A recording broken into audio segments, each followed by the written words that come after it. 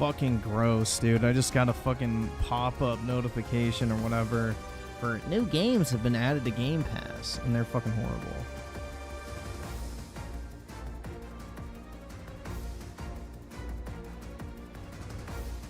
Tifa is my wife. You can't have her? Bro, there's not a person in the Final Fantasy universe that hasn't already had her.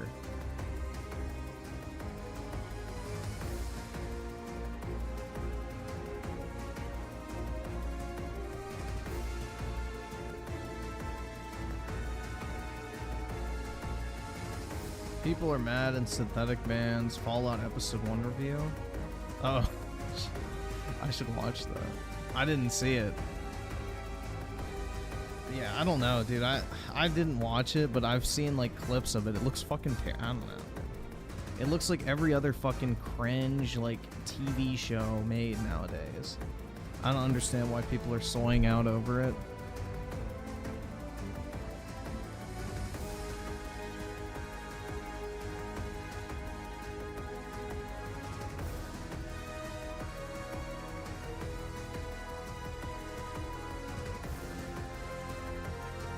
Bamaham Yum with the 2 self-deletion postponed. It's one. Yeah, exactly. I have a reason to live for the next 3 years.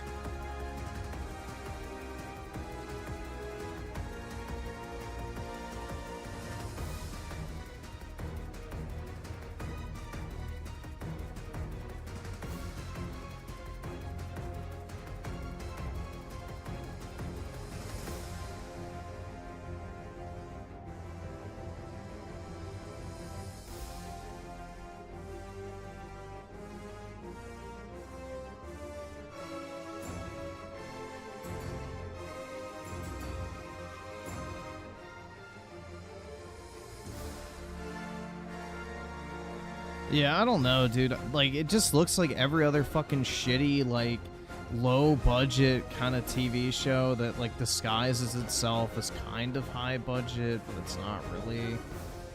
It just looks like slop television, basically.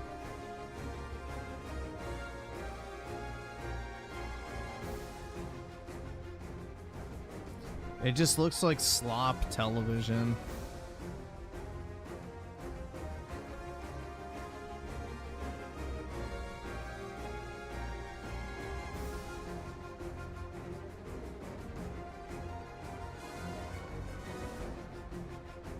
But I don't really give a fuck about Fallout in general. But even from that perspective, it looks fucking stupid. Yeah, Iran's gonna get fucked, bro. The thing is, that's most likely gonna happen is, you know, old Brandon sent Iran $16 billion recently to stop their nuclear program, basically. And, well, they took the money and said, fuck you, because, you know, Joe Biden is a fucking joke. Because, yeah, let's pay people that are creating nukes because they fucking hate the West. That makes sense. Let's pay them to stop, even though there's no guarantees in place that they ever will. We'll give it to them all in cash. Well, you know. Now they're using that money to not only continue their nuclear program, but also launch missiles and shit. So now what's going to happen is Israel is going to retaliate for us, keep in mind. Because most things that Israel does in the Middle East are a proxy for the United States. Like that Iranian they took out in Syria recently, that was us. We just got them to do it, so it didn't, you know, look like we did it. Even though everybody knows we did it. So basically Israel is like our proxy and a bunch of that type of shit. So what's going to happen now is Israel's going to have full-blown fucking, you know, justification to, you know, launch missiles out the fucking ass at Iran, and they're going to hit all those nuclear test sites, basically, that old Brandon couldn't pay them to get rid of. So that is most likely what's going to happen, and after that, nothing's going to happen, because Iran will realize, yeah, we can't really do anything against this shit. Because the thing is Israel already fucking 1v fucking 8'd, or whatever, however many countries they fought at one time and beat them easily. Like Middle Eastern countries, other than Egypt, somewhat in Jordan and Israel, have fucking piss poor militaries. Like, every single Middle Eastern country's military is a fucking joke. Like, they are an absolute fucking joke. They're a bunch of disorganized dipshits with AKs. Other than, like, those three. Those are the only three that have any semblance of, like, any sort of organized military. And, yeah, realistically, Iran is going to get fucking blown out. And how far they want to take it is basically how far do they want to push it to guarantee they get fucking blown off the face of the earth.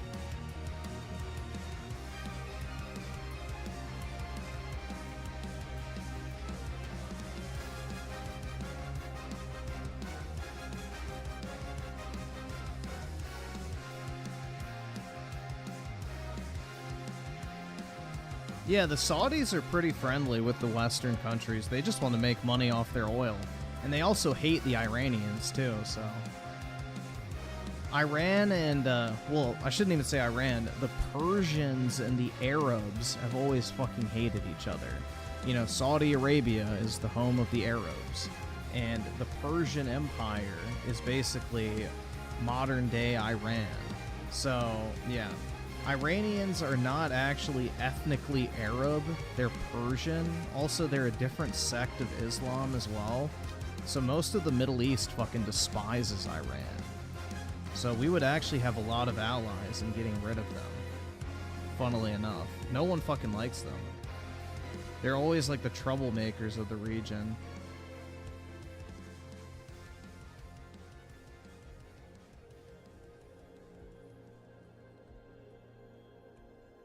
So, it'll be interesting. Damn, Griffin simps hard for Aerith, doesn't he? Here, you want to see? I can't afford this shit.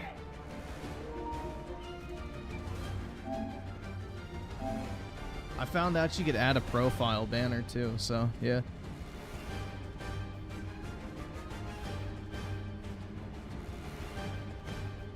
Griffin makes it sound like it'll be a 2-second... Oh, to overthrow the current regime? It absolutely would be, because Iran is already, like, rife with civil unrest. The Iranian government is incredibly unpopular in their own country. They've had many different coup attempts.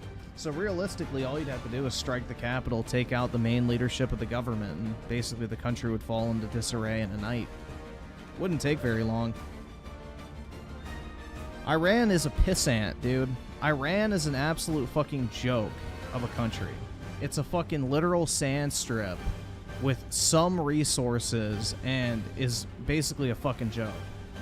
Ever since they got that retard Ayatollah in charge, he completely tanked the country. The economy's in the fucking shitter. You know, they're basically cut off from the developed world. They don't have any sort of, like, modern technology. Like, they're a joke. They're an absolute joke of a country. Realistically, we could wipe them off the face of the earth in a night.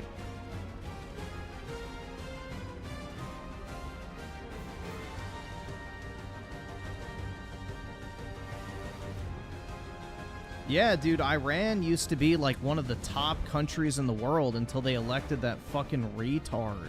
Or I shouldn't even say elected, but you get the point. Once their current government took power, they completely destroyed that country. You know, go figure. Radical Islam resulting in a fucking catastrophe. Who would have guessed? But, yeah. Such a surprise.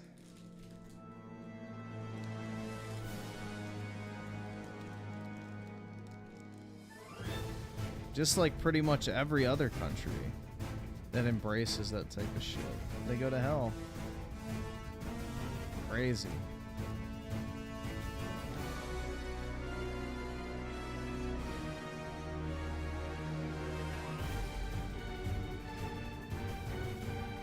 No one's gonna have a ground war with Iran, bro. We can just drone strike their fucking bitch asses. They're dumb. They don't have advanced technology. They're easy to deal with. You don't have to send a fucking ground assault. We could literally just fucking bomb the shit out of their capital and be done. And then their fucking unruly population that already hates the government will take care of the rest. We wouldn't even have to declare an actual war on Iran. Just take out enough key government people, and the rest will fall into place.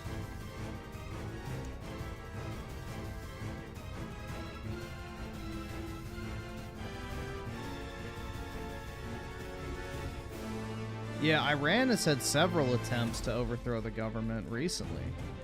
So, it's pretty common there. They don't like their government.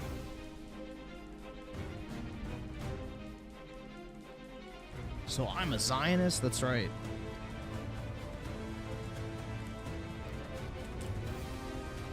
Call me Griffin Shekel Goldstein.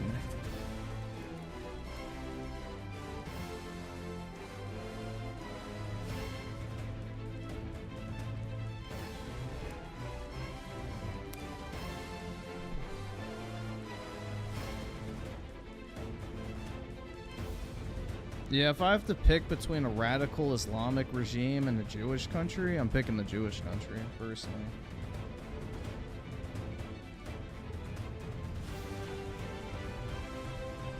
The greatest enemy of Western civilization is Islam, so...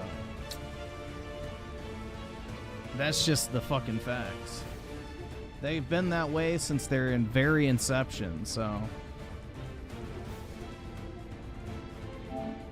That's just the truth. Our first war as a country actually was fought against Islam, funnily enough.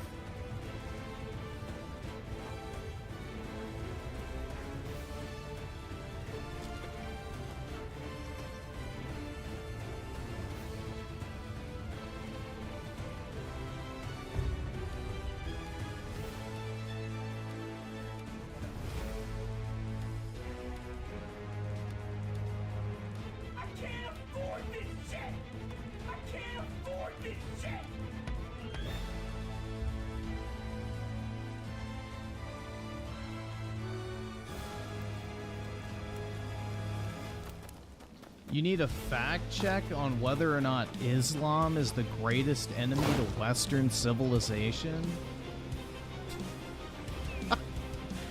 Oh my god. Dog, just open a fucking history book. Jesus Christ.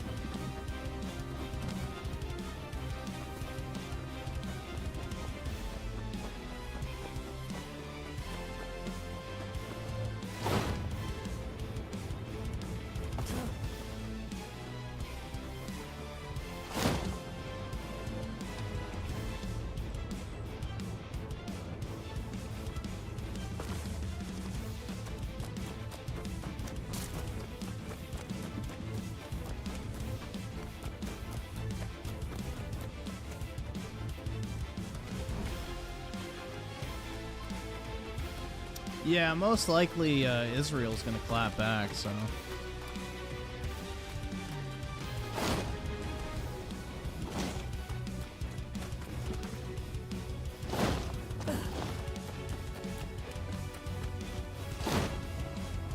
And the thing is the Iranians don't have the defenses that Israel does. So, like, for every, you know, 1 or 2 missiles that gets through the Iron Dome, like, Israel's knocking down 50 to 60. So Iran doesn't have those defenses, which means, you know, if Israel just retaliates fucking band for band, basically, let's say, then there's no fucking reasonable way Iran can withstand such an assault. I mean, they'll literally just get blown to fucking pieces. So it's, bro, it's like another fucking Russia versus Ukraine scenario. It's like, it's so fucking easy to see who would win. Like, the Russians could absolutely decimate Ukraine if they went fucking, you know, all out. Same with Israel versus Iran. It would not even be a fucking competition. Israel has nukes. They just don't formally admit it. But they definitely have nukes.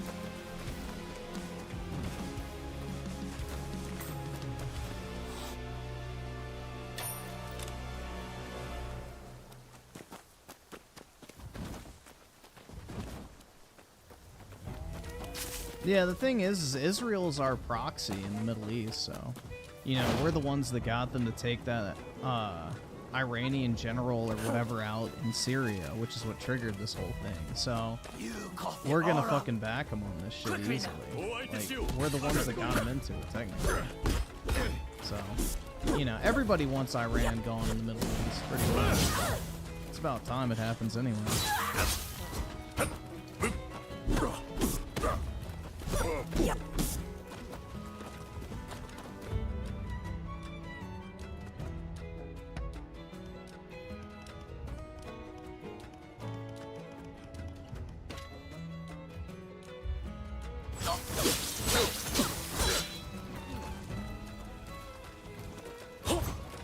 This game has too many racist stereotypes. That's right.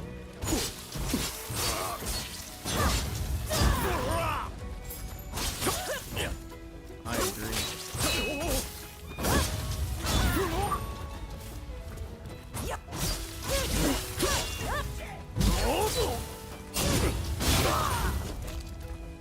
Thank you for saving me. This isn't much, but I want you to have it.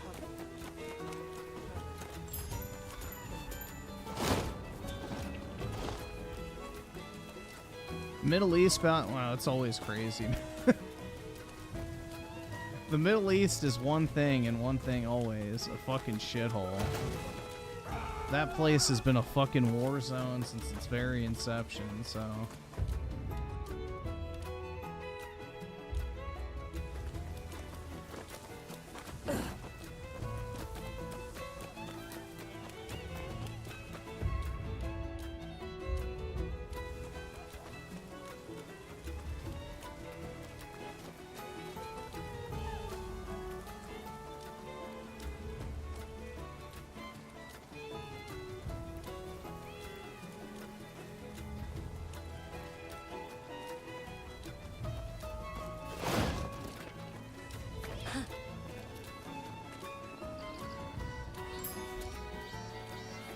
The UK didn't... Bro, the Middle East has been a fucking hellhole long before the United Kingdom even existed.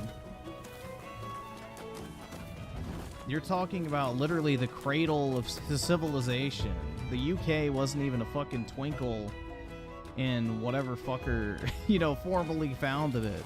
Like, bro, there was people in fucking the Middle East waging war with each other before humans probably even made their way to the UK.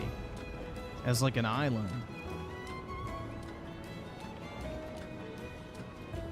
The first civilizations of humanity were warring with each other in the Middle East before there was even fucking tents pitched in most of modern Europe.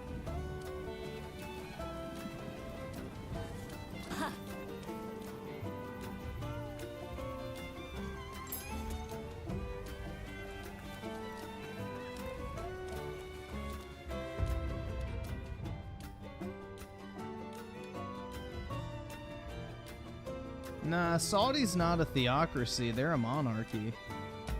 Iran is a theocracy.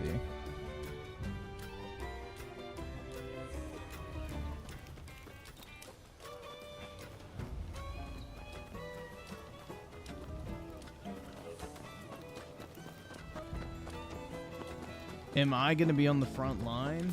Why would I be on the front line?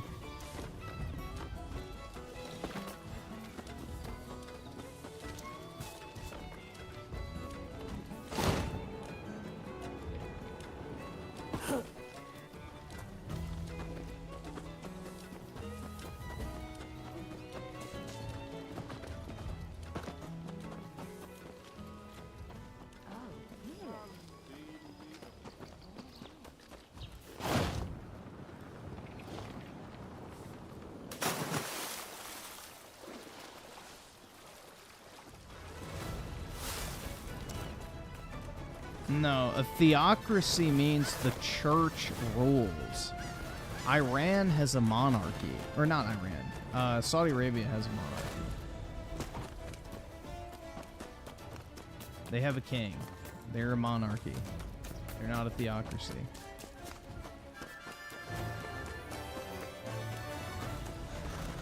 They may have a state religion, but they have a king, therefore they are a monarchy. power is concentrated in one individual, the king. That is the name monarchy, as in mono,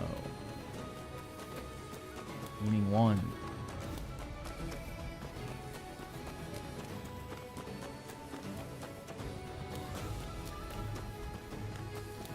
Dude, I would happily be a drone pilot. That shit would be fun as fuck.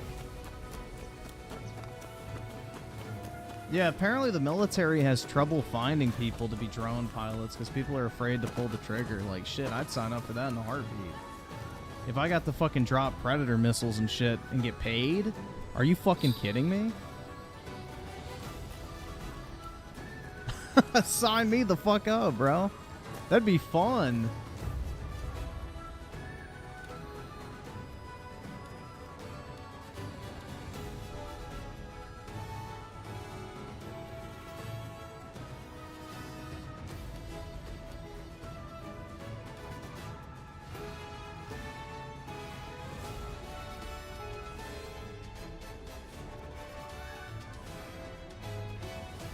You get to use kill streaks IRL? That's right, man.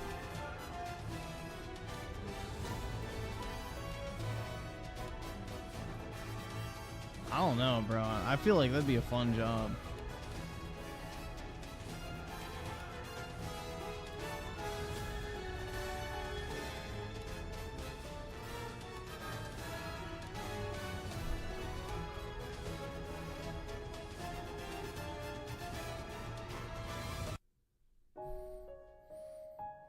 You and your buddy can get a point system. Yeah, exactly. Dude, I don't know. Like, I don't understand how they have trouble finding people to be drone pilots. I feel like that'd be the most in-demand job in the military. Like, shit.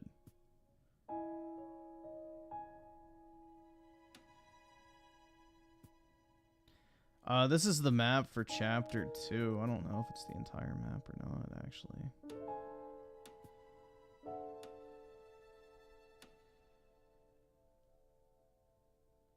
I guess I have to do the campaign now.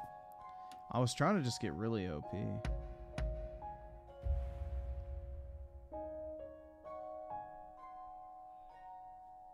I would kamikaze my drone. Maybe if I ran out of ammo. Ah, it's you. That's fine. Nice. Join their See you there. man of that animal when I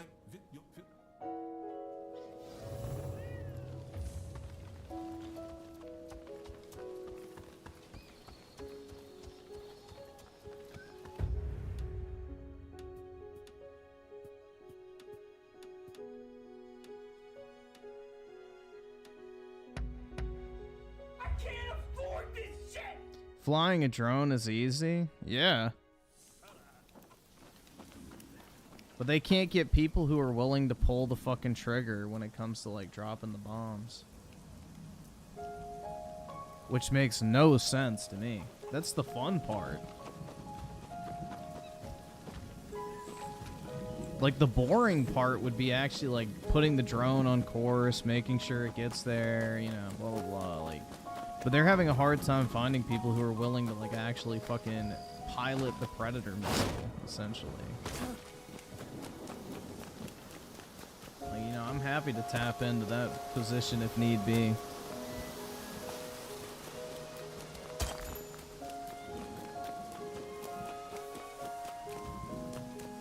Shit, I would even... Dude, I'd even pay to do it. Fuck getting paid. I would probably pay to have that experience at least once. That'd be really fucking sick. Then you could just, like, walk around and be like, hey, you want to see this fucking drone strike I pulled off? And have, like, the thermal video on your phone. That shit would be fire. I don't know, dude. Those videos are always fucking sick. When you see, like, the drone footage of, like, some fucking cars getting blown up or whatever. That's always cool. Graced with the Shogun's presence today. He's here to observe a little. You want? Good.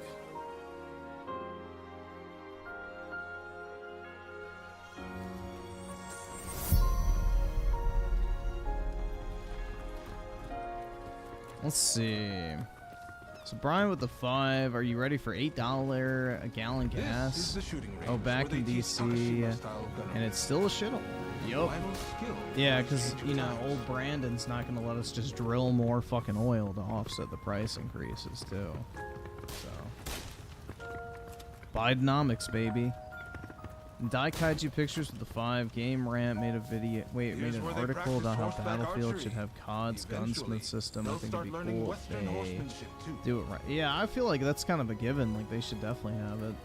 I mean, Battlefield's all about, you know, This is the fencing hall. simulate. I wouldn't even say simulation, but they kind of did the gunsmith system before Call of Duty did, in a sense.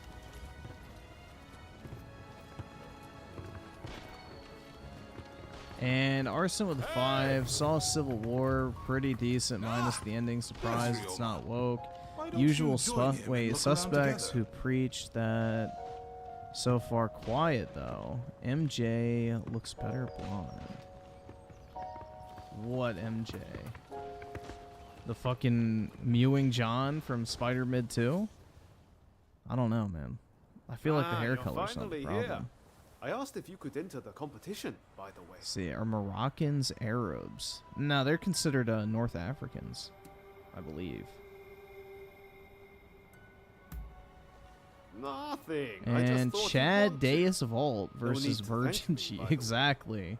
I don't know, dude. I heard the Shogun When it comes will down give to you it, prize if you win like, 3 matches. picking between Can't say the Israel prize or isn't a free Iran, pretty But easy honestly, choice if you I ask really me. just want to meet the Shogun in person. And Rick Rod with They the say he's 5.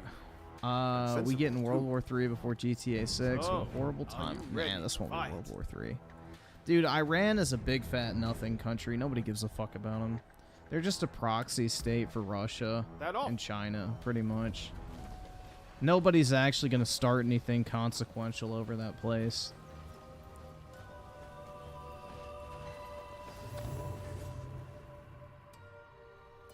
With your skills, you can't lose.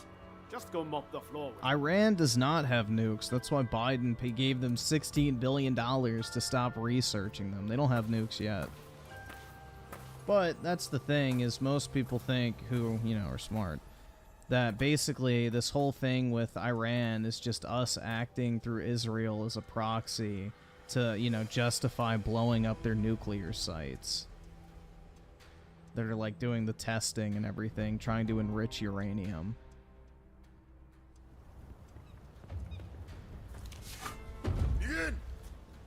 It's clear you are a skilled warrior. Let's begin.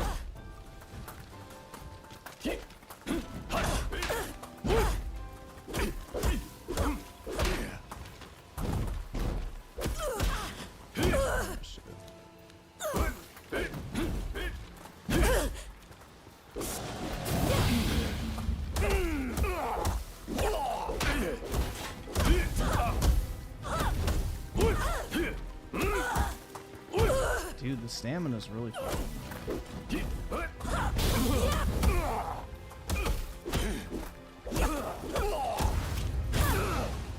Your luck ends here.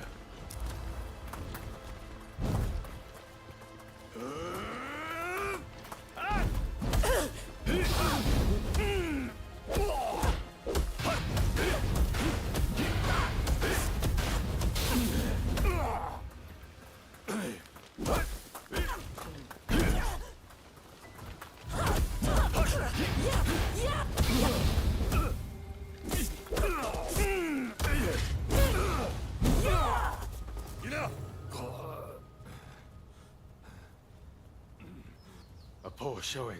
Nah, my I chick must is train Asian, harder. bro. This is just one of the preset characters.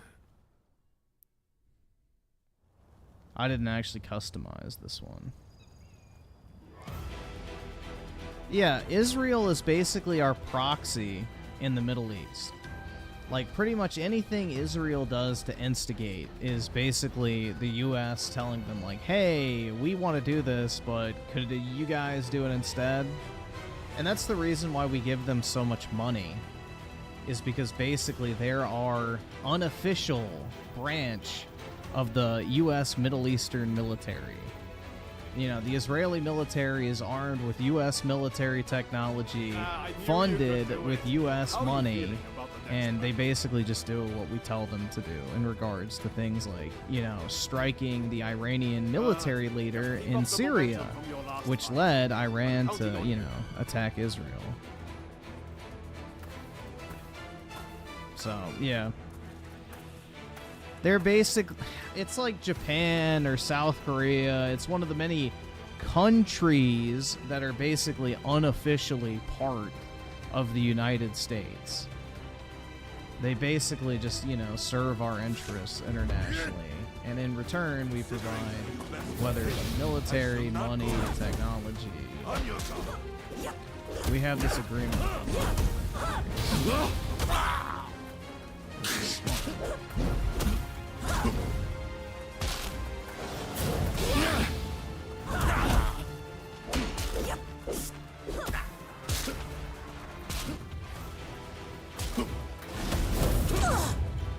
Luckily, smarter people than Joe Biden made those decisions a long time ago.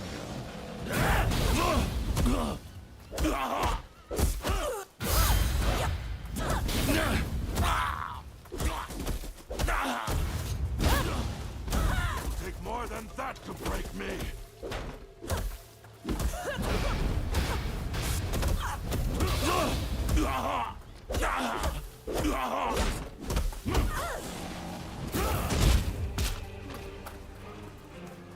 Shit.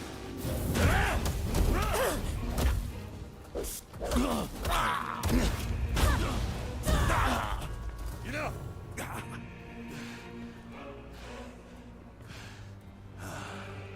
you are truly a skilled warrior. I humbly yield.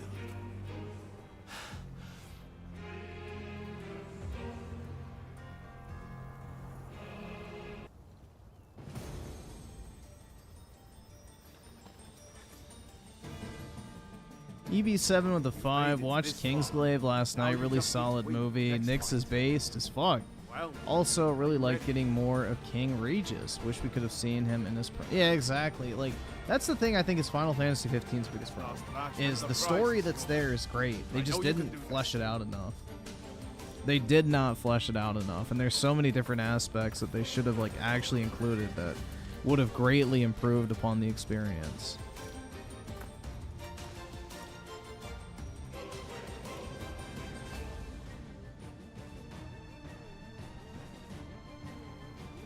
We have no influence on Japan or South Korea.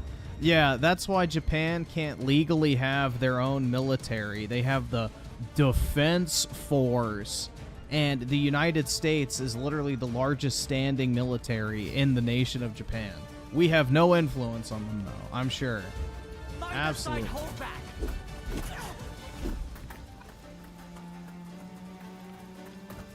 Same with South Korea. The only reason South Korea is a fucking country is because the United States intervened during the Korean War. Have you ever looked at a real-time map of the Korean War before the US got involved?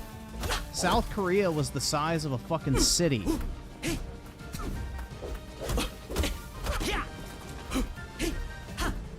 The Korean War is still technically going on. The only reason North Korea doesn't invade is because the US will fucking clap their ass cheeks. If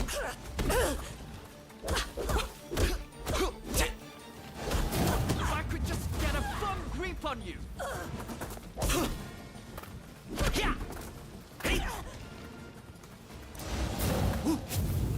You're done. Saw that.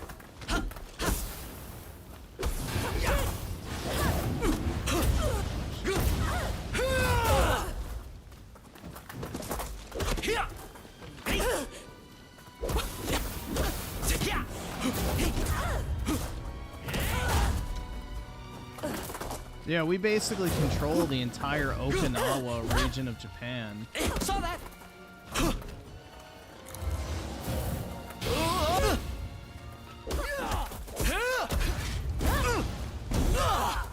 You know, I really hope this was an educational experience for you too. May we spar again soon.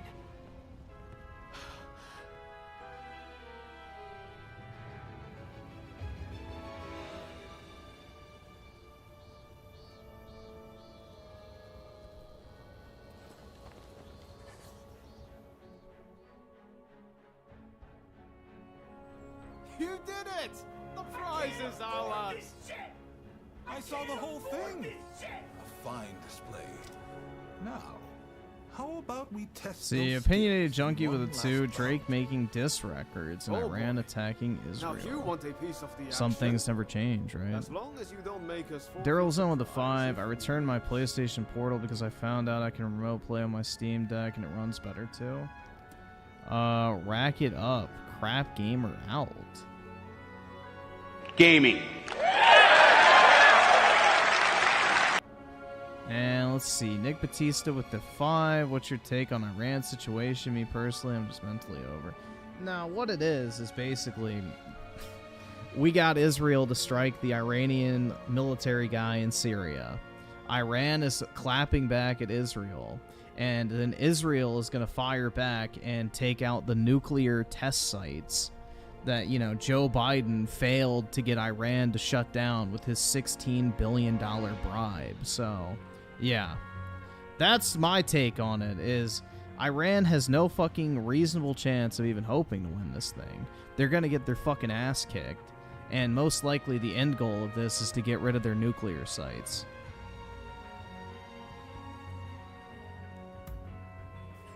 Now, If I was a you betting short man, look of Teshuvah. my money would be on the first place Israel strikes is the nuclear sites in Iran.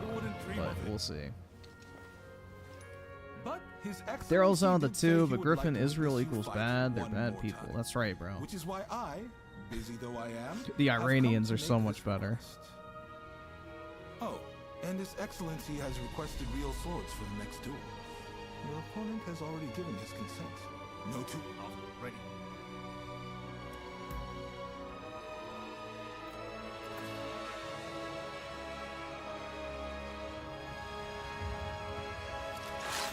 I actually get to use my weapons. Give it all you've got.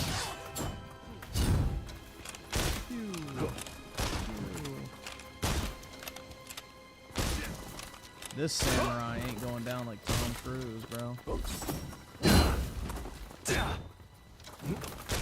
Ah, fuck. Miss. Amazing!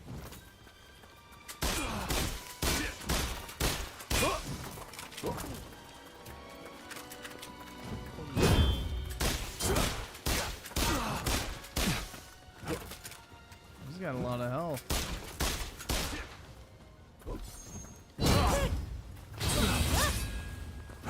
I need to change my stance. Right. Time I got serious too.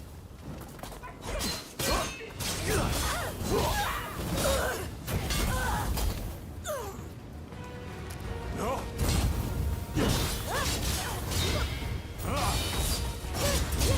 Too hard and fast.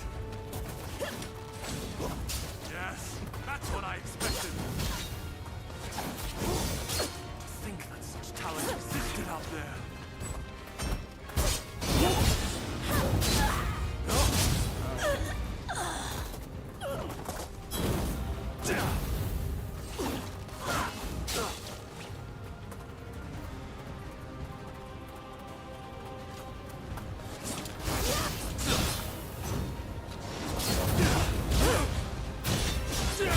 How did he get his flames again? Takes me forever to get them.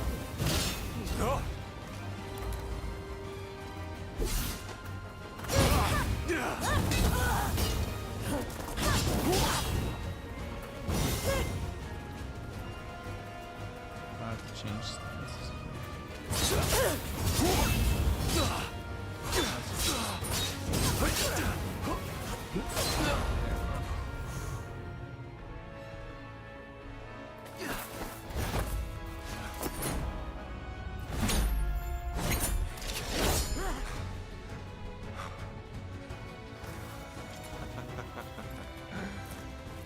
You certainly showed me. Ah. Hey, I know you. We met. Dude, in nobody's Yoshimura. getting drafted. Mistaken identity, I am sure. That's an overreaction. I am Yoshinobu. How many Tomono. people got drafted as a result of Russia going into Ukraine? None. Nobody's getting fucking Are drafted. you serious? Seems I let the cat out of the bag. Unjust here with the 2. You going to play Fallout 4 when it gets updated? Absolutely not. Hey, where's your man? I don't really like be Fallout that concerned. much, in all honesty. Losing to you was. I've never been a invigorating. Fallout fan. Fallout 4 is the only one I like, and I've beaten it. Indeed. I don't really need to I do it mean, again. You dodged a shuriken. Finding warriors like you is no easy feat. I'm not really a Fallout fan at all. Ah, the next bout.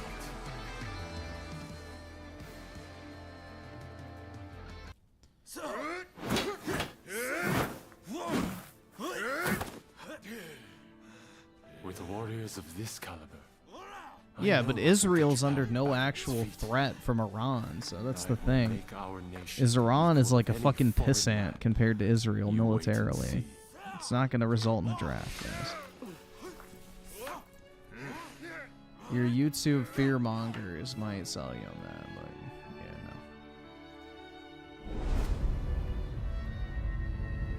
no. I would not be concerned about that. Timothy Marco with the 5. The upcoming wildfire season totally won't be because of a lack of controlled burns and arson. It's because of global boiling. That's right.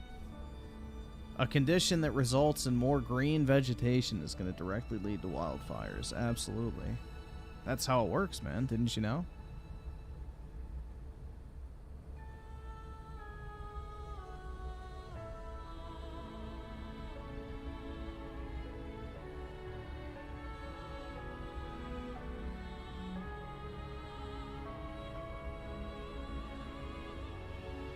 The Fallout show is so... Yeah, I watched like some clips of it. It looks fucking dumb. It looks like just slop entertainment that you see on TV. I don't understand why people are soying out over it so much. Well, well, you really are something, aren't you? I can't believe you managed to win against His Excellency.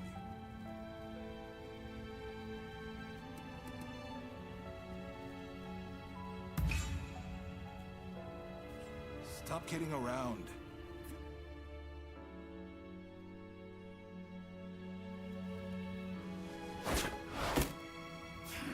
Do you really intend to obey the Imperial Court's order and go to Kyoto? This is a fine opportunity. Yeah, I Kyoto don't also understand why refined those people who set toppled me themselves up for with the failure Imperial with video Court in game my place. adaptations. They're always worse. So than the let's get on source front foot and material. Bring this conflict to an end. You didn't think I meant to go unprepared, did you? They never turn out good. Tadamori, Sir. I can't afford this shit! as military commissioner of Kyoto, you will go as my advance guard. If the God of War show ever take your releases, pick. because how many My years has finest that been in warrior. development? And absolutely nothing? Your Excellency, allow me to gather an army. to No, The defend Witcher Kyoto. one was not good. I shall find It was you truly trash. worthy soldiers from all The levels first of society. season was horrible. This is The second season was You attract okay. scoundrels. You And then open by the the door to third season, I traitors. heard it got really bad. Let them come. We shall deal with them all in one fell swoop. I leave this to you.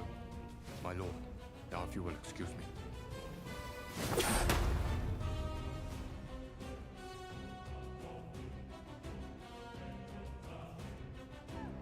Z here with the 28 months. Sub Griffin, we need a great united back. Alexander the Great back. He made it peaceful. Oh, what, in the Middle East? Yeah, if only. man. Either subscribe, donate, or get the fuck out. That's like the worst thing about nuclear weaponry and guns is like you no longer have that era of just being able to go in and like overwhelm entire nations with little to no consequences. Yeah, Henry Cavill rage quit from the Netflix series because the fucking, writers refused to stay lore accurate. Gatsu says he's got another favor to ask. Apparently the Fallout chick got Apparently cake. it's something he can't ask anyone else. Good for her. She looks bug-eyed, bro. She's kind of creepy to look at. I'll get... She kind of creeps me out, not gonna lie.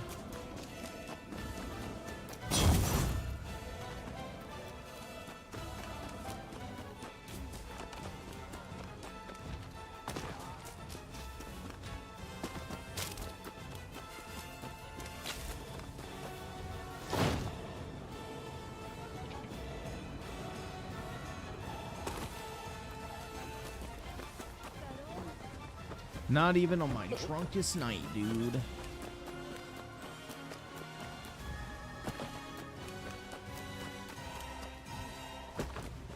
I saw Mudahar spurging out on Twitter about the fault. What is he like raging about the lore inaccuracies or whatever the fuck? I don't really know what the controversy surrounding it is. I just see like on Twitter like all these people like, oh my god, bro, it's literally so good. It's like, yeah, it looks like shit. It looks absolutely shitty. Every clip I've seen, it just looks like slop entertainment. Top secret stuff. I'm serious. Not a word. Like it tries so hard to be like I saw the clip of the pregnant woman with a fucking like spoon in her eye or whatever the fuck with a fucking submachine gun just massacring. I'm like, oh my god. Yeah, it looks like absolute shit, dude. It looks like absolute just modern television slop.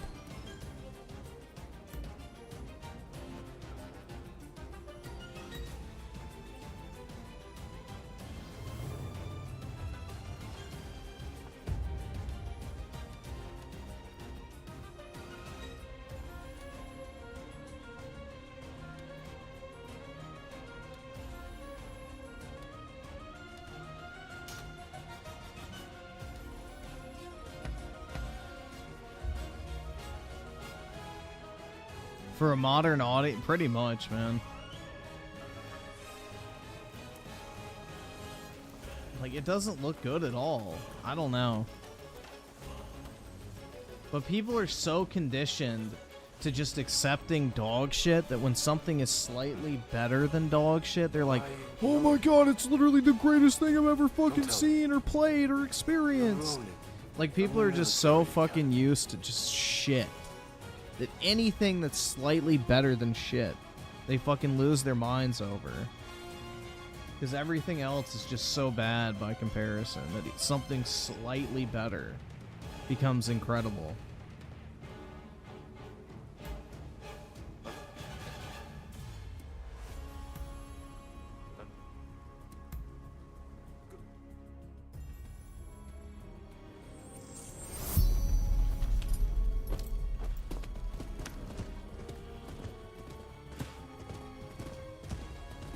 Shogunate is big.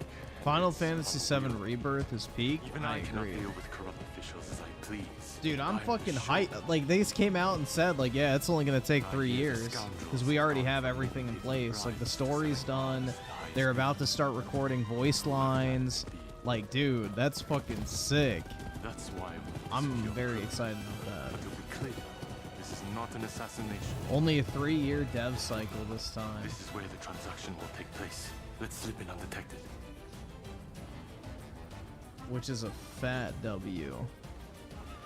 Because apparently the Intergrade DLC took an entire year. Which is why, you know, Rebirth was a 4-year dev cycle. The game was technically done in 2023, but they had released the DLC, so they wanted to space it out.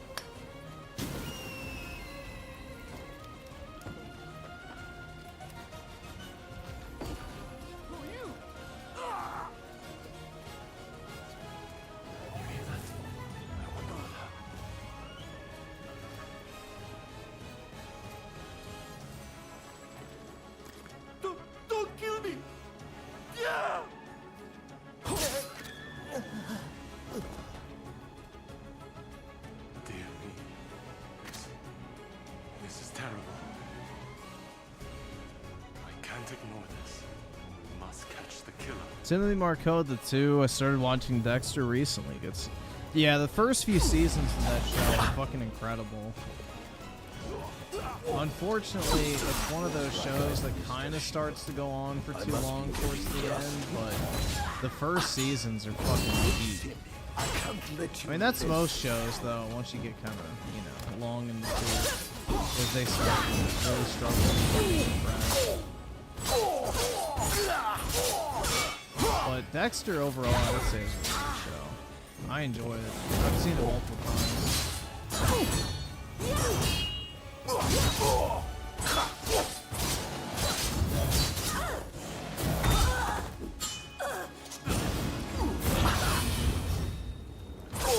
I would say the worst part of the show is the trendy part.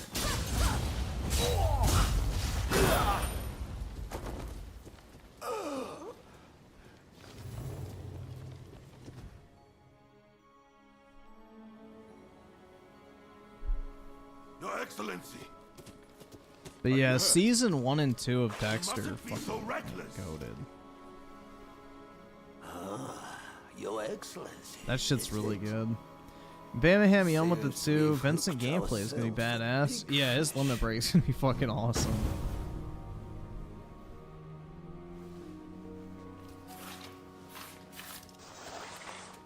How come you're here? Master Katsu had us follow you at a distance. If only we had not lost sight of you. Worry not. I'm much obliged. That Katsu. Always one step ahead. I suppose I owe you my thanks as well.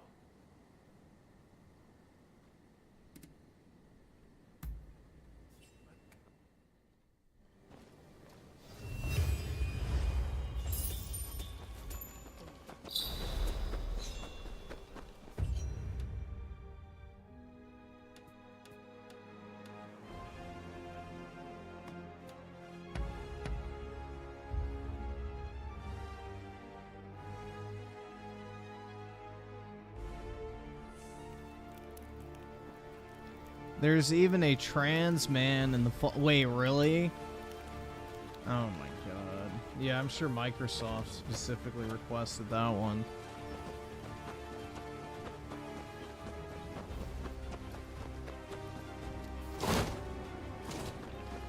Let's see. Arson with the 2. Does Dexter go bad after surprise motherfucker died? Not really. I wouldn't say that's the cause. It's more so the whole, I guess, loop kind of starts to get old after a while.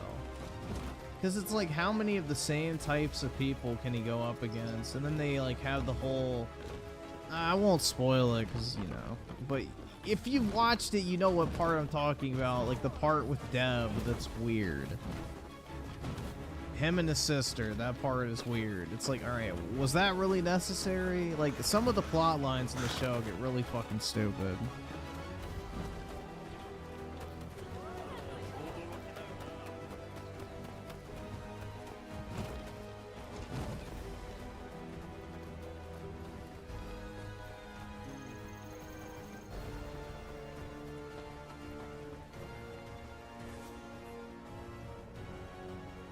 Good day to you.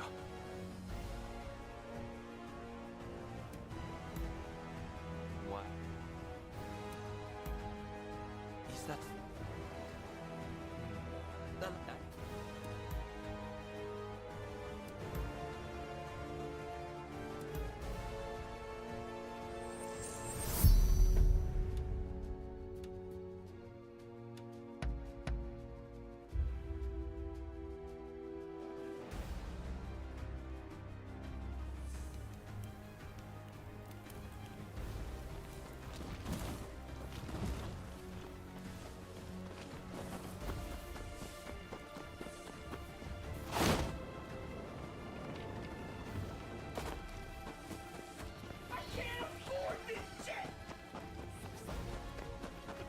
It's a woman, oh, really?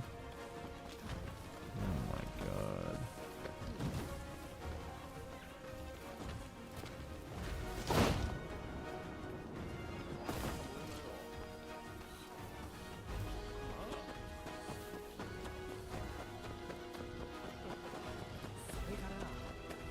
It's really sad how we've just, like, completely normalized, like, insane mental illness, man. Pretty crazy.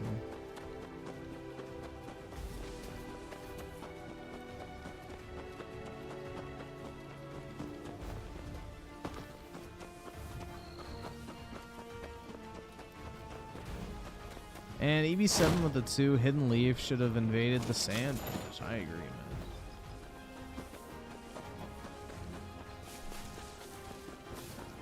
The Hidden Rain Village was based, at least.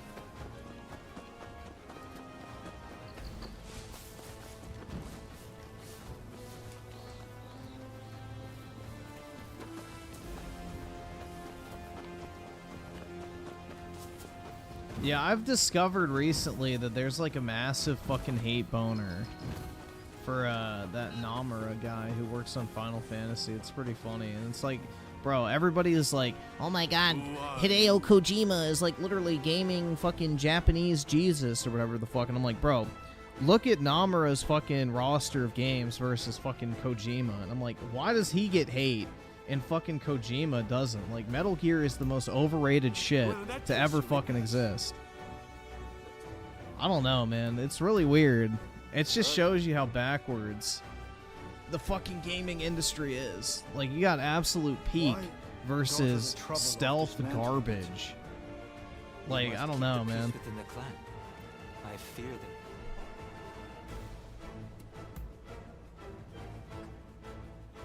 Griffin is suddenly a Kingdom Hearts fan. Hey, maybe I will be the, you know, own the libs. Here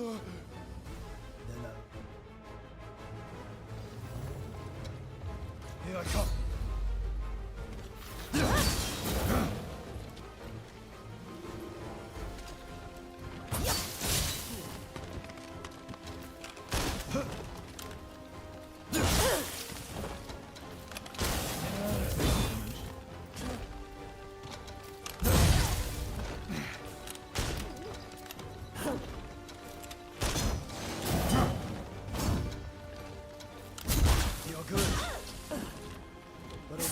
Satsuma is not so easy.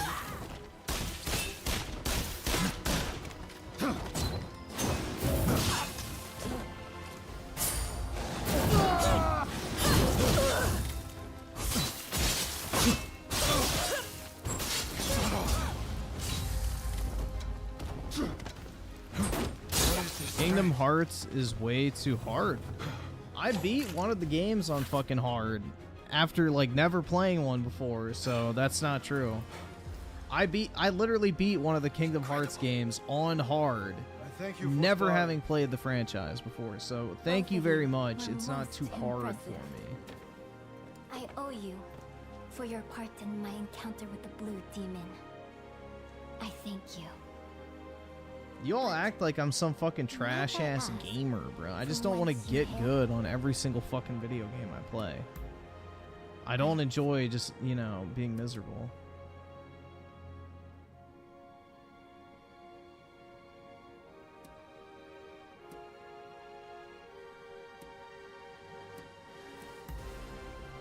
At the very least, I shall arrange. Come.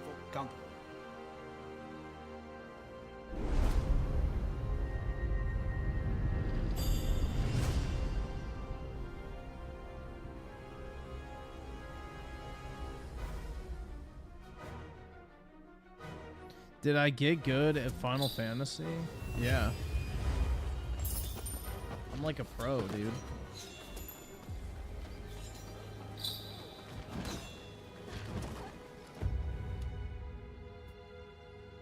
Literally a pro gamer.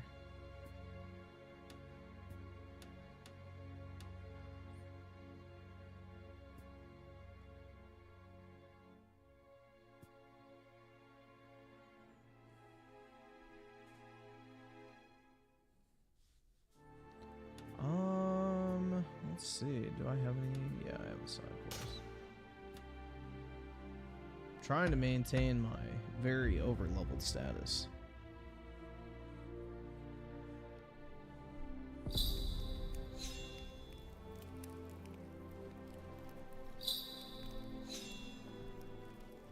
I do find it comedic when people call you a grifter. What specifically have you even grifted? I don't know.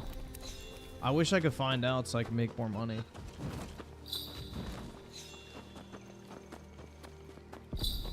Real talk, bro.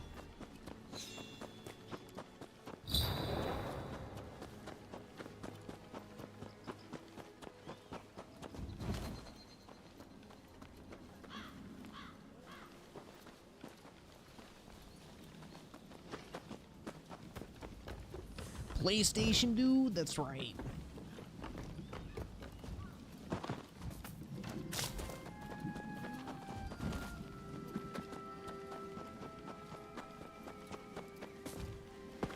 Yeah, that's the thing, bro. It's like people act like, you know, I'm out here grifting like constantly. I'm like, what am I grifting for?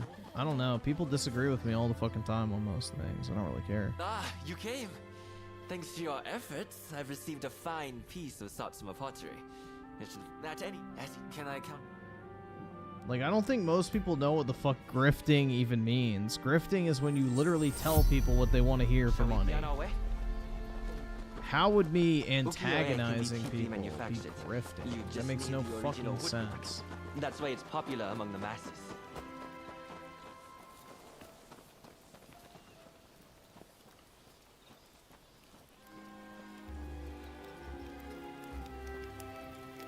The piece we're borrowing is by a famous artist. Griffin was edging to his collection of Aerith picks before starting. Oh yeah, great absolutely. admirer of his works.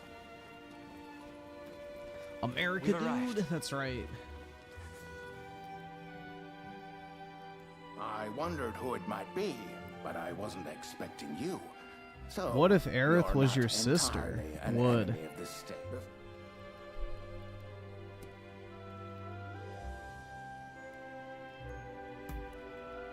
Oh.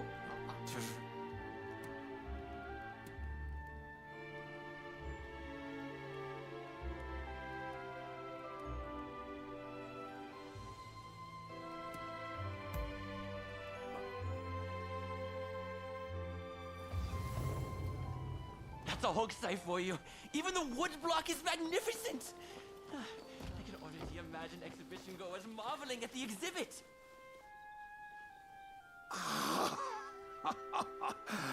With this, my acclaim shall flourish. You've done exceptionally. Please, leave the rest to me. This way.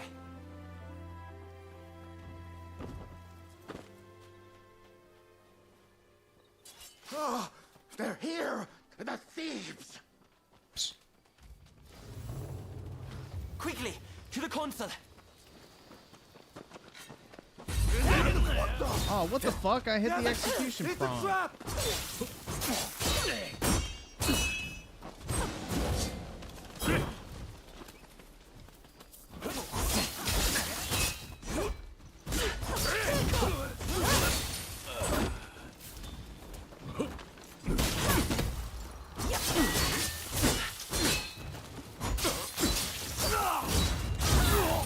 There we go.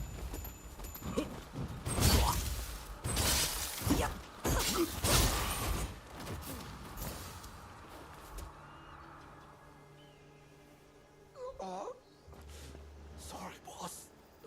DJ Aftershock with the 2, put boots on the ground, and I ran. I'm a proud hawk. Nah, we just need to send some Sounds like they Moabs, have bro. accomplices. We need to get to the console at once. That's all it'll take. Because they're all, like, the actual population of Iran fucking dislikes their government for the most part. So you wouldn't even have to send boots on the ground. You just have to create an unstable enough condition in the capital, and, you know, the rest would fall into place. I couldn't stop them. They've taken the woodblock. DSP is complaining about Kick because he can't get a deal.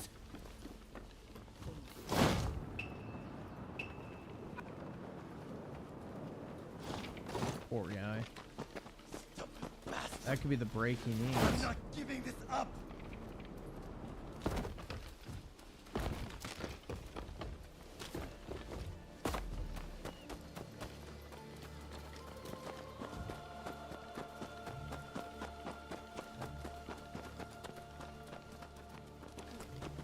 Why is my stamina draining when I'm running? It doesn't do that at any other point in this game.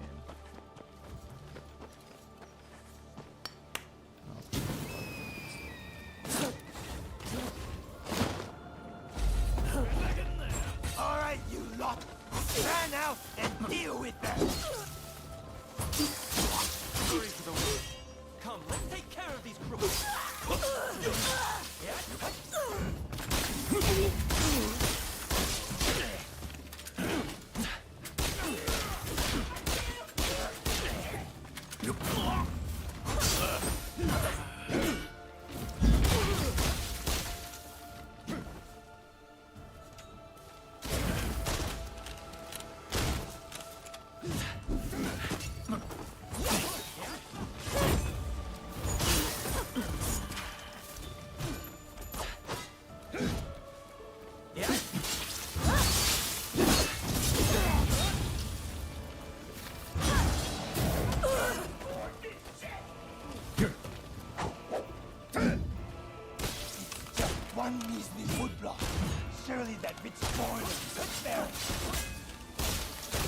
When you say things like that, we are even less inclined to give each other.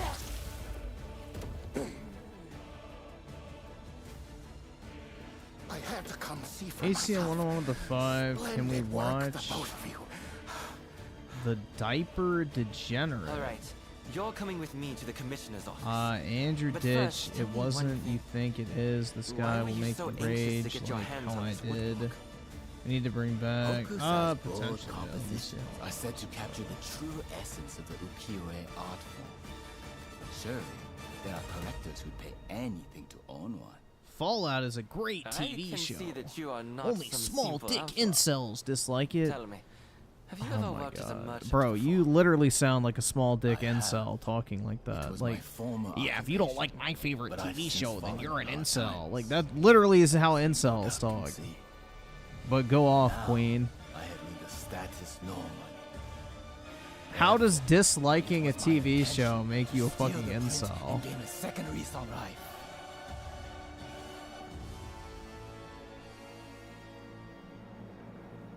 That's fucking retarded. I have zero fucking interest in 99% of TV shows. That's not really a great criteria, man. Most TV shows are fucking garbage. Now, internet, That's like saying, oh, well, yeah, if you don't want to watch fucking the Lego movie, you're fucking trans. Like, what does that have to do with anything? That's dumb as fuck.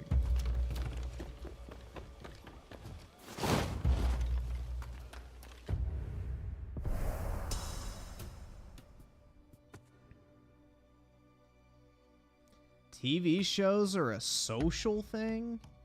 How is sitting in your fucking house watching Amazon Prime social? It's like the complete opposite of being social.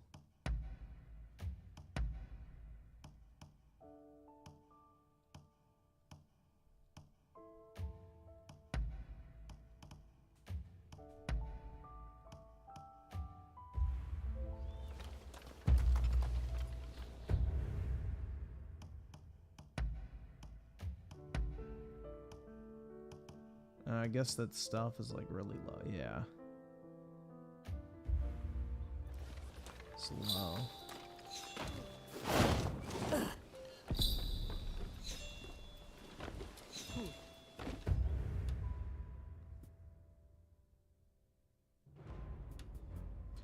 That's like, bro, a better example. If you don't like Rings of Power, then you're basically gay. There you go.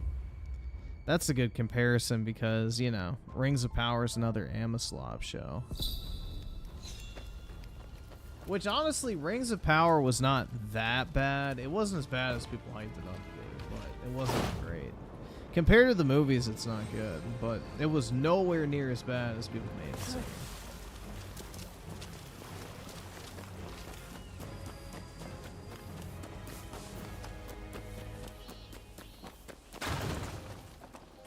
I watched it out of curiosity just to see if it was as bad as everybody claimed. It really wasn't that. Like, I don't know. Like, it wasn't great, but it wasn't like, holy shit, this is the worst thing I've ever watched. There were aspects about it that were like fucking beyond cringe. Don't get me wrong. So but we've come to hone our skills. overall, it wasn't like, holy fuck, this is unbearable. I'd really like to get to Tukuski's level one day. The Vito Frito with the 1420. Appreciate it, man. What do you see happening to Xbox Game Studios? Like, long term, could this be the most expensive flopping game? Oh, possibly, yeah. 100%. Could not get into Fallout TV. Felt too clean and different vibes to Fallout 3 and New Vegas. Yeah, it's fucking normie television shit. Like, it's the type of shit you watch with your fucking wife or some shit in between, like, episodes of The Bachelor or something. I don't know. It looks cringe as fuck. Didn't you compete too? But, yeah, long term, they're going to become a third-party publisher, is my prediction, I guess. I think that's the end game. Personally. I mean, what else are they going to do? Like, the Xbox consoles aren't selling. They're not going to start selling. They're gonna have to go third party fully. Ah, thank you. Griffin Much simps obliged. for Ice Button. Dude, she looks like a fucking alien. She's gross. Plus, she's fat. People go, oh, no, dude, she's just thick. It's like, no, she's fat. She is fat. She's young, so the fucking body fat is in a flattering place on her body for now. But she is fat. She is overweight. Like, I don't understand this glorification of obesity. Jigoro Kano, are you? It's just most people are so used to seeing fatties, where it's like, oh yeah, you know, she's hot. Dude. It's like, no, she's fat. Fucking fat, bro.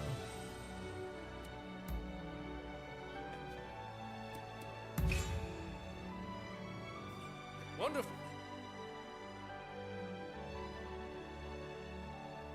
This is where I practice my heel sprints. Who's the fatty we're where I talking run about? full Ice steam Spice, dude. from She's the base overweight. all the way to the top by you. Like, it's just lucky and in her favor that all that extra weight is amassed in her ass cheeks. Or she said BBLs, but, you know.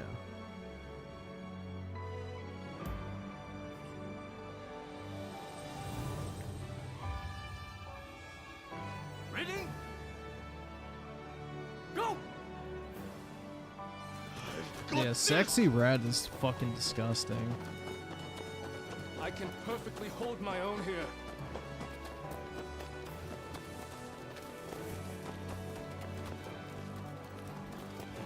Nah, I kind of want to get into Final Fantasy 14, but MMOs are kind of hard for me to justify.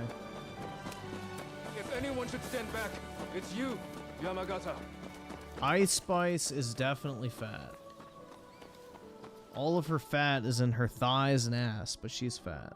She's overweight. You Joshu boys are in fine Whatever shape. words you want to like use and excel play in the fighting semantical arts, I'm game. sure. That was a piece of cake. All right then, let's move on to the next exercise. This is where I like to practice sparring.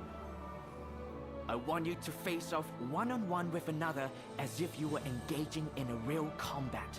What Does technique you Iran want to choose be is reduced to entirely rubble? up I to hope you. so. That'd be an epic victory Got any royale. tips before we begin? The success of your training depends on you and your partner. That is, you must approach your fight with a willingness to help each other succeed. Got it. Yeah, the fact that people lust over Ice Spice so much really just shows you the degrading culture we have. She's not even hot, dude. Would you not? Yes. Well, I'm She is afraid you're not even quite to my hot. She level. looks like a fucking But alien. Perhaps the three of you could try and take me on together. What? The nerve of this guy. We'll make you eat those words. Come on, Ito. Let's get him. The three of us can take him down. Prepare yourself. Please come at me however you'd like.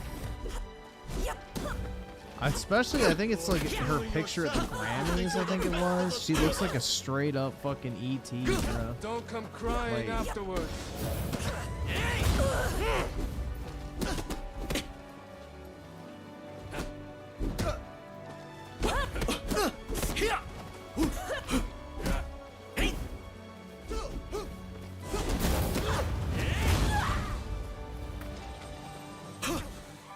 You saw that? Hey! Hey! Here! You saw that?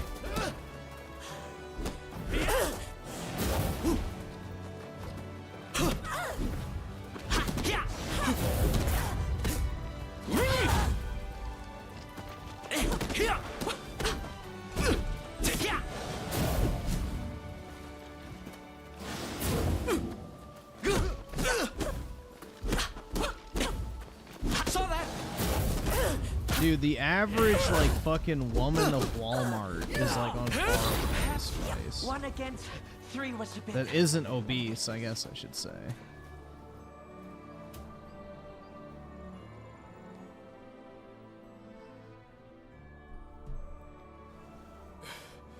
I can't believe how much. Well, let me see if I can find one that man particular image. made us struggle. I underestimated him. I suppose that's what you get from a famous martial artist. If we keep training like that, do you think we could get that strong? Yeah, this image, bro. Shall we get back to it then? I should thank you too.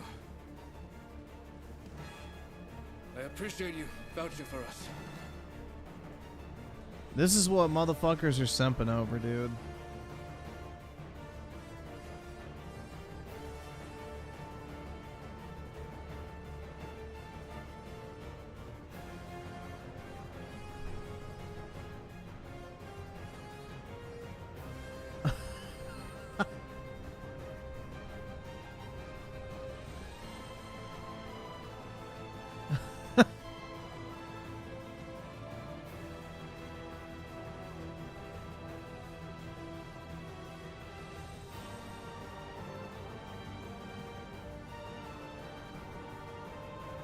And even with makeup on, dude, it's not much better.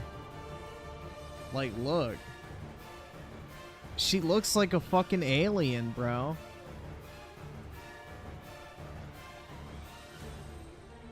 I don't understand the hype at all, bro. I do not understand the hype. Like, she has that ET facial structure. Like a little gray man.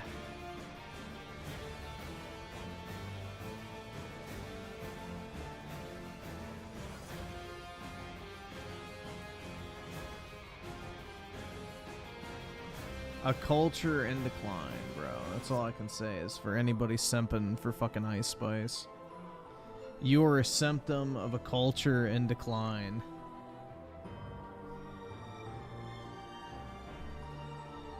Oh, you want to see something? Alright, this is like something really fucking sick.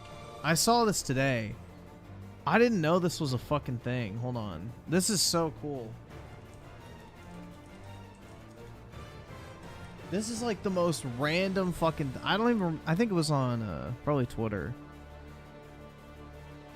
But if you zoom in on the back of your fucking controller for PlayStation...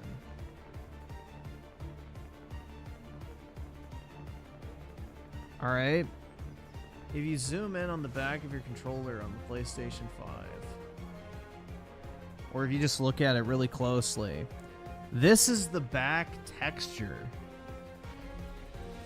This shit's so fucking cool, bro. Like, I didn't know this was a thing, but this is like the plastic on the back. I could have gone my entire life not knowing that. That's like such a small autistic detail. So that's like that textured feel you have on the back of the PS5 controller.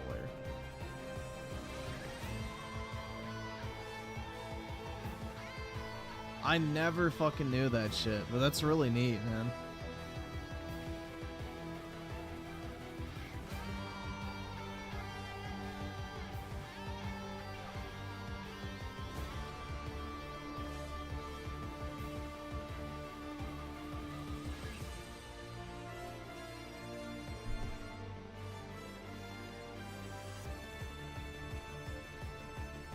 But yeah, I never heard about that at all. So I thought that was a pretty neat little detail. Like, that's insanely, like, expensive to do from, like, a, I guess, cast perspective.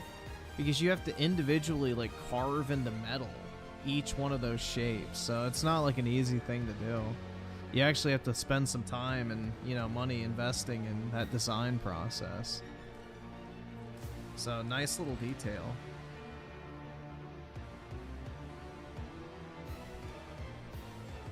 Leave it to the Japanese to, like, you know, put a lot of craftsmanship in the shit. Which is what they're known for,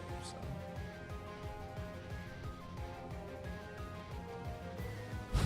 It's like the Nintendo Switch Pro controller has, like, the For the Gamers or whatever fucking little hidden message in there. You guys heard about that, right? when you tilt the stick up on the Nintendo Switch Pro controller, there's like a hidden message inside. Let's see if I can find it. Forget what it says.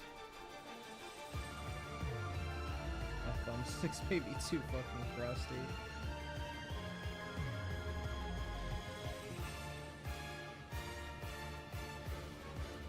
Yeah, they're probably too scratched. Let's see.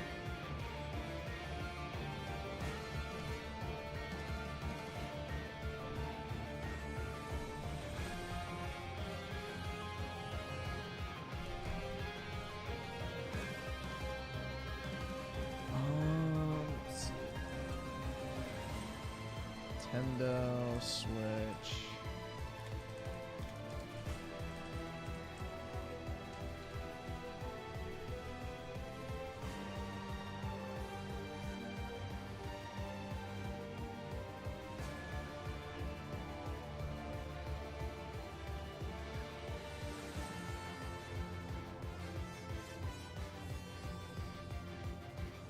Yeah, here it is.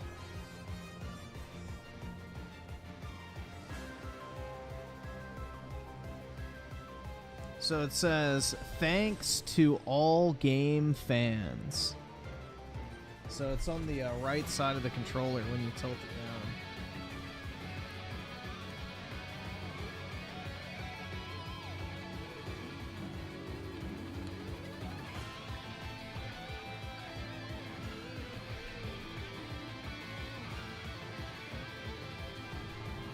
Yep, I see them mine.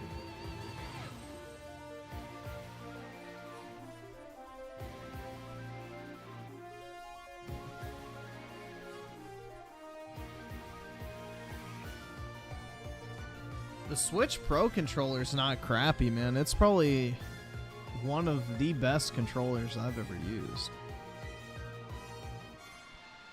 Personally, the Switch Pro controller is really nice. It's probably Nintendo's best controller overall. Either subscribe, donate, or get the fuck out.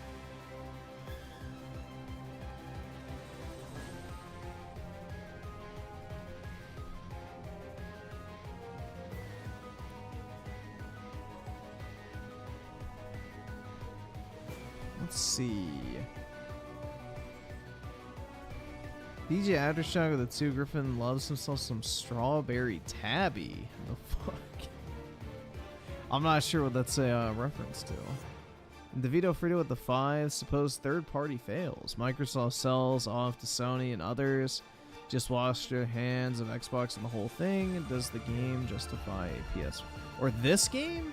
This game does not justify a PS5. But if there's other games you want to play in addition to this, then I would say go ahead and get a PS5. But if you're just getting a PS5 for this game, absolutely not. Now, if you're buying a PS5 just for Final Fantasy Remake and Rebirth, then I'd say yes. But not this game. This is kind of just a fun, like, you know, kind of throwaway-ish kind of game. I mean, it's unfortunate that it launched when it did, because that March season turned out to be so fucking crowded. But I think this is like a solid $40 title. I don't think it should have been $70.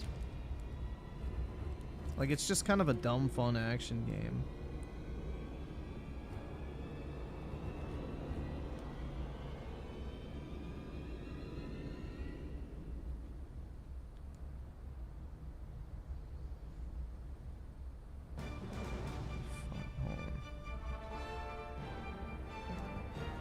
Trying to clean out my PS5 controller. It's got like gunk in the fucking crease.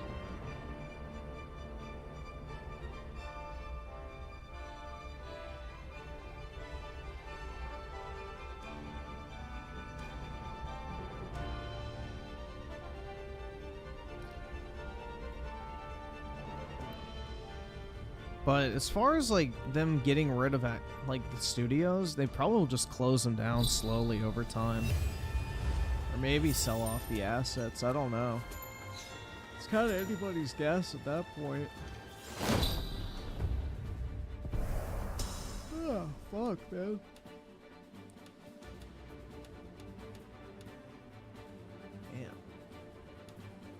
No more side quests. Oh, good. Some red shit.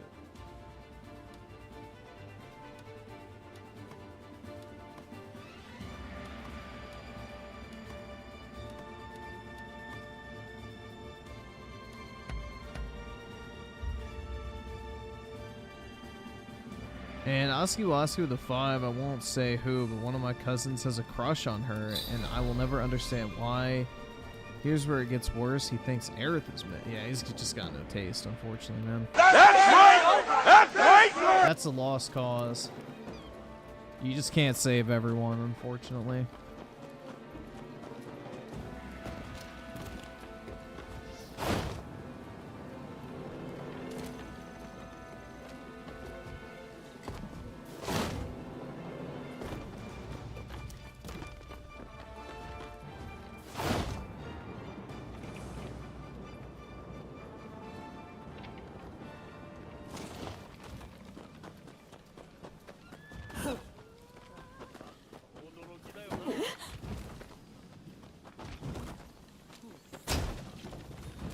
Let's see. Ferris with the 5. Watch. Yep, we can check it out. And Oski with the 5. Nintendo has something similar to that. If you look closely. Oh, yeah, you just mentioned that.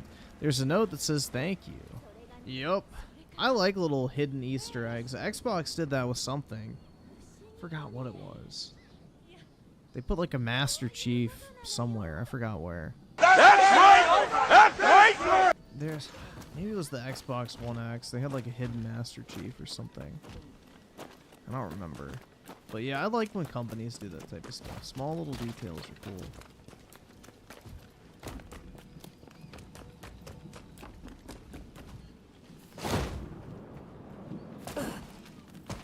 Claus Mystery with the 20. Zoink, Scoob, you misgendered her. That's right, face. He gets a Scooby snack.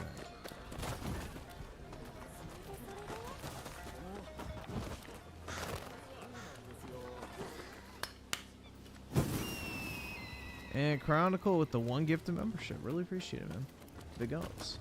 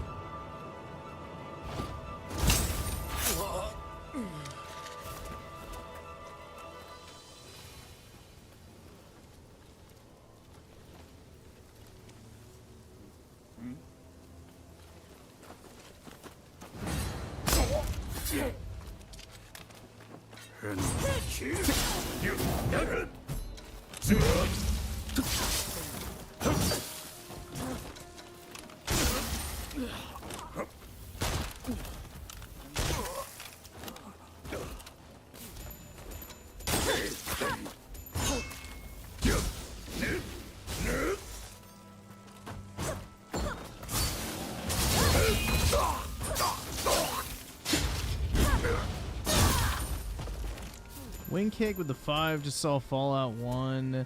The game was considered a success with just 600k sales. Games are just way too bloated now. You need to sell 20 million to profit. Well, the thing is, like, Fallout 1, what maybe is what you would consider to be like a low budget indie game, basically by today's standards. So I don't really know if it's too fair to compare a game that old to like modern stuff, but I agree, games are too bloated in terms of budget and just focusing on non-gameplay aspects, because it's all the fucking, you know, voice acting work, motion capture, that type of shit costs the money. Like, that's what people are spending insane amounts of money on development on. Like, especially motion capture, that shit is not cheap at all, and it's super time consuming. And I think we're at a point now where game developers are just trying so hard to add more and more shit to games that they just really don't need. Like, at a certain point, we're getting beyond the point of diminishing returns. But yeah, it's not a good place where every game has to be like the most popular game of the year. That's not a healthy standard to have.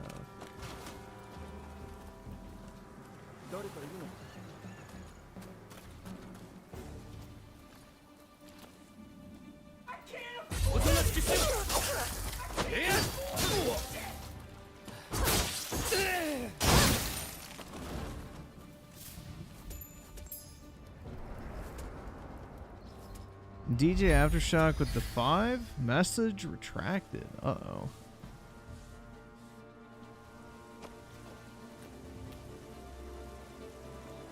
Claus Mr. the 22 at Kyle Gallant. I got over 100 plus. Cuck, get good. Hell yeah, bro.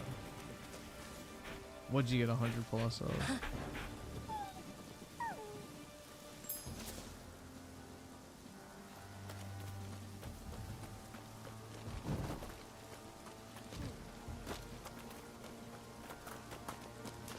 We can watch Synthetic Man's video on the Fallout show. I didn't know he made one until somebody mentioned it earlier, but yeah, we can check it out. Did you know Ice Cube was in Black Ops 1? I think so. Yeah, Call of Duty's always done collabs and shit like that.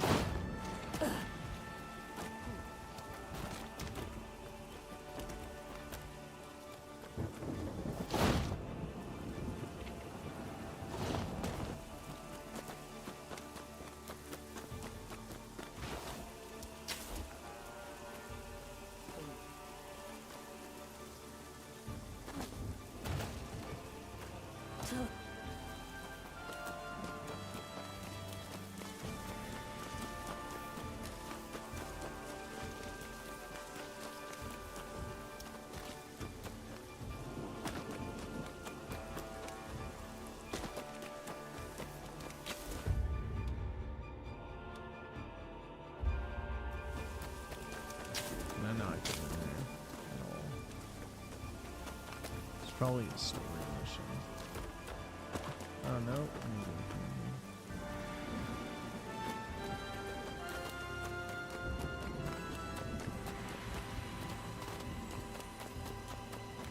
Nope. Maybe.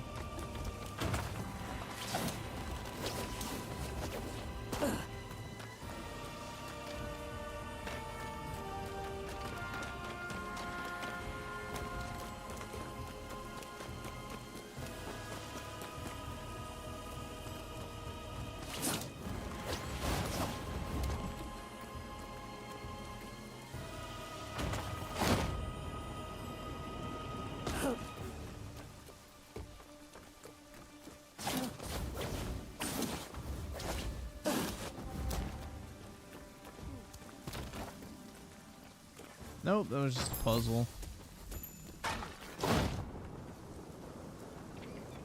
Yeah, this game's pretty good. Welcome.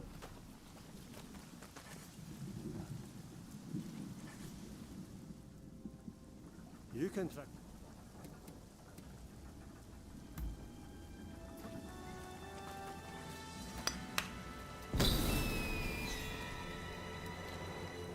An EV7 with the 5. Do you think Nintendo could save Xbox if they bought the entire division? No, I don't think so. For Microsoft, their leadership and their standards could help significantly. No, I don't think Nintendo and Xbox are even remotely similar in their business models. Nintendo kind of does their own thing. Why don't you give it a try? The problem with Xbox is it's too integrated with Windows. Okay. So it's I'll almost get things impossible ready. to ever like conceptually spin it off.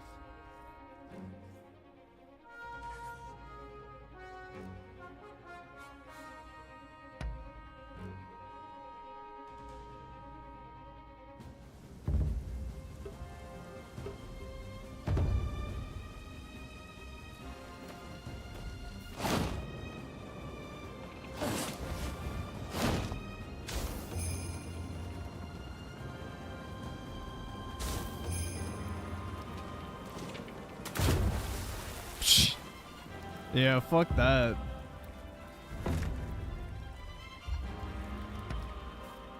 No thanks. Good Joe.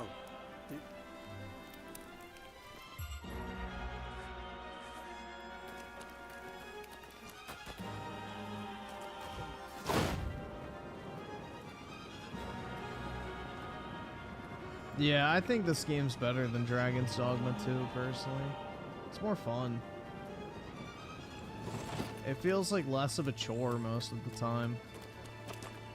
Dragon's Dogma 2 legitimately feels like a chore at times because of all the fucking backtracking and shit. And just zero quality of life features.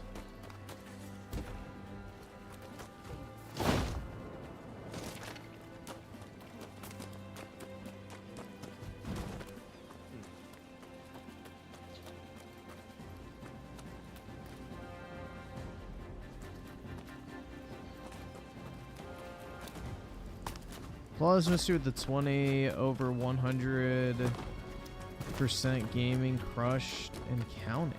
Made a list. Oh, 100 plus. Okay, gotcha.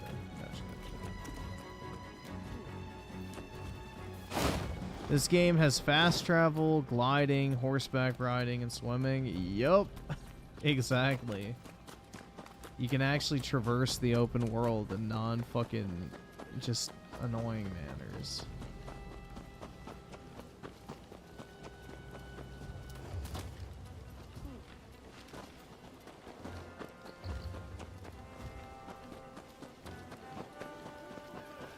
So I'm gonna have to glide in there is my guess.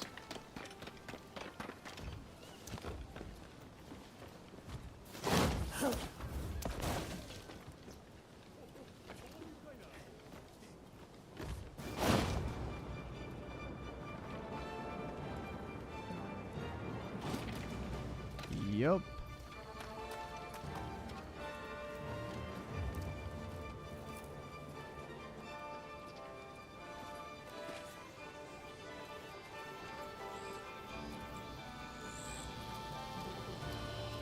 Really? You get stuck? Where's Step Bro when you need him?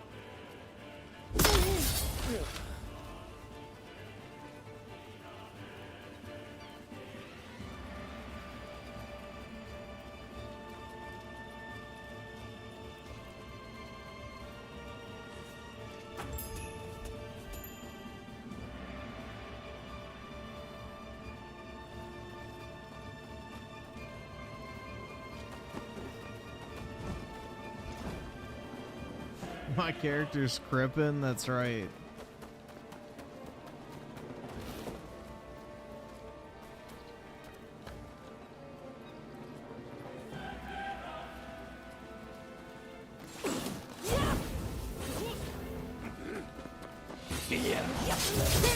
Apparently, Vault-Tec nukes California instead of China. Oh, why? Are they trying to make it that war isn't the true enemy, it's capitalism?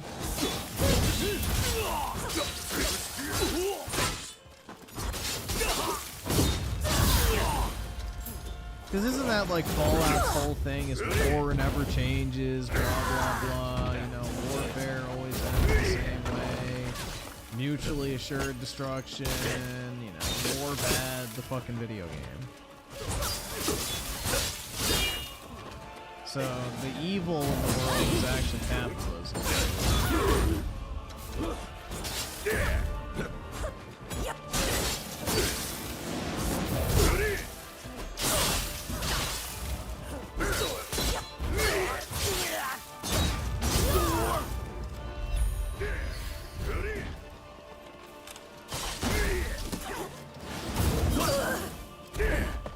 Fuck did this little retard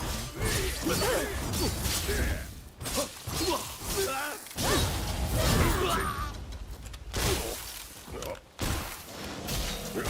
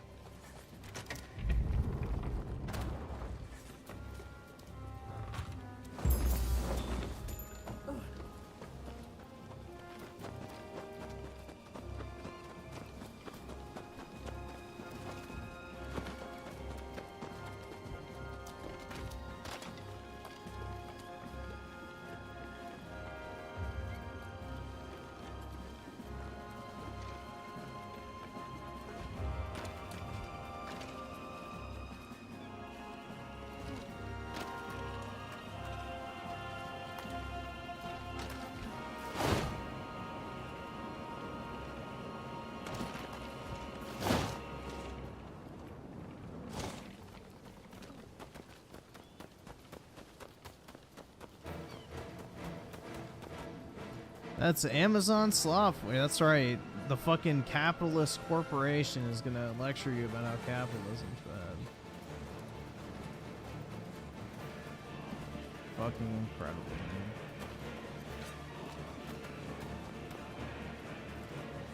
I don't even know why I'm surprised anymore.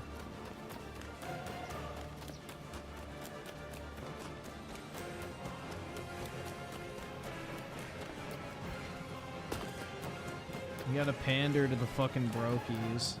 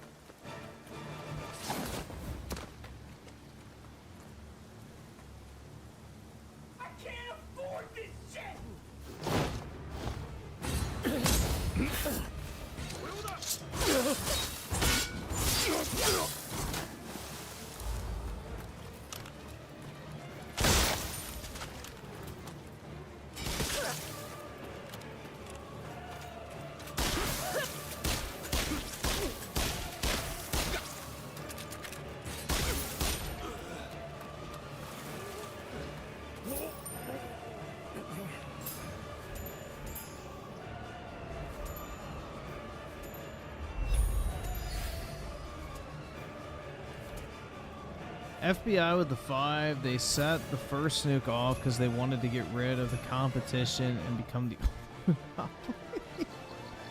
That is so fucking retarded. Jesus Christ.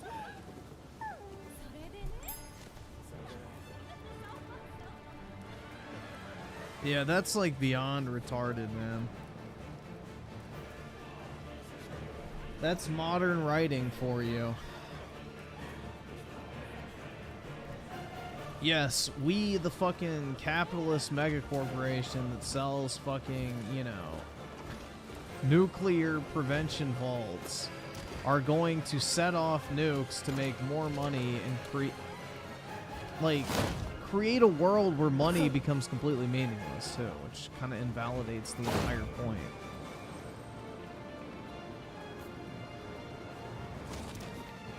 Like, if the goal was to make more money, then they completely fucking failed. Because money became worth nothing.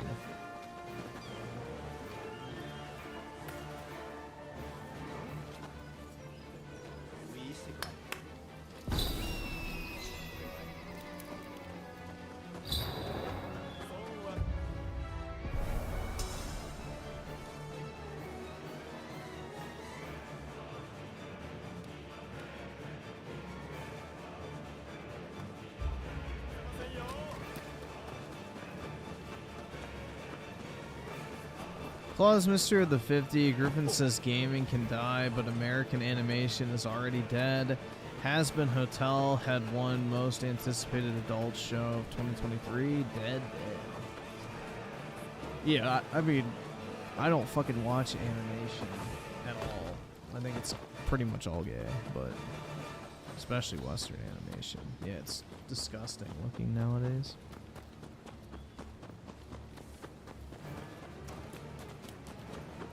Yeah, dude, the honeymoon phase for Starfield lasted longer for the Fallout show.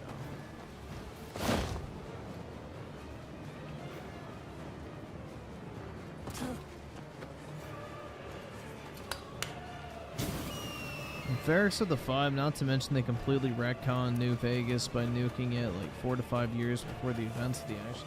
That makes no fucking sense. How would you even be able to walk in that area if that's actually like the truth? Like if you just nuked an area, there's no way you'd be able to go back in there 5 years later.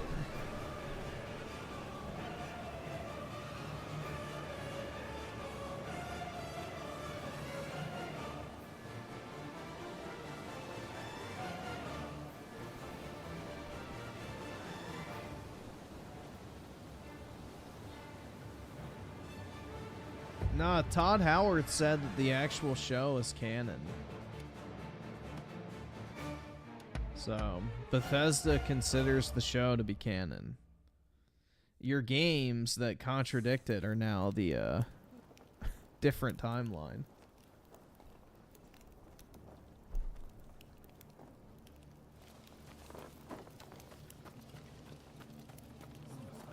There's a fair wind blowing today.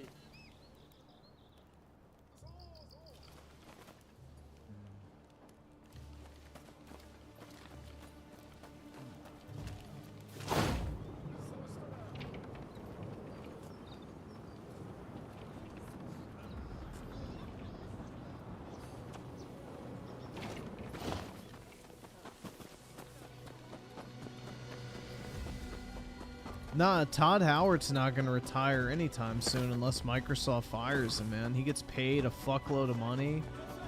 You know, Pete Hines is gone now, so he's basically top dog at Bethesda, so why would he quit? He's got no reason.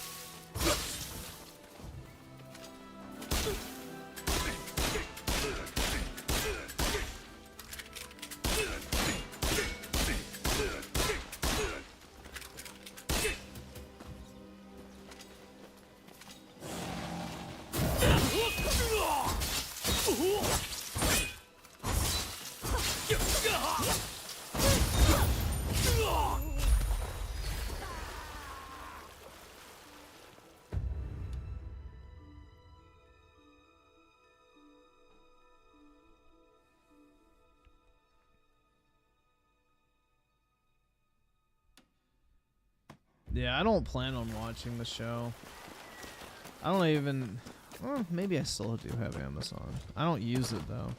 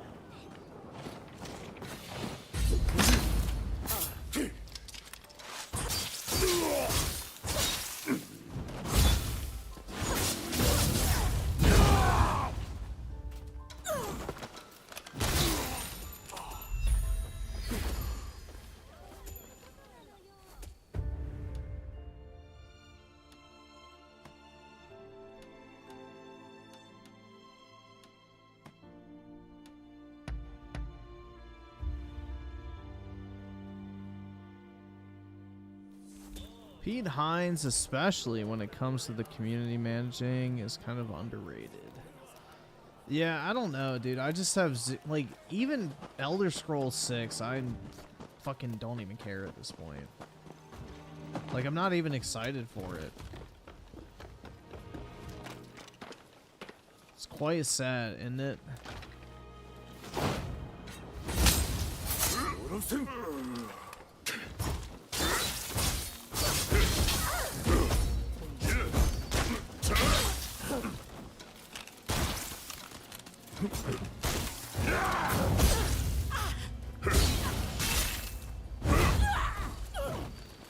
Fucking Wolverine.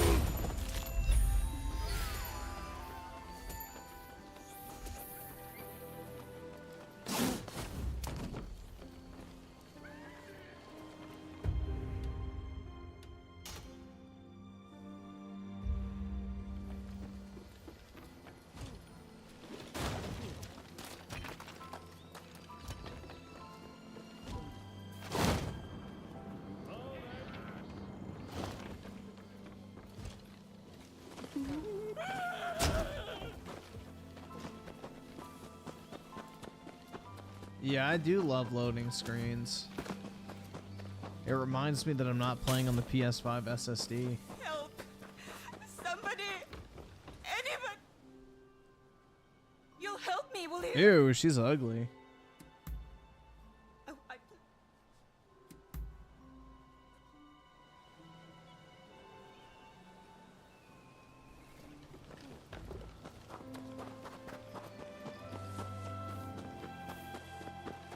Yeah, looking like Ice Spice, bro. Nah, I don't have the yellow fever, guys. Sorry.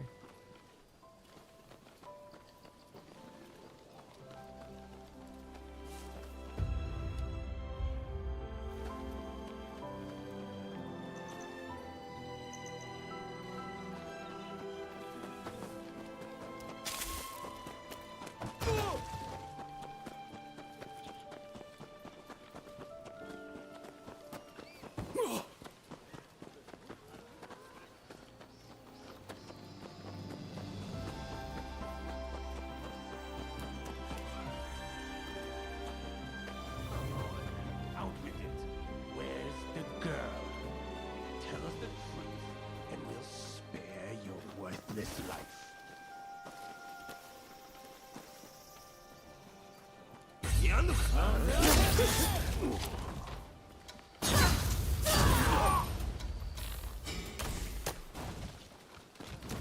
Yo, why didn't you run?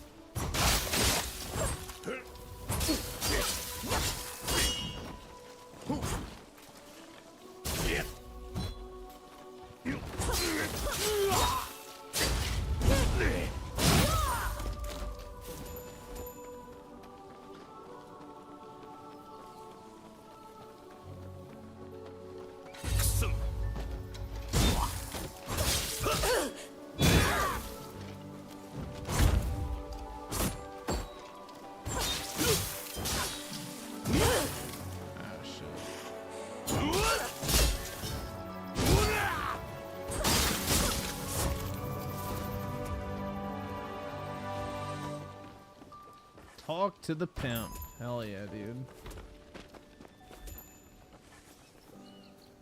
Talking smart to a pimp. Those thugs run this. And Yeah, I've played through Nier Automata like 3 or 4 times. Not counting the multiple playthroughs you have to do to beat the game. But yeah. I think I've beaten it on PS4, Xbox, and PC.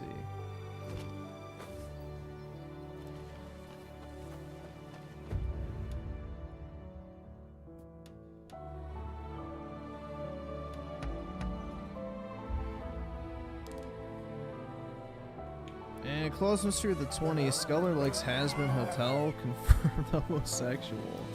And with the 100, mute Sculler for being an X-Men 97 and Has-Been Hotel zone. So good. Alright. Isn't Has-Been Hotel like the furry shit? Or is that something else?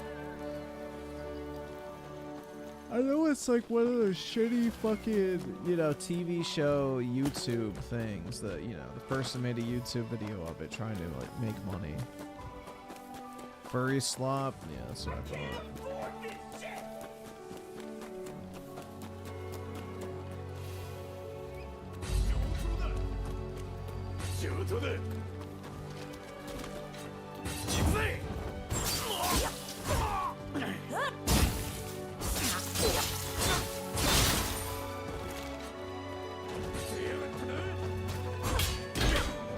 Yeah, dude.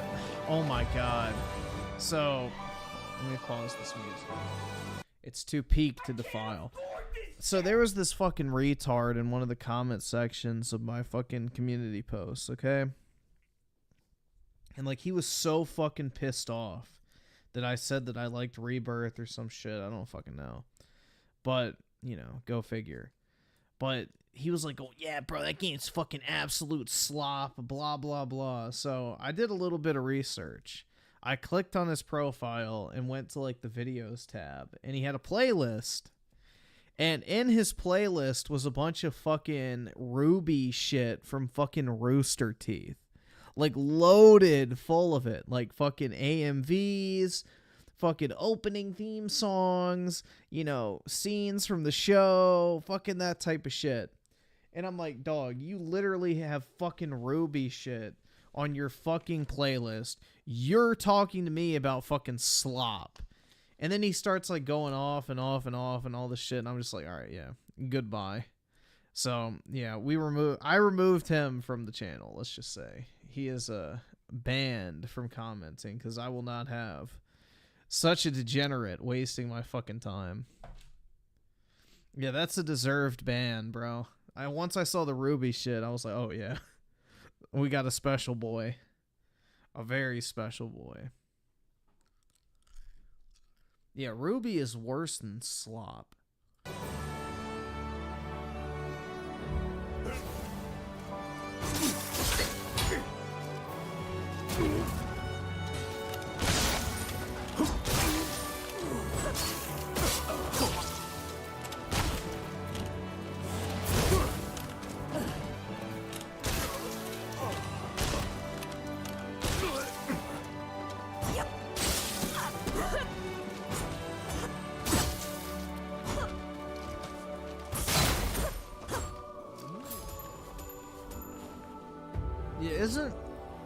I'm pretty sure Ruby is the show where like every single female character has like lesbian like shipping bullshit. Like that's basically all it is. That's the appeal.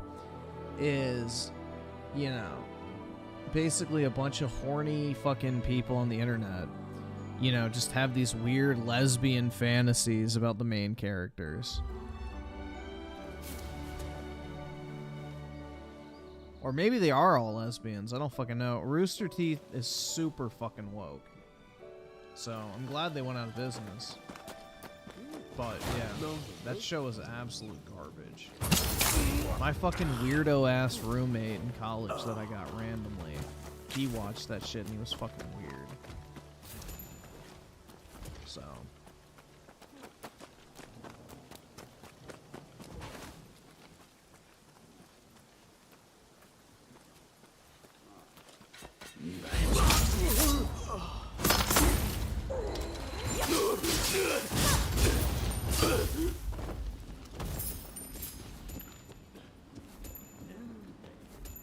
Yeah, they just basically cater the entire series to the fucking fanfic shit.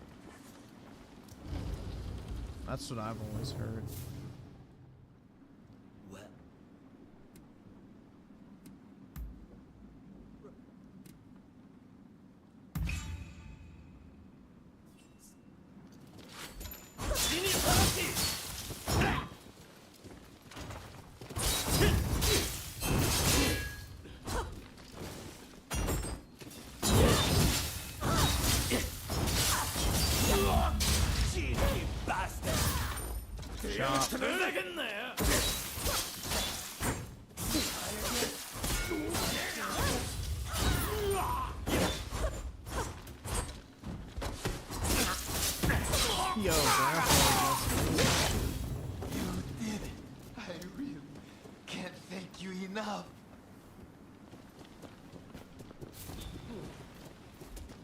Thank you.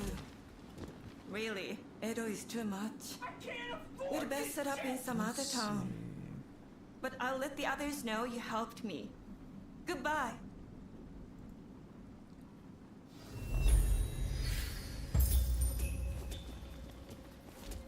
Ooh, a formal kimono. Let me slip into something more comfortable. Oh, that's lame. It's not even good.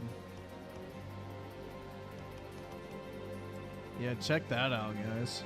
What a nice outfit.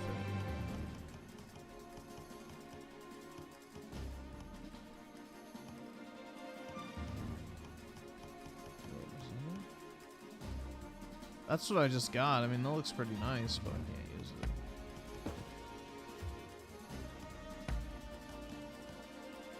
Hell yeah, the feet are out and oiled up.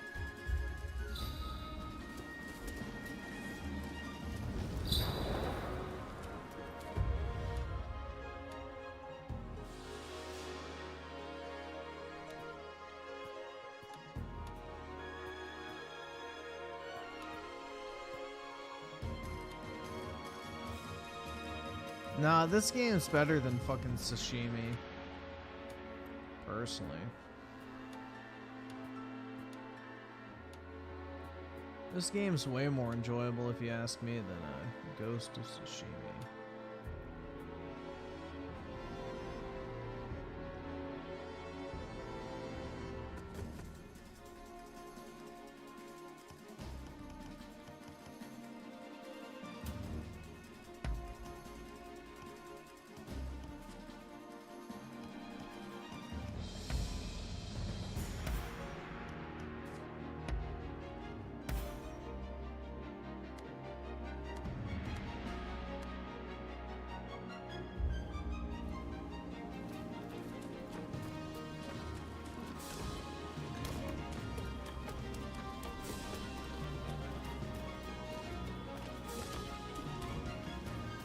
Ghost of Tsushima has a bunch of downtime with like literally nothing exciting happening. Like you're just riding on your fucking horse for like 20 minutes.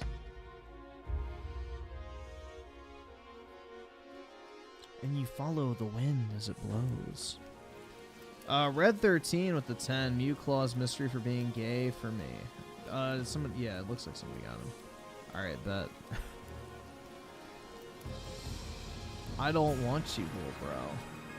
Uh-oh. Damn, man, he got told off by one of his idols. Unfortunate. And Oski with the 2, you should look up She-Ra. That's basically it. She-Ra. What the fuck? Ew.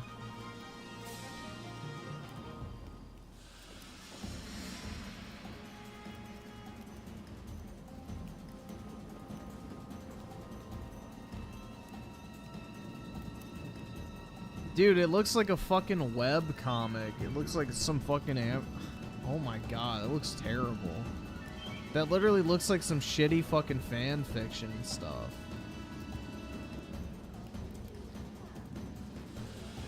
Like, dude, tell me that does not look like some shit you would see on like fucking Tumblr. That's horrible. That apparently is a screen grab from the fucking show. That looks like some fucking shitty Tumblr art or something.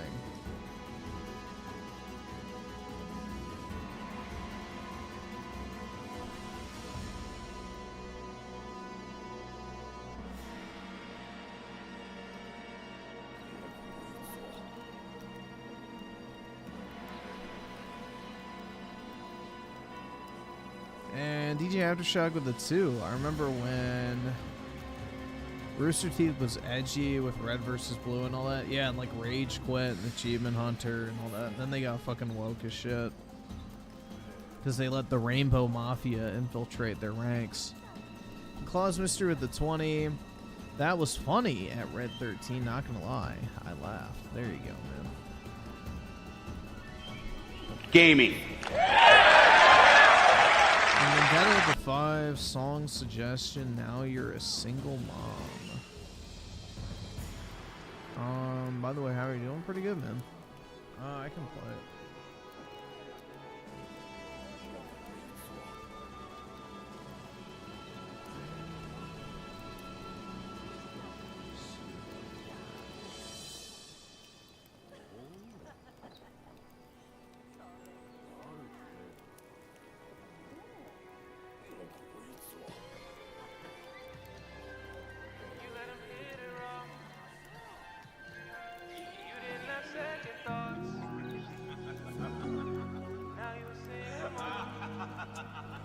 Ghost of Tsushima is the one Sony movie game I liked. I did not like it. It was really boring to me. I tried to like it. I spent a lot of time. Actually, how much time did I play Ghost of Tsushima?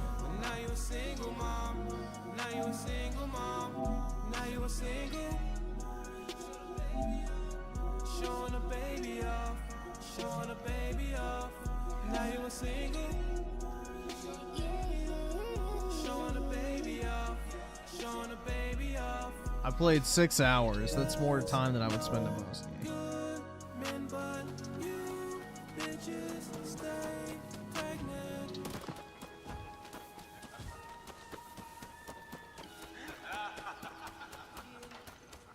There's something different about you. Got the peak pro and the banner too. I didn't know you could put banners on PlayStation Network, so I did that too. So it's not just the profile picture now. You got like the fucking banner pic as well too. I hope you can handle this read like you handle the meat of a nigga that won't even claim me. I don't mean to shame you, but why go half with his DNA if you won't give his last name to the baby? Hoes get mad cause I talk all facts. Simps hate to comment in all caps. Believe all women, nah nigga, that's cap. I bitter baby mama is the devil, that's such a bad bitch, but I do not understand. Fancy baby shower, but no wedding and no man. Well, look who it is. You let him hit it raw. You didn't have second thoughts. Now you a single mom. Now you a single mom. You said I'ma have this kid. Don't care if he's here or not. But now you a single mom. Now you a single Griffin is the president of the Aerith fan club. That's right, man. Showing a baby off.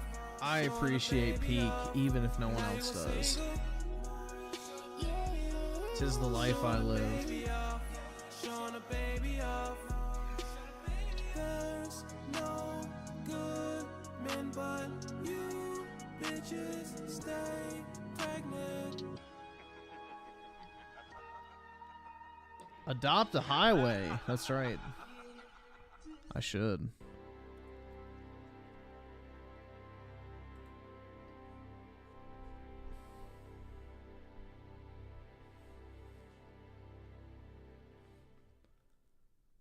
Start. Yes. The stronger they are, the better Aerith proof of is my far skill this from will be. peak. Yeah, she's gay, bro. She doesn't have a penis. We get it.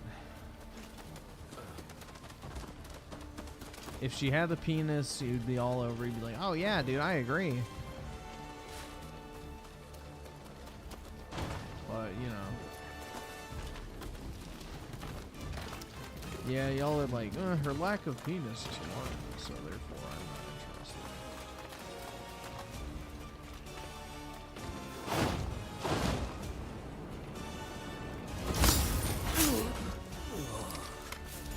Impressive.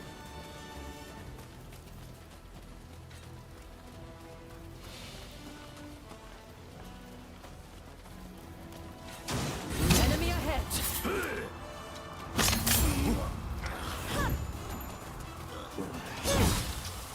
Oh shit, I didn't see that. Chain assassination.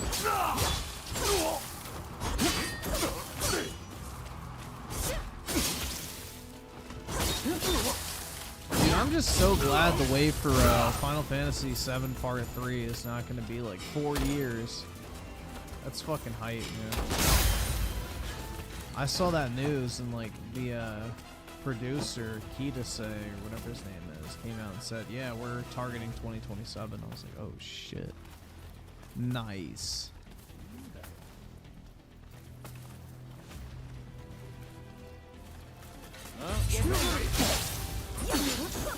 Think you can get me?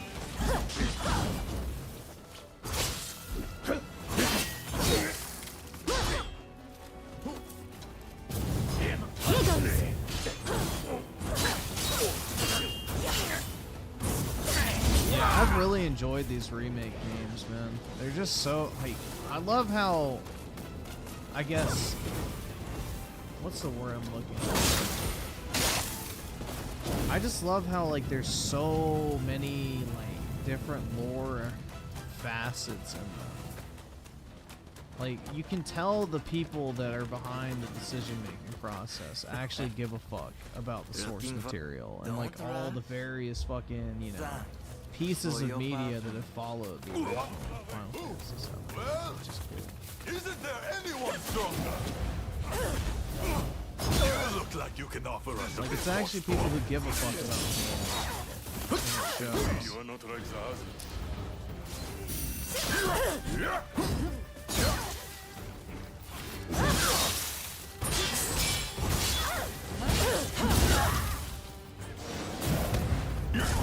Great. I need to get out of this fucking angle so I can really see. Quit moving!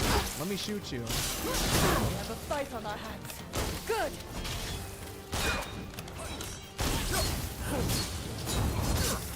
Let's show them what we're capable of. Yeah.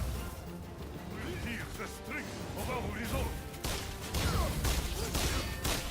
Some skill, but it won't be enough. Holy fuck, dude.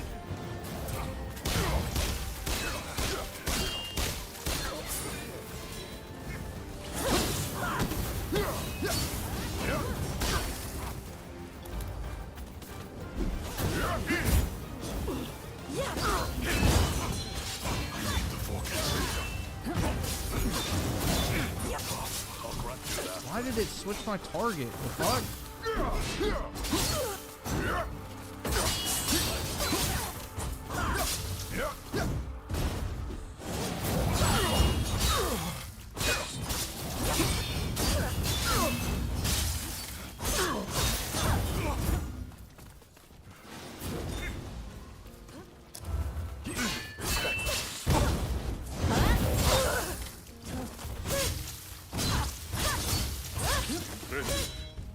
Then I shall not hold myself back.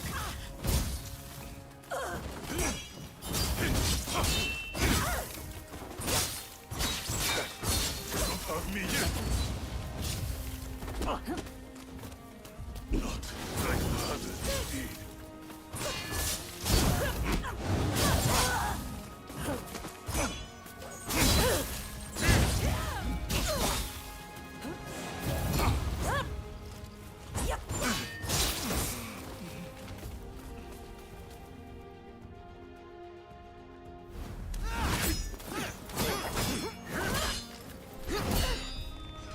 See, Shadow Eagle with the 5, Aerith's theme, if you can. Yeah, I can. Which version of it? You can just put them right here.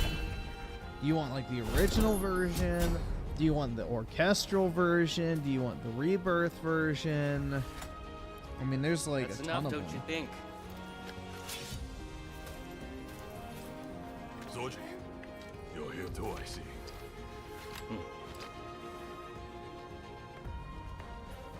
And also, sup Griff, how's your day? Mine shit. It was alright. I mainly just slept today. Put on quite a That show. was about it. This is Soji Okita of the Tenen Rishin. And Echo Spiracy with the 2. Is Crisis Core Reunion worth it? If you can get it for $30, yeah. I wouldn't pay full price. It goes on sale all the time. You do well in a But yeah, $30, go for it, man. Well worth. The rebirth version? Okay, so I'm guessing you mean the one at the very end. Alrighty. Yup, I can.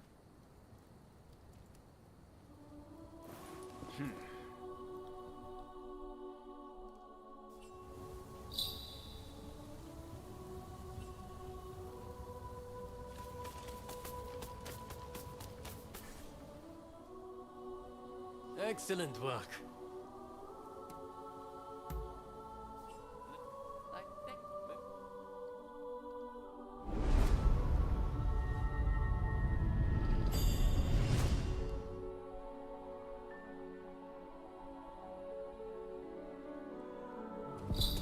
Nah, I'm outside of the drafting age now.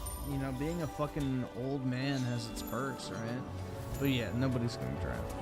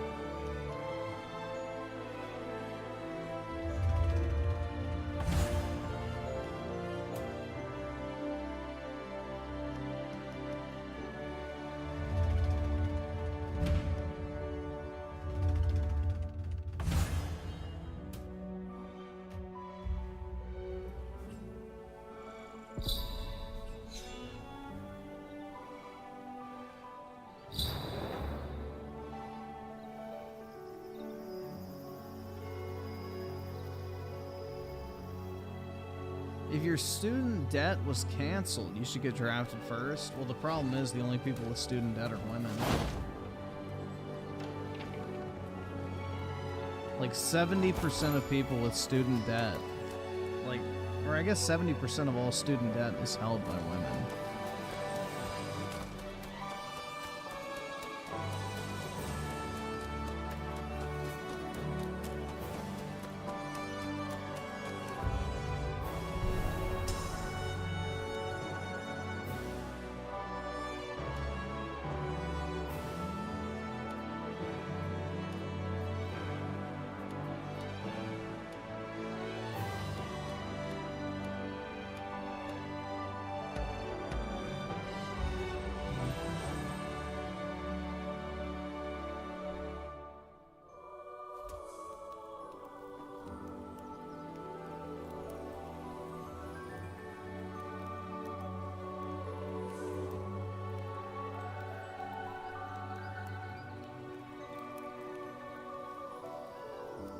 Shadow Evil with the 5, were they developing it before Rebirth's release? Because if not, a 3-year development window is kind of sus. So apparently Rebirth was done last year. They just delayed it for the Intergrade DLC. It was done. Like, they had finished the game back in 2023, ready for release, but they put it on the, you know, I guess back burner because they wanted to release the Intergrade DLC as well. That's what they claim, at least. But I mean, it makes sense. All the assets are there. They're not going to have as large of a scope as far as like an open world experience this time around, so makes sense. I just like, bruh, I hope they're not bullshitting. That's my biggest thing.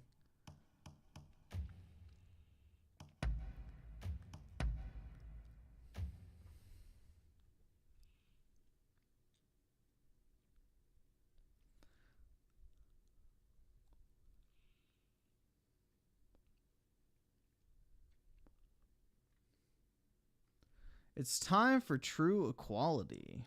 Maybe. I don't fucking know, man.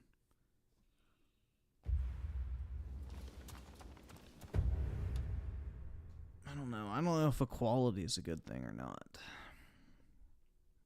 I still believe that men and women should be treated differently. Because they are different.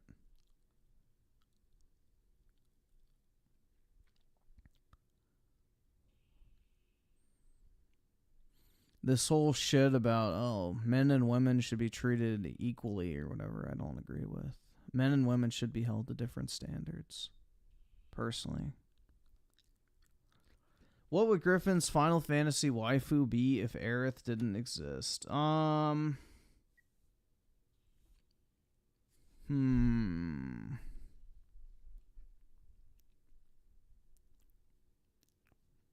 It's a good question. It would probably be either I guess Luna Freya, Tifa, or we'll go with Rinoa from Final Fantasy VIII. Because Rinoa is honestly just a better Tifa in my opinion, but you know, don't fucking shoot. Yuffie dude, hell yeah, man. I fucking love Yuffie. Oh yeah, Cisne. We can throw her in there too. She's pretty fire. I can't afford this shit!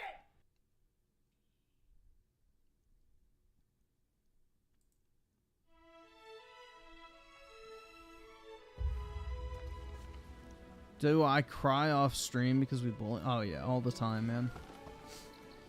That's why I need everyone to Open your wallet and give me all of your monies! I need more 20s to blow my nose.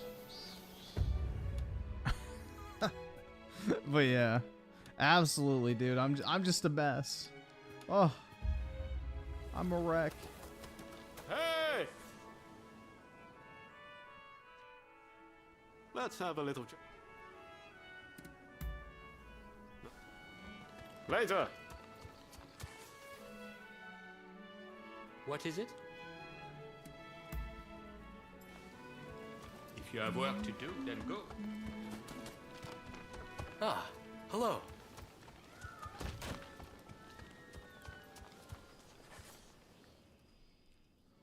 You needed to talk.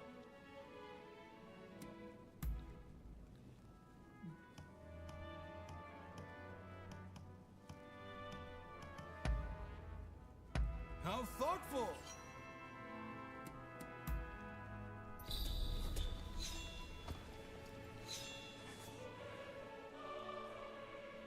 Hello.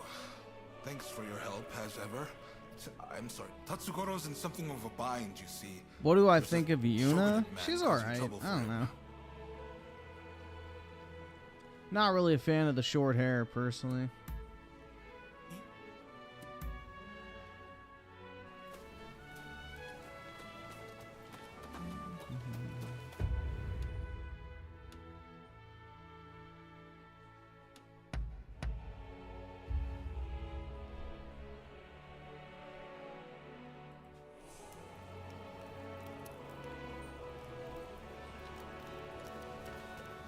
Lulu Queen. She's old though, bro. She looks old to me. She looks like 35 or something. Riku's a better version of Yuffie. Yeah, but with all the same downsides. Oh shit. Hold on, guys. I forgot. I take it We got some good news. The new man from the Shogunate is a real piece of work. He's Some confined certified with his side to outstanding couple of news. Now, all the carpenters in town worry they won't be able to work. As a firefighter, I can't let this go unchecked. When the I house think burns everybody down, will be my job thrilled isn't to over see till it's been rebuilt. Personally. If only I can smack some sense into those boys. But we can't be seen doing that. No. This job requires subtlety. And besides, Share that news? I'm about to. Final Fantasy VII Rebirth Ultimania has confirmed Elena to be 18 years old. Hear that, guys? She's on the market. For all of you guys who are looking for a suitable and more attractive alternative to Yuffie's, you know, immature energy, let's just say. You know, this is completely safe and legal. There is no risk of jail time.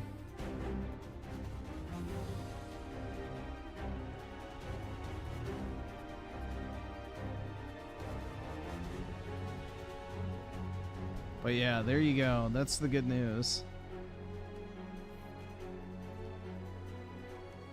The Yuffie enjoyers can find a suitable replacement with the same youthful energy, while still maintaining a, you know, legal standing, I guess.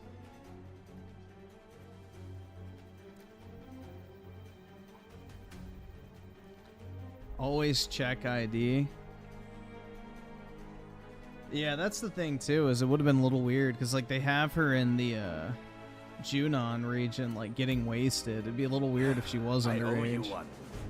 Yeah, she's a Turk. For good dust up himself about now.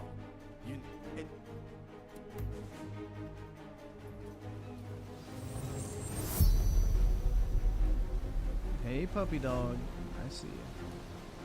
Good boy. Catch the official in the act. He's gonna be masturbating. Hopefully.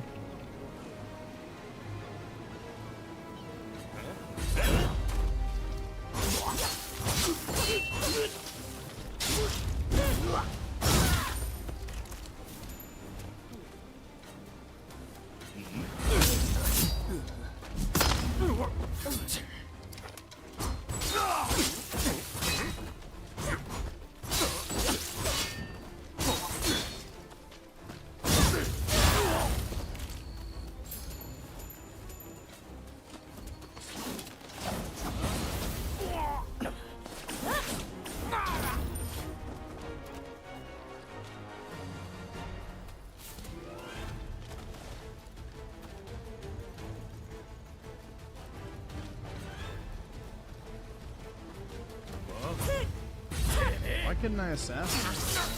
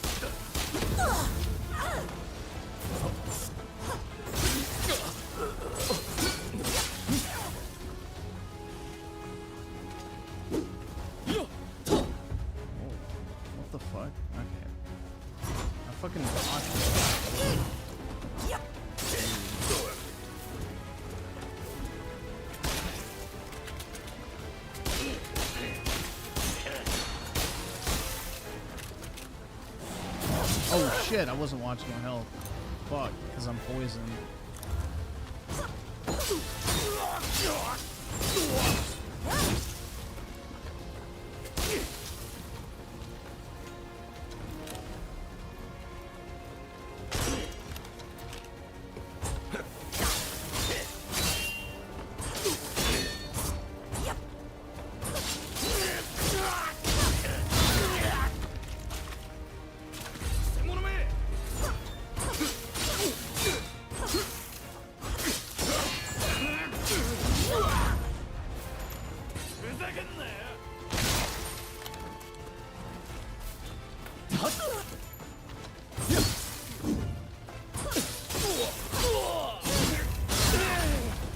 There we go.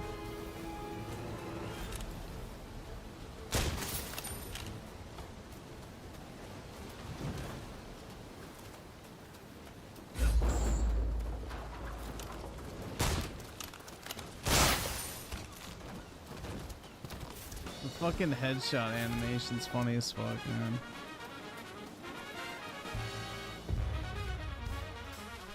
Here, let me, so let's see. Chronicle of the 5, Final Fantasy 15. Yeah, I can play that. Alright.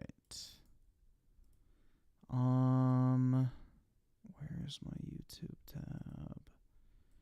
There we go.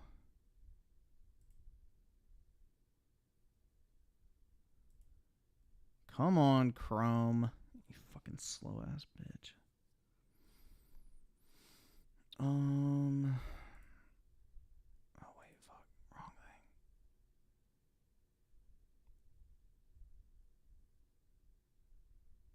Is that right?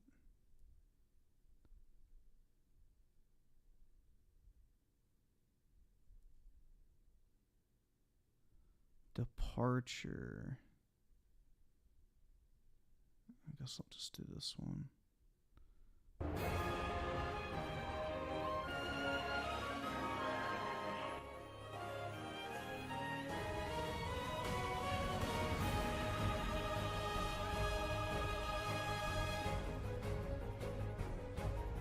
EB7 with the 2. No, I cannot because Naruto music is really fucking strict now.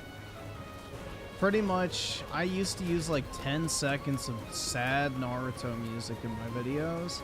Every single fucking one of them got blocked. So, yeah, they treat it the same as fucking, I mean, I can try, but most of the time, Naruto music is like fucking weird. Weirdly enforced. I don't know why. Because, like, typically if you have music getting claimed, they'll just, like, you know, take the money. But they straight up block the video, so I'll see. But it's short, so it should be alright. I blame the AMV. Well, it's not even that, because they use different music, but...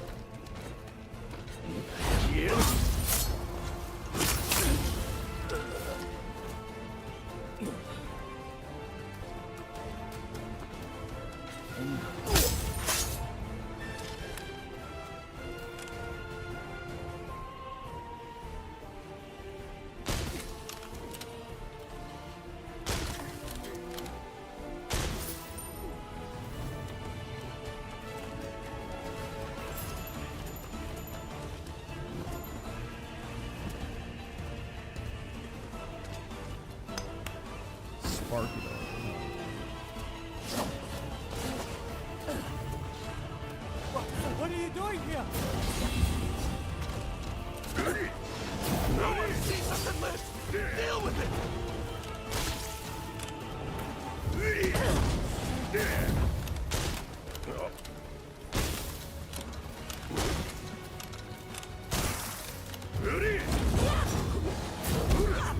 Bro, that shit would be terrifying if this big burly dude was actually in charge.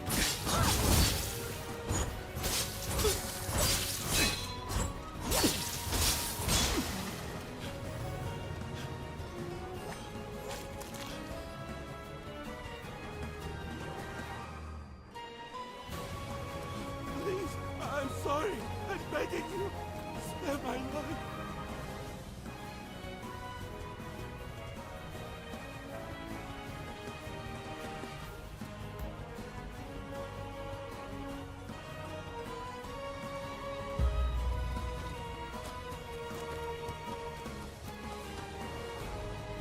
Ah, it's you. Yo. Back. No, thanks for good work.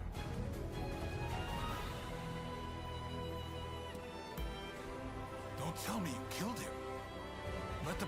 Look, this is no longer an age where everything can...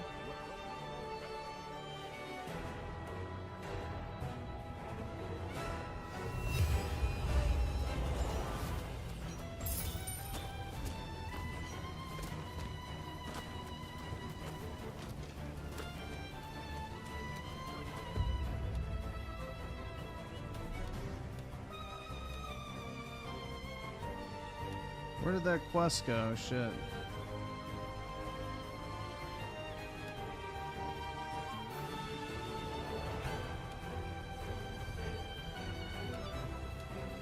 I saw it said somebody needed help.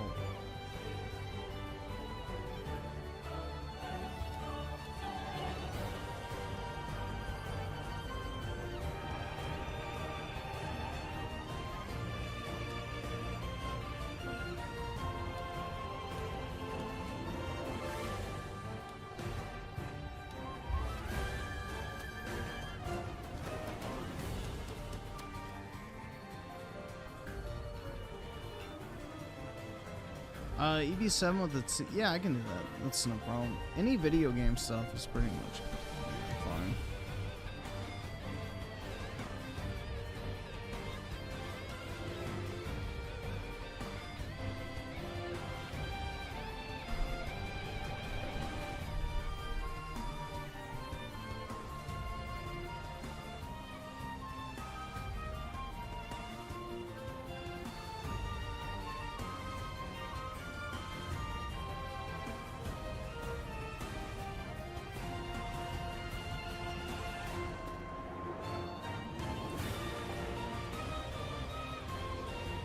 Hold on 1 second, guys. Let me send it.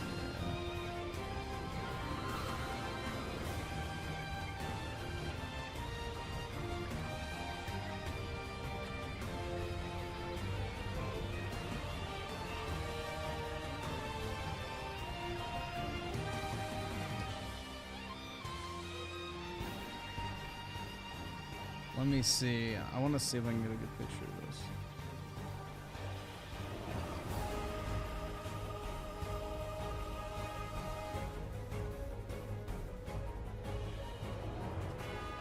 Ah, that turned out alright.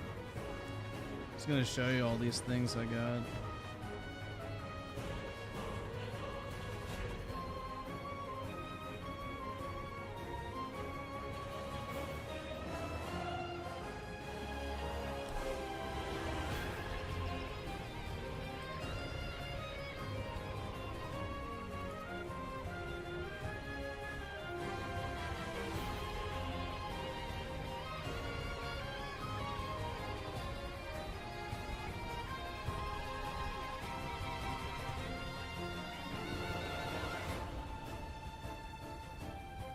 Check these out.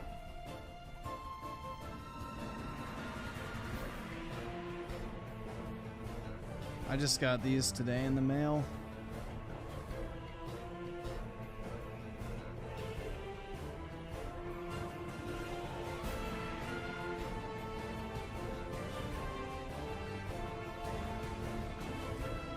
The Zack card is fucking fire, man. I wish it was full art, but it's not, unfortunately. Because then caked up Aerith would have been in the art, but you know, it's blocking the view. But yeah, the Zack card is really fucking sick. It looks so nice in person. And then I got the Renoa full art, and then an Aerith promo.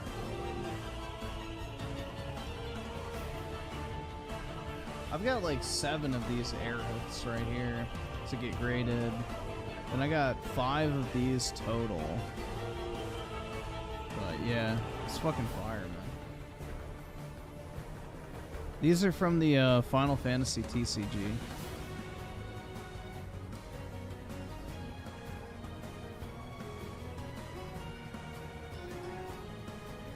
Nice Tifa card. I have a shit ton of Tifa cards. I've shown my Tifa cards many times. Here, let me see if I have the image ready. If it's readily available, then I'll pull it up.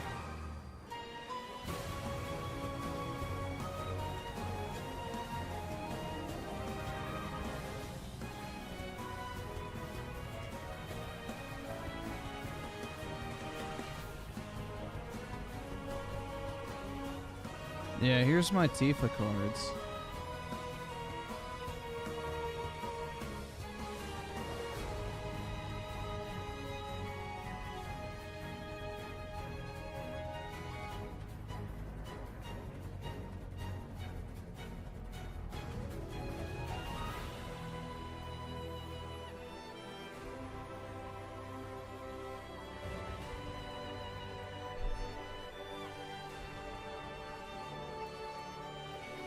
Yeah, I pretty much have every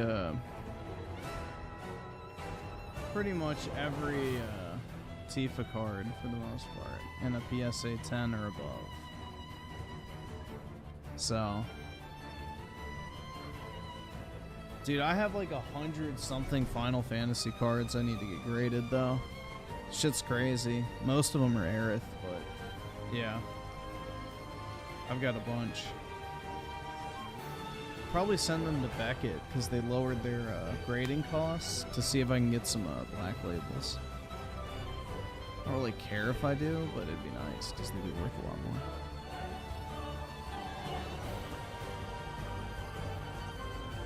Ugh.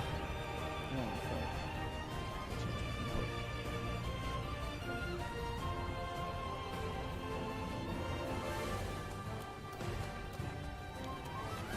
I'm hoping to finish Rise of Rōnin tomorrow, unless Chapter 3 is a very long chapter.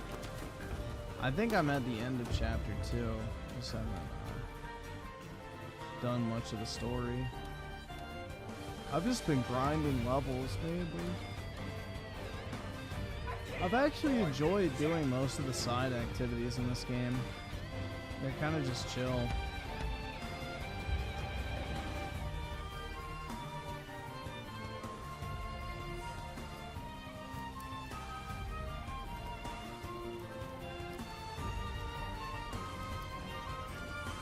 Well, Code Vein is a Souls game, so yeah, the enemies are already pretty tanky.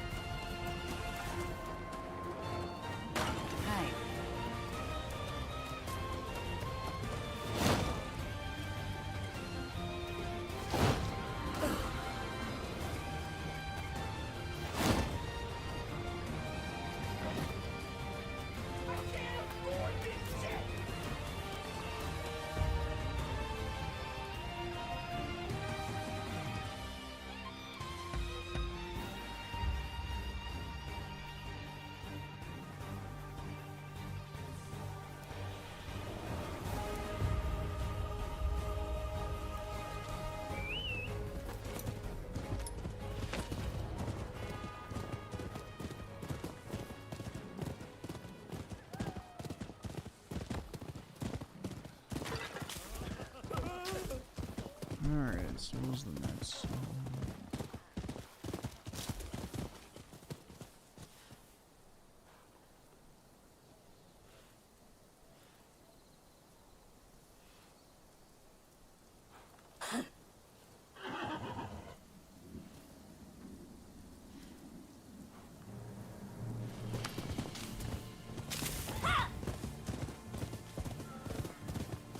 See, Shadow Evil with the 5. Jethro will post link. I have a build like this minus the major materia. What does that mean? Oh, okay, yeah. I can pull it up.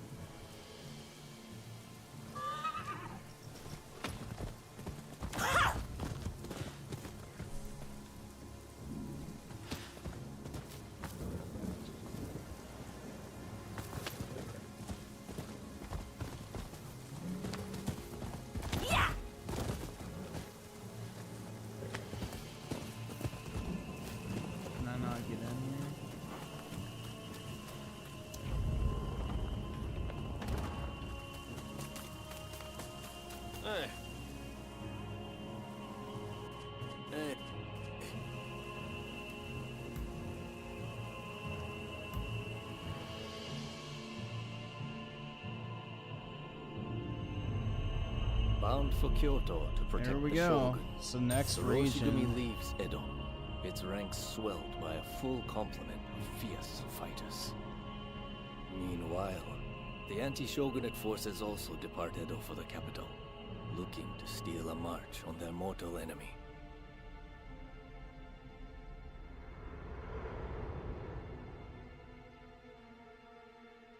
Whatever, Mr. Samurai. I'm afraid we ain't budging. How dare you demand a toll? The Choshu clan has urgent business with the Imperial Court. Let us pass. We couldn't care less what business you have. If you want to go to Kyoto, you'll have to cough a little something up first. Yo, Griffin becoming Tron on YouTube.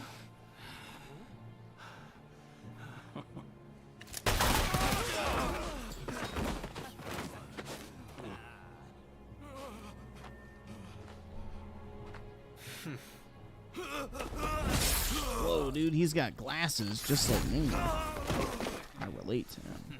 If only they had cooperated. Seems even samurai are no match for our boys combined, hey? Wait till the nobles try to get through here. We're about to be rich.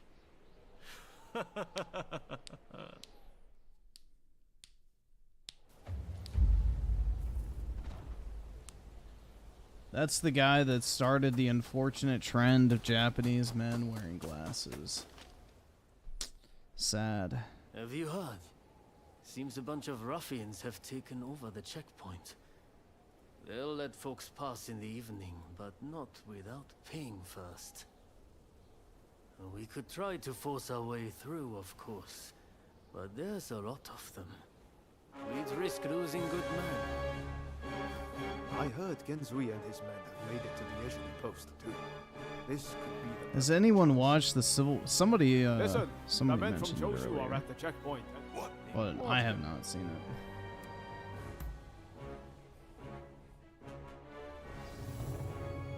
No, glasses existed in this time period. It's like the 1800s.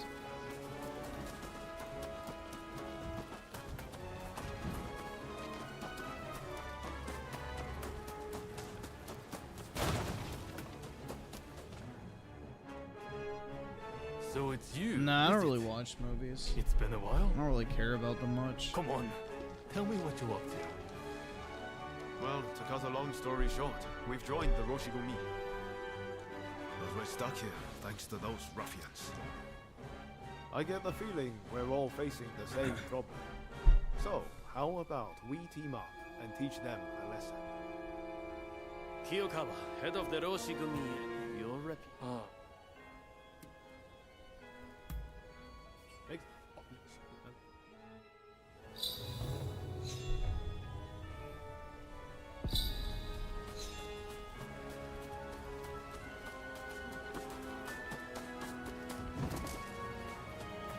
From badass samurai to closed-in I think you mean otakus who can't get laid. My, how they have fallen. Yup. Hey, look who it is. Anime. Not even once.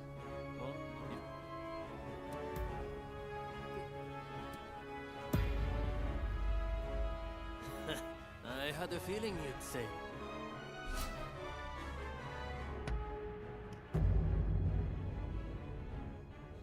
Let us fulfill our mission. Let us get this over with.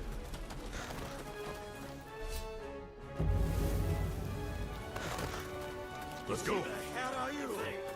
Trespasser!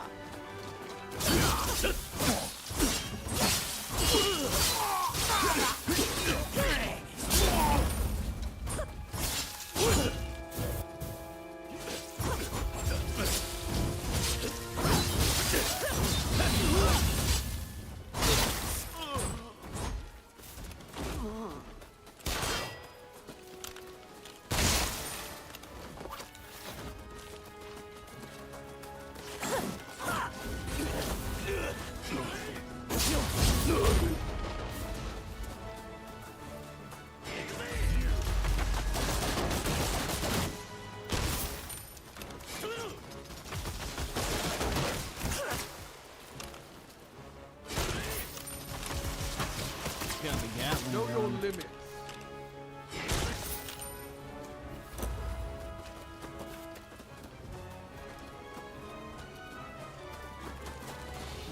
Don't do that.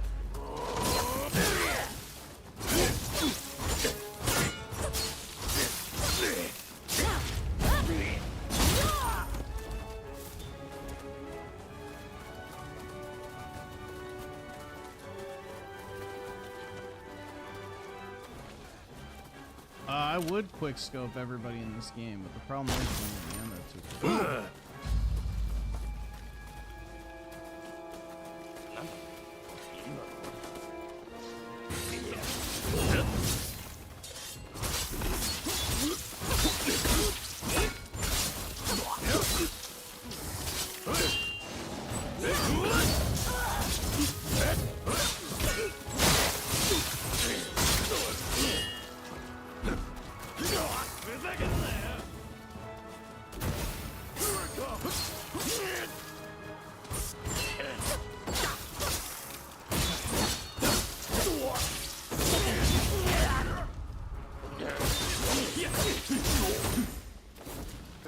Where is the musket that shoots multiple times? I don't know if it's in this game.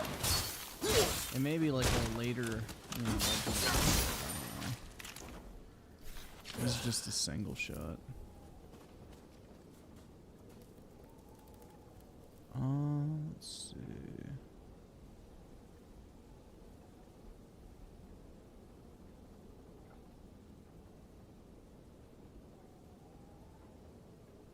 Why do we tarry?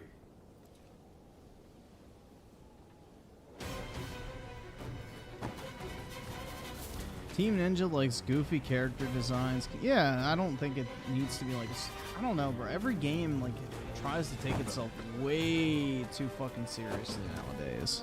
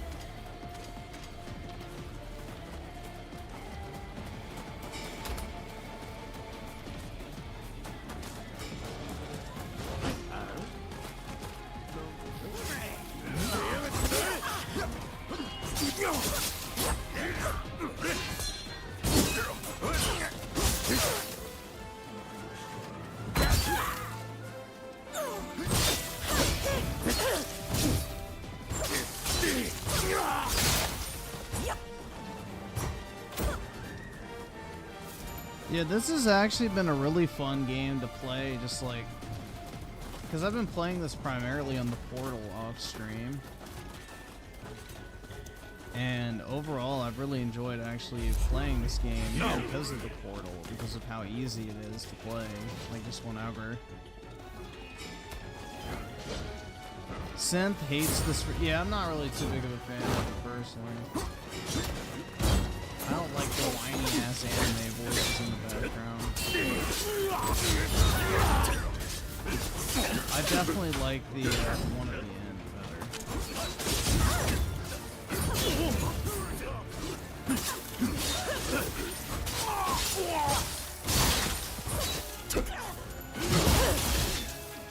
Why is it what? In the playlist? Because it's part of the entire soundtrack. Because it's in the game.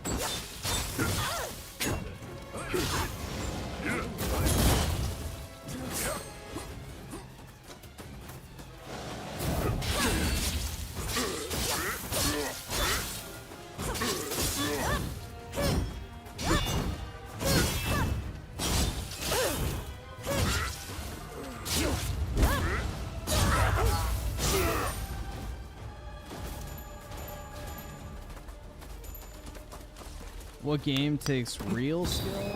Life. Going somewhere. You're not getting past us.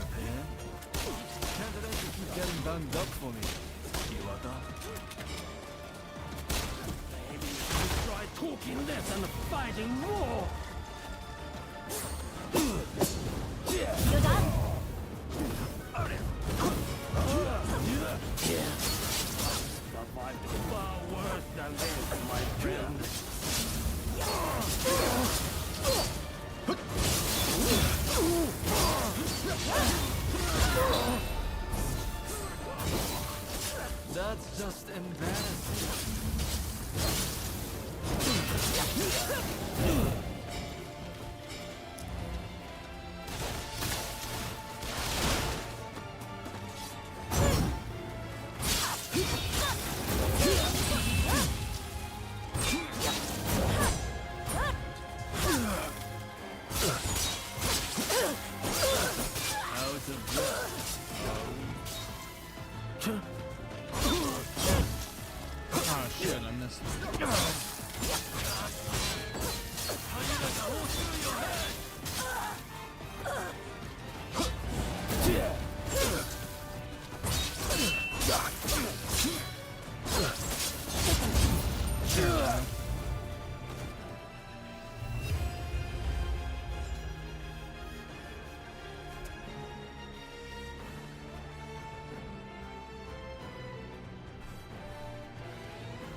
Oh yeah, I'm done. I forgot about your The song. finest warrior among us.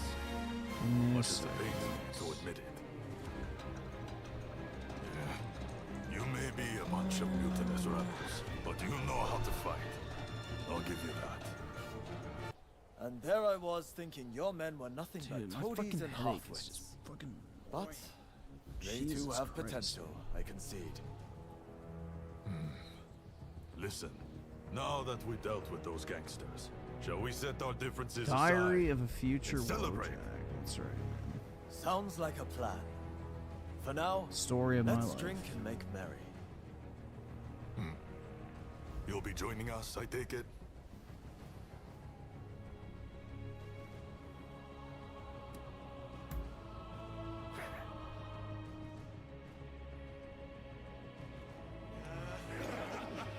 I thought I already traveled to fucking Kyoto. Ah, here. Let me. And about time, too. Oh, you know how to hold your drink. How about a manly drinking contest?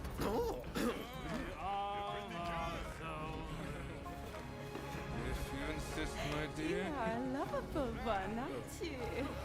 Oh, you can really drink, can't you? Don't be shy. Drink! Drink! Hey, what's an expulsionist doing with the beer? We'll expel the foreigners, but their drinks can remain. Kanpai! Kanpai. Don't forget me. Kanpai! This game looks really fun. If I had a PS5, I'd probably buy it. Yeah, that's the thing. I think PS5 is getting to a point now where there's like starting to be actually enough games to justify purchasing it. If you don't like primarily play the game. Because like you have the Final Fantasy VII games, you have Final Fantasy 16, you have a game like this, the Demon Souls remaster. Trying to think what else. Expected your Roshigumi to be here by now. You have all the old PS4 stuff too. I think they're finally starting to get to a point where there's actually some stuff like not Hellblade. Stellar Blade is coming out, so if you're interested in that too. I don't know. I feel like PS5 is actually starting to get a pretty decent lineup of games. It's actually worth owning the console for. Yeah, Helldivers, but I mean that's on PC. In any so. case, it depends on the course you decide to take. We await a favorable response. The culture this nation still calls its own. Yeah, is I don't worthy know, of man. admiration. Dragon's Dogma 2 was really only I could say disappointing the to me, same for like all of looking its back on it. Like, I mean, the game's fun, but holy fuck, they really missed a chance to make something great. And that's the worst part, I feel like. Is like all the wasted potential. Because like they really could have taken the original concept and just blown it the fuck up. Some experience that it was always meant to be, and they just didn't. They With just the like Roshigumi ahead of half-assed him it. It offering felt their like protection, basically almost like the kind of a shogun, cash grab. Yoshinobu Tokugawa, safely arrives Either in the Kyoto. development cycle was However, rushed, or the capital they is just a don't know hotbed what the of fuck they're gonna do insurrection with that franchise. as rival I don't know. samurai jostle for position and pursue their respective goals.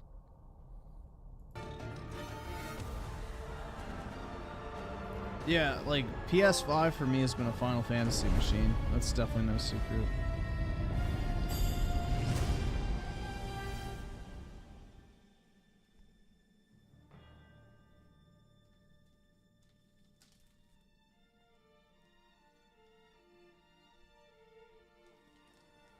Sir, there are some awful rumors going around. They're saying Hachiro's been killed, and he was secretly involved with the anti-shogun. I am sorry. No.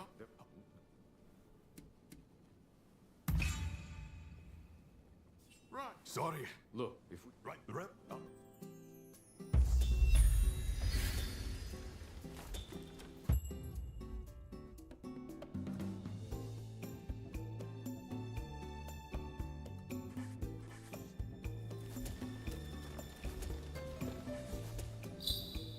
It's hard to believe.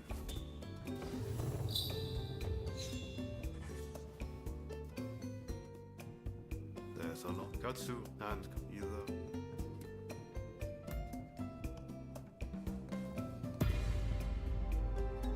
Yes. I think that's probably for the... The thing is, we're not really part of either faction. I know that whichever path we choose... The we best will do chapter in for Final Japan's Fantasy future. 15? I mean, I don't really remember specific chapters with that game because the chapters don't really have like a distinct feel to them other than like towards the end. Is anyone else going to show? I would say the Altissia one, whichever number that is. I think it's 11, right? I'm not sure. Looks like it. Altissia is my favorite chapter, though. I really like that one a lot.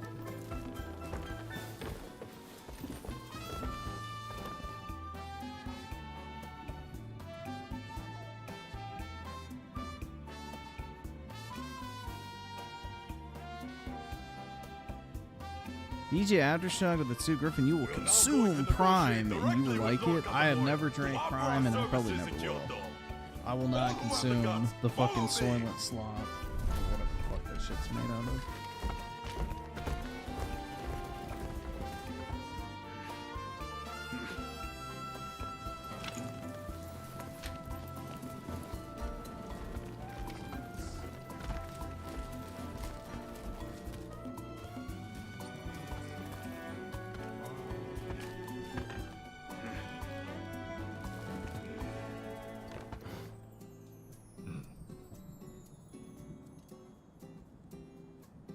Ever since the Shogun arrived in Kyoto, the city has been in constant turmoil.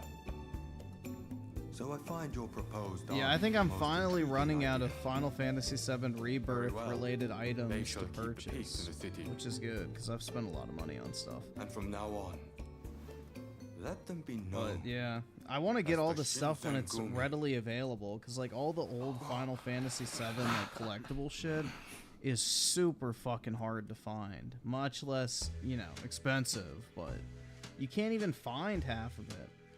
Like there are certain cards I want to buy from like the old Final Fantasy TCG from Japan, but it's like you can't find them. They're almost impossible and they don't come up. So while everything's readily available, I've been buying a lot of stuff. Like that music box, for example. I got like these, they're called clear and metallic files, which are like for papers, which are really cool. Obviously a bunch of cards. I've gotten like postcards, collab items, a bunch of random shit, man. I don't know. I'm trying to take advantage of this stuff while it's actually readily available. Because I think long term, people are going to look back on the Final Fantasy VII Remake trilogy and be like, yeah, this shit was actually really fucking good, and we were wrong. To be like, oh my god, it's different, so it's bad. I'd appreciate it if you could sound things out in my stead. I think that mentality is not going to last. It's a tough decision, but don't agonize over it too much. Allegiances can and will change. I didn't pre-order at GameStop. I don't really wear hats, so I don't really care about it personally. You can get them pretty cheap.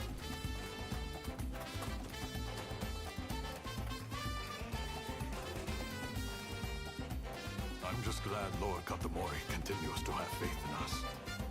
Gallery by Lord. I really like the twin blades personally in this game. That's the thing I've enjoyed the most.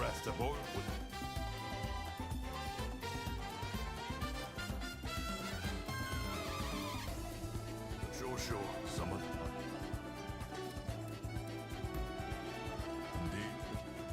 Yeah, people complaining about the story changes, I feel like it's just kind of dumb. Because if it was the exact same story, people would be like, oh my god, it's just literally the same game. They just broke it up into 3 parts to like charge you more money. Like that would be the complaint if it wasn't different. So it's a no-win scenario. People were gonna fucking bitch about this regardless. This is the Shinsengumi. So, Open up. I'm just glad Square Enix is splitting it up into 3 parts because they can fully flesh it out and have all the fucking lore material and like character interactions and all this like fucking fan service type shit. It's awesome. I want the games to be longer, honestly. Or even more. Because I want them to do like Advent Children. I would love it if they would do like the Dirge of Cerberus. Because I've never played that and I probably never will. But yeah, all that extra shit, bro. Put as much content and like story context and everything in there you can. You know, it's nice actually playing a video game and not needing to watch lore videos afterwards, especially for an RPG.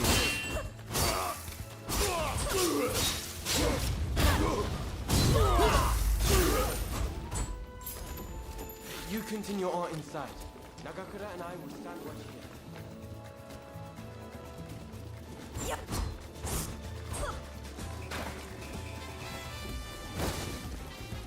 No, they said they're not doing DLC for Rebirth. which is a dub. Because like that's what slowed down Rebirth is the Intergrade DLC. Like it would have been ready to come out in 2023, but Intergrade caused them to delay it. So, yeah, I mean, I would rather do, you know, no DLC and a year early on the next game releasing than getting DLC. I'd rather have the game. But I'm pretty sure the third game they'll probably do an Advent Children DLC if they stick with that kind of like flop. But that's if they stick with the same goal and have Advent Children. I hope they do, because I like the Advent Children. I thought it was really well done.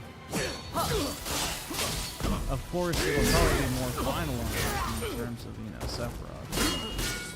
But, yeah, we'll see.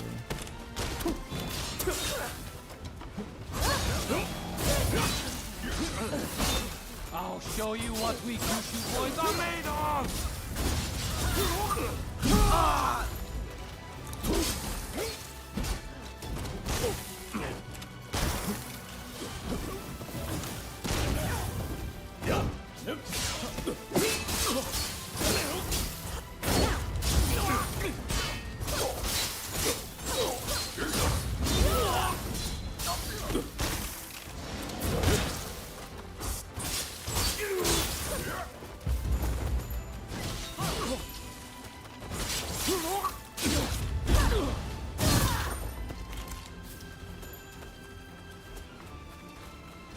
Master Miyabe! Katsura! You must live! I'm sorry.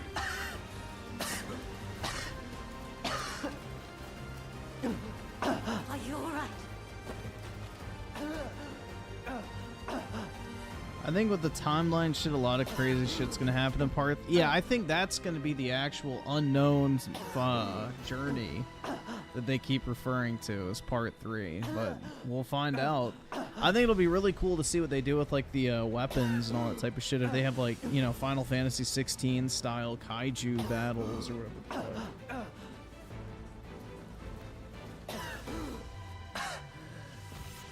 It's nothing. Honestly. Please, let's hurry. Soji, don't overdo it. You hear me?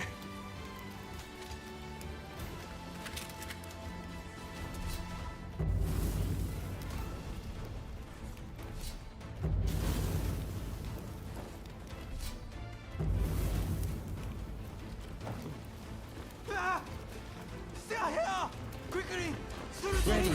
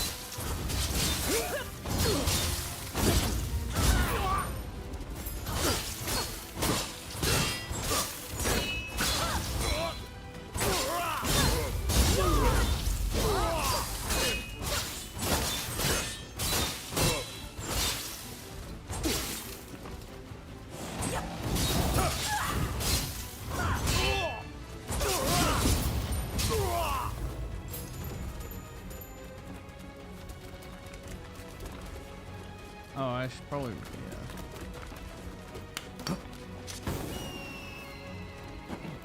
There we go.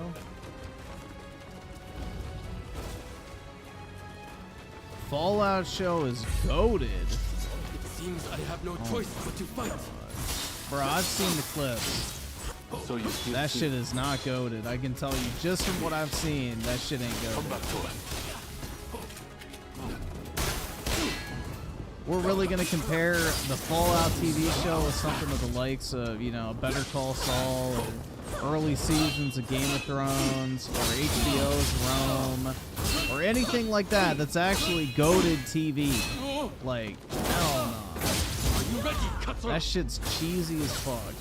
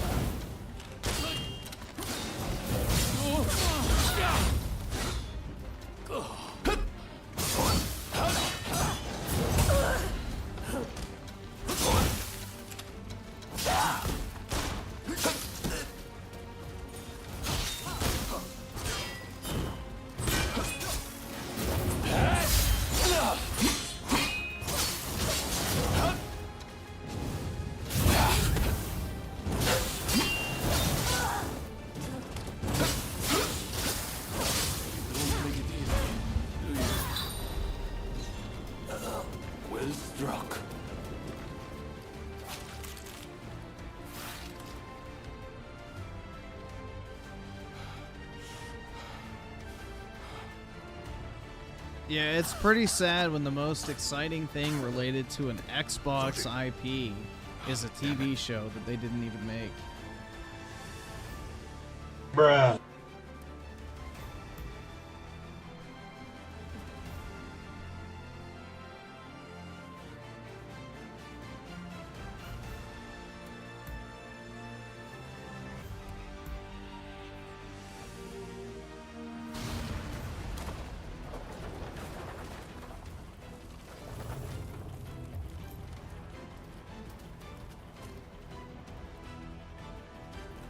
What the hell went down in there? Wait, what of Miyabe and Katsura? Remember when Griffin was getting mad about people disliking Dragon's Dogma 2, now he doesn't like it? If I don't like Dragon's Dogma 2, why did I put like 70 hours into it? What? When have I ever said I don't like Dragon's Dogma 2? I like Dragon's Dogma 2. I think it's a fun game. It's just got problems. I guess I literally can't be critical about anything I like. That's the internet standard nowadays. I forgot. If you like something, you literally are incapable of pointing out a singular flaw with it. My bad, guys. Just like with Rebirth, how, you know, I have issues with the game, even though I love it, but, you know. Apparently pointing out flaws with something just instantly means you fucking hate it, and you're shitting on it, and you don't like it at all. Forgive me, Father, for I have sinned. Rebirth flopped, though? Yeah, it flopped his dick in your fucking mom's mouth. I don't know.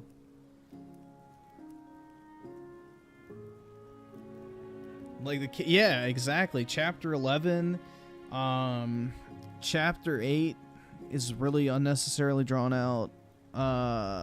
Chapter 3 I didn't really care for. I think there is minigame overkill.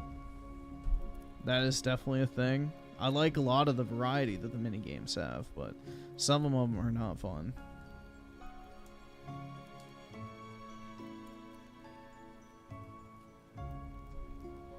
And then also, I don't really feel like the open world added anything to the experience. I think the activities were incredibly dull and really unnecessary. But luckily, you don't have to do them if you don't want to. I came as soon as I heard the commotion. Well, we didn't manage to finish them off, but we certainly nailed some heavy hitters. We'll withdraw.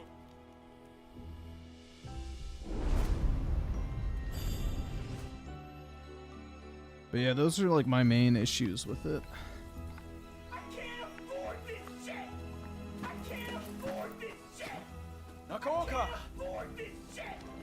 I defended it like a fanboy when people criticized. Oh yeah, I absolutely did. How did I defend Dragon's Dogma 2 like a fanboy? When literally when I was playing the game, I was bitching like 50% of the time about the shitty open world.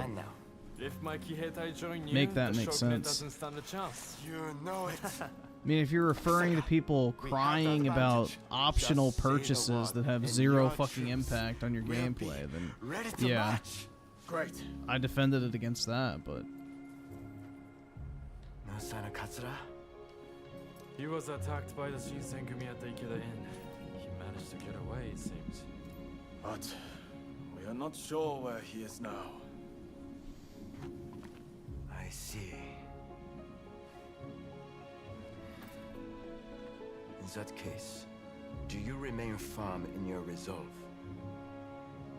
Yes. Your troops have come a long way and given us a golden opportunity. It is time to live up to Master Shoin's ideals. When I fled my clan in Tosa, it was your clan that took me in. It's time for me to repay the favor. Oh.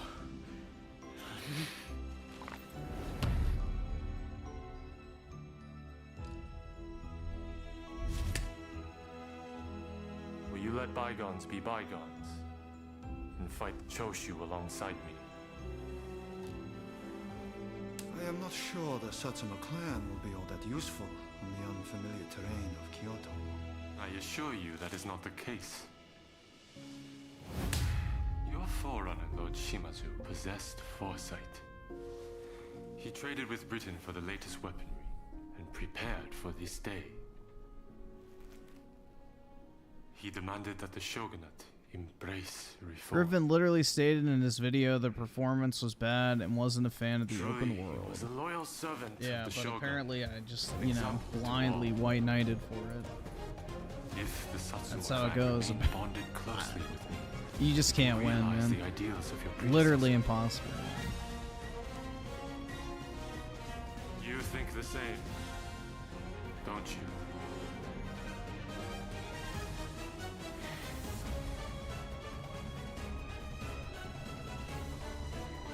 How many times Griffin's on his phone scrolling through TikTok? I don't have TikTok. It would be Instagram Reels or Twitter. Or I'm sorry, X. But yeah, no, I don't have TikTok. I haven't fully taken the China pill yet. Oh, you can!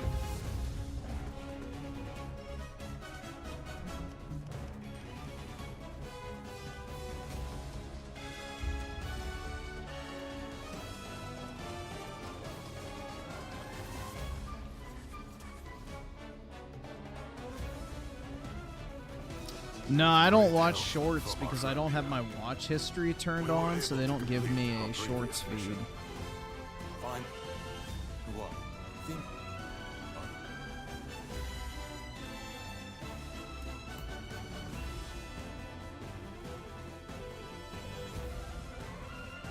But yeah, I don't really spend... Dude, I'm mainly just like... I don't know. I mean, pretty much ever since Rebirth came out, I've just been listening to the soundtrack. We need you so. to enter from the northern gate. That's and primarily locate what I Kosaka, listen to now. the commander of their main force. Or consume on my Almost certainly phone. be part of the vanguard.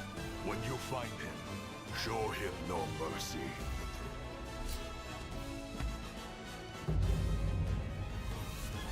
There's no You're way gonna we kill will yourself, I'm Key? Oh no, don't do it, I'm dude. pretty You have so much to excited live myself. for. Oh, anything but that.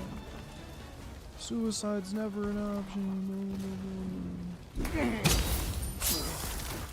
Just try not to fuck it up like you have everything else in your pitiful fucking life, I'm Key. Jesus Christ, dude. I'm so sick of these fucking people. You know, just literally failing at everything in life, and then when they finally do the honorable thing and decide to end it all, you know, they still manage to fuck that up, too.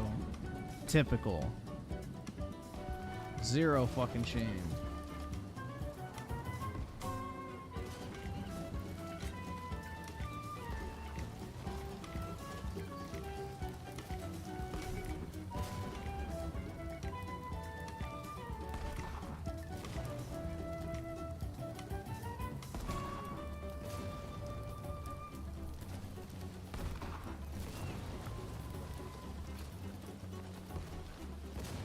Most content on the internet's mindless.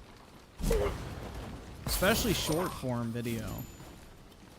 I mean, it's literally just designed to like capture your attention for like 10 seconds, so.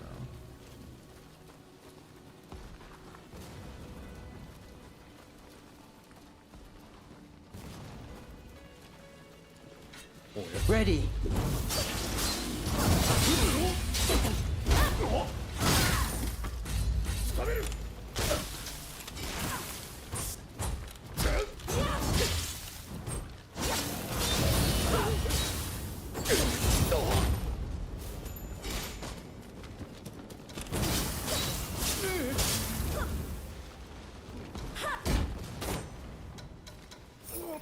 He drowned. Nice. Drip or drown, dude. Hell yeah.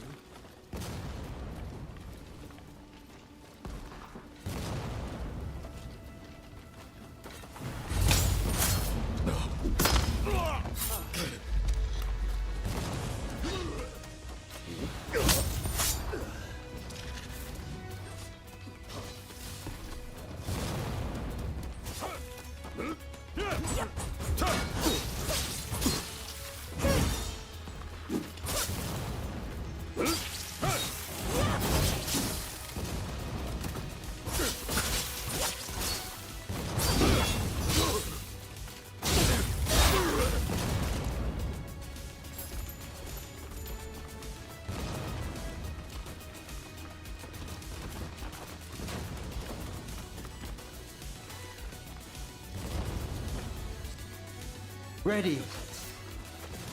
We're resolved to bring down the shogunate. Walk away, or we'll cut you down. Take your words, Ito. Time for speed.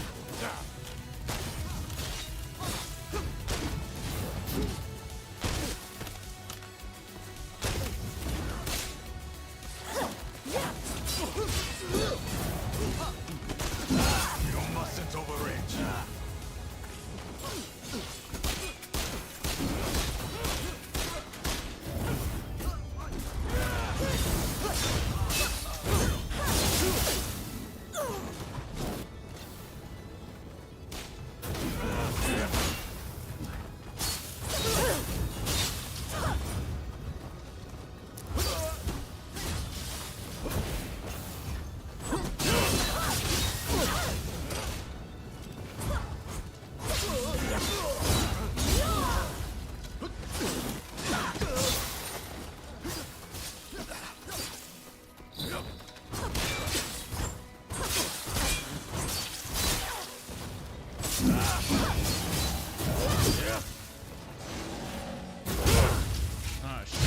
Back a bit.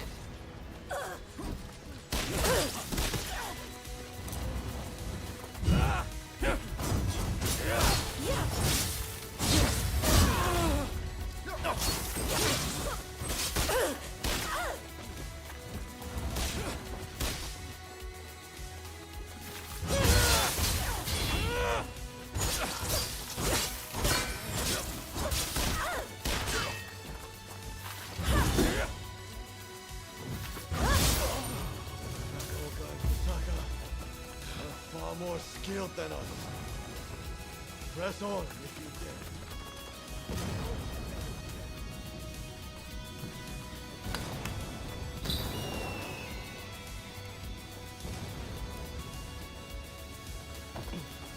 Yeah, Blaze, I wouldn't waste your time arguing with that Crowley guy because he's like, you know, a Reddit atheist type who basically fills the empty void of his existence with consumable items.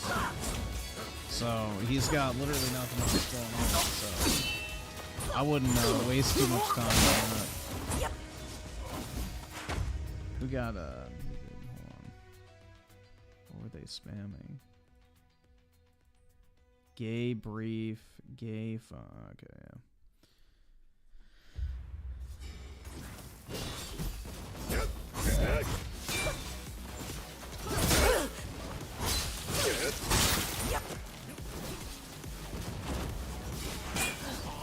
Redditors in the chat, that's right, man.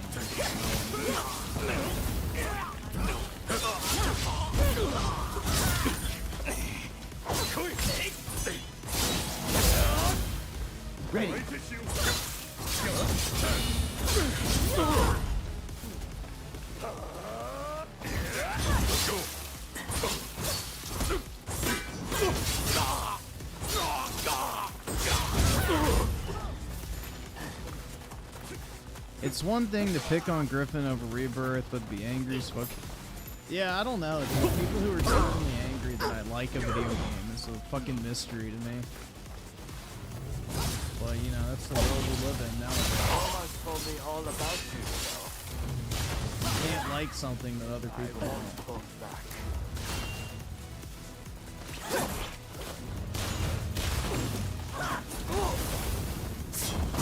I had one dude in my comment section say I was like, you know, forcing people to buy the game is like you promoting the game is you encouraging people to buy it. In turn, you're forcing your beliefs on people. It's like, what?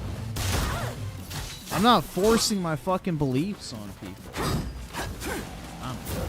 This shit way too fucking serious.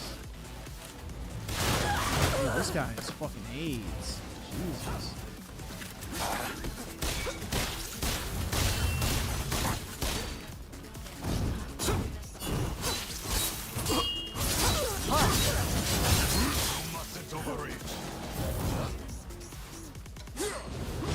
You're done.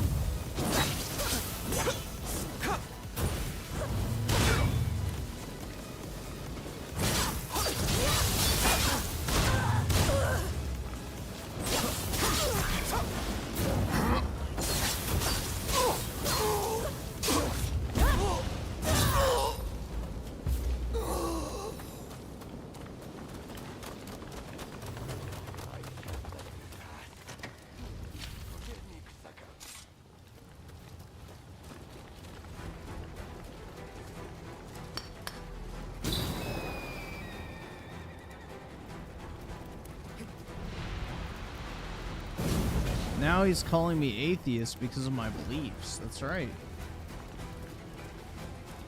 Bro, you were literally in here previously talking about how religion's bullshit, blah, blah, blah. So, yeah. I'm calling you an atheist. Cope and see it, libtard.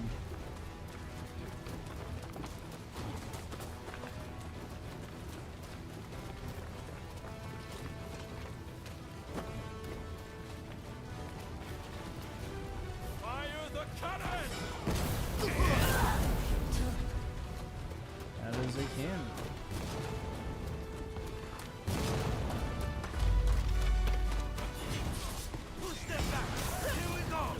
How the fuck did he know I'm up here?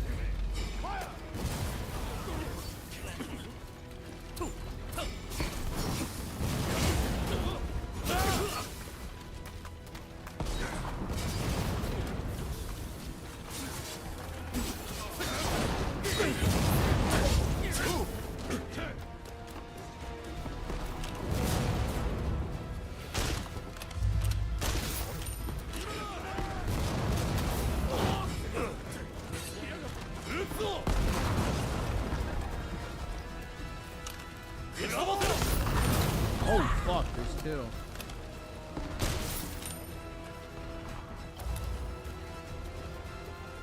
Oh.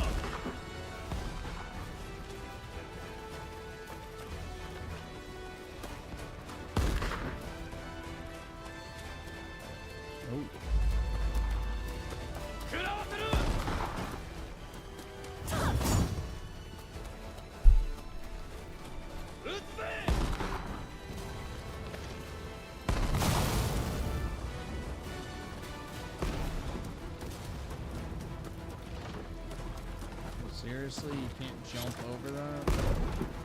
Fucking gay.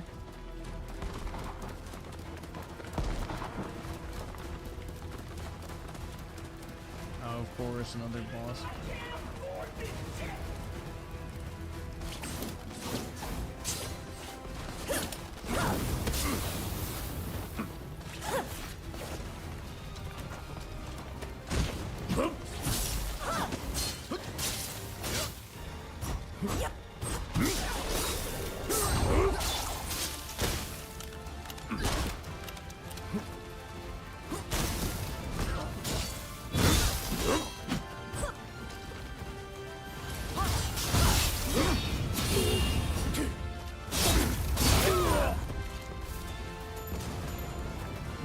He was pretty easy.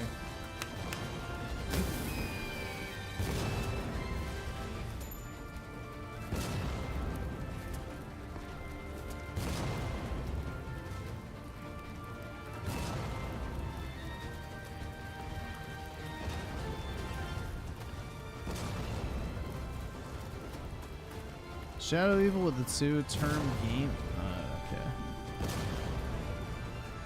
I may just need to up my mic. So for whatever reason, it defaults to 21, which is weird. Alright. That should be better now.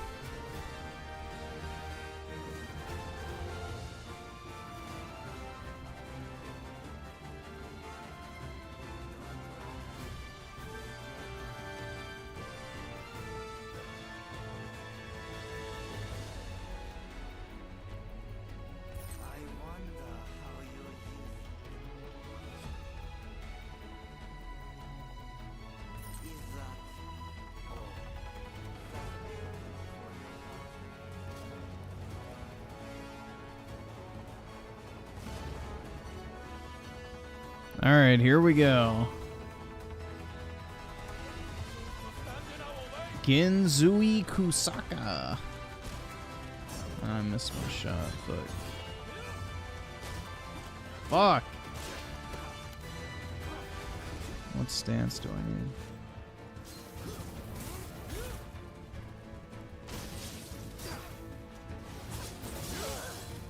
At least that did a decent amount.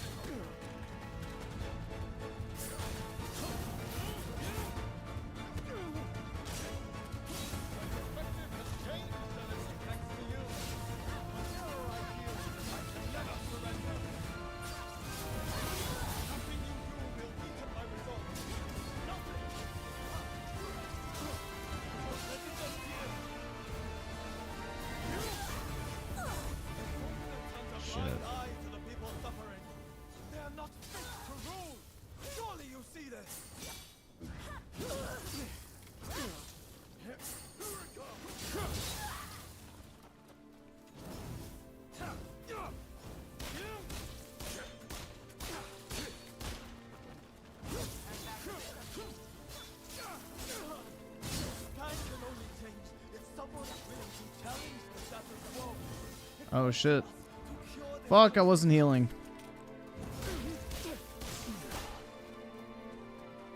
I put a cap in his ass.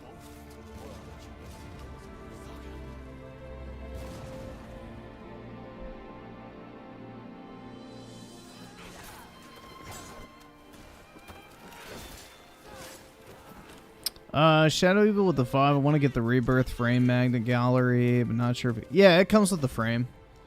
They're just like little like refrigerator magnet type things. So yeah, it comes with the frame. And Groovy with the 2. Mods send all the atheists to the Sorry, man, that's what they believe in after death is the Shadow Realm, basically. Nothingness. They'll get there eventually.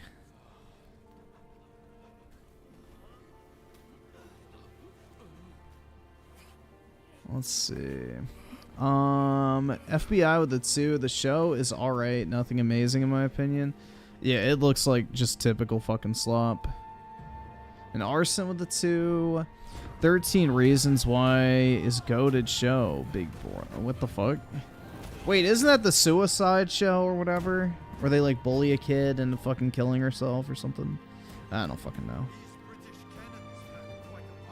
And Ferrix with the 5. Xbots are talking about claiming the Fallout TV show since Sony fanboys have Last of Us shit. I don't think either one is a flex in all honesty, man. If you have to brag about your TV show when it comes to gaming, then that's not a great sign. That's all I'm gonna say.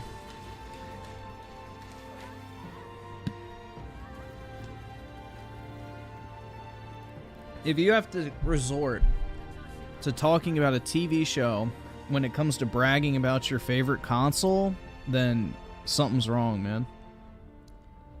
Yo, it's my babe sister.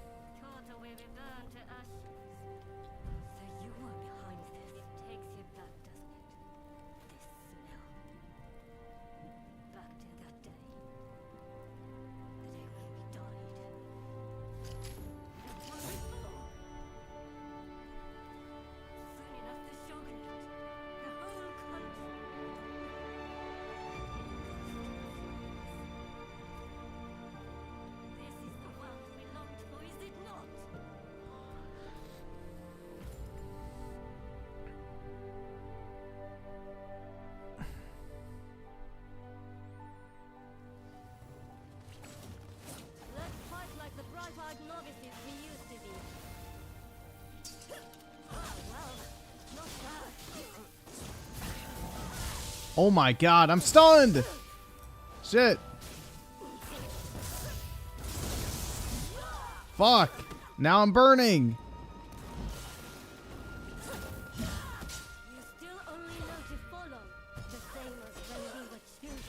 Oh my god, dude. Shit. Forget how you change characters. There we go.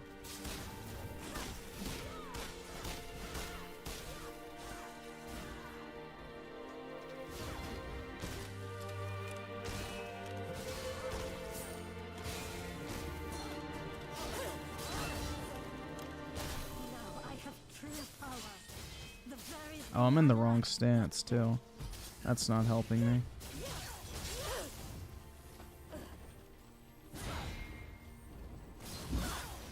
Why can't I heal? There we go.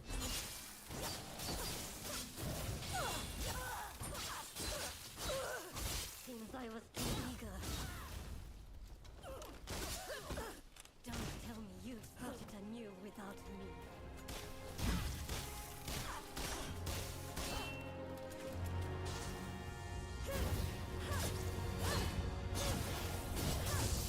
Oh, shit.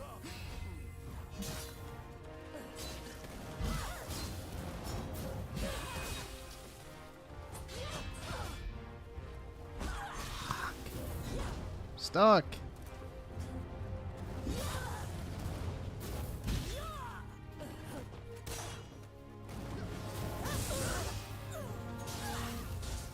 Oh, nice. I got lightning blades now. I rarely ever get my special, like, blade effect. It takes so fucking long to charge. You barely ever get to use it. It's kind of a shame.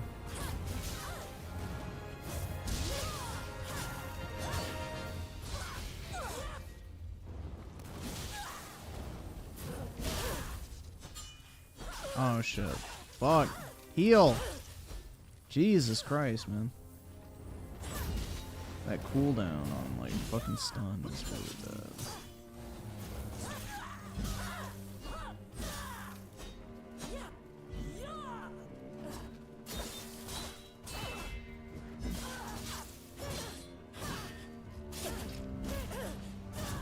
There we go.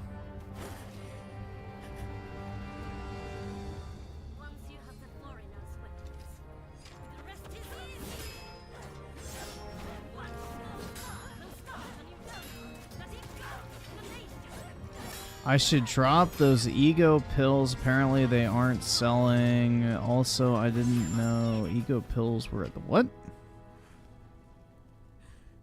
The fuck?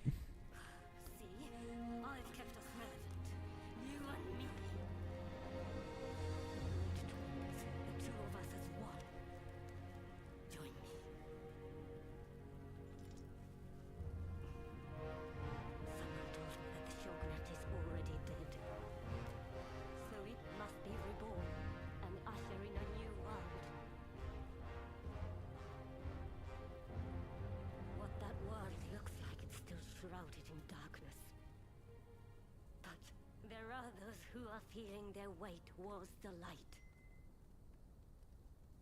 A new dawn. I'll fight along with those who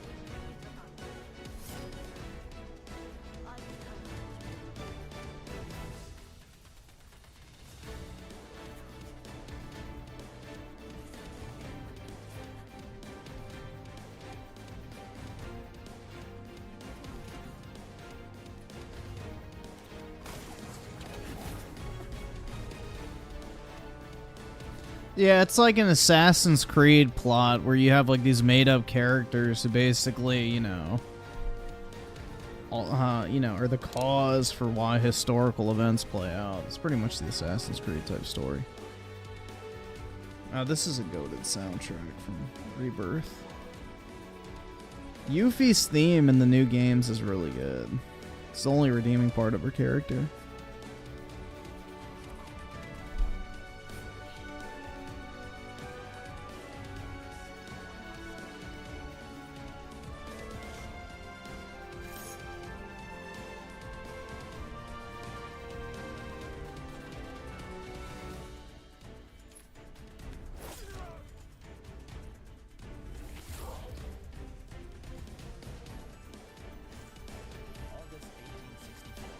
Ha!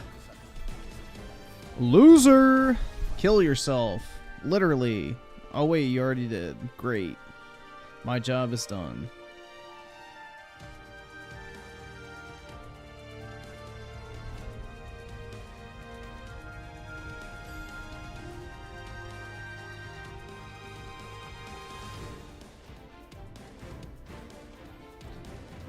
Yeah, the music industry is just an extension of Hollywood, so... It's the same shit. It's just music instead of movies.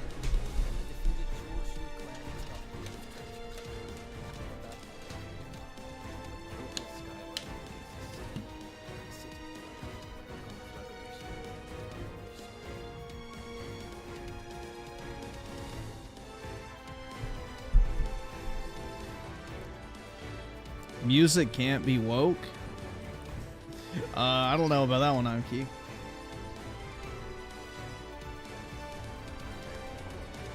On my chair, man.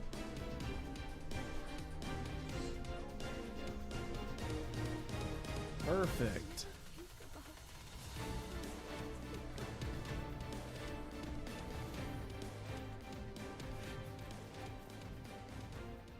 Kiwi was chasing your brother's dream. For all our sakes, he wanted to build us a new Japan. What does Cloud even do with Yuffie if he goes on that date with her? Basically, she gushes about how much she wants Zack. Pretty much. What do I think Israel's gonna do? Israel is probably gonna do exactly what we told them to do, which is attack Iran's nuclear sites. Because this entire thing is like a proxy battle, essentially, because, you know, old Brandon decided to give them, you know, $16 billion total to stop their nuclear program.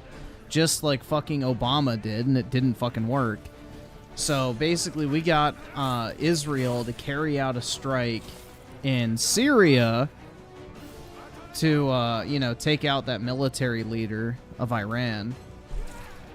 And basically now we're going to use this scenario as an excuse to attack their nuclear facilities and destroy them using Israel. So Iran sends these fucking attacks towards Israel. Israel retaliates, but the real target is the nuclear sites where they're enriching uranium. So that's what I think is going on personally.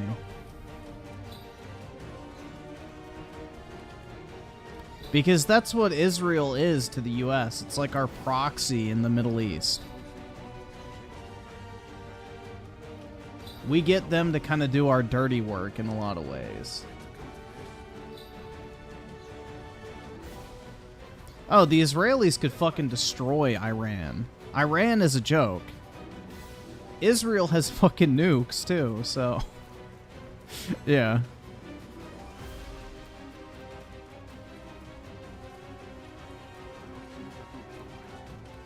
Either subscribe. Israel's donate, or get the fuck military, out. I think, is what? Considered like third or fourth best in the world? Like, their entire population has military training. Not to mention, they buy military goods straight from the US. So, you know, they're armed to the fucking teeth.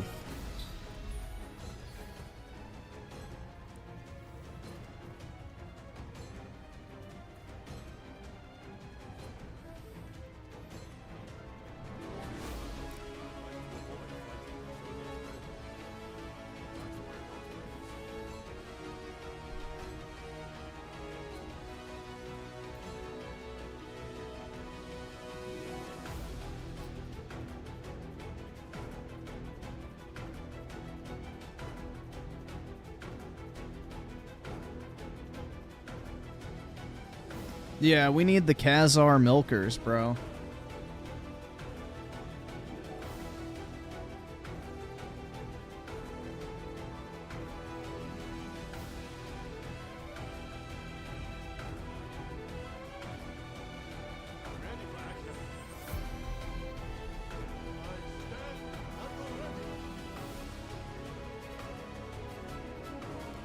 The Khazar milkers are something worth fighting for.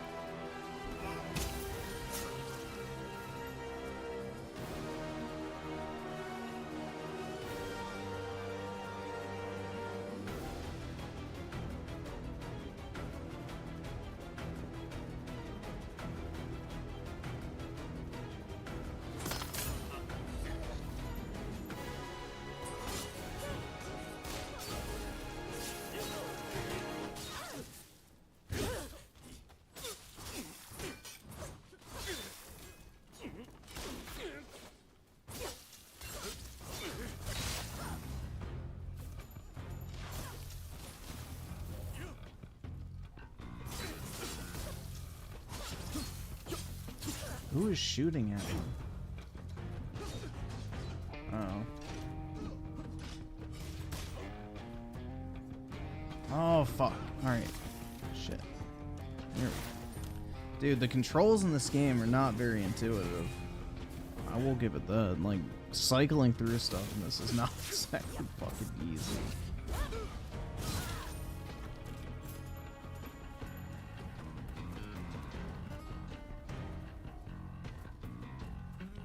No, fighting Iran would go very well because they already have an unruly population that doesn't like the government.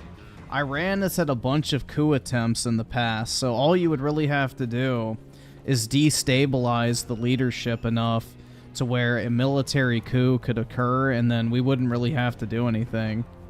All we would have to do is basically, you know, take out the Ayatollah and a few other key people, and basically the entire country would descend into, like, self-destruction.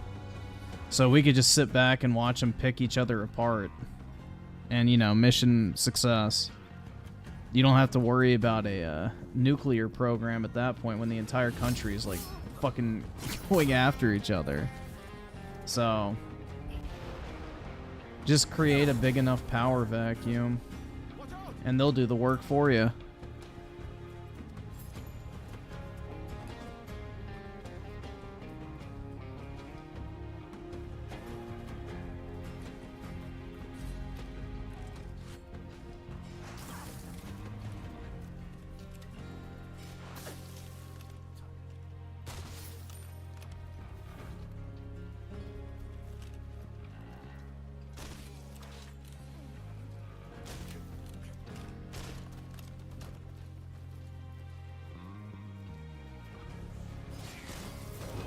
Yeah, but realistically, man, like, they're never going to be able to go band for band against Israel.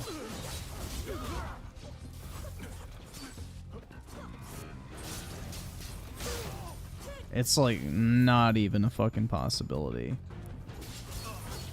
The Arabs have... Well, I shouldn't even say Arabs, because the Iranians aren't Arabs. But, you know, Israel has already had to deal with this shit before. And they completely fucking bodied the Middle Eastern countries that tried to go after them before. So, this isn't anything new.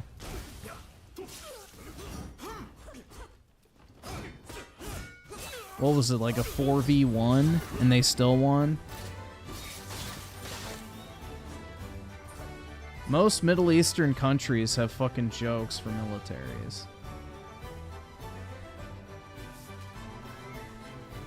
It's like North Korea. They got all these fucking people, but none of the technology or actual know-how to actually utilize it. So, you know, Iran has a lot of people, but that's it. They don't have any real military, like, training, experience, or anything. Nor technology, either.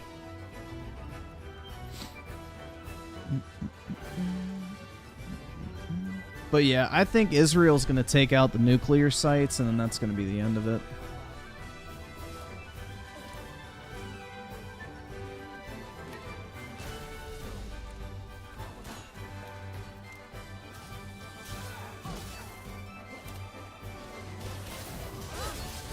Holy fuck, dude. I can't even keep fucking eyes on this guy.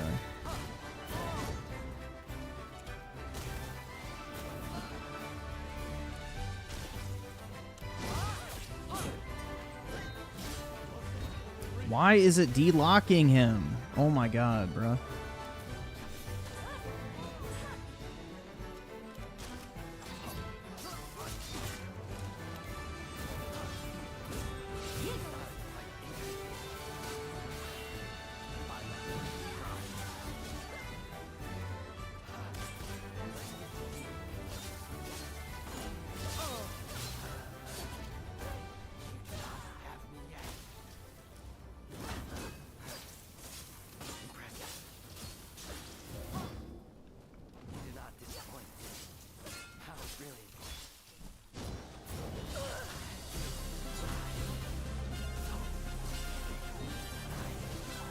Ooh, I need to skip this song. I don't fucking like it.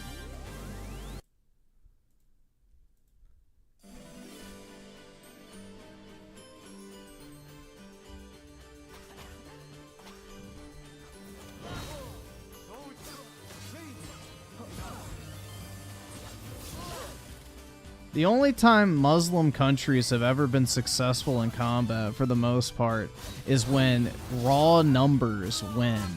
That's it.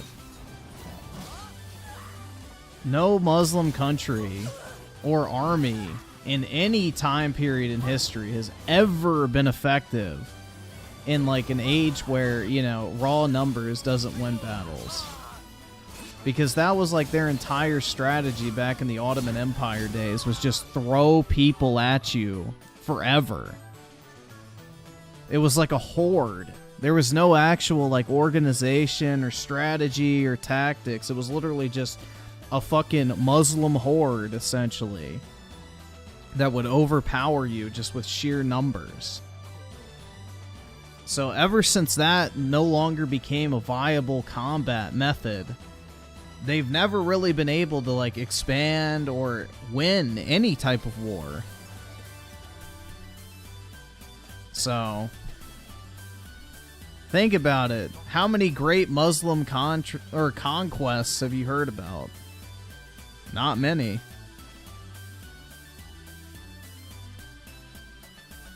That kind of stopped once, you know, militaries became a lot more reliant on, you know, guns and shit.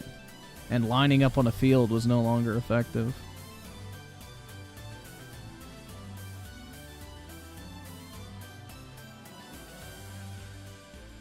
We've never actually fought a war in the Middle East, bro. Other than the Gulf War, which we won pretty easily.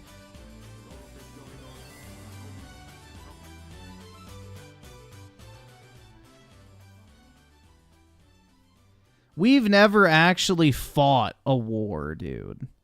This is the thing. We've had half-assed fucking pussy little incursion type things. If we went in and fucking flattened the place, we would win in a fucking week. But we have a bunch of pussies in charge that don't let that happen. Name a country, and I could guarantee you the U.S. Army could fucking take that shit out, if given full freedom to go balls to the fucking wall. None of this, oh, no civilian casualties, or don't hit the fucking schools, or oh my god, don't destroy the water lines because that's cruel. Yeah, remove the fucking bullshit rules of engagement. That shit is gonna be easy. So, that's the issue, is we cuck our military. Because we have a bunch of pussy-ass politicians who send people to war and then don't give them the ability to win. Like Vietnam, where our own politicians were sabotaging the people they sent over. So, that's the thing, is we have a bunch of fucking idiots in charge that want to go to war but not actually wage war. They want to do this half-assed, like, fucking, let's draw this out for as long as possible to maximize the fucking government contracts given to defense contractors. That's the goal. It's not to win. It's just to take as long as humanly possible so they can award as many contracts as they want to their buddies in industry. So that way when they get out of office, they get a nice cushy job at the end of it. So, that's the thing, man. We're not actually waging war in the Middle East to win these days, because it's more profitable to draw it out for as long as possible. Why do you think Obama pulled out the troops in Afghanistan right as things were starting to turn around? Because that wasn't profitable. We had to basically reignite the entire shit show. And I'm sure, you know, Biden pulling the troops out the way he did was in an effort to reignite the shit show, so we eventually have to go back. Imagine that.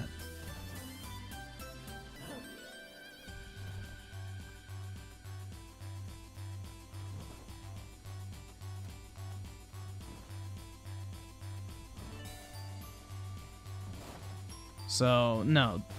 We could take out Afghanistan in a fucking month, bro. Like, are you, like, really? If we just had a constant rain of fucking cruise missiles on every single fucking major population center, you really think Afghanistan could fucking withhold? Fuck no. we could fucking decimate that entire desert and turn it into fucking glass with the amount of fucking, like, missiles and artillery and just straight up bombs that we could drop on those fuckers.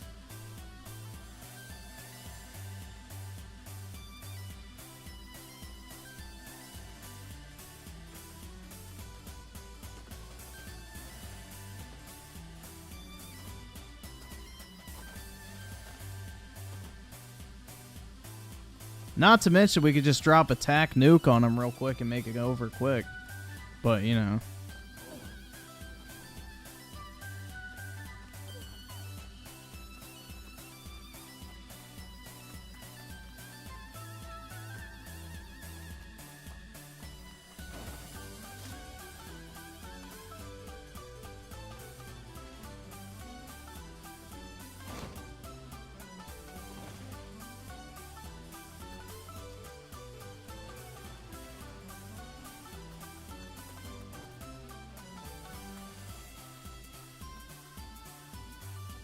Let's see. Juan with the 10 months. Griffin about to dodge the war like Trump, dude. I'm already out of the age range, so it doesn't even matter. And Juan with the 2, it's pronounced Iran, not Iran. I don't give a fuck, dude. I have zero fucking respect for that shithole of a country, honestly.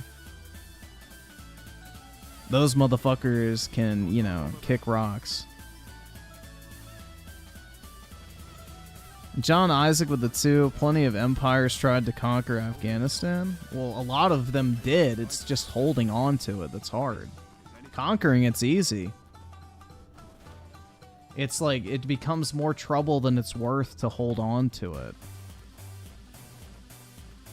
That's the thing. Plenty of places have conquered Afghanistan throughout history. It's just maintaining control over it is the problem.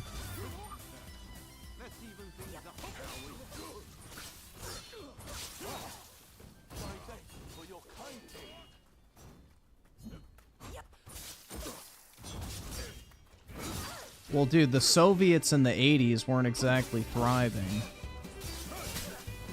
They were on the verge of collapse. Most of the Soviet Union was probably in the same state as Afghanistan back then.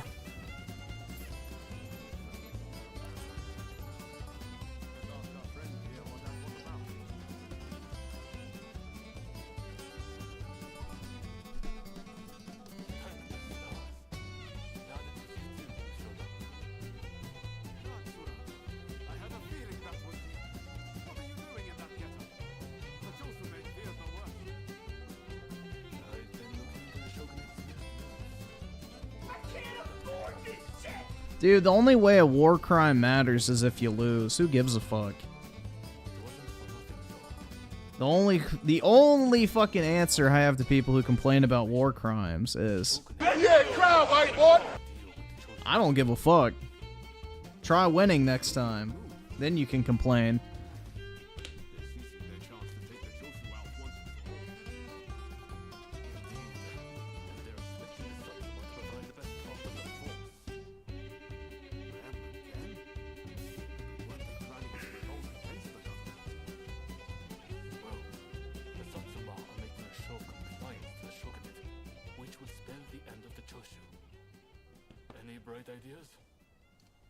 The whole concept of a war crime is a joke, if you ask me. Like, the fuck? Oh yeah, you can kill people, but just don't kill them in this way, guys. That's not the right way to kill people. You know, like, if you're gonna kill them, at least kill them in a humane way, dude. Like, fuck, bro. So stupid.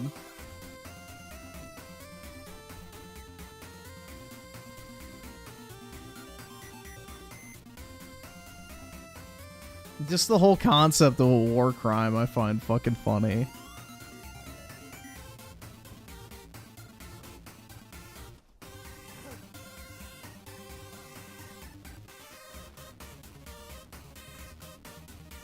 So that German dude in 1940s did nothing. That's not a war crime, dude. Rounding up your own population and sticking them in concentration camps is not a war crime.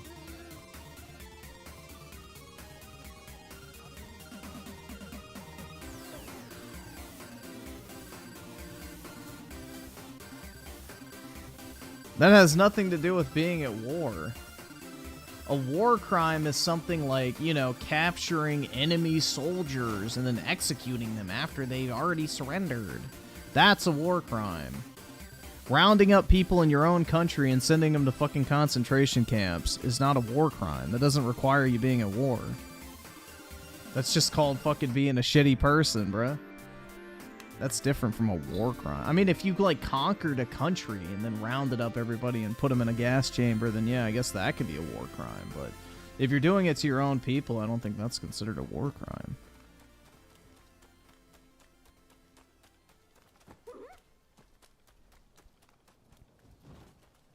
That's like a different category.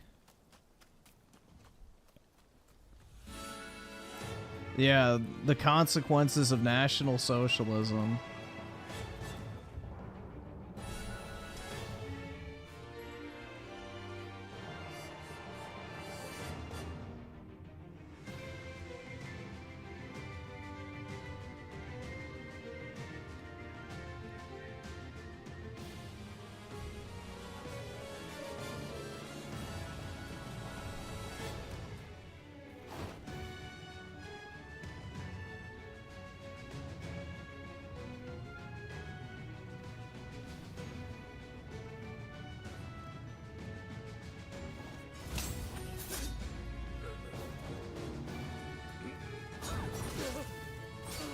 Why couldn't I fucking use...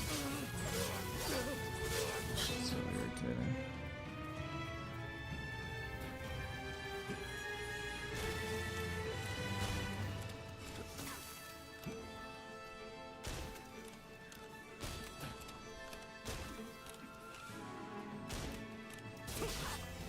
Fuck.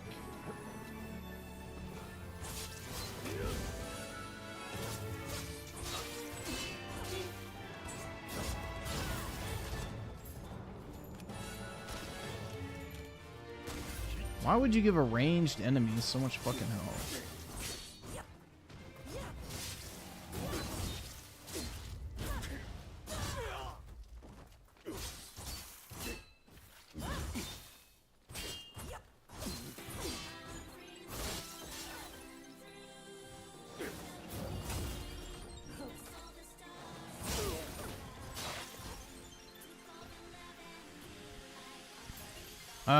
EV7 with the 2, the seals are pretty much Halo Reach Elite. The fuck? Either subscribe, donate, or get the fuck out. What, they're aliens? I don't know about that one, Chief.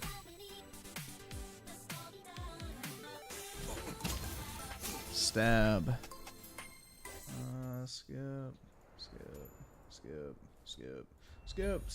Skip. There we go. Pig Riser with the tier 1 membership. Appreciate it, man. I'm super straight with the 10. Want to get Rōnin, but I'm not buying a PS5, even though I can probably sell a stock to get it. From what I read, the devs said Rise is not showing up on PC at all. It's designed around PS5, down at the menus. It's published by Sony, so it might come to PC, but yeah, I have no clue. It may or may not. I mean,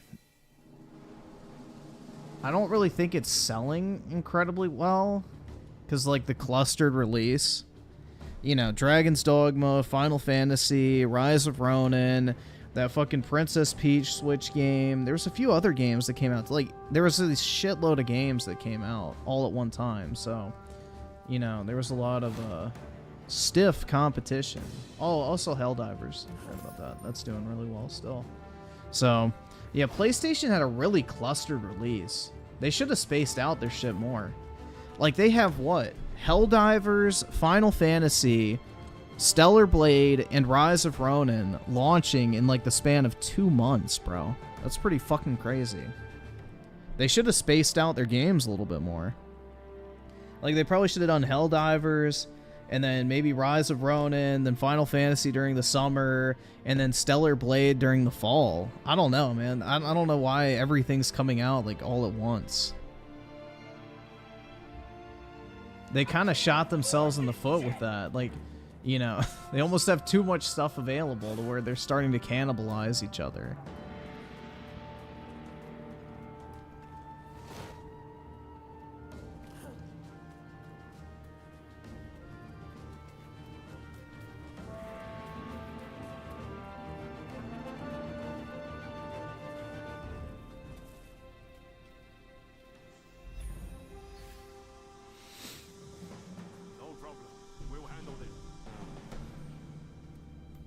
Well, none of the games are Sony's other than Helldivers.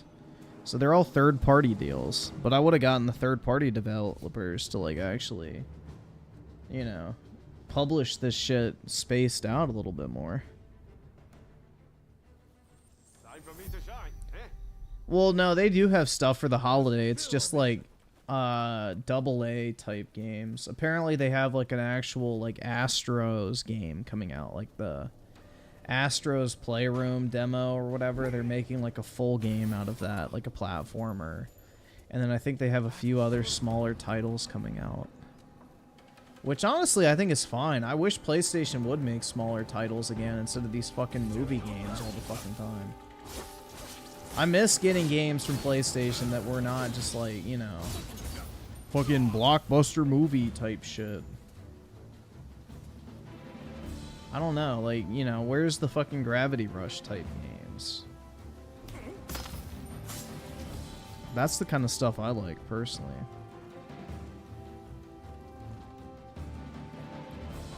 I just want them to break the mold of, like, the fucking movie slop. Like, I really don't like those type of games that much. Because most of them are just boring. Like, it'd be one thing if they were good. Like, you know, I could probably manage it more, but most of their fucking movie games are just shit.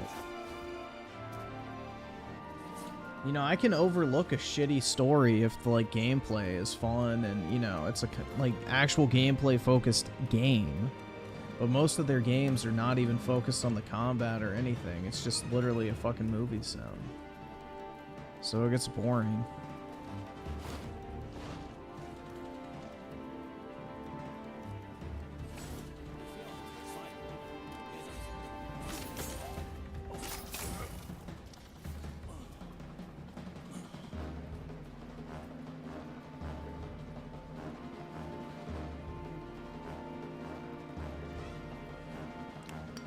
Well, $70 are hurting sales numbers, but they're also helping revenue. So as long as the revenue increase is greater than the sales decline, then it doesn't really matter. You're still in a better spot.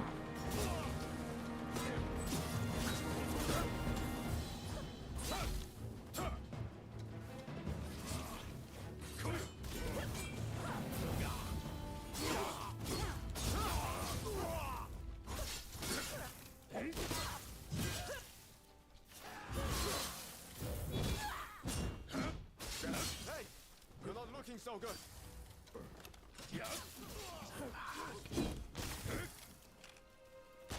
There we go.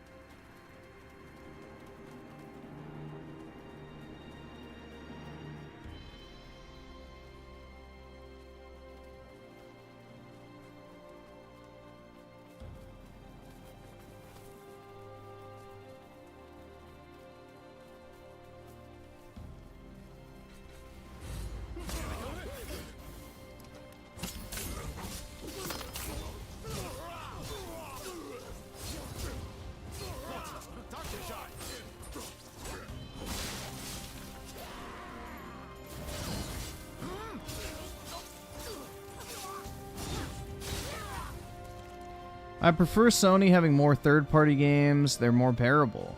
Yeah, honestly, I like all their third-party games that I've played thus far. So,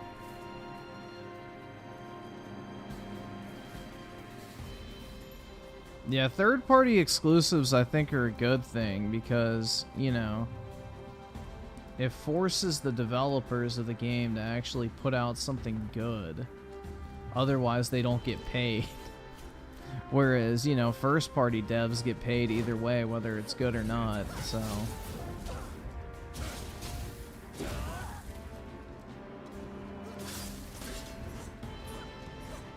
When compensation is directly linked to, like, quality, I think that's ideal.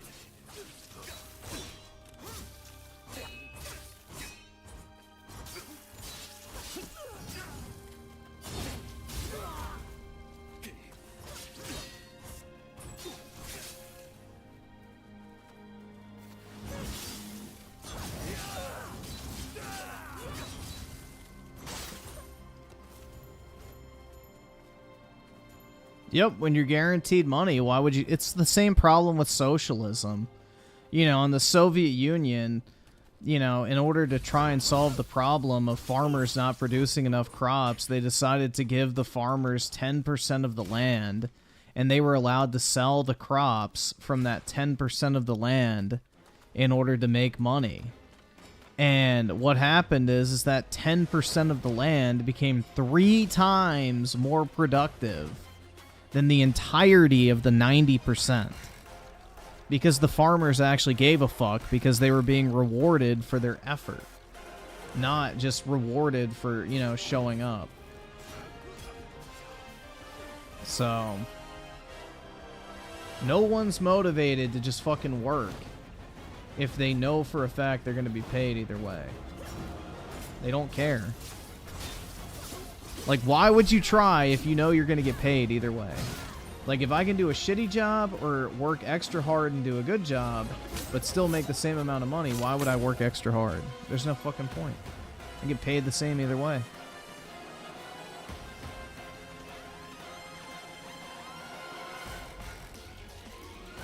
I'm just going to put in the fucking minimum ass effort, collect my paycheck, and move on with my life.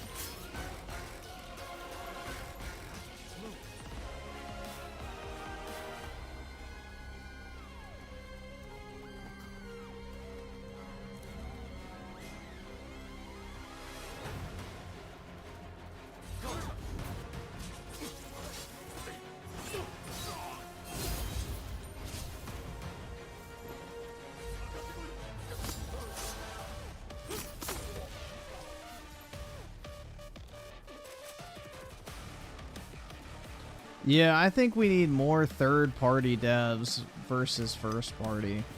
Like, I think it's good that it holds developers accountable to actually having to create something that's going to have appeal and not be complete shit because, you know, the company's actually at risk of going out of business if their games don't do well.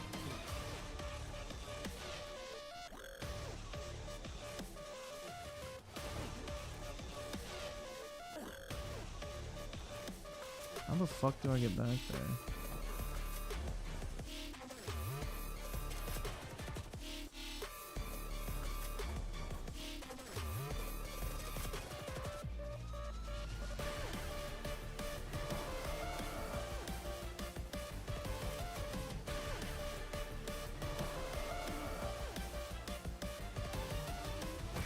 I'd much rather go back to the time of Xbox forcing you to buy a console to get their games, because back then the games were actually good.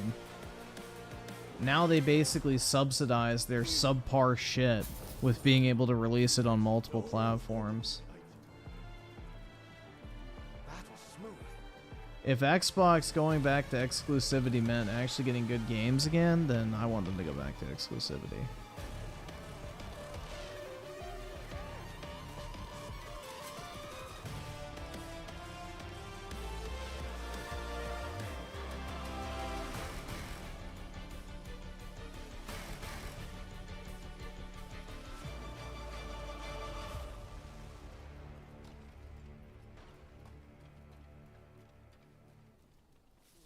So, you've been ordered to lead the expedition. Xbox too busy shoving shit down your throat expecting you to pay. Yeah, exactly. They're like... It's not about money. It's about sending a message. Exactly.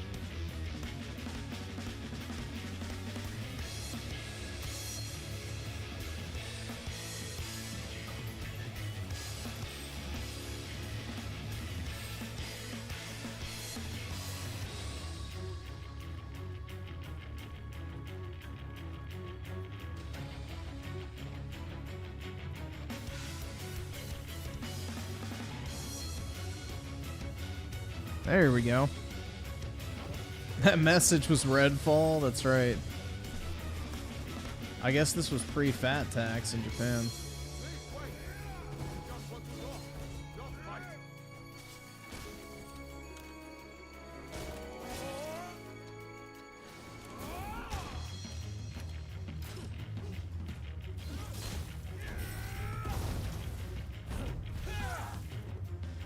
Dude, I know how to solve the obesity issue. We just ban any and all clothing over XXL. Problem solved.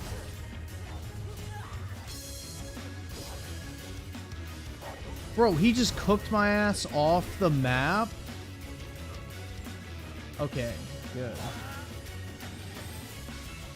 I can actually revive myself.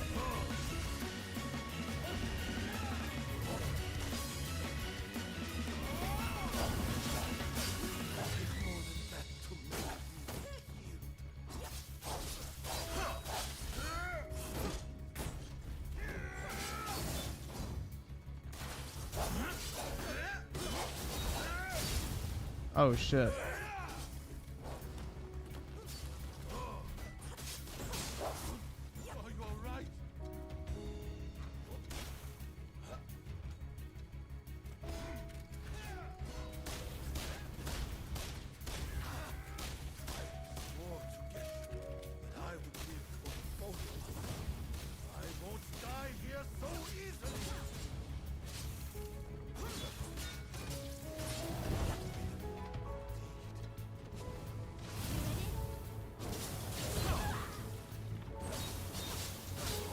There we go. Cut that off. Super Stray with a 10. Maybe they'll double dip, I'm not sure. But no, Koei Tecmo has been removing mods and porn off their games lately. And in the past, they threatened to not release games on PC if nude mods continue. Interesting.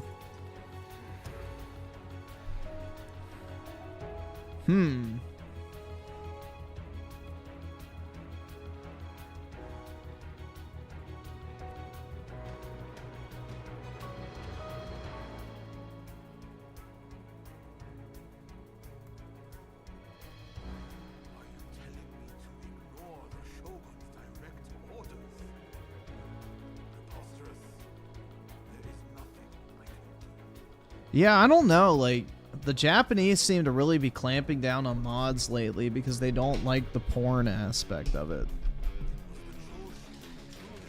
That seems to be a common thing, like Capcom's doing the same thing, which, you know, I think it has something to do with, like, you know, Japanese culture is very strict about that type of shit, so it's probably that.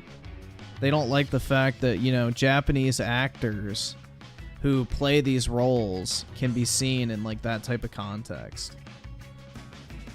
They do not hate degenerates in Japan. They hate that type of degenerates.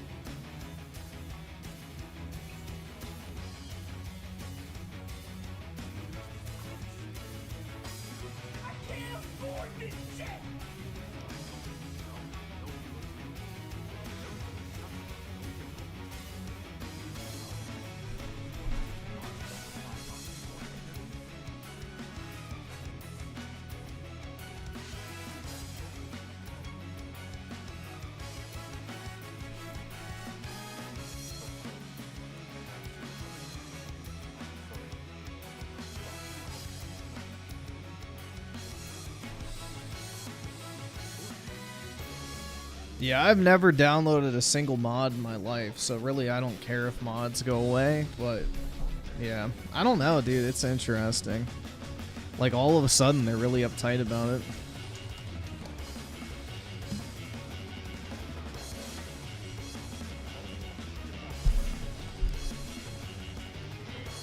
Now you're bugging. What do you mean? An L take? What's an L take?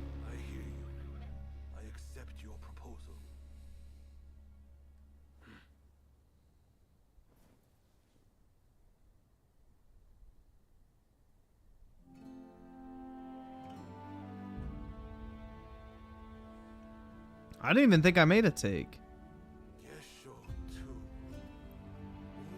What was my take that was an L? Then it's settled. The Choshu and Sasuke will join forces, and we shall be the ones to see it through. You know, I heard that in the West you're meant to hold hands and shake them. The only mod Griffin likes is a Discord mom? You mean a Discord mommy? Hell yeah, dude. I want her to tell me what a good boy I am in voice chat.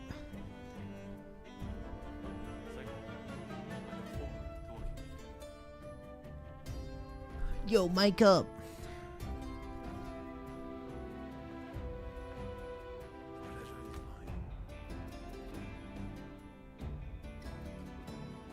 Yeah, I don't get that whole kink of like somebody going like, yeah, you're a good boy. Like, that's so weird, bro. I don't know. Like, I don't really want some bitch talking to me like I'm a fucking dog. That shit's weird.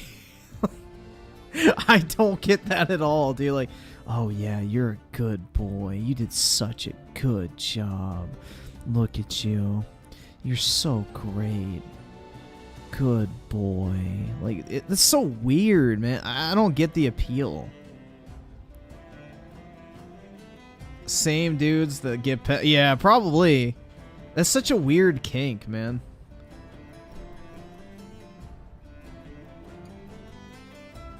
Mommy Pokemon? That's right. I don't know, dude. The whole fucking... The role-playing shit is cringe, if you ask me. When she says that, she's just trying to be sexy. Well, my dick inverts.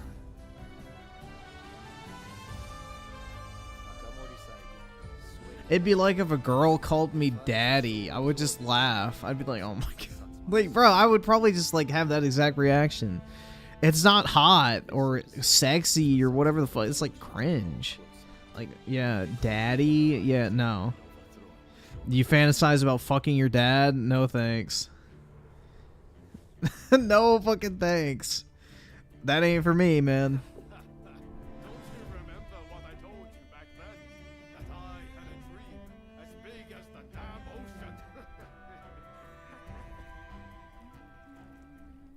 Whoa.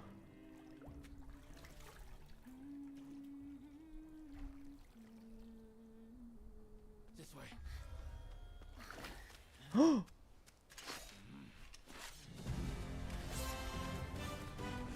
Let me see them titties.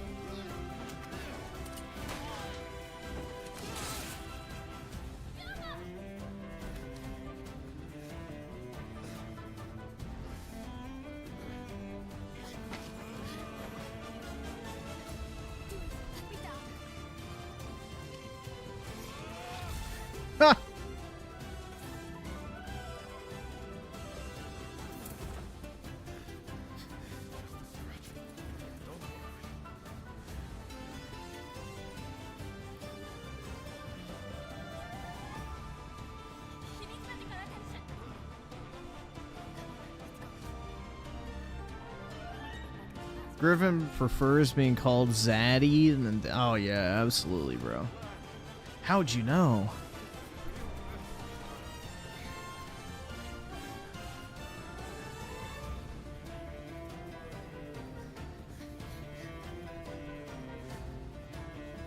Because the Japanese are very protective over IPs and, you know, characters and all that type of shit. Like, there's a very culturally, I guess, prominent idea that you need to respect the, like, artists and creators of things. And they frown upon, like, anything unofficial for the most part. So it's, like, considered extremely disrespectful to take somebody's work and then change it without the person's permission. So that's probably another reason why they dislike it heavily. It's like a cultural thing. They have very strict IP laws over there, too.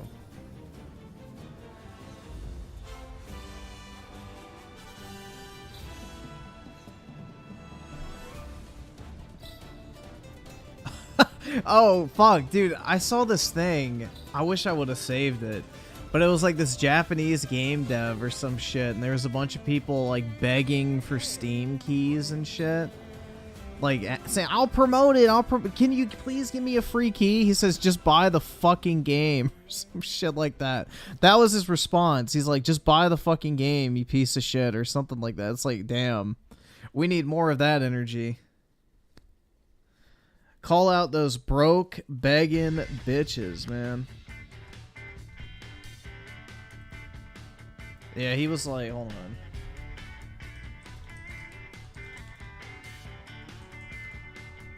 He was like, basically... Like, oh my god, $28 for cookies? It's 4 bags. That's $7 a bag. I know math is hard. If you're a broke boy, just say so. Anyway. Exactly. If you're a broke boy, just say so.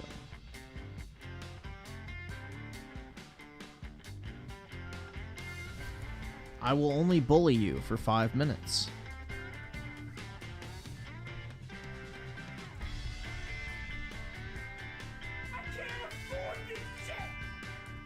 In 2023, Perfect Dark with a 10. Yep, Koei Tecmo just went after a Dead or Alive YouTuber for showcasing how to install Dead or Alive 6++, and they went after me recently with my NSFW renders of some of the girls I use for attention for my mom.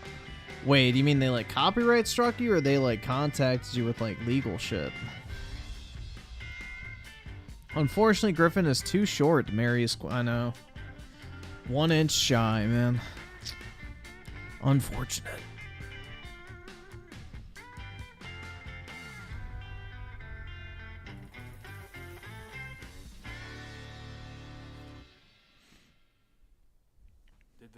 In 2023, Perfect Dark with the 5. Koei Tecmo absolutely does not like the porn right now, it seems like. Even though they've been not liking... Yeah, I don't know, man. It's interesting what, you know, Japanese companies get upset over. They're very, very protective over their IPs, though. So, they have some of the strictest IP law in the world.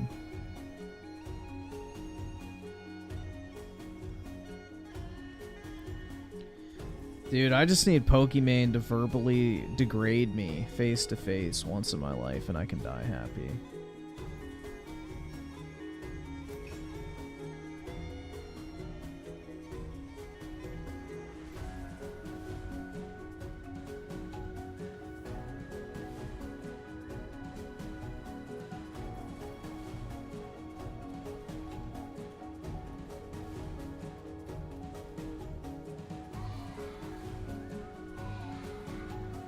Tekken 8 is one of them because they do not want mods at all. Yeah, I mean, I understand why you don't want mods, because especially if you're selling additional content, you want people to feel like they need to buy the additional content rather than just, you know, download a mod. Pokimane is a fake Asian? That's alright, bro. I don't have the yellow fever, so no harm, no foul.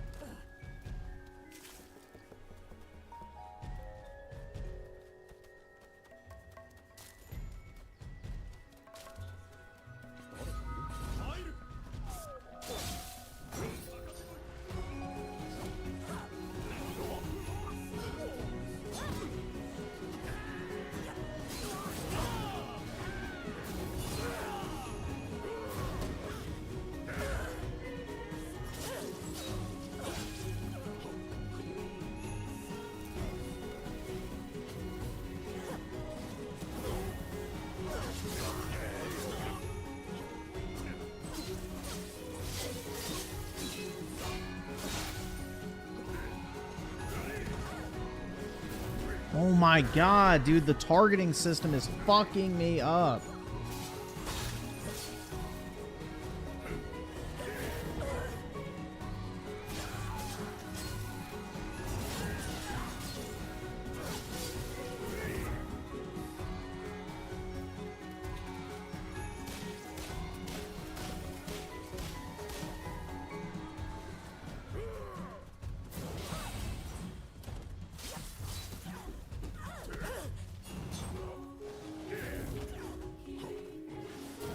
Oh my god, I couldn't heal.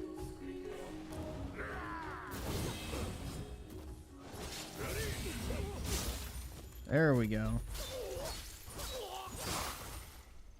Fuck off.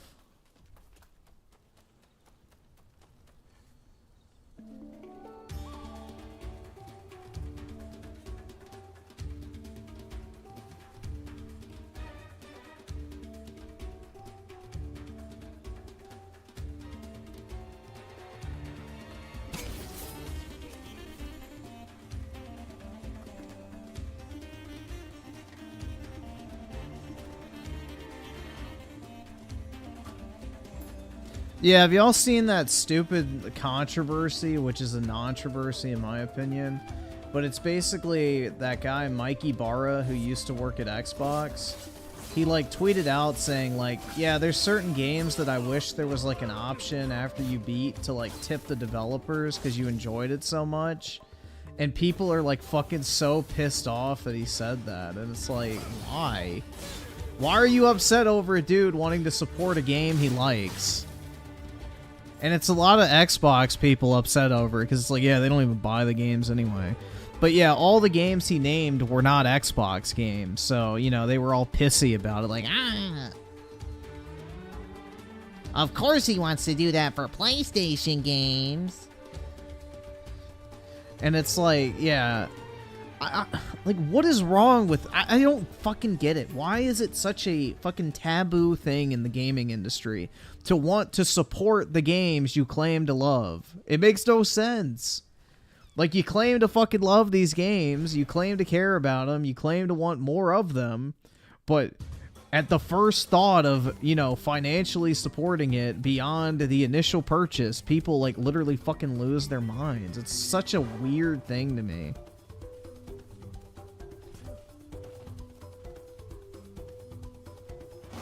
And I guarantee you most of these fucking soy jacks fucking purchase, like, you know, their favorite sports teams, uniforms, or whatever the fuck.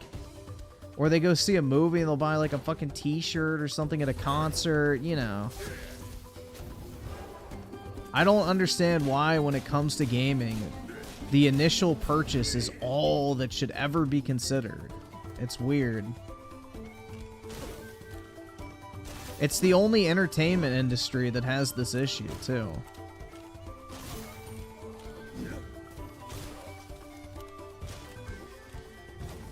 Especially when you consider how cheap video games are relative to everything else, too.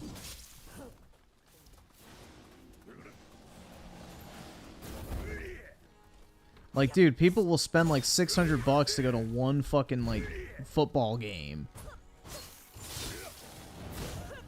But God forbid a game asks them to purchase like a $3 skin if they want to, or, you know, you want to financially support the actual studio that made it. Crazy.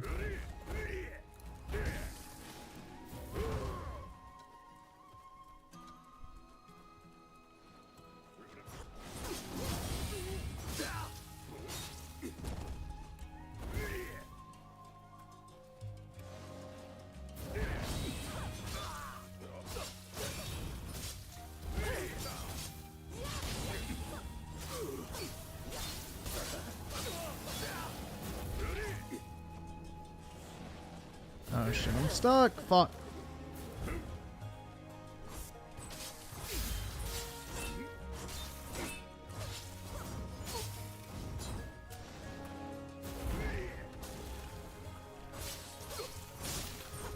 Alright, one down.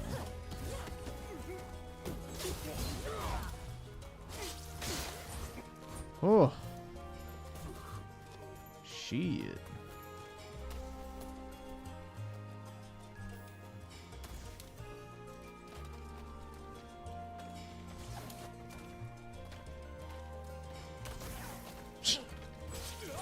with perfect accuracy too. I hate that that drop down attack does like no fucking damage. It'd be really sick if it would do like actual real damage.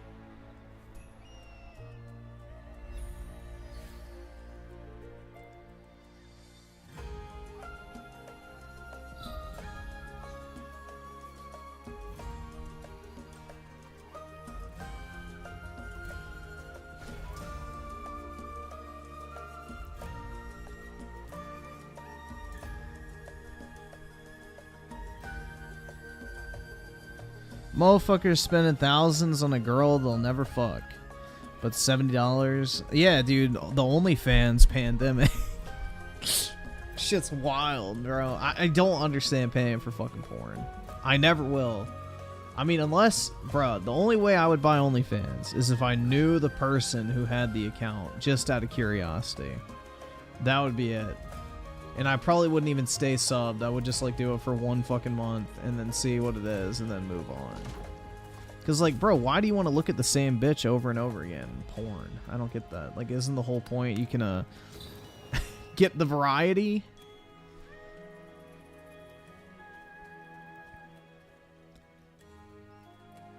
I was hoping you might drop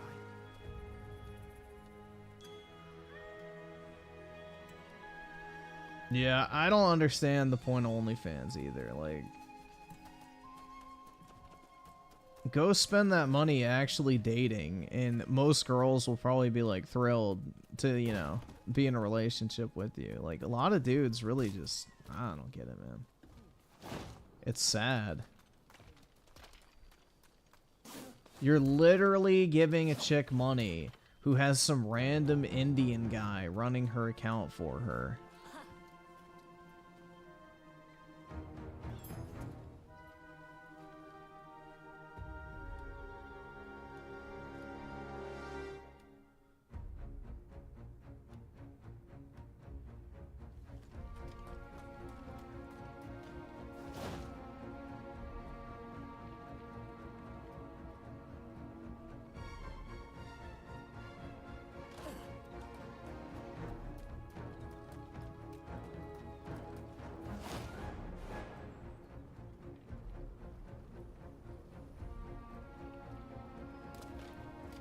Why isn't Griffin pimping out hoes on OnlyFans? Because I don't interact with fucking whores.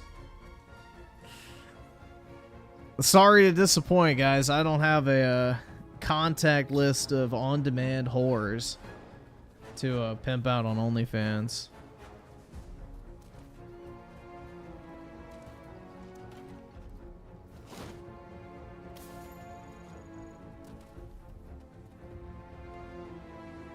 I would probably be a pretty good OnlyFans manager, though. That's the thing. But, yeah, no. I don't want to be involved in that type of shit. At all. So fucking degenerate, man. Yeah, I probably could just use some AI. Make OnlyFans accounts.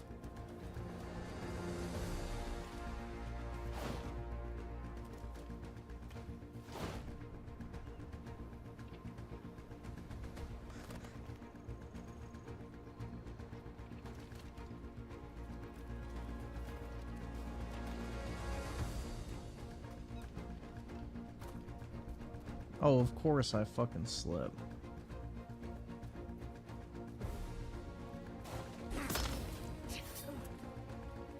Yo, he's glowing. What the fuck? He's a Fed!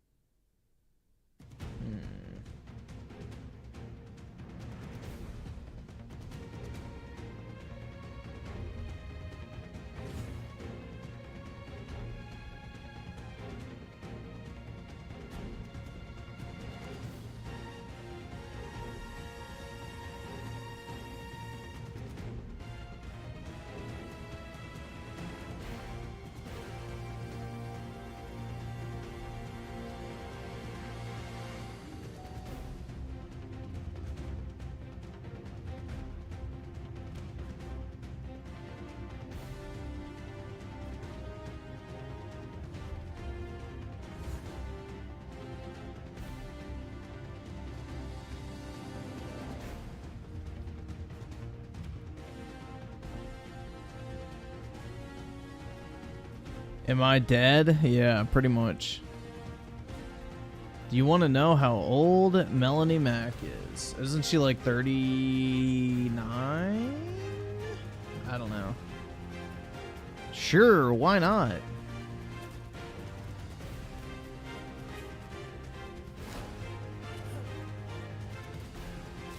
Very close.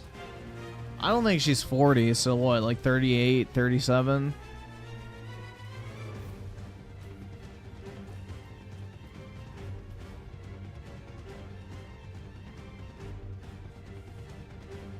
Melody is hot. I'm not a fan of the aesthetic personally. I don't know. She had like normal hair, normal amounts of makeup, no tattoos, didn't dress kind of emo, then yeah, maybe, but I don't know. Not for me. Not my type at all.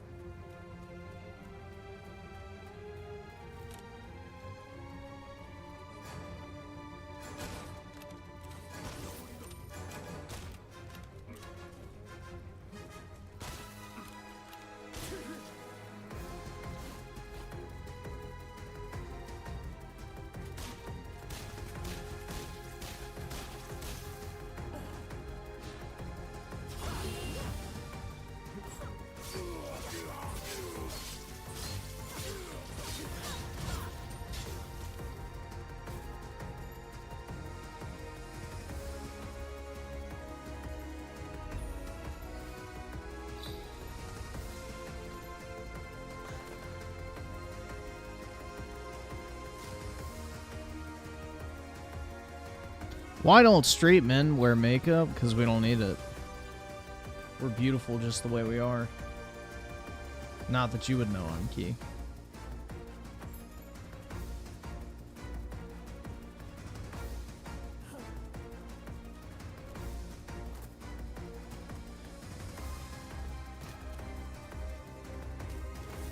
Synthetic Man loves those buff girls. Oh, interesting.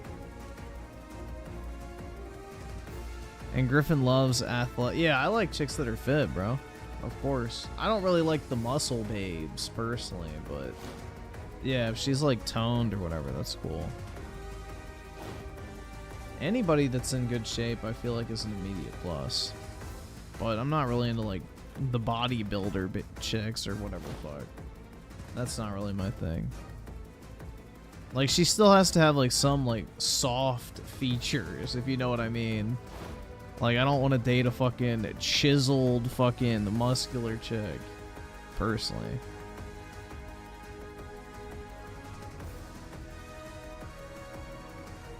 She still has to be feminine.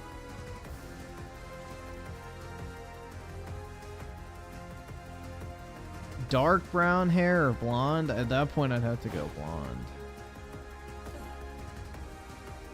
I'm not a fan of black hair, and dark brown, because I'm colorblind, looks like black to me at times.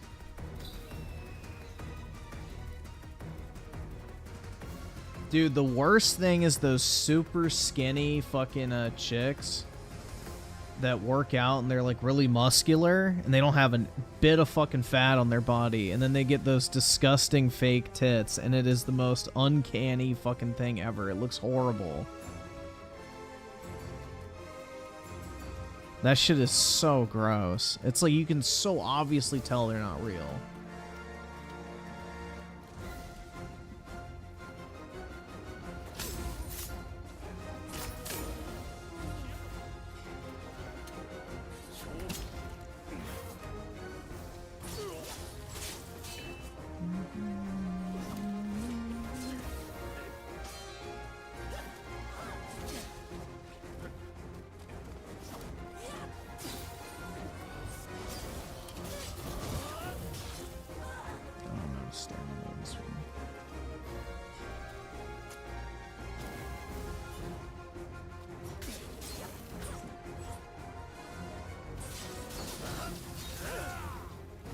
I should check my gear. I haven't done that recently.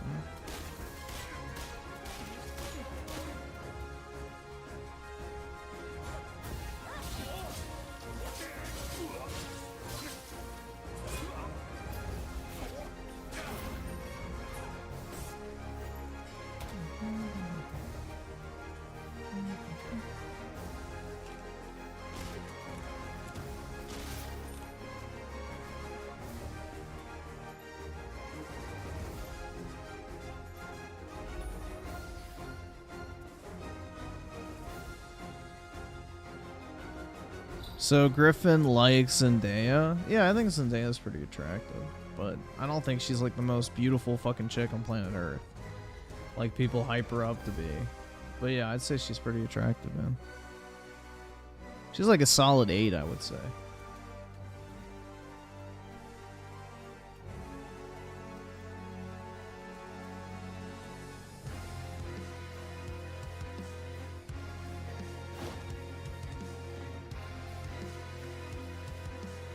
I don't really think there's too skinny unless they're like literally anorexic.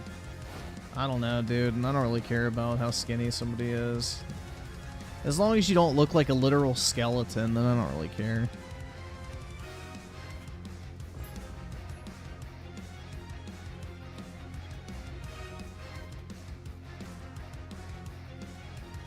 Nah, I don't think Jenna Ortega is attractive at all. She's kind of ugly. Not my type.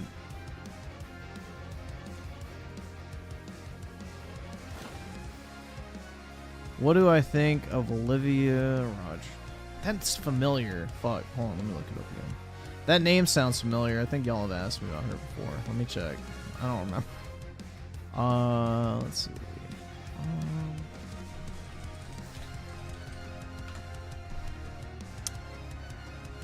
Oh yeah, she's pretty hot. She actually has like feminine facial features, so that's good. She doesn't look like a fucking Skeletor face like most Hollywood celebrities, so. She doesn't have the fucking buccal fat removal.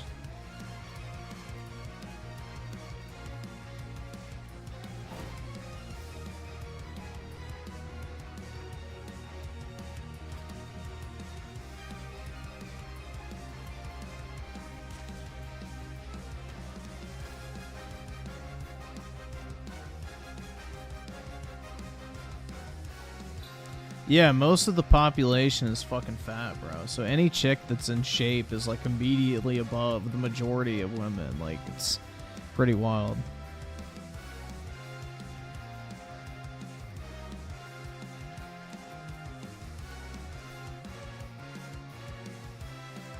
She's mid. Everyone knows women can't sing. Well, I wouldn't ask her to sing.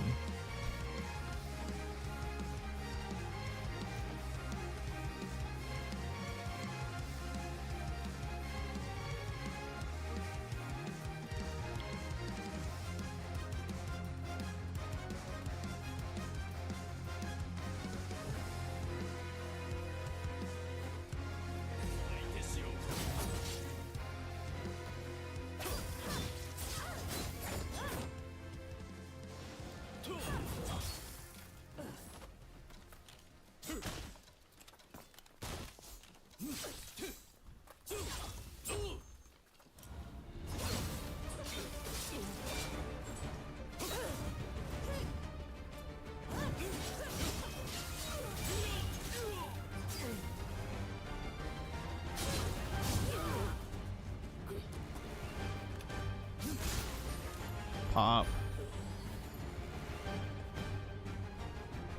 Ooh, he gushed all over my face. Yucky.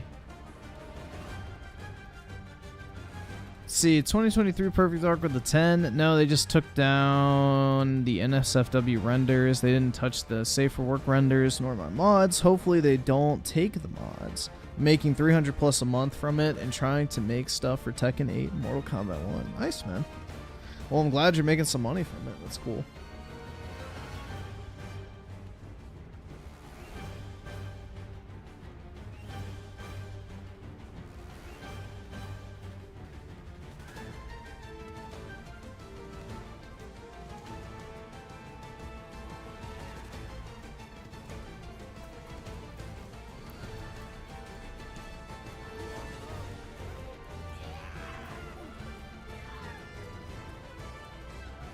Yeah, 6'1", 200's not fat. That's not fat at all.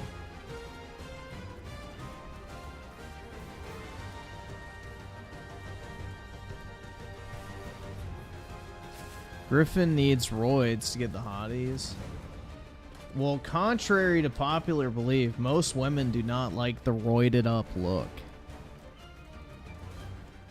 Most women like guys that are like toned and have like a decent amount of muscle mass, but you know, this idea that women want like the fucking, you know, literal fucking shredded beast is like more of a fucking male kind of perception than a woman's.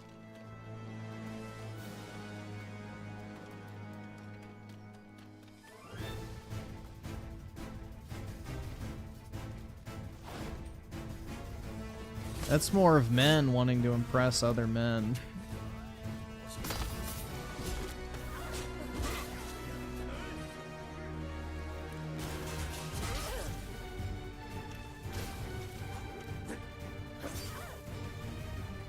It's like women with makeup. Most men don't give a fuck about it, but they want to show off in front of other women. So...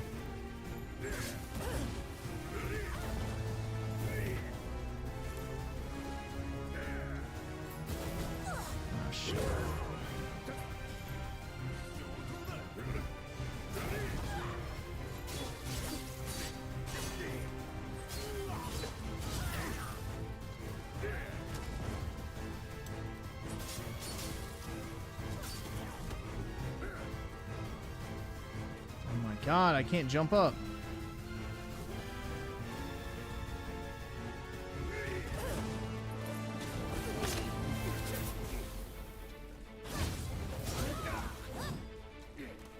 Oh, fuck, dude. Those are strong enemies, too.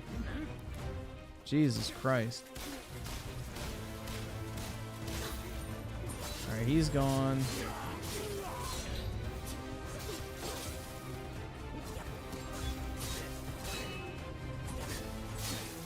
This is appropriate music.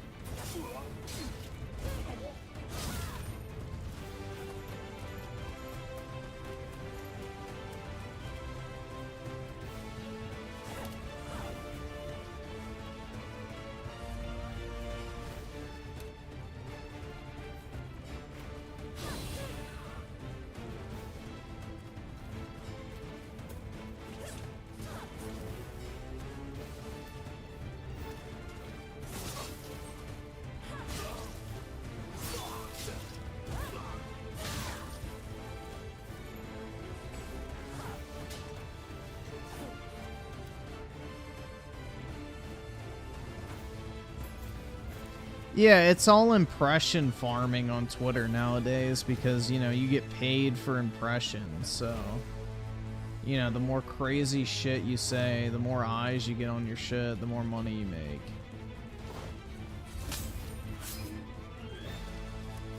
So you basically are encouraged to hype shit up unnecessarily.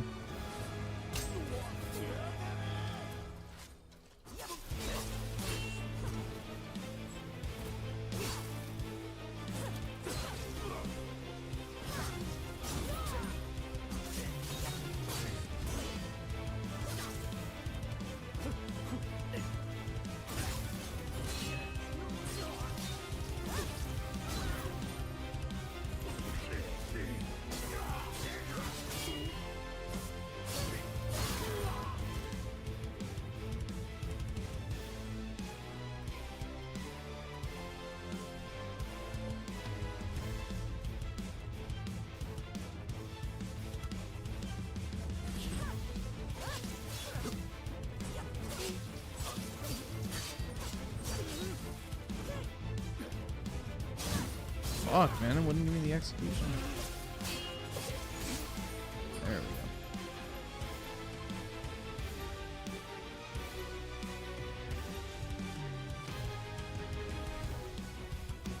go. There we go.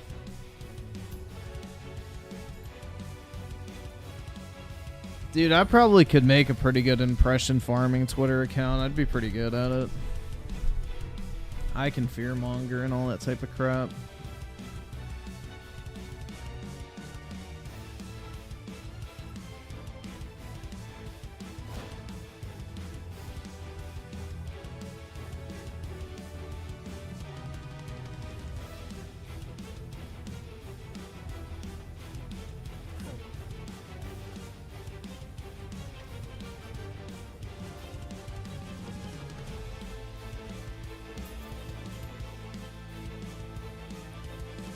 I need to equip some better gear.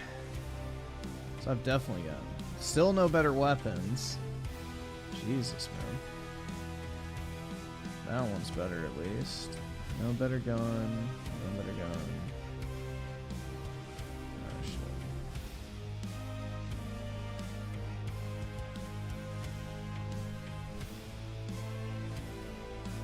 Oh, nice.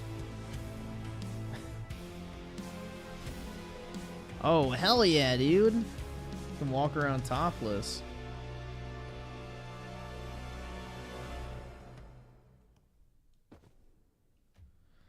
Yo, this outfit's kind of hard. What the fuck?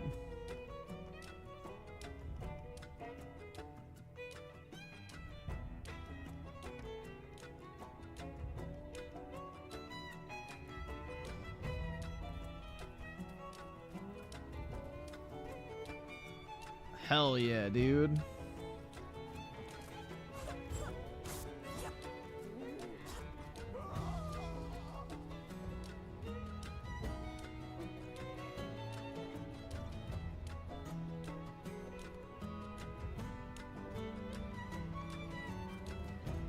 Let's go over here.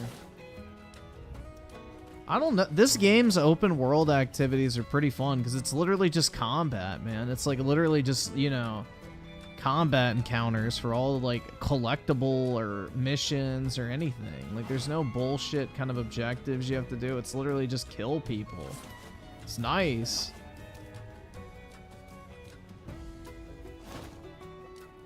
No escort missions like Dragon's Dogma.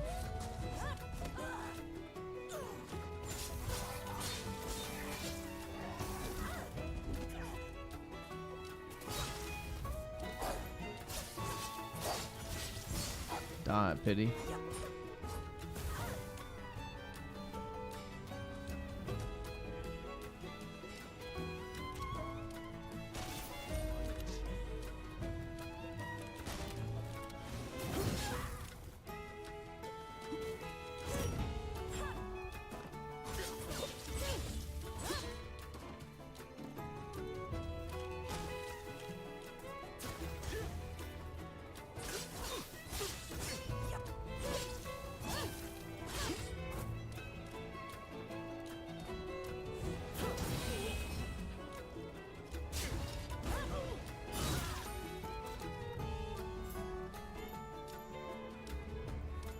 BioShock Infinite's the only game that I did an escort mission, or that did an escort mission, right? Yeah, well, kind of, but...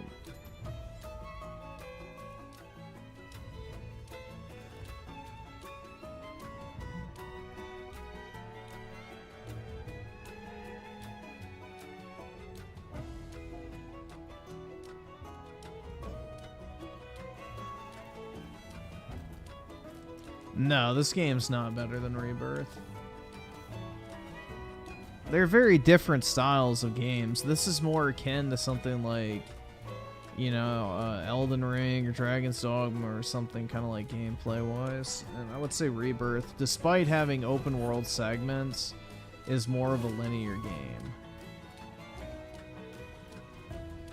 Like, this is a game that's much more about, like, just dicking around in the open world and shit like that.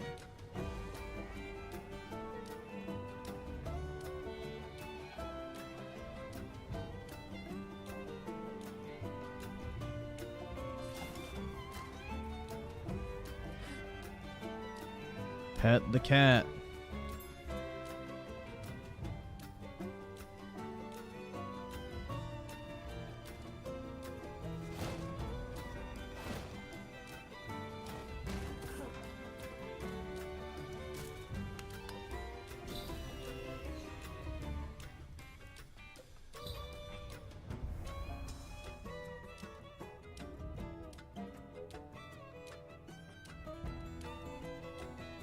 $42.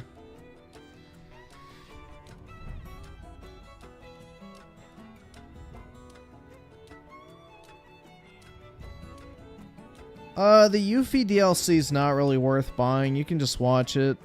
It's not. I wouldn't spend money on it personally. It was not that great.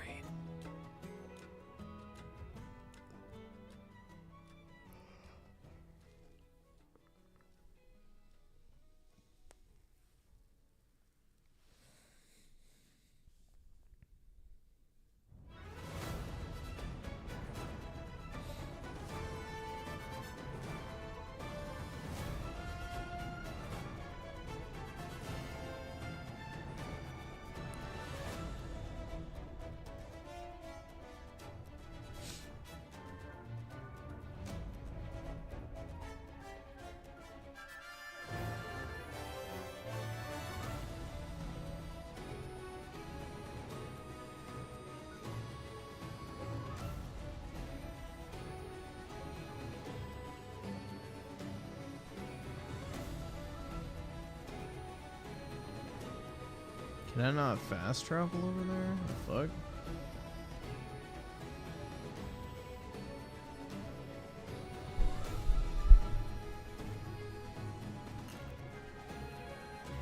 I hope they add an Advent Children DLC to Part 3 at the end.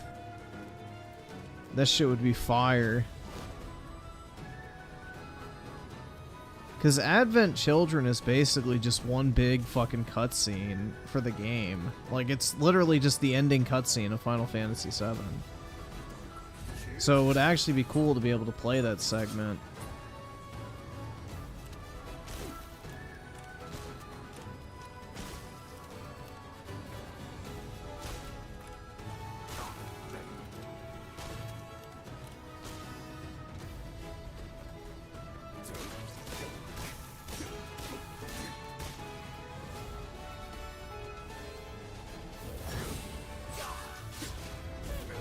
Slice.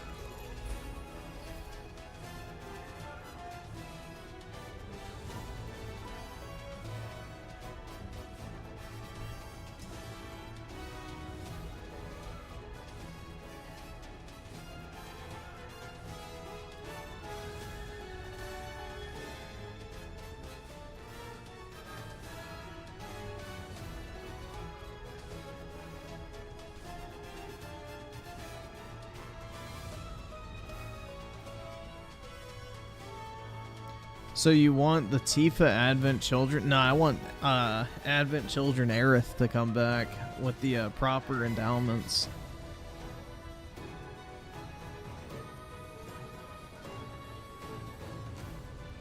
But I guess it only makes sense for them to or I guess add the Advent Children content if Advent Children is still considered, you know, canon, but I don't know.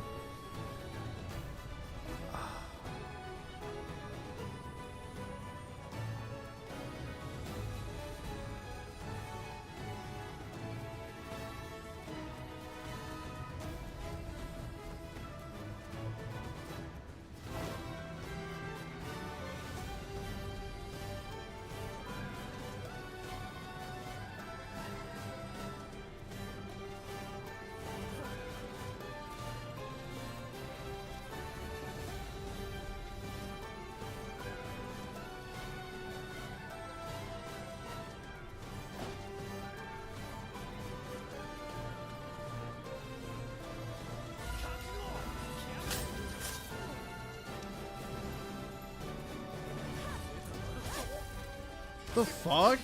Why didn't it let me assassinate him?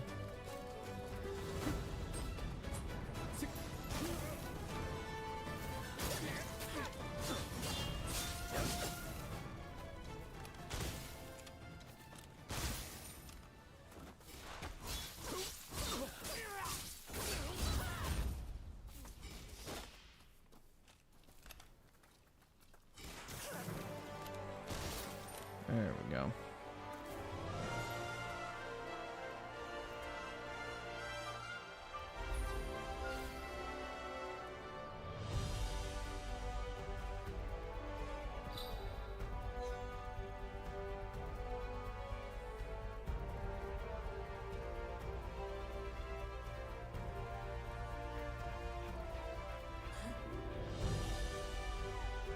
Yeah, so basically the Buster Sword was originally Angeal's. Okay, so Blaze, have you played Crisis Core after you played Remake? Play Crisis Core if you've already played Remake and you were confused about the Cloud and Zack thing. Yeah, it'll make a lot more sense if you play Crisis Core.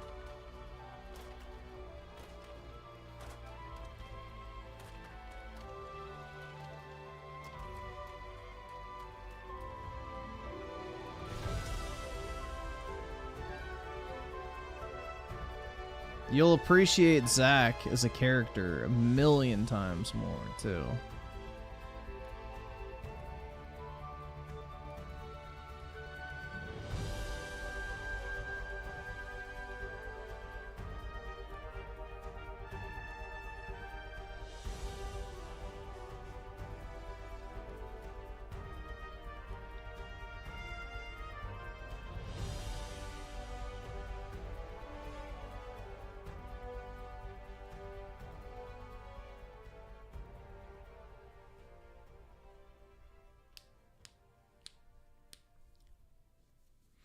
Well, the ending to Remake is purposely, like, fucking crazy. So, it's not supposed to be clear, because it's supposed to get you excited for Part 2, and just like Part 2's ending is really ambiguous as well.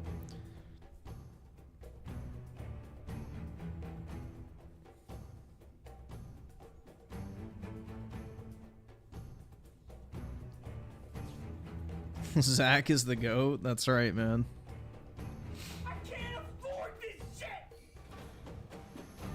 Zack is a really good character.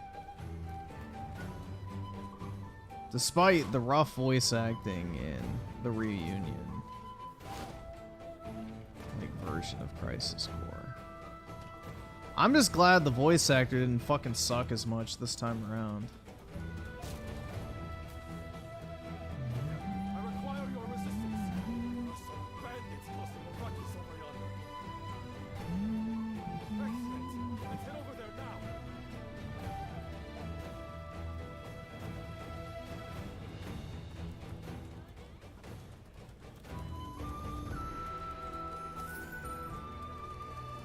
Yeah, Zack's definitely going to play a huge role in Part 3.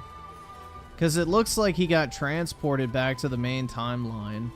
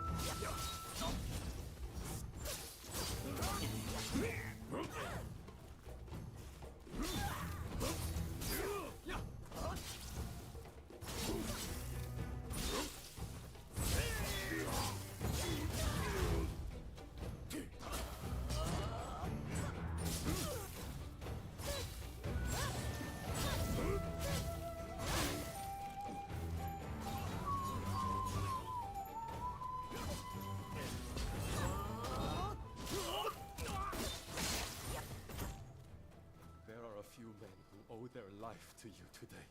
Please, accept this sincere token of my thanks.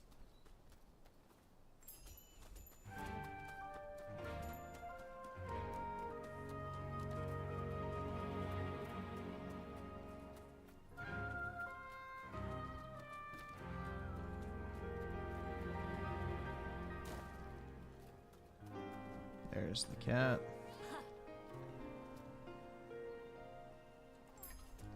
You're playing it in subbed mode?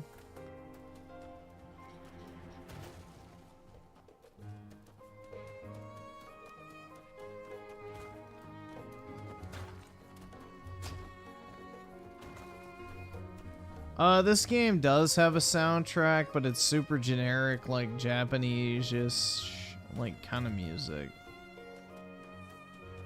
I'd rather listen to the Rebirth soundtrack, personally.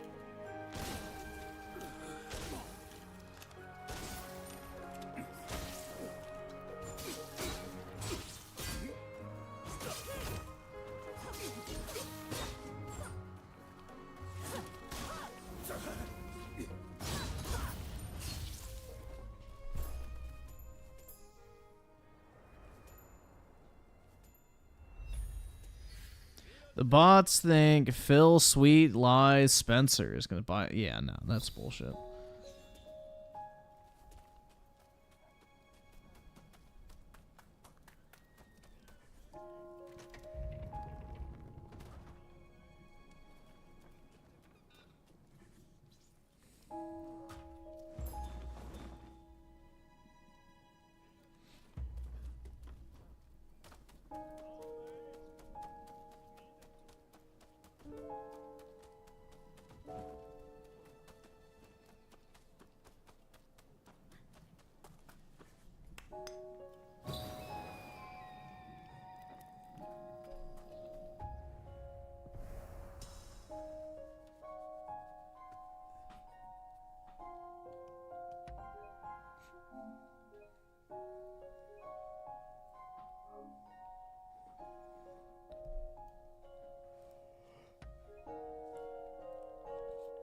Yeah, I mean, I was one of the few people that actually bought Square Enix games on Xbox. There's not many. Most people don't buy them. They're just like, oh, I'll wait till it goes to Game Pass, dude.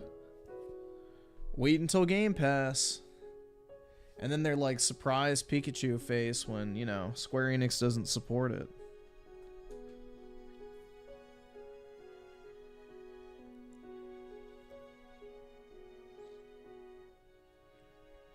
I don't understand the mentality of not wanting to support video games. And you claim to be a gamer.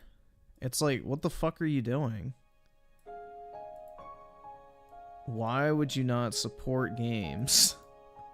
And you just want to fucking take the cheap way out on everything. Like, it's one thing to enjoy the fucking games that are in Game Pass because you pay for it. But to literally not buy anything because you don't want to pay for shit, even though you want to play the game, is pretty stupid, if you ask me. Because you're never going to get more of what you claim to like. If every single dev has to resort to putting their games in Game Pass and basically give them away for pennies on the dollar.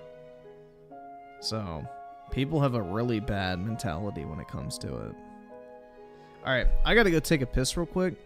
I will be back, and then we'll do videos. So just give me a few minutes here, or probably not even a few minutes, but you get the point. I'll be back.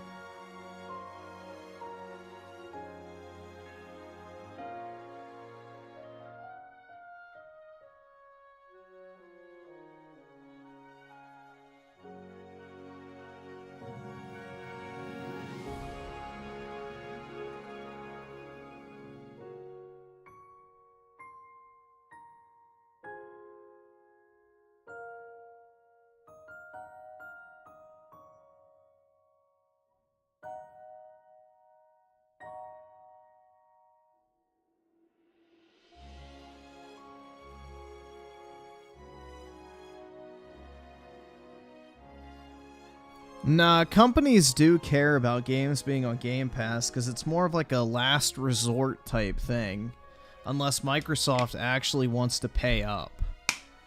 So like if Microsoft approaches a dev and it's like, hey, we think your game will sell 3 million copies on Xbox. Instead, we'll give you $150 million now if you release it day and date in Game Pass. Or, I don't know what the actual payment structure is normally, but unless they get a deal like that, most devs aren't going to fucking want to do it. Unless they think their game's going to bomb anyway, so why not?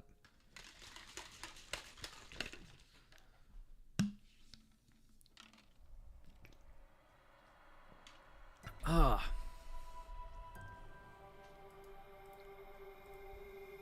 Well, dude, I was just peeing.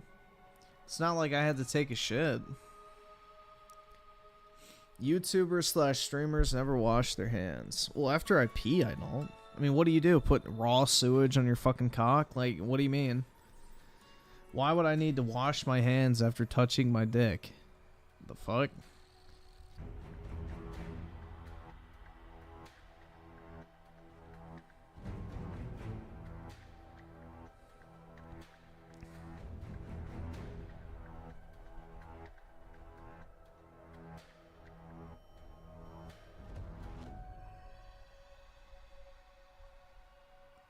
Yeah, I mean, dude, look at the result that streaming services have had on, like, the movie industry, you know. People who made movies back in the day used to recover a lot of their budget on DVD sales. So even if a movie didn't do incredibly well at the theaters, as long as it sold well on disc, you know, there was an opportunity to get sequels and everything like that. Not anymore, because you either do really well at the box office or you have to get like a sweetheart streaming deal, which is almost impossible to get. So, you know, pretty much the movie industry is fucked with like the streaming service kind of thing. We're going to just get the same recycled slop over and over again that appeals to the mass market. So Game Pass might set the exact same precedent.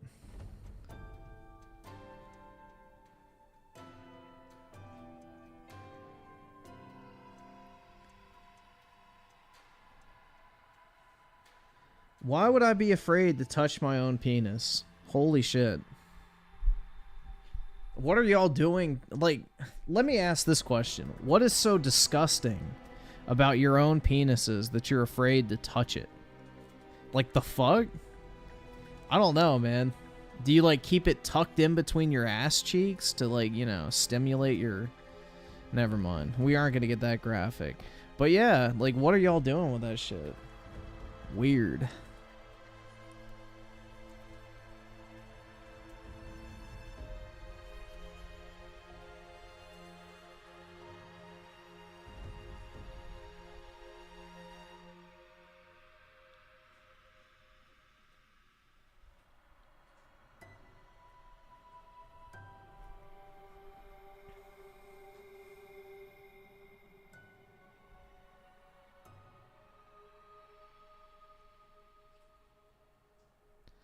Griffin asserts his dominance by touching his pee-pee. That's right. Just whenever I'm meeting new people, I stick my hand in my pants, you know, fondle my cock and balls, and then go to shake their hand.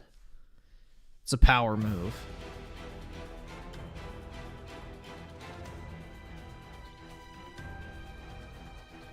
That's how I assert my dominance.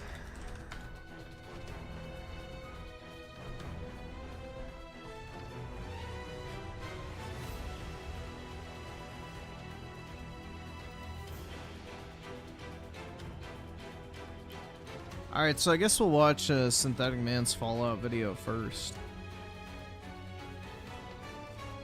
See what that's about.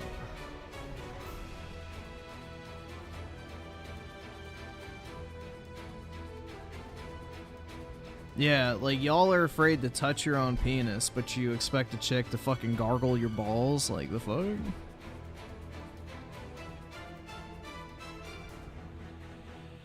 I don't know, man. That's a little sus, if you ask me. What is wrong? The much anticipated Fallout TV adaptation has finally released. And who am I kidding? We all knew this would be bad. Is anyone surprised? I mean... Yeah, that's the scene I saw. The chick with the fucking spoon in her eye, pregnant, lighting everyone up. This shit looks so fucking bad, bro. It's cheesy as hell. A single person. I made a video just reacting to the first trailer and knew this would be an absolute butchering. And why is that? Well, not just because it's Amazon, and we all know from Rings of Power and butchering. And why is that? Hold just on. reacting to... Bro, this dude, holy shit.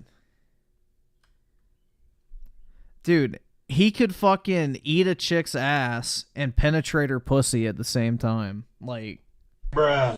Holy shit. Just reacting to the first trailer and knew this would be an absolute butchering. And why is that? Well, not just because it's Amazon, and we all know from Rings of Power and various other shows they made that they really don't care about the source material of any series, franchise, no matter how beloved. I mean, if they didn't care about Lord of the Rings, they sure as hell were not going to care about Fallout. Yeah, exactly. Plus, Hollywood can do it so much better than gaming people can. So that's the thing, too, is, you know, they have to put their own twist on it because they know so much better. But not just that, we know Bethesda doesn't care about Fallout, at least the lore, the canon, anything that they weren't directly involved with. And honestly, in some cases, even some of their older games, they don't care about continuity in the least bit. Now, for the sake of maintaining relevancy, I'm only going to review the first episode in this video, and I'll review the whole season relevancy. That was so obviously a fucking fake punch, dude. Only going to review the first episode. It doesn't even look like it makes contact In this video. They should have gotten the angle a little better. I'll review the whole season next week. Every single episode dropped at the same time, so... Oh my god, what is that thing? This video, and I'll review the whole season next week. Let me guess. He's one of the leaders. This guy is one of the intelligent leaders, the heckin' wholesome chonk black guy who, like, really is super shy and timid. Every single episode dropped at the same time, so on the one hand, that's totally a good thing because this will be gone and forgotten in no time flat, because I don't think anyone who's a real fan of Fallout is going to consider this canon, especially because of all the retcons, inconsistencies. It's obvious the showrunners didn't give a single shit about the Fallout universe, yet Todd Howard said this is canon. I fucking hate Todd Howard at this point. I don't care if he's not directly involved with any of Bethesda's projects and he's basically just a glorified salesman, the face of the company. Doesn't matter. He's still taking the fucking blame. So before I start spoiling everything in the intro, we might as well just get into the breakdown. So episode 1 begins in 2077, right before the bombs drop. We see Walton Goggins playing one of the main characters, the Ghoul. Yes, they literally call him the Ghoul when there are thousands. So he's the Ghoul because he's the only one. Of ghouls at minimum in the Fallout universe. So did they retcon it and get rid of ghouls and just made a singular one? He is the Ghoul. But as of right now, he is Cooper Howard, a Marine veteran who is famous for something. I don't think they explain it in this scene, but they imply he played some kind of cowboy character. I don't know if it's for commercials or military propaganda. And now he just does birthday parties for alimony payments. And I find this even more funny. Wait, what? Because his kid is mixed race. So well, of course. His black wife divorced him, and now he plays fucking birthday parties. How black-pilling is that? And Yeah. At the risk of getting a shit ton of dislikes from normies, just like my review of the first episode of The Last of Us, I find this even more funny because if you know anything about marriage statistics, you would know that white male, black female actually has the lowest divorce rates. So in Wait, hold on, I want to look at that. Statistics, you would know that white male, black female actually has... That is 100% expected. Bro, that is, yeah. That's like one of the things, like, one of my black friend's moms, like, told him, like, don't ever try to marry a white woman because she'll realize it was a mistake or some shit like that. I remember him telling me that. He was like, his mom never wanted him dating a white chick because she goes, it doesn't matter how much they think they love you, they'll realize you're a mistake. Or some shit like that. Because, like, he asked a white chick in my class out for, like, prom or something like that. And his mom got fucking pissed at him. Because she didn't want him dating white girls. Because, like, she said, yeah, white women always leave black men. So that's not surprising. That's actually funny.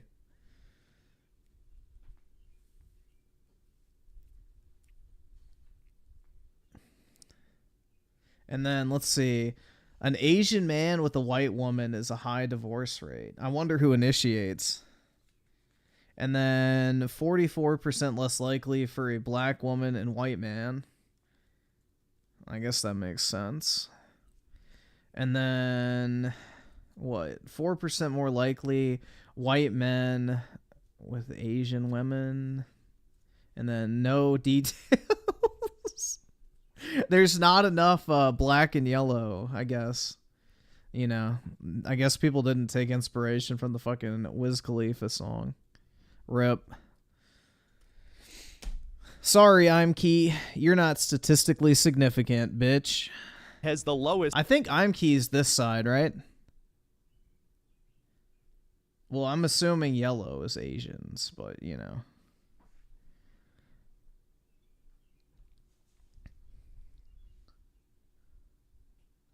Yeah, I'm Key is officially not statistically significant.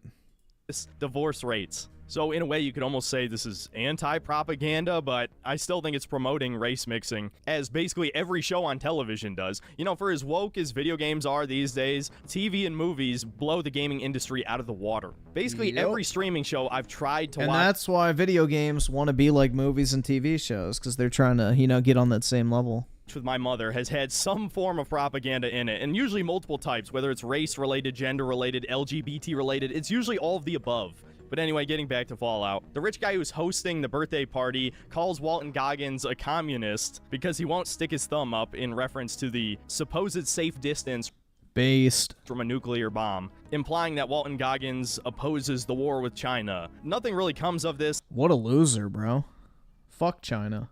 This whole scene is obviously supposed to give you an idea what the retro future culture... I'm glad his family died in a nuclear blast and he turned into a fucking ghoul. Commie fuck. Of 2077 looks like, but if a modern Marxist rewrote history and added diversity everywhere. Now, it's not like in the original Fallout games, all the characters were white, but there's something uncanny about this whole thing. We'll put it at that. I'm not going to make a huge deal over it. So anyway, shortly after the first... Yeah, it's the checklist effect. You have the quirky black male, the intelligent black woman, the completely incompetent white guy, the strong white woman, or, you know, the stupid but sexy white woman. That's interchangeable. You have the token Asian character, the gay, and then, you know, you can keep going down the list. It's like so checklisty.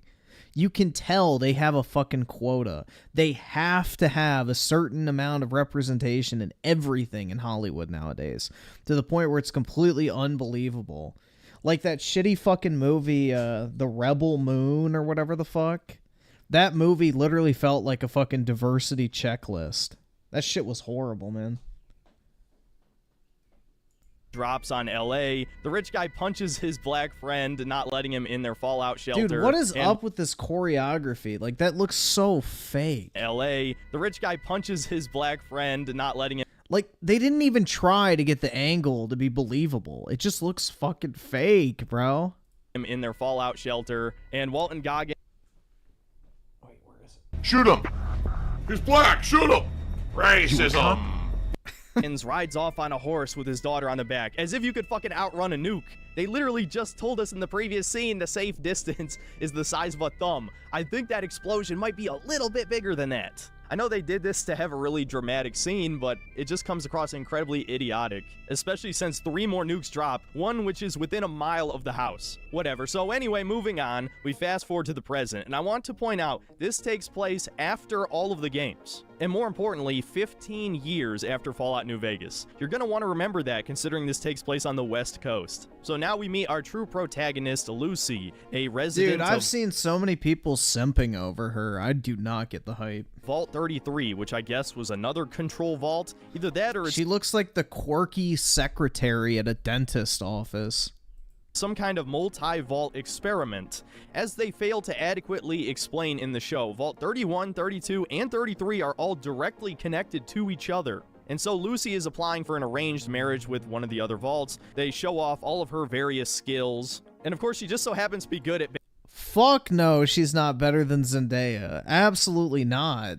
Basically everything. Definitely not Mary Sue, guys. And of course, she gets approved. We find out... There is no way y'all are actually going to claim that she's more attractive than Zendaya. Are you fucking shitting me?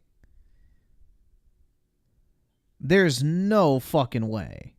Dude, this chick is mid as fuck. Like, this is literally the definition of mid. Definitely not Mary Sue, guys. And of course, she gets approved. That is literal fucking mid, bro. That is actual, legitimate mid. This is like the standard look of a white chick that is not fat.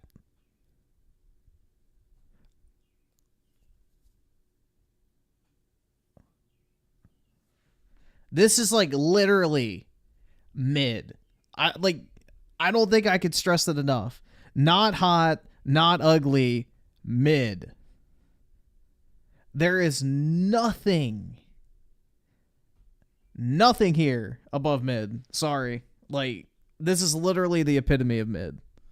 We find out her father is the overseer. That is the default her white girl brother skin. Is this tiny, huge-nosed, cowardly, incompetent beta male, and also that Lucy fooled around with her cousin. Messing around with your cousin, it's all well and good for kids, but it's not a sustainable long-term sexual practice, you know? Who, despite being a tall, kind of more Chad-looking dude, is also a complete coward, worthless pussy. Get used to hearing that. And so the members of Vault 33 meet up with the members of Vault 32, and we find out her soon-to-be... Like, dude, she just looks like the quirky white woman. Yeah. And so the members of Vault 33 meet up with them.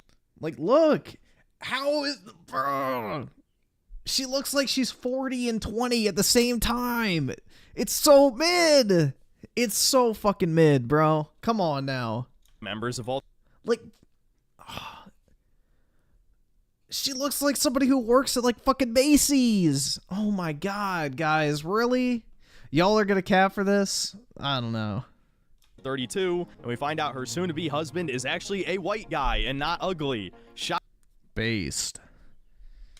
I'm sorry for him, but yeah. Let's see.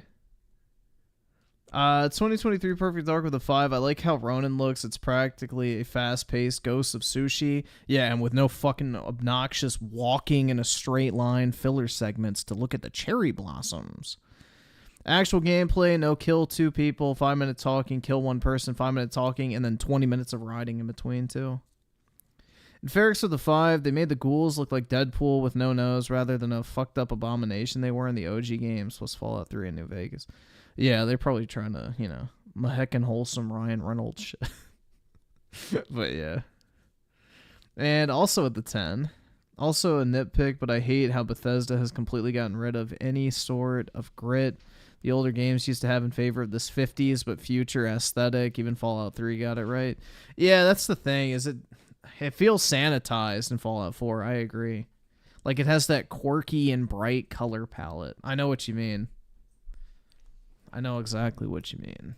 Shocking, but don't worry, they ruin that pretty shortly. At the wedding, Lucy asks her new husband, Monty, what his sperm count is. You know, I think I'm actually starting to like this girl. And even more based, as soon as they get back to her room, Monty strips naked and they just straight up have sex. So I guess one good thing came out of this show. But of course, everything goes to shit as the big schnoz little brother soon discovers one of the members of Vault 32 is dead and rotting. And it turns out raiders somehow got into Vault 32, killed everyone, and Lucy gets stabbed, but she manages to save herself in the most cliche Hollywood way possible by smashing a glass on his head and then, like, slicing his face. She heals herself with a stim pack and then heads into the armory and grabs a fucking trank gun. I guess all the real guns were already gone.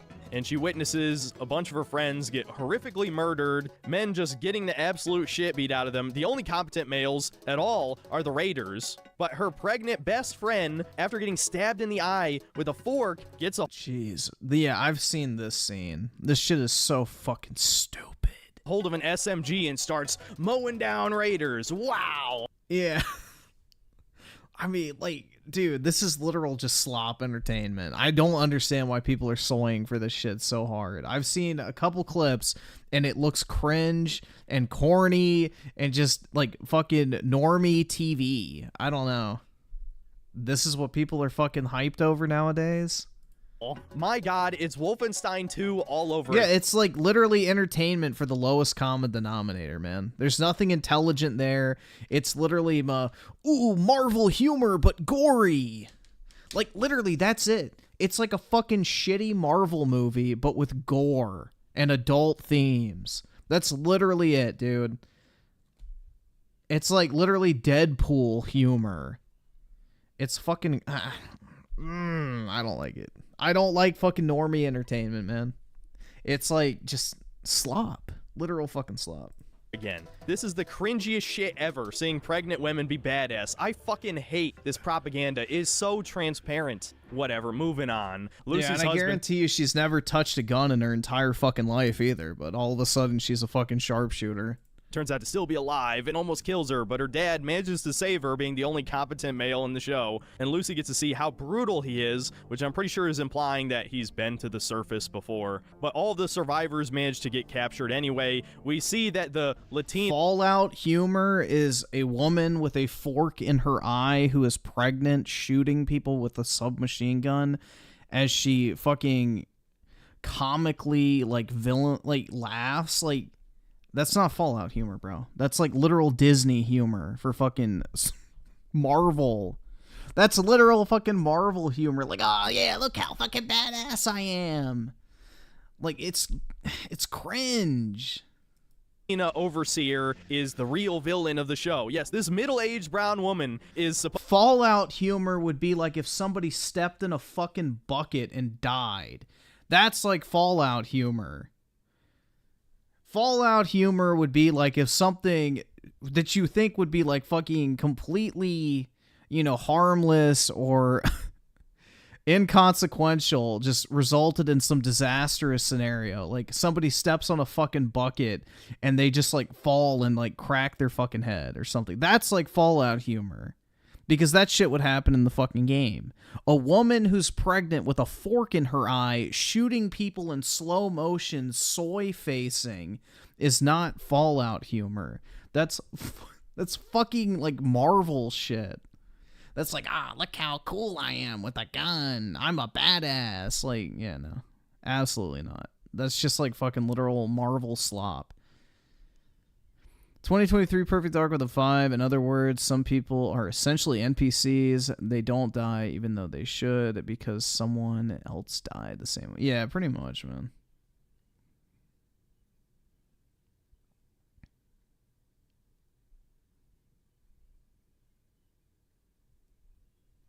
Griffin understands the game a lot and didn't even... Yeah, exactly. I can recognize what the inspiration for this shit is because it's infested every other form of fucking TV show and, movie out there. It's this fucking garbage Marvel slop that just appeals to the lowest common denominator of fucking retard stuffing their face with popcorn going,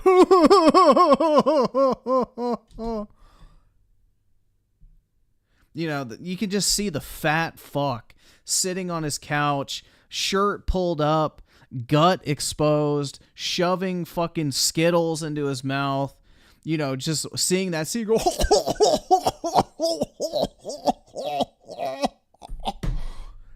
And then he rewinds and goes, whoa, whoa, whoa. Like, you could just picture it. You can picture these disgusting subhuman filths just sitting there watching that, going like, in their fucking shitty little apartment with their fucking couch that looks like somebody gave birth on it with all the fucking stains, in their fucking, you know, tight ass t-shirt that's pulled up halfway up their fucking fat gut, swallowing fistfuls of Skittles. Like, you just, yeah, people like tipsters. It's just, it's disgusting. I feel repulsed thinking about the type of people that enjoy that type of humor. Supposed to be this mega badass evil raider. We're supposed to... Dude, I can...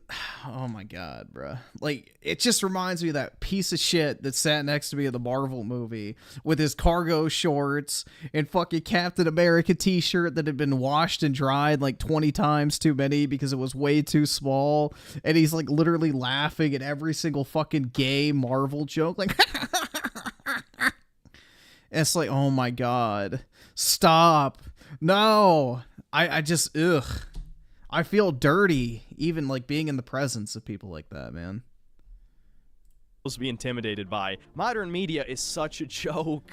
We're not even halfway through the episode and I already don't want to watch anymore, but fuck it, let's just get through this. Evil Raider chick gives the Overseer an ultimatum. Either choose his daughter Lucy or choose the rest of the residents of the vault. Obviously he chooses his daughter, but instead of killing all the others, the Raiders just kidnap the dad and then just let the others run away as a bomb timer goes off. Oh, and Raider bitch reveals that she knows Lucy's mom. Wow, what a mystery. I'm so...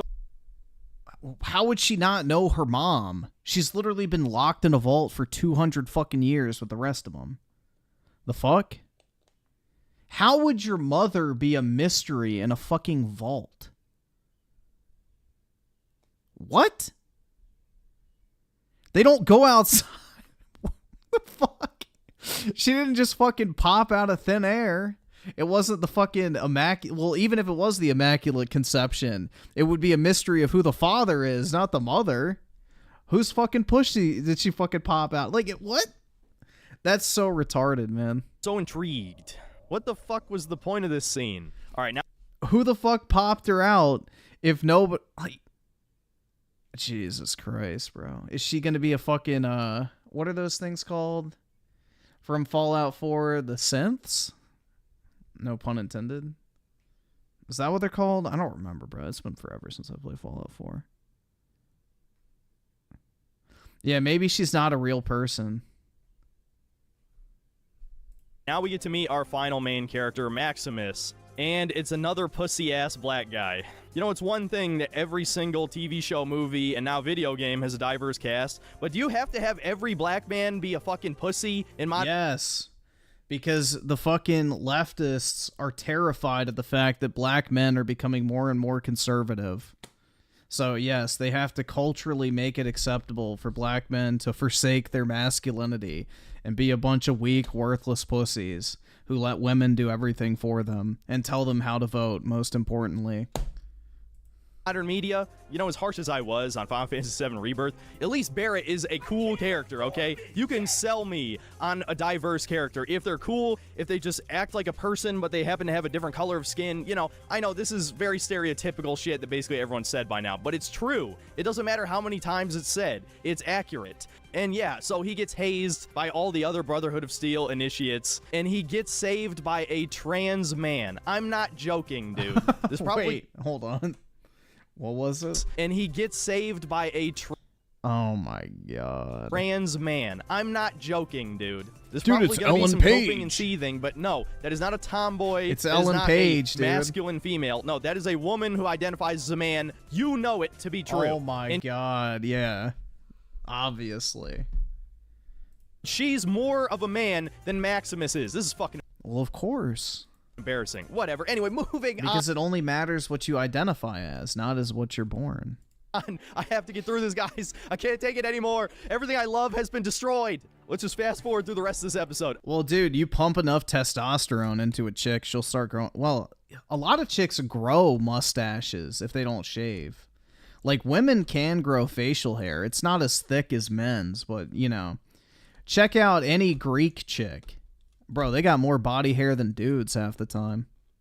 Okay, so another Pridwin shows up. Maybe it's the same Pridwin from Fallout 4. I don't know. They don't confirm or deny in this episode. We see some Brotherhood Knights in T60 power armor show up, and I don't know, it looks okay. I know some people are like, it looks like shitty cosplay. I think the costumes look okay. It's when there's CGI that it looks bad. In the next scene, Maximus and the girl boy sneak away and look at some power armor, and Maximus is a flashback to when he was saved by the Brotherhood of Steel. Then we see the Initiates play some brick ball. Look, I know they're trying to be cute about, like, oh, post-apocalypse, they don't understand how sports work, but really throwing bricks into a fucking square hoop?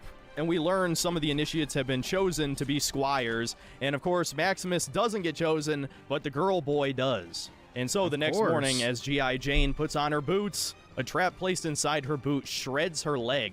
And to no surprise, Maximus is blamed for this. What type of retarded plot? Yeah, I just put on my fucking boots and my leg got shredded. The fuck? They should have had her step in a bucket and, like, break her fucking leg irreparably. That would have been a great reference to the Fallout games. Like, have her just, like, fucking phase on an object or some shit and, like, have it be, like, some catastrophic accident.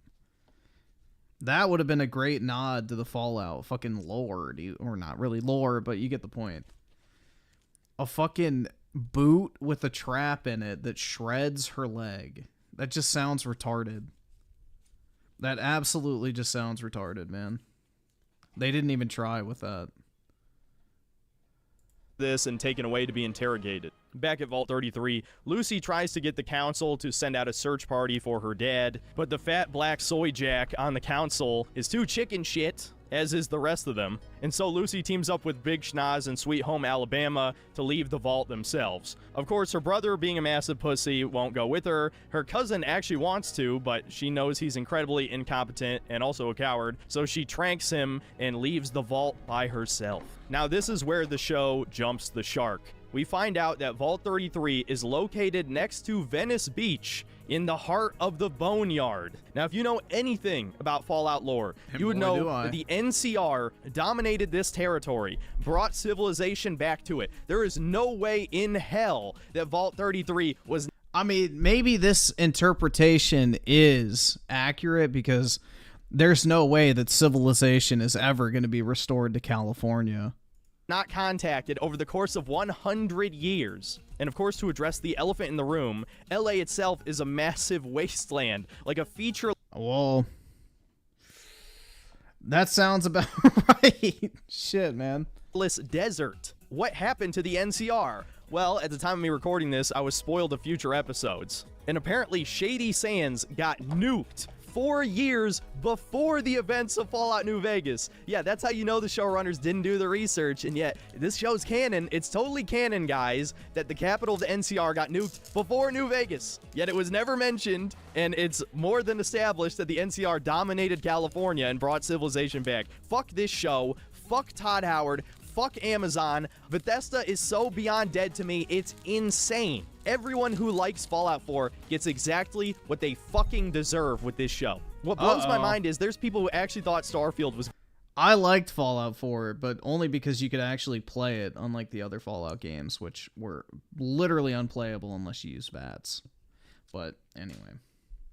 going to be good. And even though the NCR capital was nuked, that doesn't explain how the Boneyard turned into a giant desert wasteland. But it's as simple as the showrunners didn't care. This is not made for the fans. This is made for normies who have heard of Fallout. It's made for women who won't even watch the show. And most importantly, it's made as a humiliation ritual. Yeah, it's made as, you know, an attempt to get people interested in the franchise. Just like the Netflix series.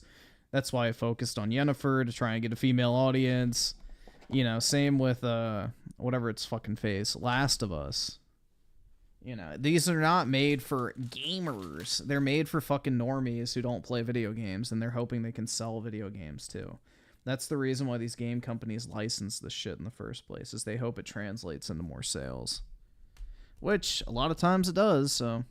They will destroy everything you love, and you will do nothing about it. At best, you'll vote with your wallet and hope things get better. Yeah, that's worked out so great for us in the last decade. But whatever, I'm not going to Fed post because I will legitimately get banned. Next scene, we get back to Maximus, and he cries like a little baby bitch as the scribe interrogates him, accusing him of something he didn't do. And he makes almost no effort to defend himself. Eventually, he works up the courage to speak and just says he would gladly give his life for the Brotherhood, and the scribe rewards him by promoting him to Squire, taking the She-Man's place. Then we get a scene where She-Man doesn't blame him because she knows he would never do it because, again, he's a little bitch boy who would never do anything wrong. What a great protagonist. And at his anointment ceremony, he gets a brand burned on the back of his neck by Power Armor, which is kind of cool, I guess. And now we get another massive retcon. Apparently, the Enclave is still around. Yup, even though we see the last of their remnants in New Vegas, which are a bunch of fucking senile boomers. 15 years later, the Enclave is back with a vengeance. Maximus is tasked with finding one of their runaways who I guess is hanging with dog meat. And for the final scene of the episode, we wrap back around to Walton Goggins as we see a few mercenaries dig up his corpse. Oh god, here we go again. Pete Hines has been vindicated. For those of you who don't know, there is a unmarked quest in Fallout 4 where you find a ghoul child who's been locked in like a fridge or something. I can't even really remember. The child has been in there for 200 years with no food or water, and you reunite him with his parents who are also ghouls. It's quite possibly the dumbest quest in any RPG of all time, and rightfully, fans pointed out how stupid it was, how it's been established in the original games that ghouls do eat and drink, and I believe even in Fallout 3, they have to eat and drink. But no, now ghouls are just immortal zombies, and Pete Hines, being a massive silly Billy on Twitter, pointed out how nerds are all losers for caring about continuity. You're right, why should I care about anything that happens in the story? I should just consume your product, you piece of shit. But now, over 8 years later, Bethesda still has a chip on their shoulder about that one,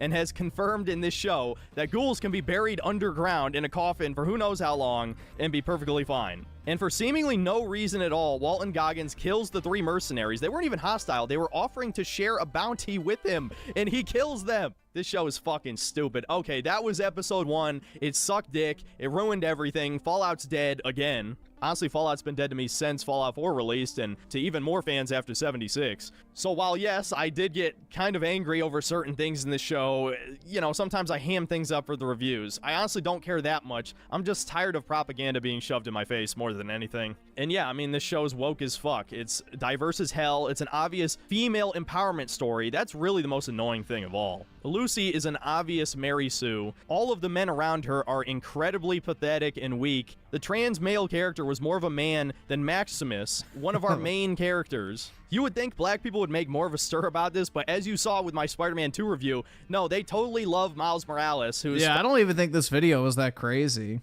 Fucking Urkel incarnate. So I guess we're going to continue to see these characters in the future until... You know, I could already tell people are going to have a problem with the race...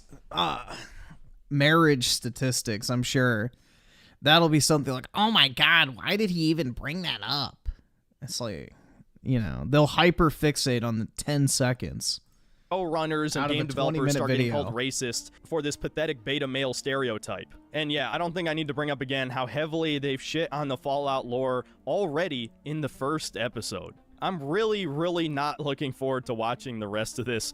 I just know when they show the huge crater where Shady Sands used to be, it's just going to be a giant middle finger to all the fans. And I've heard Mr. House also shows up in this show. And to spoil a plot point from later in the show, they confirm that Vault-Tec fired the first nuke, which completely ruins the main theme of Fallout. These fucking far leftists don't even listen to the opening monologue or the ending one. War never changes. That's what the fucking series is about, but you stupid fucks are so obsessed with capitalism, you think it's about corporation bad. That's what Fallout's really about. The game's literally... Yes, we work for Amazon, and we're gonna make a movie or TV show about how corporations are evil. It's fucking incredible, man. Tell you what the theme is word for word. Now that it's not America or China's fault that the world ended, the entire message of the series is ruined. I guess the silver lining of all of this is there's only a few gaming franchises I still even care about anymore, and it's only a matter of time till those are destroyed too. And then I can truly be apathetic about the entire gaming industry. So yeah, as if I even had to tell you, don't watch this show. I mean, if you like this show on any level, I've lost any and all respect for you. In fact, I don't think I even view you as human anymore if you like this show. Yeah, I'll go that far. You can quote me on that shit. So yeah, and if you don't like Final Fantasy VII Rebirth, then you're a subhuman as well. I agree. That's the type of energy we need.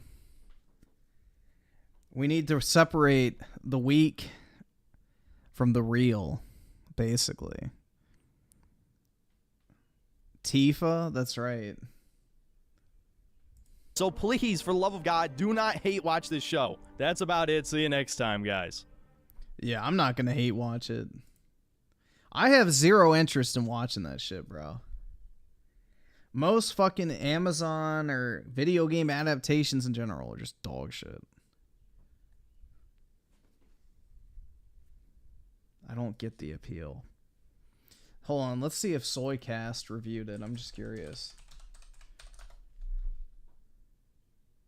Why the fuck is he reviewing Sea of Cheat? Hold on, let's watch this real quick. What up, gamers? Dreamcast Guy here, and this is Does It Suck? The show where we take... We know you do. Fucking suck dicks in an Olive Garden bathroom. This is... Wait. Sucks like wet dick in a fucking Olive Garden parking lot. A deep dive look at a new game. And yeah, don't you just hate when the dick is wet in the Olive Garden parking lot? I'd rather suck a dry dick instead. See what's good or bad about it. So today we're going to be discussing Sea of Thieves on the PlayStation 5 because I have been playing it during this early closed beta access period. Now this is essentially that if you buy the game right now, cash in hand, they're giving you early access to the entire game. This is the quests, it's the exploration, it is the entirety of the game except for the So basically the game's out, got it. Transactions and the guilds. You can go ahead and start leveling up and unlocking stuff. And, you know, I have to admit, it's interesting coming back to this game. I initially played Sea of Thieves all the way back at launch in March of 2018. So it's been pretty much 6 years since I decided. That game was fucking horrible when it came out. Decided to set sail. And coming back now on the PlayStation 5, this is a very big and dramatically different experience. This game is about to kick off Season 12 of its live service activities, and in this almost half decade since I last played it, it's interesting that they've added in raids, there's a fast travel system, boat customization, there's all sorts of different stuff that's incredibly cool, but I must admit, the part of this game that I definitely know I'm going to be playing the most is they've added in tons of new story missions called Tall Tales, including entire quest lines about Pirates of the Caribbean and even freaking Monkey Island. But, you know what, I'm getting ahead of myself. Let's talk about what Sea of Thieves is and how I was definitely wrong about it. When this initially came out, I didn't think it actually was going to have that much This game is a longevity, literal because chore this simulator. Isn't your typical live service experience. They don't really try and shove a bunch of battle passes and cosmetics down your throat. Yes, I mean, they there do. is stuff to unlock. That is and the you entire can buy point of playing. costumes if you want, but really the Oh my entire point God. of Sea of Thieves is just goofy fun with your friends. This is one of those games where you'll be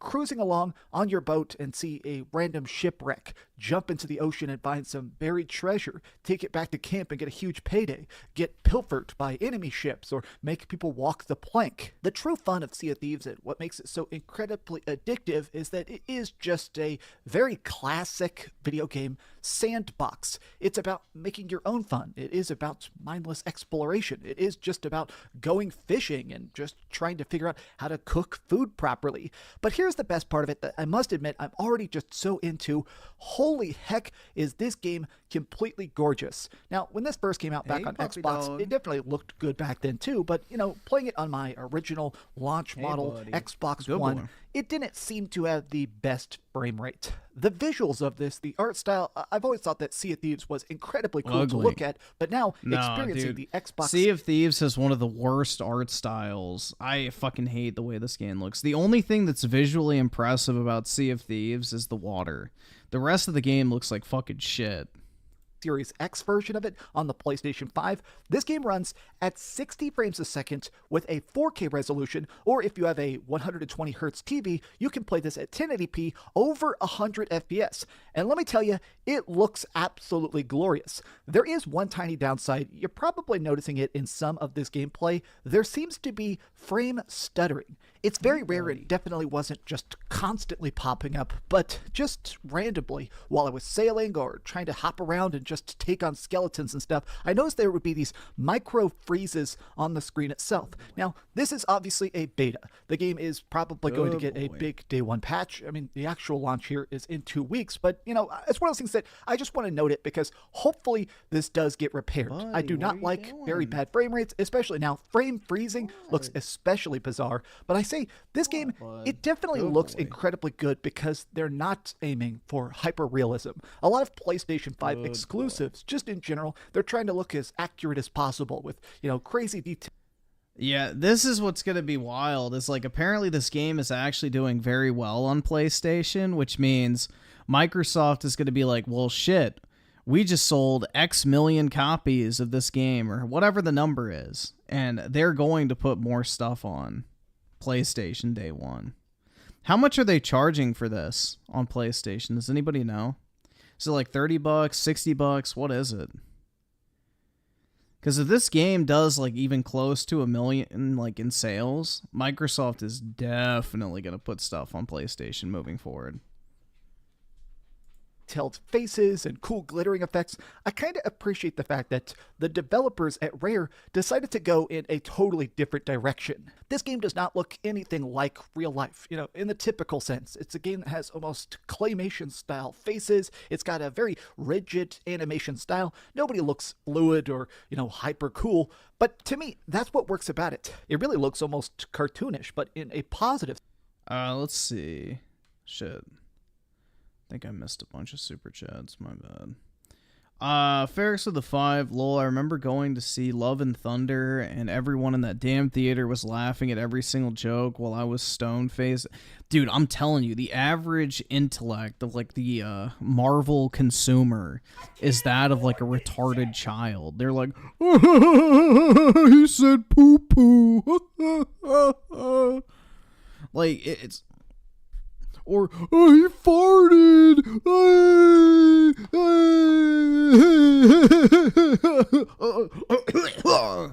You know, they'll try to shove fucking popcorn down their gullet as they're laughing.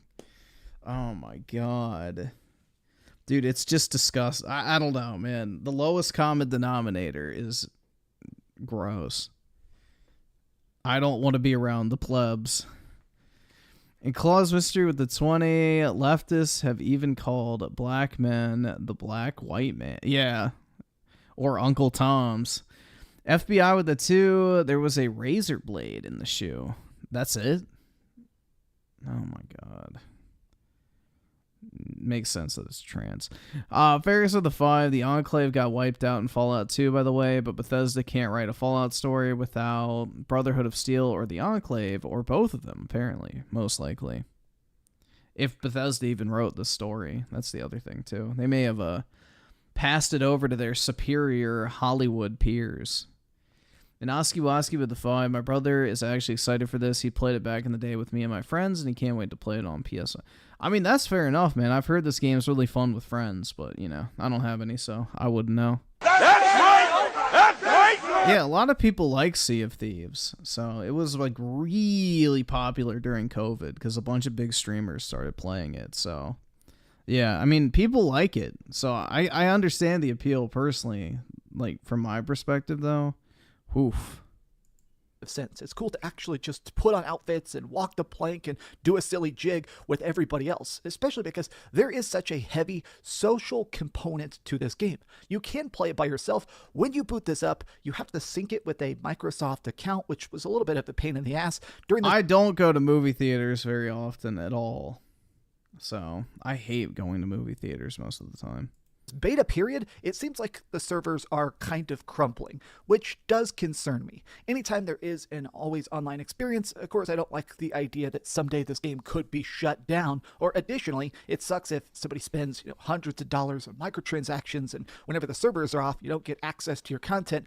I am a bit concerned that the servers are already having so much trouble and the game is not out yet. In fact, if you try and play the Safer Seas version, which is like the non-PvP mode, it straight up does not work right now. Like, you can press the button, absolutely nothing happens. But as it currently exists, I must say I am very pleasantly surprised by this. Sailing around, especially after having not played it for 6 years, I don't know what a bunch of this stuff even means, but to me that is just so exciting. It's You cool. never go outside? I took my dog for a walk tonight, so that's not possible. That there is just I have to go outside. I have a dog, unless I wanted him to shit in the middle of my floor. Many different symbols on the map that I've never seen before. Ocean battles. There's NPCs. There will be like ghost pirate boats. There's all sorts of random quests and treasure maps.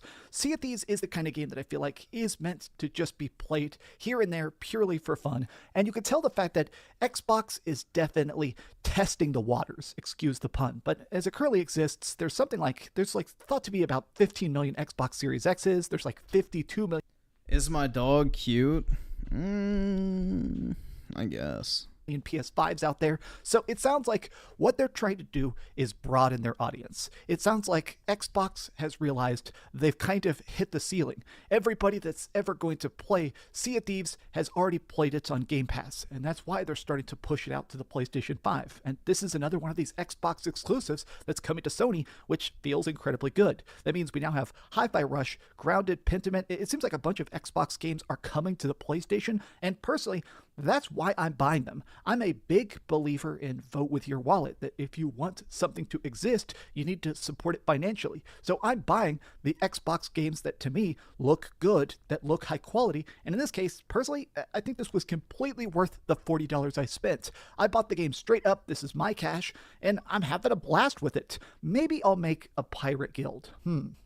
Would you guys be interested in that? Give this video a like and tell me what you think about Sea of Thieves. And also, to all the cool people I ran into, there was not a ton of PvP and stuff because honestly I'm playing this at 7 a.m. on a Friday, but a lot of the people I ran into were very nice and very cool. One guy did call me a tampon, but everybody else very, very cool. So thanks for watching this video. If you could, give this video a like, subscribe if you haven't already, and be sure to keep dreaming.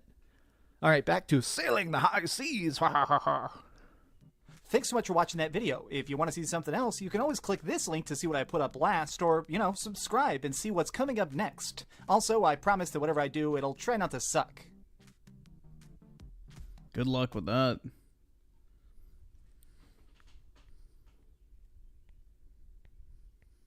Once theaters hit the prices that people finally freak out too late, that's how much they've been paying these days. What do you mean? I don't know how movie theaters are still a thing, personally. But, they're still hanging on. I don't think they're actually profitable. They have to, receive, basically, money from the film studios. Yeah, movie theater tickets are fucking expensive. They're like $20 where I live. It's like, bro, why am I going to pay $20 to go watch a movie? That's so dumb. That's so fucking stupid. I don't know. You can own the movie for less than that in a lot of cases. It's cheaper to just buy the fucking movie at that point. Shit's wild. I mean, I guess if you really want to go sit in a fucking theater seat, then you can do it. But it's is it really worth the price? I don't know. I have a hard time believing that's worth the price, personally.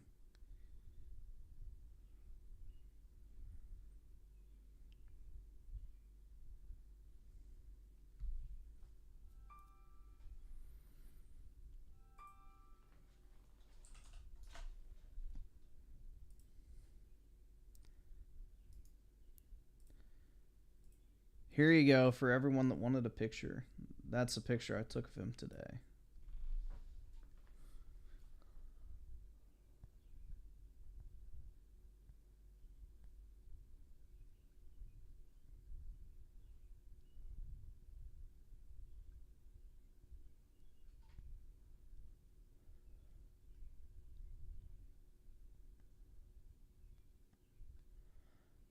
Yep, he was just chilling.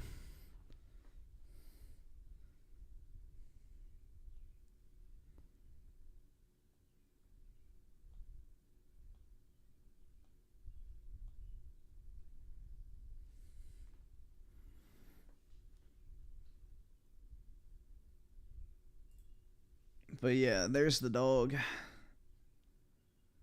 Using the double blades is pretty fun. Yeah, I like the double blades.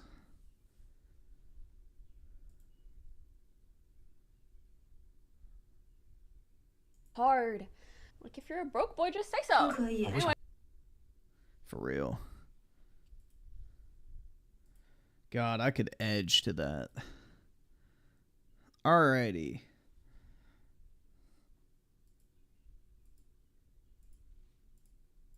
On March 4th, 2023, Officer Klebanowski was patrolling the bars in downtown Naperville, Illinois. Klebanowski? He heard yelling and screaming coming from outside one of the bars and walked over to figure out what was going on. As he approached the scene, he observed the bar's security guard dressed up as an officer in an altercation with 28-year-old Steven. Fuck.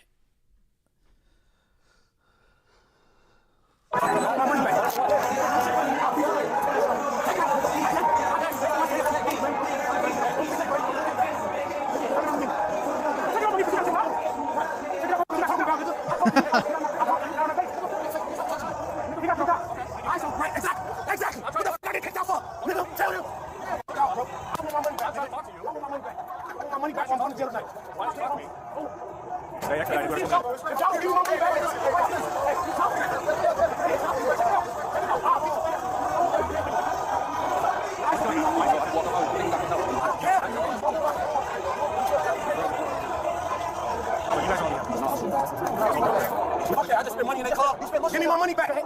Give me my money back. Get out here. That club. That club, nigga. Tell me, come give me my money back. I was trying to talk to a girl. And she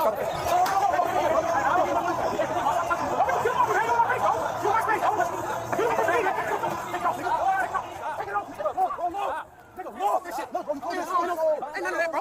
Hell no, bro. I want my money back. I want my money back. I want my money back. All this shit I got spent enough. All right, stop touching me. Stop touching me. Stop touching me. I didn't call no police. Okay, that's crazy. Y'all touching me, nigga. It'll be dangerous when y'all get back up. Nigga, what y'all talking about, bro? Stop touching me.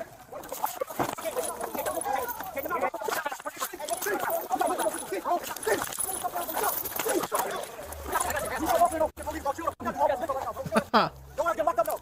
You tweaking. Like what? You tweaking. I'm getting locked up, though. Doing some dumb shit. No, I ain't. You grown as hell. No, I ain't, nigga. I ain't doing shit, nigga. You sound like a goof. You said you do. I can look like a shit. Hold on, all right, we'll see. We'll see. Come on, we'll see.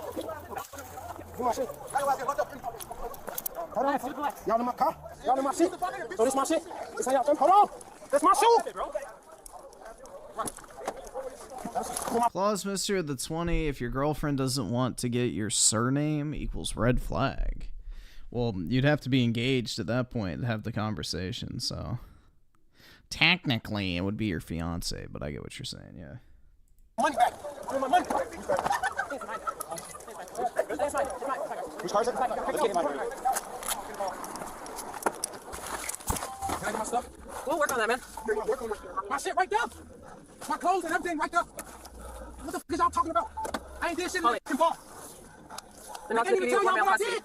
And y'all locking me up. They can't even say nothing wrong that I did. That's how y'all feel, though. That's how y'all coming. I ain't gotta tell y'all nothing. Y'all ain't going off what the fuck y'all job description say. Serve and protect. I didn't do nothing to nobody. Y'all can't get my shit? We'll get your shit. There's other officers there. They're getting your shit right now. I just messaged one. All right, so can I get my shit right now? Not right now, but you'll get your shit. What's up? When I'm gonna get my stuff? After you get to the jail. After I get to the jail? Yep. What jail? The Naperville jail. What? When I'm going to the sounds like resisting and obstructing. I ain't resisting arrest. We're yelling right now. Chill out. Did you just watch that? What just happened? I ain't resisting arrest. All right, so you need to relax, so it's not gonna end. Relax, bro. You talking about relax? What you saying? You taking me to jail for something that I didn't do? How do you sound? I didn't do How do nothing. you sound? Relax. We finna take you to jail for something that you didn't do. At least he can Relax. breathe. Get the fuck out of here, bro. We haven't heard that yet. Common sense. I want my shit, bro. To his credit. Can I get my stuff? Where my stuff at? Y'all don't have no charge. You don't have a charge. If you take me to jail, I'm suing you. What's your name? Officer Hens. You get all the names. Hens. What's your badge number? 10396. 10396. Okay, cool. So what I'm going to the station for? We'll figure it out. I'm just transporting you. I'm not the officer. One, you're fighting. Two, you're resisting. Three, you're drunk as shit. You are an officer, and you don't even know why the reason that I told you 4 times. I told you 4 times. No, you have 4 Yeah, times. he can get charged just for public intoxication, so, you know. You say, oh, this because they said this. Contrary to popular belief, you're not supposed to be drunk in public. It's actually illegal. So that's what you go off Yeah, on? you're resisting arrest. You're resisting arrest. You're obstructing. You're drunk. You're fighting. So what is my charge? What's my charge? Resisting and obstructing. Resisting arrest? How? Okay. How? When I sat on the car, it's in their fucking dashboard. I put my hands on the car. They had no reason to arrest Well, FBI, it's hard to breathalyze when somebody snorts gasoline, so yeah, you can probably get away with it because, you know, you're not drinking in the traditional sense. You're more so inhaling the, I guess, liquid fumes. me. So now what? Now what? Please tell me. Hey, go ahead again. Tell me. If I ain't doing that, I'm saying though, what am I going to jail for? You take me to jail for no reason. You have no reason to keep me here. You can't keep me here. I won't provide no information, no name. Okay, that's fine. That's fine. For a good one. Whoever's arrested, this is for a good one. I'm leaving it too. Say mine. Who's this? Slabs. Got it. He's very excited. Who's arrested this? Chubbs. Lebanowski. Oh. I told him he's charged like 4 times, so pretty sure it's resisting, fighting, city ordinance fighting, I don't know, whatever time. Judge gonna throw the case? Depends on the state, because, you know, if it's California or New York, most likely. Because, you know, this is a racism issue, for sure. Oh, yeah. Oh, perfect. What do you know about? He's refusing to give information. What's up? Go through that way? What? What's your name, young man? I want to talk to a lawyer. Okay, well, that's not an option right now. I will. I don't want to talk then. I ain't saying nothing until I talk to a lawyer. I ain't saying nothing until I talk to a lawyer. A motherfucker's gonna feel me. The motherfucker's gonna feel me now. Yeah, your fucking job is in jeopardy. What's your name? What's your name? The person who drove me up. I want her name and her badge number. Nigga, my auntie is a fucking Chicago police officer. She's a fucking sergeant, bro. Y'all got me locked up for what? Oh, shit. Y'all don't have no complaint. There's no complaint about me. Right, exactly. Fight. I ain't fight. What? What did I fight? Tell me, boy. Who did I put my hands on? I didn't touch nobody. Y'all not supposed to be touching me, nigga. Period. Are you ready? Period. What? I'm ready to talk to you. All right, so what you saying? Y'all finna take me to jail. So let's go. Listen, I'm not gonna talk Man, you trying to take me to jail. I don't want to hear shit. I don't want to hear nothing you got to say. You finna take me to jail, right? Exactly. I'm already in jail, so shut the fuck up. Let's go. Yeah, let's go. I'm about to tell my auntie she finna know everything. You motherfuckers better not drive in Chicago over the speed limit. You know what the fuck finna happen. It's a mutual respect between y'all, and y'all don't hold that. So let's go. Come on. We going to jail, right? You taking me to jail, right? Come on. I'm waiting until you're done. Man, I'm done, bro. I don't want to be in the house. I don't want to be in this car no more, bro. Period, point blank. Let me out of here. I'm trying to give you I want my clothes. Can I have my clothes? Can I have the clothes that y'all took before I found a 934C against y'all? Yeah, y'all didn't give me my shit back. I didn't get the bottom of my shoe. I didn't get my coat or my sweater. Is that what y'all waiting for? I'm waiting for you. All right, so shut the fuck up, bro. Shut the fuck up talking to me. Ain't no talking. I'm not doing no talking. Stop touching me. All right, stop touching me then. If you're not finna take me out the car, stop touching me. All right, so I'm trying to get out the car, but you keep touching. All right, so stop touching me, bro. Why is you touching me? Because you ain't listening. Why? I'm not. What the fuck I'm listening to you for? I'm not. You don't serve and protect. Nigga, I was the innocent one. Y'all didn't wait and see and hear what the fuck was going on. No, nobody did. What the fuck out of here, bro? Let's go. Come on. Y'all finna take me to jail. Let's go. This what y'all favorite thing is to do. This what y'all like to do. Y'all like to take black men to jail. So let's go. You know y'all took me to jail as a 17-year-old child, a teenager, and you charged me as an adult. Yeah, congratulations. So let's go. I don't give no fuck about A 17-year-old child. Oh my god, bro. The victim complex. I don't got no first name, bro. Get me out of here. Either you finna let me out or you not. One or the other. Don't tell them shit. They don't got no shit from you. You don't want me to call you anything? What you calling? Who you calling? I'm saying, who are you calling? If you wanted to talk to me like a man, that would have happened at the place where I'm sitting there and I'm talking like a man. If you're a man, then you know the situation. Then I'm trying to talk to you, man. Out here, bro. I'm not talking to you because you acting like a 5-year-old, bro. You are. Look at you. You got a camera on your fucking chest with some fucking extra shit, with a flashlight and some fucking a microphone and some a taser with a motherfucking gun and some extra shit, bro. I don't know what the fuck I'm talking to you for. You didn't waste no time to see what the fuck was going on. Y'all just locked me up. So what the fuck is we sitting here for? Take me to jail. You're in jail. All right, so what, I don't have nothing else to say. Stop talking to me. I don't have nothing else to say. Since I'm in jail. Dude, he's fucking belligerent. What? Are you ready to do this, man? You ready to cooperate? I've been ready to fucking go. Okay. Well, you're a little You sitting here, yeah, I'm hostile because y'all locked me up for no reason. What's the reason? You're city ordinance fighting right now. Okay. City ordinance fighting. No. What is the charge? I just told you the charge. What's the charge? City ordinance fighting is not the charge. Motherfucking politicians do city ordinance fighting. They got commercials on the fucking TV talking about each other. That's city ordinance fighting. Y'all don't Oh my god. So what the bro? Get the He's pulling a Redditor. Y'all want to take me to What jail? about the politicians? I promise to God.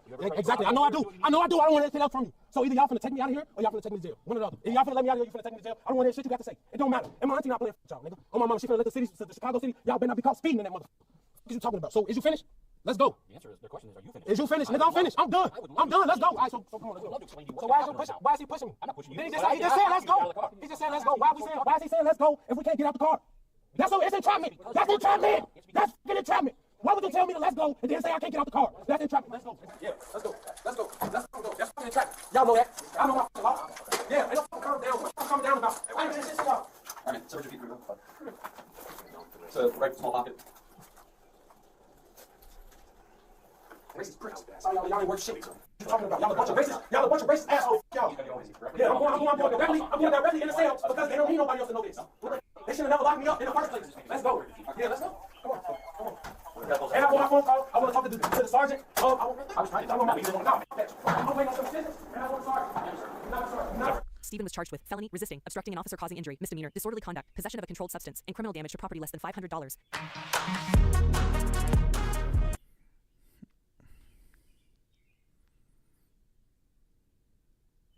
Well, hopefully he gets convicted of his felonies, so that way he can't vote.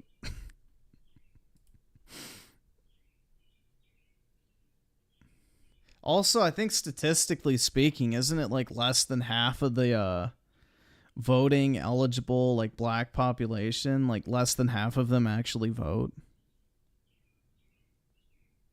That's the other thing too. I believe that's actually the statistic, is most black people don't vote. Let me see. So either way, he may not be voting.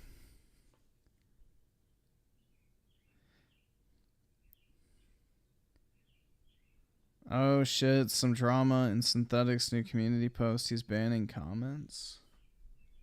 I ban people. What does it say? I ban people all the fucking, like that fucking retard who tried to say that, you know, Final Fantasy VII Rebirth was fucking goy slop, and then he literally has a fucking playlist full of, you know, Rooster Teeth Ruby videos. And I'm like, yeah. Fuck off, bro. You're not worth the fucking slight bit of attention you can possibly get.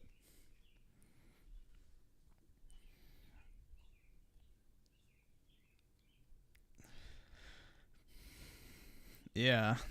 I don't have an issue with banning people, personally. I don't really do it unless, like, you know, you're just a fucking lowlife.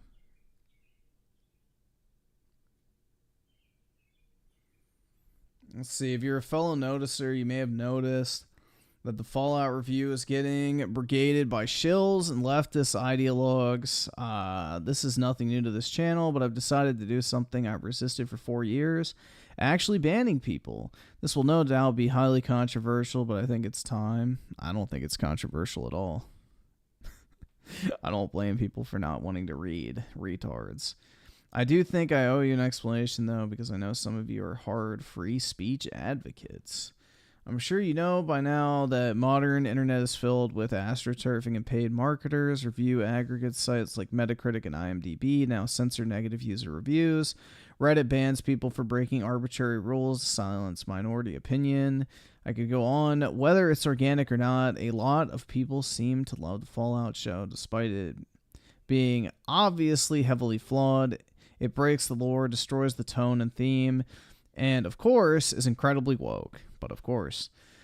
But what's not organic is thousands, yes, thousands of comments either insulting me and my audience or responding to the video with the exact same copy-pasted points, even points I'm never mentioned, which proves they didn't watch. So I made a pinned comment with a simple request. Answer 1 of 3 questions in your reply to prove you're not a bot or get blocked and banned. And no surprise, dozens of people just ignored the post and insulted me. So I banned them. I had one debate with a German guy that was in good faith. That was pretty much it. So no doubt some of you will say this is a slippery slope that will lead to me banning everyone who disagrees with me. Redditors and Discord groomers will post a gotcha about echo chambers. Imagine lacking that much self-awareness. But I'm just tired of reading the constant gaslighting and bad faith arguments. My 2 alternatives are turning up the automod strictness, which probably will accidentally censor you guys too, or stop reading the comment section. I'd rather engage with you guys and ban some bots than completely censor it. And let's be real, I'm never going to stop reading. Yeah, exactly. I'll just have to ask you to have some faith in me that I won't ban everyone, lol. The reason I'm even telling you this is because I'm honest to a fault. Other YouTubers like Actman and G-Man Lives just delete comments they don't like and nobody can prove it. I would rather you know about it going forward, even if you unsub. Yeah, that makes sense. Dude, I don't have an issue with people banning them. Like, I have fucking, like, absolute fucking just mental midgets that after a certain point of them posting the same shit on every single fucking community post or video I upload, I was like, yeah, goodbye. You're literally a fucking autist. You don't have any sort of actual brain capacity, and you just copy paste the same shit over and fucking over again. You know, get that ass banned. But, you know, if you at least look like you have some intelligent fucking thought behind whatever you're talking shit over, I don't care. But if you're like some fucking guy that goes, oh, you're a Nazi, you're a Nazi, you're a Nazi, you're a Nazi, you're a Nazi, you're a Nazi, like 8 times in one fucking video, this comment section, I'm like, yup, hide this user from the channel. It's like, that's just a fucking retard. Like, that's literally a fucking retard. A literal, or the type of guys that reply to every single comment in your comment section going, imagine watching this guy. Imagine watching this guy. It's like, bro, not only are you watching me, but you're replying to every single fucking comment on the video. You're insulting other people for watching. Like, get that ass banned. You know, you may not have made the fucking short bus this morning because your fucking retard ass doesn't know how to set a fucking alarm clock, but you're not going to waste your day in my comment section. Goodbye. Like, sorry you missed the short bus, buddy, but you're not going to get your social interactions for the day in my comment section.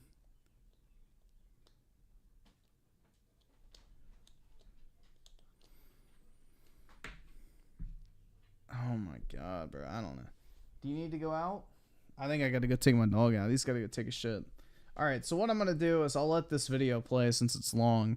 And when I get back, y'all let me know if we want to keep watching it or not. I have no idea what the fuck this is. But yeah, I'm gonna just Hassan Piker this shit real quick. And I'll be back in like 3 to 4 minutes. I don't think it should take too long. But I'll be back. Remo, let's go help people customize and save with Liberty Mutual. What the fuck? Why is one of the ad biggest block sales not ever? working? 30 beef sticks for just $30. Why is ad block not working? Meet Andrew Ditch. Oh, he's gonna be slow. I want to leave. I want to leave. Oh. Yeah, ad block fail. All right, I'll be back in like, give me 3 to 4 minutes. It shouldn't take too long. I want to leave. I want to leave. Dad, Mom is on the floor. She fell right off the toilet. The past 2 days, I was taking it easy for my emotional well-being, Dad. Andrew Ditch, also known as the Poop Squatch, is a 38-year-old man from New York. Andrew is primarily known around the internet for his extreme disagreements with his family, usually stemming from accusations of neglect or improper care. From the outside looking in, you would think it's 2 parents complaining that their son and caretaker is not doing a good job, but in reality, it's the exact opposite. Andrew, who is nearly 40, has called the police on his parents hundreds of times for what he claims is improper care. The more you look at it, the fishier this whole thing gets. And the lore of Andrew Ditch has proven to be quite the rabbit hole, but I feel like the best way to explain it is to simply start at the beginning. Andy was born June 7th, 1985, and lived with his brother Joe, his other brother Michael, his father Tom, and mother Janet. As a child, he was diagnosed with PTSD and was hospitalized numerous times for threats and assaults against his own family, one of the most extreme being antifreeze poisoning that his father Tom suffered. Though it could not be proven, Tom highly suspects that this was Andy. And as we proceed with this video, you'll find that Andy has a history of tampering with consumables. The next pivotal moment in Andy's life would be a car accident that he would be involved in. While riding his bike to his job as a Ronald McDonald performer at McDonald's, Andy was struck in a hit and run. Here is Andy's father Tom speaking about the accident and some of the consequences that it may have had on Andy's life. And he's riding his bike on Hines over by the apartment and Fletcher. And we got a phone call. We're sitting down to eat dinner. Come and see your son if you want, because otherwise he's going to be dead. He's laying in the middle of the street. So we raced out, got in the car, went over there, and he's laying in the middle of the street. He got hit by a vehicle, hit and run, and he's laying there, you know, his face all mashed up and everything. And we had to call the police and the ambulance, get him to the hospital, whole 9 yards. And they said, well, other than the bruises, bleeding, and probably a concussion, he should be okay. And ever since, we always questioned whether or not he had brain damage. Get this, Andy used to drive. And he used to have his own computer business in our house. And he was high rated with the Better Business Bureau. And he was an amateur weather meteorologist. And he locates storms at the airport and all these other things. And all that stuff, he was interested in. And he loved the sleepers. Lost interest. Can't do it. Can't function. No more. Though immediately Andy didn't display any signs of a brain injury, the National Institute of Health states that it can take years for the consequences of these brain injuries to develop. In certain cases, of course. Do I believe this is the case for Andy? I truly don't know, because that PC business his father spoke about was started well after the accident. Here's a clip of Andy from 8 years ago. And you're going to plug in from the modem to your router into the WAN port. Sometimes it'll be marked WAN. Sometimes it'll be marked just with the internet symbol, such as what this router has. Has a little universe on there. Hey YouTube, Andy here. I have a challenge for everybody. If you want me to eat poop, I need you to subscribe to my channel, get me 1 million subscribers plus. Not only did Andrew run a computer business on his own, but he was also an amateur meteorologist, being good enough to actually work with real meteorologists a couple of times. Andrew also lived by himself, taking care of all of his needs. Granted, he didn't make enough money to pay for the apartment and eventually had to move back to the house, where he finds himself in his current situation, living with his mom, dad, and brother Joe. And that was when Andy began to behave in this way. And to say that the family is dysfunctional would be a massive understatement. Let me just show you an average interaction between Andy and his family. You deny me my test kit for sugar, my medications that is at your house, my property, and my medical rights. Oh, that's good. You know, you can play this game too, because right now, I'm doing the same thing. And I've been recording you all along. It's going on YouTube to how you treat me. The main thing that Andy accuses his family of is neglect. He will start recording, making claims that his family is denying him his prescriptions, denying him proper care, and not helping him in any way. He'll take this video, edit it, and post it to his YouTube channel, all in an attempt to get pity. That is the main purpose of his presence on social media, to post videos about how his family quote-unquote abuses him, and how he is seeking help from the state, only to claim that he has received none. He has received thousands of hours of consultation over the phone, hundreds of hours of in-person care, thousands in medications, and even more in adult diapers. And you know what Andy does with all of these things? Throws them away and tries to blame it on his family members. So they've had to start documenting the things that he's destroyed himself. Here's Andy's father Tom and brother Joe confronting Andy about this. Why are you forcing me to have Obviously, a lot of it was destroyed. Yeah, I destroyed my medicines. You said I don't need them. I don't need help. So good. I don't need your help. Makes it easy for me to get it out. You said that I don't need help. I used to do this all myself. You're going to disturb the because of your misbehaving. Yeah, Andy, I'm recording too. Yeah, well, I want that thrown away. I don't want it. I don't want it. I don't have autism. I fucking fake. Good. Can you please let me throw it out? It's my shit. You're having a Please, I want to throw it out. I don't want to have autism anymore. Please, I don't want diapers anymore. Please. You're forcing me to do something I don't want because you're hurting me. Andy, if you wouldn't act like this, Andy, if you didn't act like this, we wouldn't have this problem. I can do this shit. I'm calling police. You can call them. You're instigating me, and you're being allowed to do this to me, and I'm asking you to please throw it out. You're right. I don't want it anymore. Well, you don't have a choice in the matter when you misbehave. I don't want them anymore, please.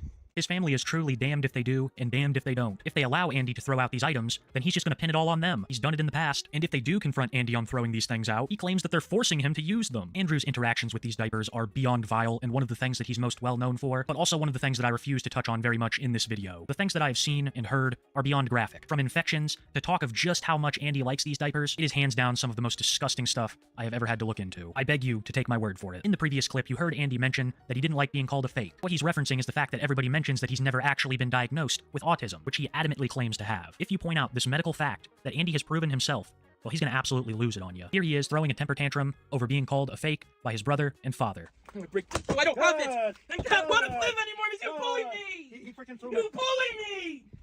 You bullied me, and the cops allow you to do it to me. Okay, we'll turn on living room light. Can you go upstairs, please? I feel cornered. No. No. Please, I want to be left alone. You. Dad, I want to be left alone. You're bullying me. Please, I want you to stop. I want to get my sneakers, Dad, so I can go run away. Please, I want to get my sneakers since you fucking called me a fucking fake and you hurt me. I want to get my sneakers, please. Yeah, he dumped the cranberry juice all the way. He dumped his cranberry juice down there. Into the dog food, destroying the dog food. No. I'm scared of you, I don't Dad. care what you think you are. I'm scared of you. You abuse me. It is widely speculated that Andy suffers from Munchausen syndrome. It is a rare type of mental disorder in which a person fakes illness. The person may lie about symptoms, make themselves appear to look sick, or make themselves purposefully unwell. Andy has been proven to have done all of these things. If you want indisputable proof that he has not been diagnosed with autism, then look no further with this call from the Office of People with Developmental Disabilities, where they state in very plain terms that he has never been diagnosed. Between February and March 2019, age 33, several psychiatric reports were completed by Trinity Medical, Western New York PT, and Erie County Medical Center for Mr. Ditch at Baptist 16. While some of these reports indicate that Mr. Ditch had an autism spectrum disorder, none of them reference any testing to support this diagnosis. The Erie County Medical Center noted in its March 7, 2019 report, SWA referral details, collateral, Andrew has an IQ of 80, central auditory processing disorder, and another processing disorder. He does not have autism. He does not have autism. He does not have autism. That was the statement of the Office of People with Developmental Disabilities. They went on to say that they believe Andy suffered from schizoaffective disorder, and that his self-diagnosis of autism was in line with symptoms of that. His family are all very aware of this, and his brother Joe has absolutely no patience for any of it, and rightly so. Joe despises Andy for the way that he acts, especially the way that he treats their parents. So when Andy comes up to him and tries to solicit sympathy, Joe isn't afraid to start blaring his trumpet, much to the disdain of Andy. You didn't want to go with Dad. Maybe I should show you what abuse does to an individual. Please leave me. I'm not going to leave this. Tomorrow I'm going to play with my doctors and school records show. You're not going to leave? Then I'm going to call the police and have you removed, Good, Andy. good, do so. I want you to. Get out! Stop! Let's move. Get out of my room. No, I'm not going to. I'm not going into you. Chewy. How you doing, Chewy? Only after my diagnosis, because I've been fighting for once in school because I saw no predictable environment. Get out. No. Get I'm not giving in to out. You can abuse me all you want. I'm not going. The average Fallout Please, show move, I gotta go fan. No, I don't. Move, I gotta go to the bathroom. Go. I'll follow you. You're not following me, I'm because going then you're downstairs asking. until you hear how I feel. I don't want you in my ears. You're not squirting my ears. I'm not being loud. You hurt my ears. I'm not being loud. You hurt my ears. Move. I'm beating you. I don't want to be you abusing me. I don't want you to hurt my ears. Rammed me in the wall. Another thing that Andy is particularly fond of is covering up his ears and claiming that any loud noise is bothering him. Now you're probably saying, hey, Kiwi Tapes, that's awfully insensitive. You just heard that he suffered from processing issues. And I'd say that you're right. If Andy hasn't had a well-documented history of going to rock and roll concerts, that's right, the guy who assaulted his brother over a little trumpet playing is actively attending rock and roll concerts. If it was something more mellow like blues or jazz, maybe. But in my experience, the only thing louder than a rock concert is an EDM festival. You cannot tell me that that kind of environment, packed with people, really loud, is more acceptable to Andy than his brother simply playing the trumpet. And even his own father. Z here with the 10. Imagine watching this Nazi and sending him. I know, dude. Couldn't be me, right? Trying to play a little bit of rock But on his I guitar. appreciate it, big Okay, you need to go and get off my room, out of my room, because you're not welcome up here. I need to get away it from you. It doesn't matter. You either Get go away from outside here and go, or you please. sit in the living room while we finish eating, and then we'll be out of your way. We need to go. You say that every Andy, single night. follow I need to be instructions. You, come up. No, Andy, get off my bed.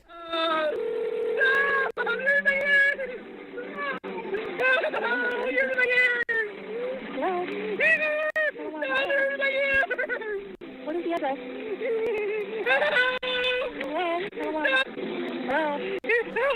Help me, please. My dad's hurting my ears. I'm at home. Please save me. Tom, on the off chance you ever watch this, you're a great guitar player. And Joe, you really know how to play the trumpet, man. It's a shame that your brother/son will allow a crowd of complete strangers to enjoy their music, but God forbid you try to play a little bit of your own. They gave him like a 5-minute warning before they even started playing. His father told him what was going to go on and to either go outside or go to the living room somewhere where it wouldn't hurt his ears. What does Andy do? Fires up the video camera and then completely ruins your jam session by calling the police. It seems like whenever the attention's not on Andy, then there's problems. He has this habit of making other family members' misfortune all about himself. When his father hurt his... He sounds like a prime candidate for a lobotomy. ankle real bad, Andy demanded to be taken to the hospital for sympathy pains, and when his mother's health was failing, Andy resented her for taking his father's attention from him. Andy really seems to hold his mother in contempt, and public opinion believes it is because she requires so much care from his father, care that Andy believes he should be receiving. Andy's parents are both elderly, and sometimes his mom requires a walker, but instead of seeing this and offering help, Andy feels jealousy. So one day when he found his mom collapsed on the floor, instead of helping her, Andy pulls out his video camera and starts recording. Why did you fall when you were sitting on the toilet? I got off the toilet. And you can't get up, and you couldn't call anyone. I did. Okay, but we'll broadcast. Dad, Mom is on the floor. She fell right off the toilet. She's on the dog's bed. Did you lose? Is it sugar? I hope not. Why were you sitting on the toilet for 2 hours? I was doing a puzzle. For 2 hours sitting on the toilet? Did you poop or anything? No. You were just sitting. You were sitting there. Andy didn't lift a finger. He simply called his dad to come help. And then Joe coming in asking her what she's doing. The look she gives him is priceless. It's like, what the hell do you think I'm doing? Andy would rather see his mother struggling to get up than attempt to help her in any way but calling dad. And this hasn't happened just once, but twice. Yeah, she's leaning off the chair and she's going to bend over. He does a lot of things. That's why I say you gotta watch him. She's like grandma. Andy, please. Well, Mom, you don't do anything. You lay in bed all day. So do you. So be quiet, please. I lay. Ferris of the Five, you missed the part where he threw a complete temper tantrum over his dad and his brother making jokes about him. Yeah, it sounds like the prime candidate for a fucking lobotomy. Yeah, you don't do much of either or anything. The past 2 days I was... Dude, I saw this picture. It was like 1982, children with autism in straitjackets chained to a fucking radiator or some shit at a mental asylum. It's like, bruh, this guy needs that treatment. Put him in a fucking straitjacket and chain him to the radiator. Let's take it easy for my emotional well-being, Dad. There are two things about this video that really get me. First and foremost being the criticism that Andy is spewing forth, sitting on the couch, wiggling his toes, and telling his mom that she's like grandma, she doesn't do anything. All while his dad, who I've never seen without a lower back brace, helps her up to use her walker. Which leads me to my second point. Do these two people look like they could abuse Andy? Do they look like they should be legally required to take care of Andy? For Christ's sakes, Andrew went to the courts and tried to make them legally force his parents to change his diapers. You see, despite the way Andy acts, he's never afraid to get the legal process involved. In particular, he likes to bring up his rights quite often. Andy will go from speaking in the third person to then talking about why the police can't do this because it violates his human rights. All to the 911 operators who are very well familiar with who he is and but the question is he even human? What he tries to do to his family. Well, I also went to our dad's house. I have a right to throw out my diapers. I have a right to throw out my medications. I was allowed to throw out my medications pill by pill, but I'm not allowed to throw out my diapers because you guys are depriving me of my civil rights.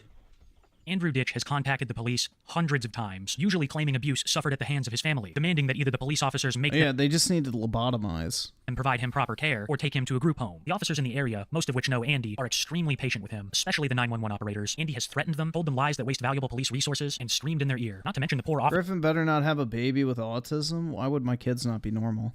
Who Andy has flashed, assaulted, and subject to all of this madness for years. You would think that with how much Andy contacts the authorities, that he would have a modicum of respect for them, but it is the exact opposite, as just like everyone else, Andy sees them as there to serve him, and only him, leading to many negative personal interactions with the police. I've been hit by a car so many times, and you know what? Put me on 941, because I'm going to run away from the house, for the hospital. I'm running away. You can't hold me hostage. You can't hold me hostage. You're holding me hostage. You're holding me hostage. You're holding me hostage. Oh, you abuse me. You abuse me. You abuse me. Don't touch me. I don't want to be abused. Sir, I have a right to leave without being escorted out. Not right now, you don't. Why? You're on private property. Then fine. Fine. You hurt my back. You hurt my back. I'm Good. leaving. I'm leaving. I'm leaving. Dude, while he's at the hospital, they should get the lobotomy going. I'm leaving. I want to leave. I want to leave. This way. My arm is numb. I want to leave. I want to leave. Ouch. They were simply trying to escort him out of the hospital, but Andy refused. He didn't want an escort, he wanted to go his own way, and that's what caused the issue. That clip was another brilliant display of Andy quoting his legal rights. Once he starts doing that, you can pretty much rest assured that he's not going to comply, because in his mind, you are no longer an authority figure. If you try to stop him, you will be one of the accused, one of the people responsible for making Andy's life as horrible as it is. Because as I've said before, that is the whole point of Andy whipping out the camera. When Andy whips out the camera, it's almost always in an attempt to solicit pity. He wants the people on his channel to see a video like that and see a man who is being abused by the system, as well as his family. It usually ends up displaying the exact opposite. A man in his 30s with complete disregard for his elderly parents. All I have seen in my time researching Andy is elder abuse. I feel like there is no better example of this as to when Andy got arrested for his oil diffuser. This is probably the second most infamous event in Andrew Ditch lore. Don't worry, the first is yet to come. But as for the oil diffuser arrest, it's a doozy. It starts out with Andy putting an exorbitant amount of oil into his oil diffuser, a humidifier type device which you can add Yep, probably getting like $2K a month in fucking SSI checks. You know, what a great use of government money. Keeping this fucker alive. that will spread throughout the room. The only problem is that certain types of oils have been known to affect people with breathing issues, as well as animals. Andy's parents and their dogs all started to experience breathing issues, and upon confronting Andy about this, he refused to shut the oil diffuser off, claiming that it was for his emotional health, and that they had absolutely no right to make him turn it off. The police were called, and an interaction would ensue that would end with Andy in cuffs. It was so strong. She had heart problem and breathing problem. I had to put the oxygen on. I asked her to turn it off. He refuses to do that. This morning we came back in papers, the same thing. Even Joe, you can ask him. He had to go upstairs. We couldn't stand it because we're trying to eat. You can't eat when it smells of it. I have no idea. You have to ask him. He's videotaping us still. I don't have to. You're not. Is it court order? We want to know if we can press charges because this is our home and it's bothering our breathing. You didn't ask me to turn it off. Stop shining that light in my face. I can. Is that order? Or is that a violation? You arrest me for having my light on camera? No, I'm asking you as a matter of human decency if you could stop shining. Well, I did nothing wrong except for just trying to sit here, relax. So I'm asking you to shut the oil diffuser off. It's for my coping skills, and I don't have to answer to you unless it's a court order for it. Andy, can you please not? If there's a court order, is that a request or is that an order? It doesn't have to be a court order. Why do you have to talk like this all the time? Is that a request or is that a court order for me not having my oil diffuser that helps me relax? You don't have to. You don't need that. Your parents have. Your mother's on oxygen. It's bothering her. Okay? I'm calling my lawyer. Stand up and put your hands behind your I back. didn't do anything wrong. Stand up and put your hands behind your back. What do you mean? I didn't do anything. Stand up right now. You're hurting me. Stand up. You're hurting me. Stand up. You're abusing me. Well, that's what happened. You're gonna sue me. What? I'm being arrested for my oil diffuser. Okay, why are you being arrested right now? For my oil diffuser. Officer Bradley's arrested me for my oil diffuser. He put his hands behind his back, so now he's going to charge you. I didn't do anything other than have an oil diffuser on. You're abusing me. You're abusing me. Dude, I don't even think the most demented rapist would want to touch him. The oil diffuser incident is the perfect encapsulation of Andy's character. People politely ask him to turn off his oil diffuser because his mother is on oxygen and it's bothering her. Andy says no, the cops are called, and he resists the cops. That officer has had many interactions with Andy and was extremely patient with him throughout this whole thing. You have to wonder if this is really the outcome that Andy wants. Overly standoffish, unwilling to cooperate, and unwilling to believe that he is anything but the victim. And as soon as he's taken into custody, he starts making accusations against the officer and calling crisis hotlines. A lot of the content you've seen throughout here... This is why I laugh when people say, you know, everyone's equal, no one's better than other people, blah, blah, blah. Like, are you fucking shitting me? How the fuck do you look at someone like this and think everyone's equal and everyone is just as good and, you know, valuable as everyone else? Like, the fuck? Are you fucking shitting me? The world would be a better place without this fucker. In audio have been messages that Andy has recorded himself while he's either talking to police or some kind of social services. During all of these calls, Andy is claiming to be the victim of some grave injustice, when in my opinion, it's been the family of Andy who have really been victimized. If you want proof of this, then look no further than the time Andy poisoned every one of them. Andrew Ditch has had a long history of tampering with people's food and drink. His father highly suspects that he was the cause of his antifreeze poisoning. He put super hot sauce in chili to serve to his two elderly parents, admits to putting laxatives in his father's coffee as a child. No, he's not a victim of a broken system. He's a fucking unfortunate side effect of modern medicine that allows the weakest, dumbest, and inept people to survive. Because this dude would have never made it to his fucking 7th birthday 200 years ago. And then the most infamous incident in all of Andy Ditch lore. I'll let his local news station give you the rundown. A man from the city of Tonawanda faces 3 felony charges accused of spiking the food of several of his family members. Police say 34-year-old Andrew Ditch put Epsom salts and laxatives in the food and the water reservoir of the family's coffee machine. The family members knew something was wrong when they all started to suffer from nausea, abdominal pain, and severe diarrhea. Ditch was arraigned and is being held on $5,000 bail. He will return to court tomorrow for a felony hearing. He denies it. Last year, me and his brother, and even my wife, got sick constantly, running the diarrhea, even crap their pants, when we describe it, and we got flustered. And he made a comment to one of his friends on the internet that he put laxative and Why do they even let this fucker in their house? Epsom salt in our food, our coffee and drinks, and you better be closer to the toilet. And I was wondering why my stomach hurt so bad. I could go to one day. I wanted to go to the hospital, but I didn't because I was a stumbled up pain. And the strange thing is, since he's been gone, even though he doesn't like to hear it, we no longer have the problem, none of us.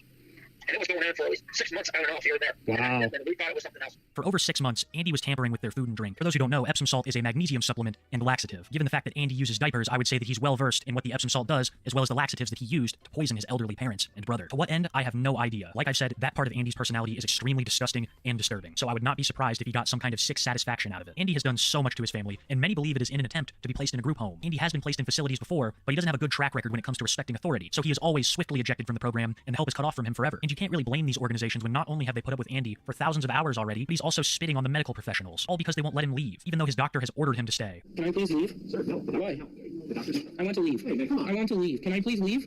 No. I have a right.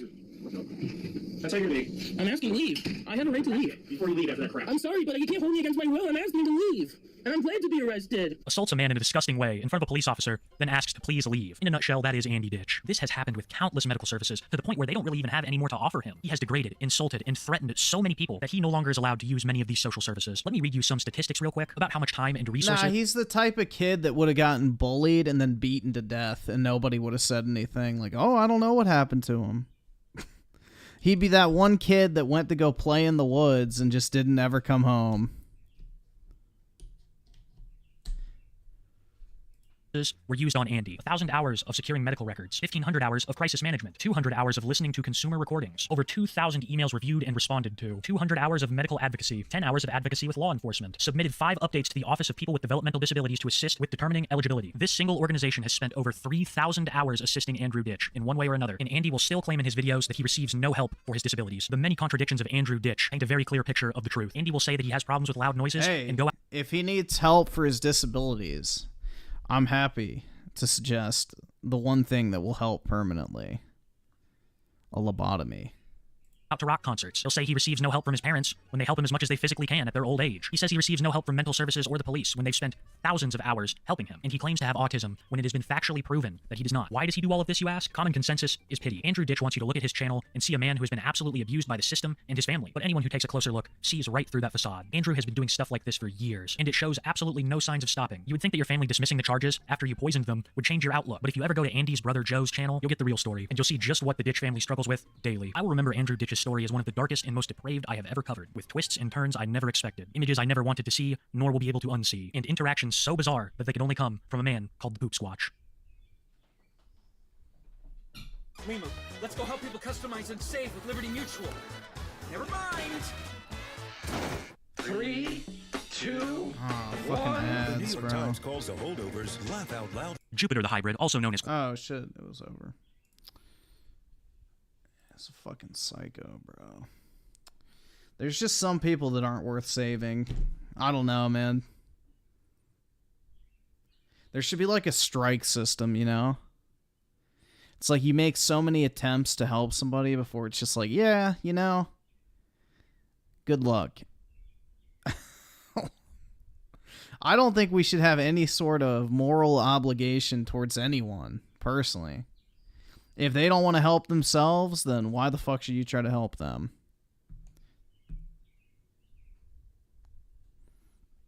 Fairest of the two, get U-Block Origin. I'll look into it.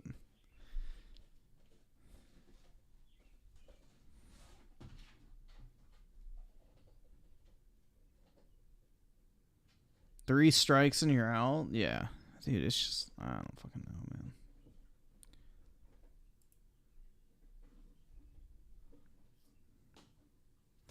Recommended page is degen as fuck. Yeah. Well, it's based on y'all's recommendations, so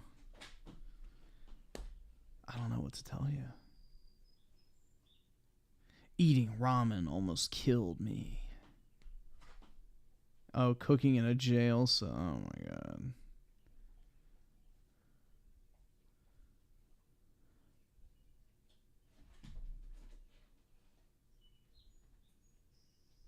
Has ID fetish.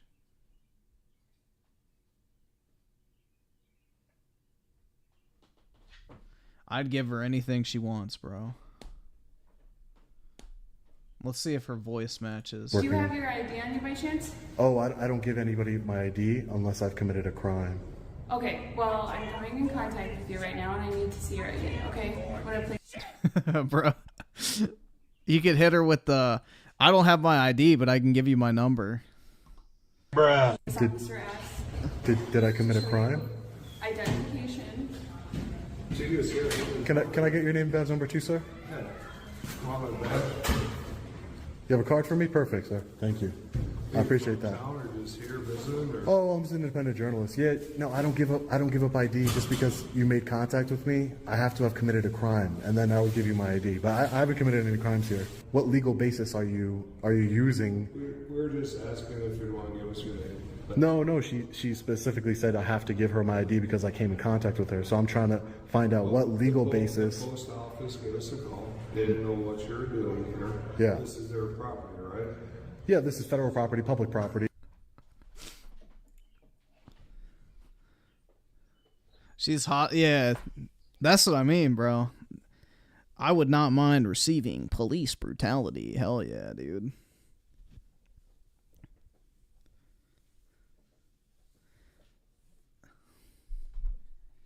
He should have been like, I can't show you my ID, but I can show you the other. No. He should have just been like, I don't have my ID, but I can give you my number. Or he could have said, you don't need my ID. You could have just asked for my name and number or some shit like that, you know?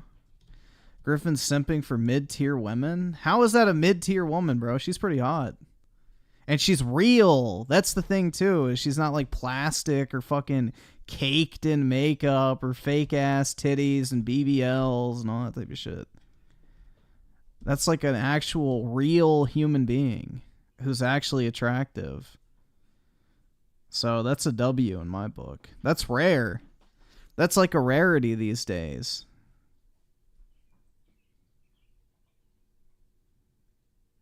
Griffin wants her knee on his, absolutely, all over my neck beard.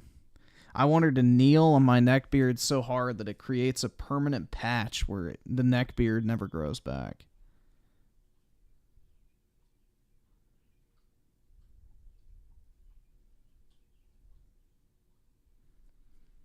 I don't know, bro. Y'all are gonna have porn brain rot, I feel like. You're like, oh my god, unless she literally looks like a whore, then I'm not interested.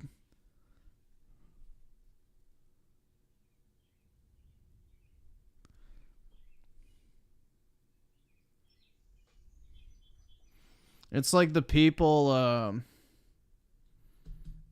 there's like this, account going around on Twitter where it's like they beautify like video game characters and shit, and all they do is just add like comically large titties and ass, and it's like, bruh, your brain is rotted at that point. Your brain is absolutely fucking rotted at that point.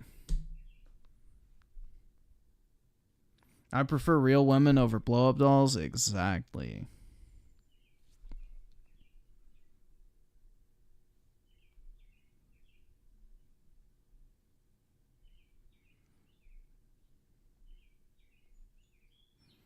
Life is an anime. Maybe when I ask her out, it'll be my sane. Oh my god. Mudahar had a meltdown over that account? What? Like, how so?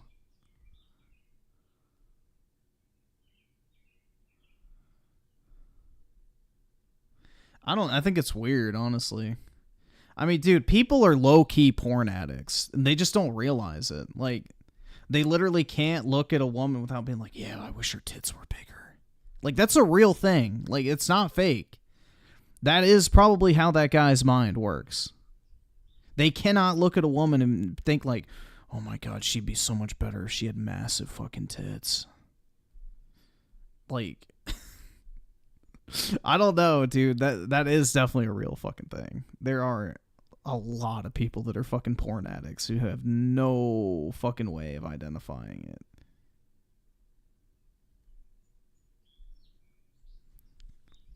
What is his, I'm guessing this was on, well, let's see. Did he make a video on it? If not, it's probably on Twitter, right?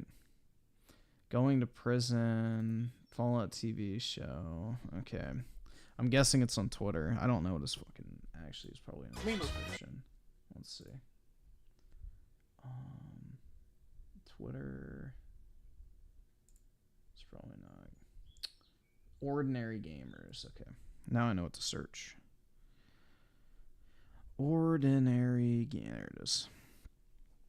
Just want to see if he's actually having a meltdown. Excited to go to Vegas. Manual transmission. I love private servers.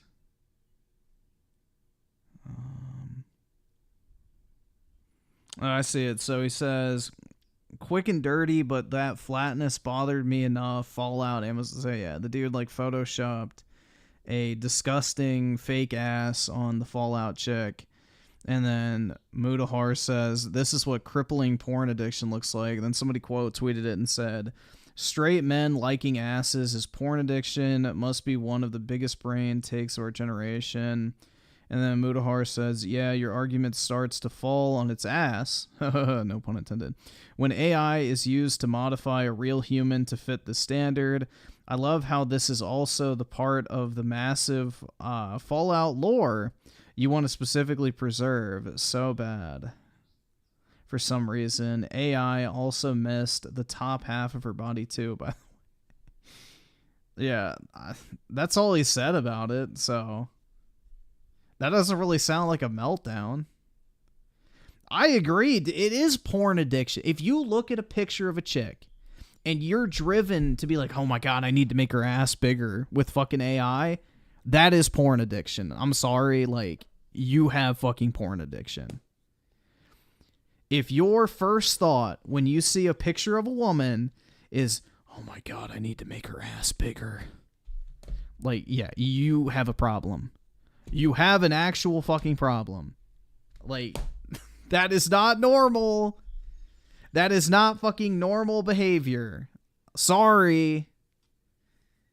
That is not the same as liking big asses. If you feel the compulsion to fucking take an existing person and AI edit their ass cheeks to your liking because you can't stand to look at them without the extra sex appeal, that is porn brain rot. Like, plain and simple, you have porn brain rot at that point. Like, if, let's say, you know, the cop chick that I thought was hot. Do you have your idea? Like, if my first reaction to this was, all right, I'm going to take a screenshot of this, drop this in AI, and I'm going to give her massive titties. And then I'm going to save that image and share it on the internet, like, and say, I made her better. Like, that's weird, bro. That's not normal. That's fucking creepy.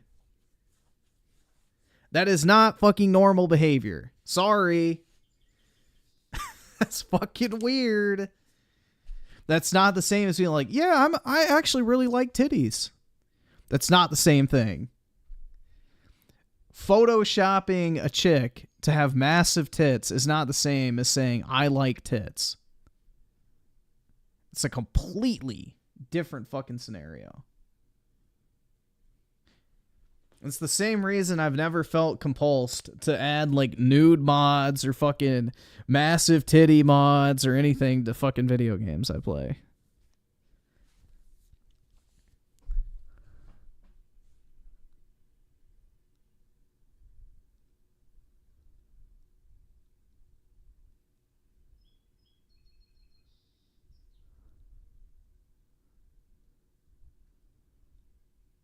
But yeah, I don't think he had a fucking meltdown.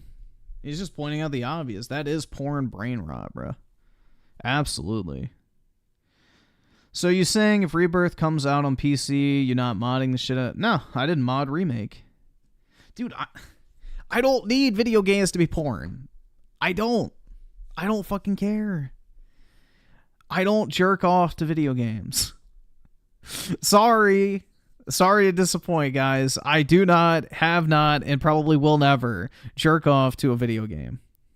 I don't feel the need to add massive fucking titties or a fat ass or, you know, like literal fucking nude mods or whatever the fuck. Like, I've never done it.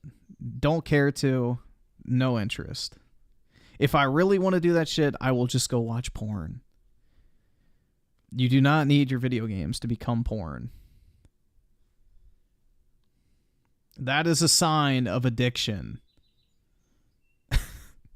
That is literally a sign of porn addiction.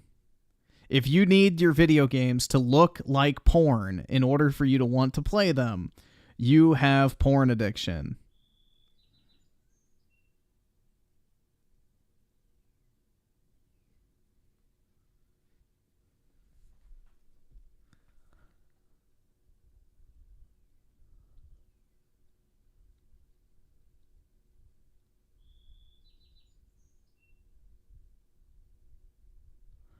That's why I don't understand how this is porn addiction. The edit doesn't...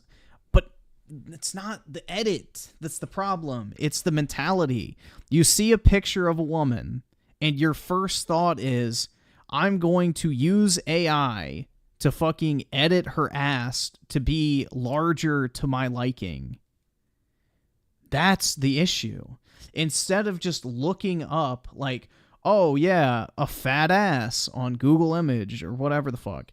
It's the fact that you look at a woman, and because she doesn't meet your, like, specific, I guess, standards or likes, you take the image, go through AI to make her curvaceous enough to your liking, and then sharing it on the internet. That is completely different than admiring a nice pair of ass cheeks, bro. That is a completely different level of appreciating ass. It's not that you just like looking at ass. It's that you have to make every single thing you look at exactly how you want it because you're addicted to it. Like, it's a real fucking thing. I don't understand why people pretend porn addiction isn't real. Most people who consume porn are probably addicted to it. Just like most people who consume caffeine, sugar, or any type of food. You're most likely addicted to it. But nobody likes to admit they're addicted to shit, so there's always pushback.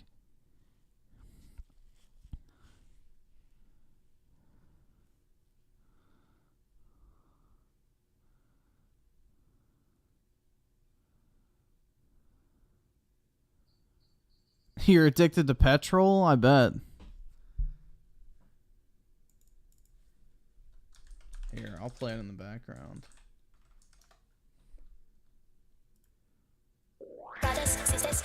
Uh-oh, it's too quick. Actually, yeah, I'll put it on that.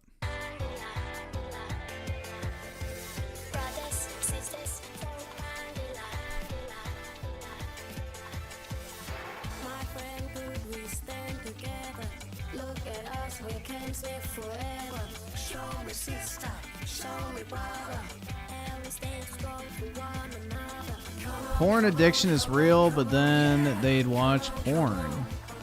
Food addicts don't watch commercials. Okay, that is a completely different fucking scenario, dude.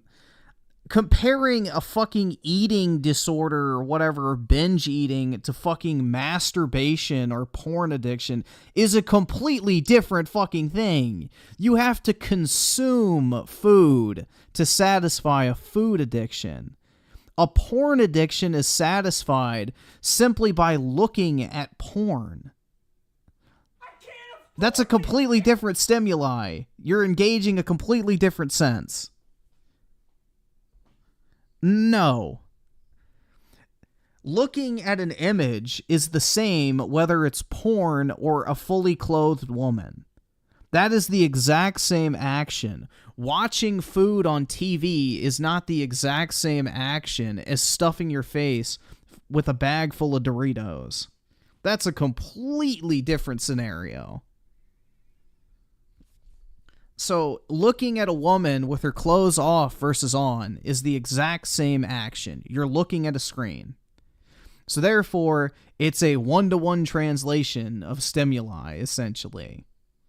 Eating food is not the same as looking at food on TV. That's a completely different scenario.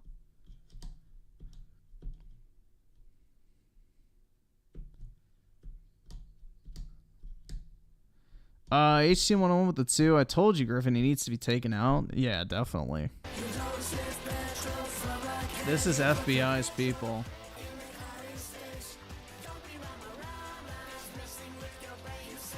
Fancy Leo with the 6 just got here. What's all about the Iran talk? They're about to get fucking murked. They're probably going to have their nuclear sites blown up. That's the end goal of this whole thing. And Ferrix with the 5, it reminds me of about a Street Fighter 6 tournament that had some dude who had a nude mod for Chun-Li, and I'm like, why the fuck do you need that for fighting? Yeah, exactly. They can't turn off the porn addiction for 10 minutes, so they need to stare at a naked woman constantly to keep their mind focused. It's like the people that are porn addicts to the point where they will leave like porn open on one of their monitors while they work so that they can continue to function, because otherwise they'd get distracted and start looking at porn or something.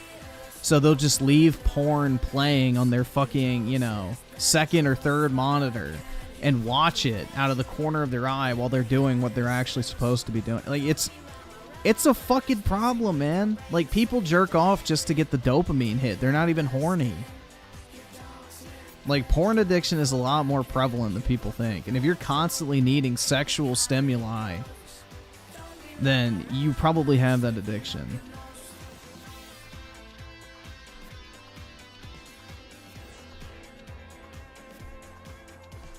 Fancy Leo with a 15. Yo, because of the Iran situation, I got promoted to a way better job for my boring desk job. I'd like to say more, but it's class. Nice, bro.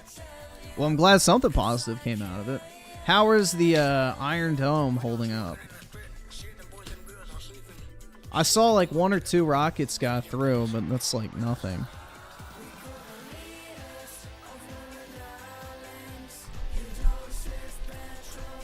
They're gonna, bro, Iran's gonna get clapped though, because, you know, the Israelis don't fuck around.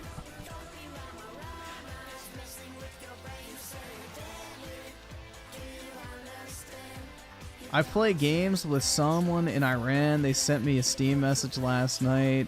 The war is here. Yeah, they might, because they don't have an Iron Dome to protect them from rockets. That's the thing, dude. Is if, let's just say Israel goes band for band with Iran. Like, you know, Iran launches 50 missiles, let's say. You know, maybe 1 or 2 gets through the Iron Dome. Okay? But pretty much all of them are going to get through, you know, Iran's air defenses, because they don't really have any. That's the problem. It's like they're starting something they cannot fucking finish.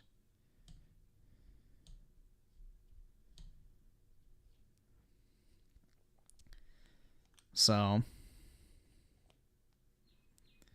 it's not going to be pretty. Fancy Leo with the 15. We got more Iron Domes on the way to fortify our defenses. We just need Sleepy Joe to send us some more missile money. There you go, man. He'll have to cut off his little boyfriend, Zelensky, which is definitely a preferential trade-off. Hold on, I just want to see. Come on, baby. Hold on, I need to see. Oh, shit, nice. All right, so my Raytheon purchase was a good one. They make all the missiles and shit that Israel uses. So I bought them like a month or 2 ago, and they're up 35% in the past 6 months. So gaming.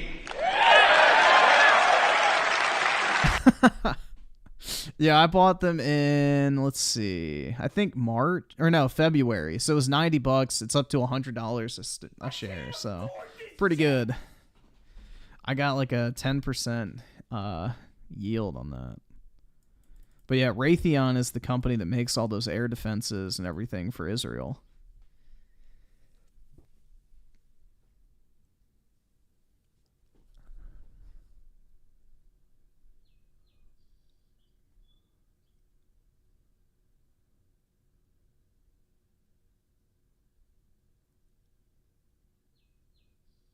Griffin is going to profit from Iran getting fucked? Absolutely, man.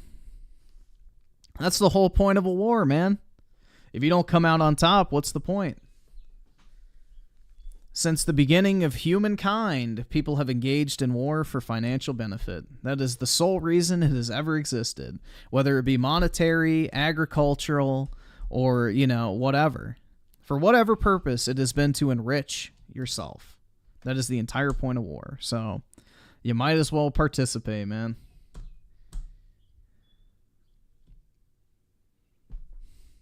Apparently, Russia said they would back. That's not an official statement. That was just some Twitter bullshit.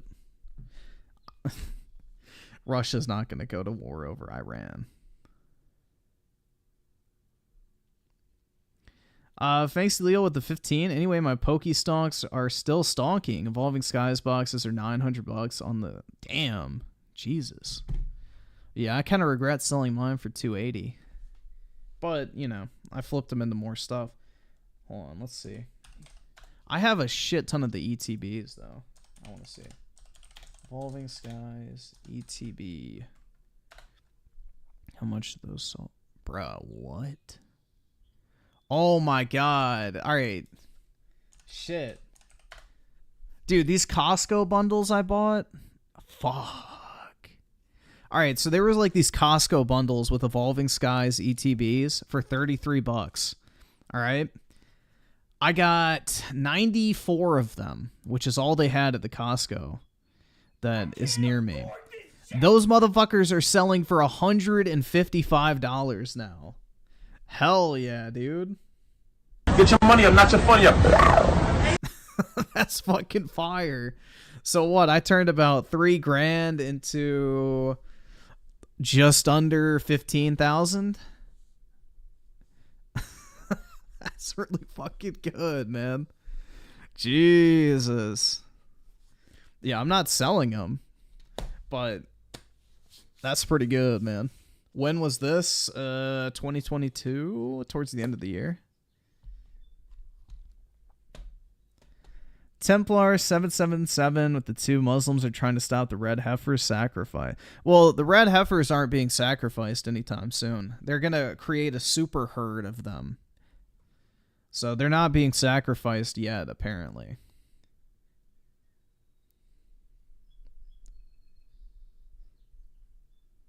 But, I mean, that could be a part of it. But this whole attack from Iran is motivated primarily by, you know, Israel basically taking out that Iranian military leader in Syria a few weeks ago, which basically was done at the United States' request, which is usually what happens. We request Israel to take out, you know, a key target or something in the Middle East. They take the heat, and then we back them up. So that's how the relationship typically works. It allows us to get involved without getting involved, quote unquote. Thanks to Leo with the 15. The only semi-problem is that people over here are not buying because of the war, but that just lets me stonk. Yeah, exactly, man. You know, that'll fade. Nothing's forever. The good thing is I don't think this will be any sort of actual war because realistically, Iran does not stand a semblance of a chance at all. They basically have no allies in the region. You know, the Saudis will turn on them. The Jordans will turn on them. Or Jordanians, however you say it, will turn on them. Russia will not come to their aid. China will not get involved because they're not going to fucking piss off the U.S.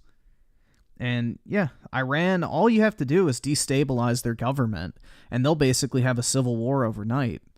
So realistically, you take out the Ayatollah and a few other key government members, they're done. They've already had issues with coups in the past, so you spark a big enough flame by getting rid of the leader, it creates a power vacuum that, you know, will basically deal with itself.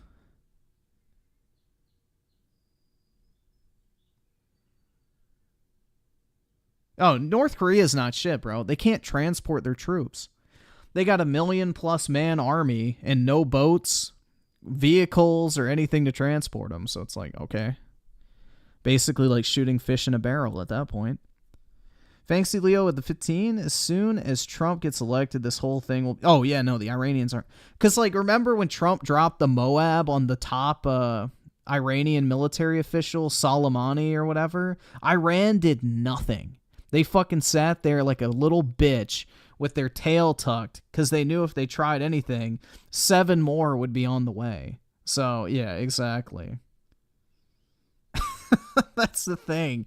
They know that, like, we just have a weak fucking president right now. So they think they can get away with shit. I can't afford this shit! Fancy Leo with... Oh, wait, no, I think I read... Yeah, I read part of it. They also said that there are not enough alive hostages for exchange with us. Interesting.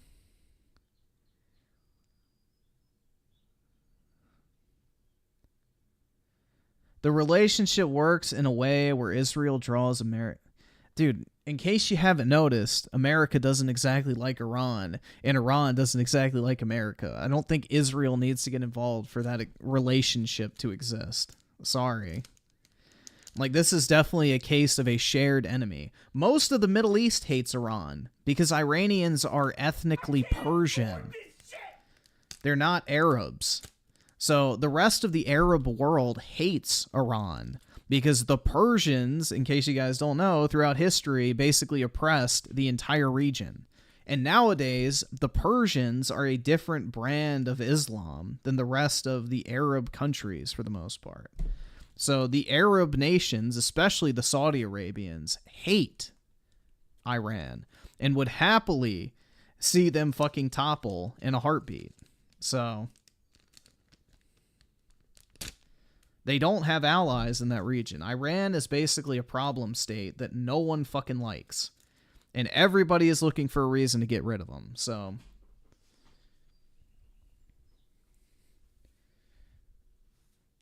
this is not a situation that's going to play out well for them long term whatsoever.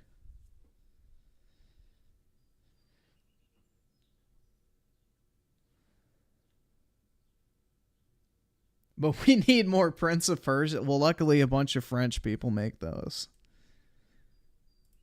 So it'll be okay.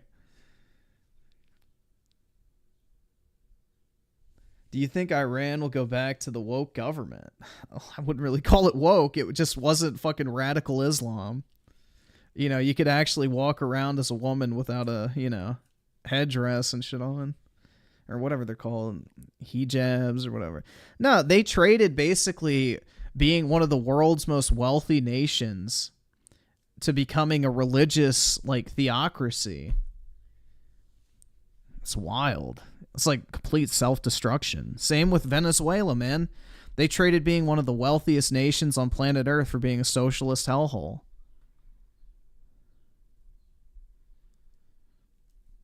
Fancy Leo with the 15. Did you see the Mudahar video with the clickbait title of Israel is spying? No, I didn't. What is it even about? Everyone's spying on everyone. Every single country is spying on every other country.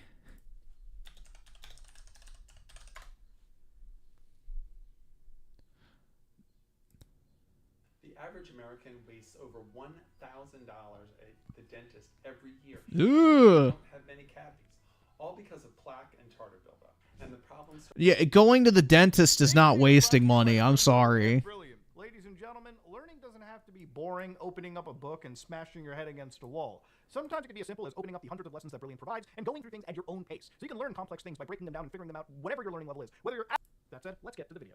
Hello, guys and gals. Me, Mudahar, and how's it going, my fellow friend? It just keeps getting worse for our friends over at Apple. Now, of course, as you all know, Apple is getting pretty much sued. They're pretty much in the biggest antitrust lawsuit of our time right now, of your generation, actually because of their Apple products, their iPhone being as locked down as it ever was. Now, obviously, Apple's kind of responded a little bit, and they've been kind of having to take some L's, but only as much as they've been legally required to. So just a little quick update on what kind of L's that they've been taking, and actually massive W's for you and I. One of them you may have heard of is that they've actually made it somehow easier to start repairing the actual phones that you buy, okay? Now, I believe in things like right to repair. Yeah, that's because the Republican Party is a bunch of fucking jokes. Like, they're a fucking... anyone who actually claims to be a Republican nowadays is a cuck. Like, you're actually a cuck. Real talk, bro. Like, if you are a Republican in today's political climate, you're a fucking loser.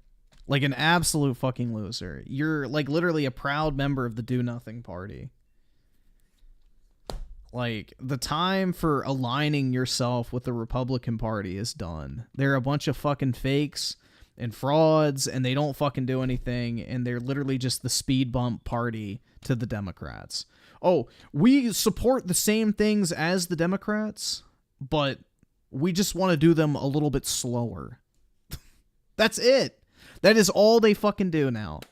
They'll eventually vote in favor of what the Democrats originally proposed. They just want to wait a little while, you know, to make it look like there's the illusion of choice.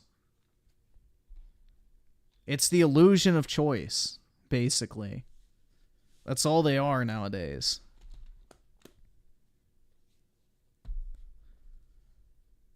Fancy Leo with the 9 minutes? Okay. Protect individuals. And this isn't just for politicians or like rich people that are targeted. If you ever feel that your phone is hacked and you run an iPhone, just enable lockdown mode. I actually had to walk another YouTuber through this because their phone was hacked. They were actually getting fucked. And just putting them through this mode allowed them to at least circumvent actual attacks that were headed towards their device. It's crazy the world we live in. And this is where I'm going to give Apple some credit here. They actually do provide a lot of tools to help keep your devices safe. And I think more companies should do this. And Apple's not doing this out of the kindness of their heart. Believe it or not, they are taking these people to fucking court. So for anybody that doesn't know, even back in 2021, Apple sued this NSO group because of these state-sponsored spyware attacks. They filed a lawsuit against them, and they're actually contributing up to $10 million to cyber surveillance researchers and advocacy groups just to keep fighting against these goddamn scumbags. Now, obviously, Apple's lawsuit, where I swear they use terms like amoral 21st century mercenaries who created highly sophisticated cyber surveillance. The thing is, for Apple, suing these people, it's not necessarily just to, be benevolent for you. Obviously, any company wants to protect its user base because having your name and cyber attack and leakage inside, major mainstream news sources does not look good and does not inspire confidence. If you watch Apple's recent advertising, you'll notice that they've really pushed towards privacy and security. And if you buy an iPhone, utilizing their security parameters, your phone should be more safe and secure. And in ways, I would say Apple's iOS to an extent. Why don't people run as an independent then? Because we live in a one-party state that's disguised as a two-party? So if you have a big company like We basically live in China, where you have the illusion of an election, but in reality, the outcome is the same regardless. Group and a country going up against them and making a mockery of their security, it's ultimately bad for their brand. And obviously that's why Apple wants to stand up. And I think most companies should. The more these companies try to detach themselves from these corporate entities, or these, I guess, quote-unquote, amoral mercenaries. So at this point, it's time to ask, who the fuck is the NSO group? What kind of dangerous group is this that exists? So the NSA group, also stands for Znev, Shalev, and Omri, is actually an Israeli cyber intelligence firm that creates the Pegasus group. So if you looked at this website, and you might have recognized it before, this is the NSO group. It's basically a group that helps government agencies prevent and investigate terrorism and crime to save thousands of lives across the globe. Now, here's the thing about these organizations. They will always throw things like national security, the fear of terrorism, and all this stuff in order to make it so that they can justify their really invasive militant spyware to be spread around the world. And again, when you always bring this kind of shit in, this level of propaganda, it's not always that cut and dry. Now, while they say the world's most dangerous offenders communicate using technology designed to shield their communications, while government intelligence and agencies struggle to collect evidence on their actions, we're here to pledge. Yeah, are you gonna vote for Kim Jong-un or Kim Jong-un? Well, technically, this is interesting. There's only one president of North Korea, and it's not Kim Jong-un. It's Kim Jong-il, his grandfather or whatever. Like, his grandfather is the eternal leader of North Korea. So his fucking corpse is technically still like the president or whatever of North Korea. Like, it's fucking weird, man. It is fucking weird, but yeah.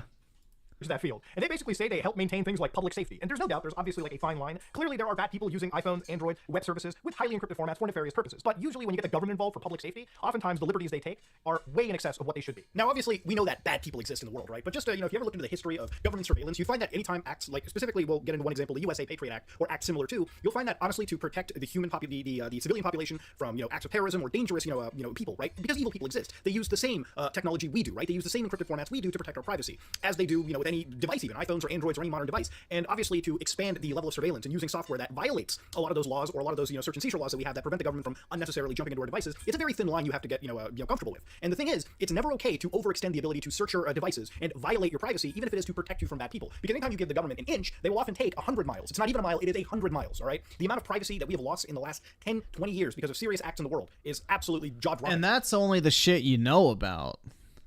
Like, all this shit is like surface level, bro. The fucking CIA and NSA and, the FBI and the organizations nobody even fucking knows, like out of the Pentagon that are run by the military. Like, bruh, you can't even fucking walk down the street in the US without getting scanned by facial recognition anymore. We're cooked, bro. If they want to fuck with you, they can fuck with you. And again, this is sort of a line in the sand we all have to draw to keep ourselves safe. And this is one thing where I can give Apple and I can give any company fighting against this stuff, my unanimous support and endorsement. And they're not just being sued by Apple, they're also being sued even very recently by Facebook or Meta, simply because they are accused for spying on WhatsApp users, okay? It's insane the amount of people they go after. And it's not just one or two. It's alleged to be 1,400 people that this one company is spying on with their malware. So what they use is something known as Pegasus, right? And Pegasus is without a doubt one of the most, it's their secret sauce, the gold in this entire operation. And the reason why it's so sought after is because it's basically one of Israel's biggest bargaining chips in the world. It's one of Israel's biggest pieces of cyber warfare tools out there. So again, when you looked into it, when it was first caught and it was first being looked into by Lookout, they were actually talking about what it basically took advantage of. So they said this spyware, this like mercenary spyware, is apparently so sophisticated and so modular. It uses strong encryption to protect itself from traditional tools and a vigorous monitoring and, of course, a self-destruct mechanism. Yeah, it's interesting. Most cybersecurity developments and this type of software comes out of Israel. Like, they're a huge producer of cyber tools, which is kind of interesting. So they invested heavily in building up that industry early on. So they're kind of like the forefront experts and like anything cyber, attacks, protection, anything. They're very fucking advanced with this type of shit. Most countries are, decades behind. If detected. So they take advantage of 3 actual CVEs. One of them is a memory corruption in WebKit. So if you are on an iPhone, no matter what browser you download right now, you are using a WebKit browser. So using a vulnerability, it allows an attacker to compromise a device when a user clicks on a link. So if they get sent a link to a website and they click on that with their messages, they open up a WebKit page, and that immediately is where the strike occurs. So then they take advantage of a kernel information leak, a kernel base mapping vulnerability that leaks info to the attacker and allows him to calculate the kernel's location in memory. And then of course, yeah, that's right. The Russian bots influenced the USA election, dude. They posted Trump memes on Facebook. Break the device, and once they jailbreak your iPhone device, they install a whole bunch of tools and persistence to keep spying on you for the foreseeable future in a way that is so stealthy that it takes a lot to catch up to it. And this is where Apple, thankfully, has actually prevailed with their lockdown, though, like I mentioned earlier, against... Yo, did y'all see that thing? For all you Jewish conspiracy theorists out there, I guess this will make you happy. Did y'all see that ceremony recently where Trump was honored with, I forget what it was called. He got this crown or something from a group of 160 rabbis from Israel.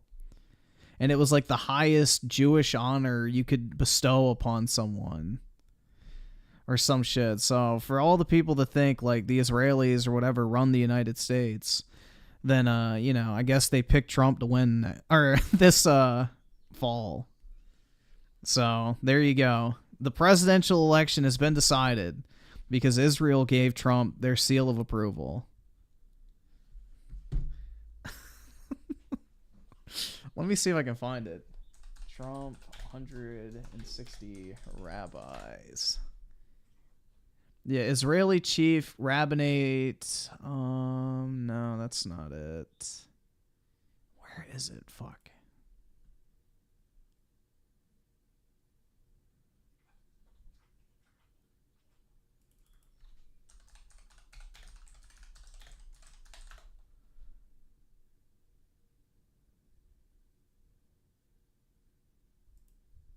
Yeah, here it is.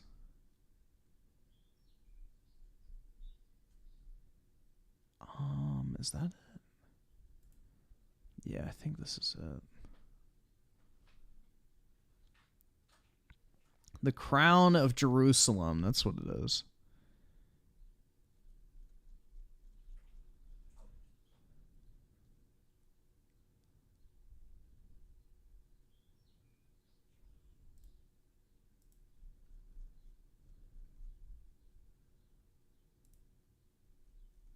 And then recently they also gave him a menorah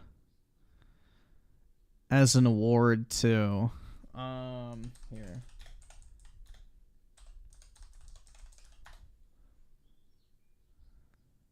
Images. Yeah, here it is.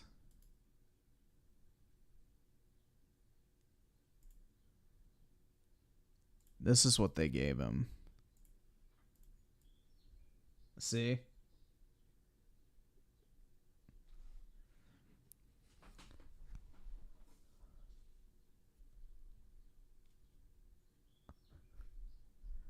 Bro, imagine if Trump pulls up to the fucking, to the presidential debate wearing the crown of Jerusalem. That shit would be fucking funny.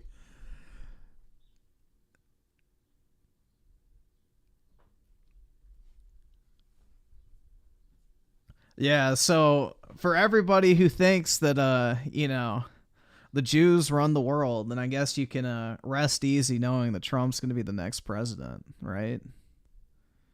There you go. Yeah, and they recently gave him like a solid silver menorah as well, too. So.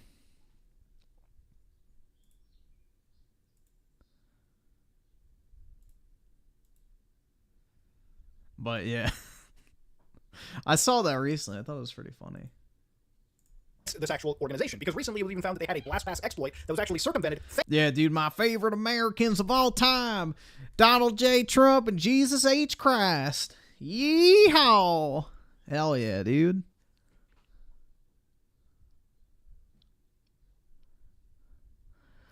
CNN would never let Trump live this down if that happens. What happens?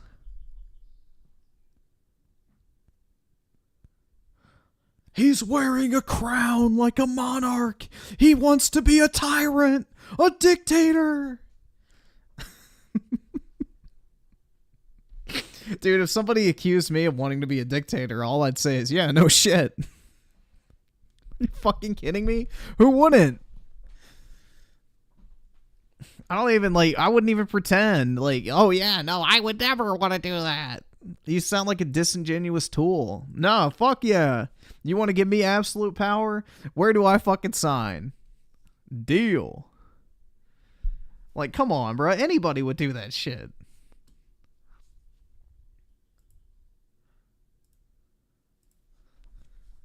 The Jews are based. Yeah, I have a lot of respect for a lot of the shit they do, in all honesty, you know. I like the fact that they prop up their own. I think that's admirable. I think more people should do that with their own cultures instead of being angry, personally. Learn from the examples of others. Don't be jealous. I don't know. Like, everybody's like, oh my God, bro, they literally run everything. It's like, okay, cool. How did they get there? They didn't just fucking go poof. Magically. Identify the patterns. Learn. Adapt. Emulate. I don't know, man. Their women are lovely too. Then Kaz are women. That's all right, bro.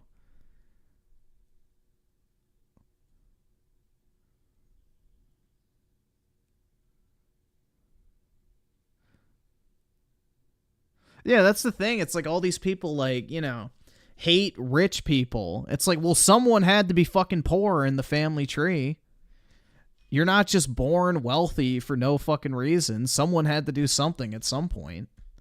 So why don't you identify something you can do so that your future generations don't have to fucking work and they can live in fucking mansions and drive Bugattis or whatever the fuck.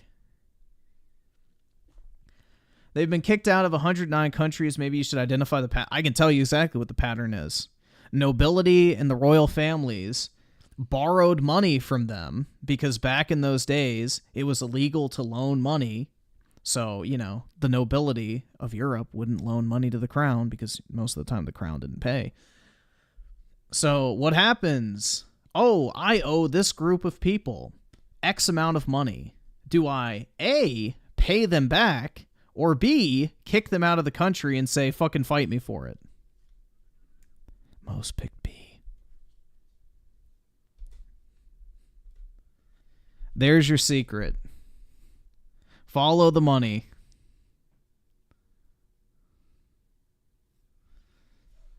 That is the issue.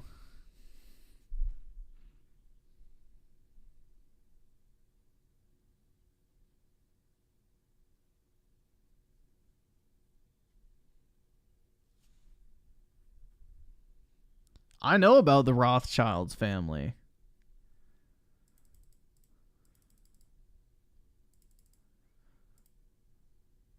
Imagine Trump wins the U.S. election, the meltdowns will be... I don't think... Honestly, I really don't think so.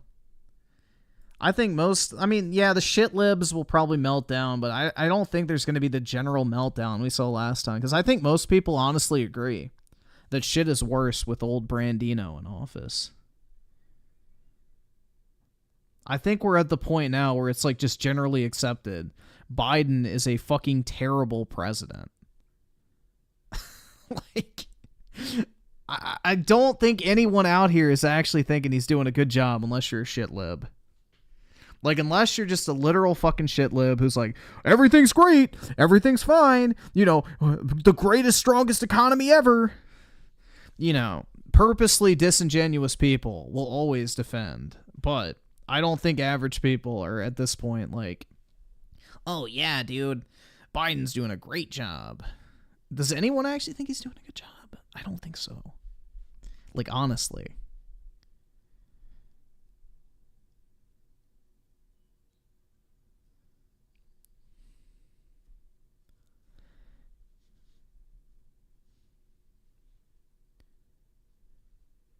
I've seen a price hike like this for the time. Wait, I've never seen a price hike like this for the time I've been in this world. Yeah, exactly. And all of it stems from high energy costs, which under Trump, we didn't have that problem because Biden canceled all the drilling permits and canceled the Keystone Pipeline and started selling our oil to China and buying it from the Middle East for a higher price than we're selling it for. Make that make sense. Or sending our strategic oil reserve to China as well. I wonder why we have a strategic oil reserve. Oh, man, dude. It's just, like, incredible. Incredibly fucking piss poor management. Yeah, that's the even funnier part, is somehow shit libs have convinced themselves that buying oil and having it shipped halfway across the world is somehow more environmentally friendly than just drilling, refining, and using the oil all in the same fucking place. Apparently, thousands of miles of transportation doesn't produce any sort of pollution whatsoever. Not to mention that when the oil's refined and extracted, it's not done to the same, you know, environmental standards as it is in the United States or by U.S. companies. So, yeah, the logic is just about on par for what you would expect for environmentalists. Just absolute fucking retardation.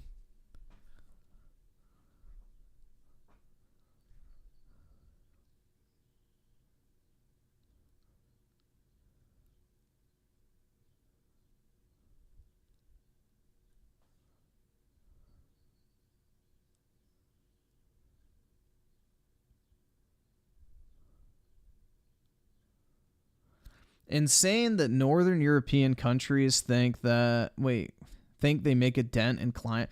Yeah, bro, it's wild. If you look at the charts, like, you know, the biggest polluters are India and China. Like, if you look at the charts, it's like, oh, the US down 9% on greenhouse gas emissions. Europe down 20% on greenhouse gas emissions. And it's like China and India up 250% on greenhouse gas emissions. It's like, why are we even trying? Why are we even trying? We're literally just cucking ourselves. Like, literally, China and India are like these fucking retards. Dude, it's wild. It's absolutely fucking wild. We live in a fucking clown world because of these fucking grifting retards who just want to redistribute wealth from traditional energy sector, like, companies that are traditionally conservative to their, you know, fucking retard green energy companies that aren't even fucking environmentally friendly at all. Because guess what charges your electric cars? Gas and oil. Because that's what they're burning at the power plants. So yeah, you're plugging in your car to the wall and not filling it up at the pump. But guess what's charging the car at the end of that power line? Fucking the same gas that would be pumped in your car anyway. Bruh. Clown world shit, dude.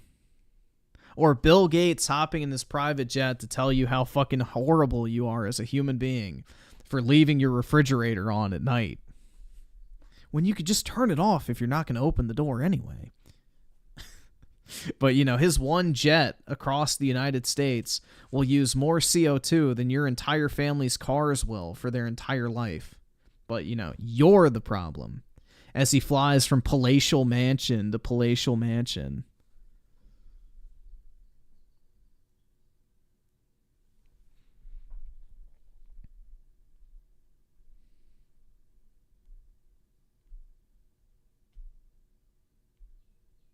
Climate change is real, but it's natural. We're coming out of the Ice Age. We're still technically in that transition period out of the Ice Age.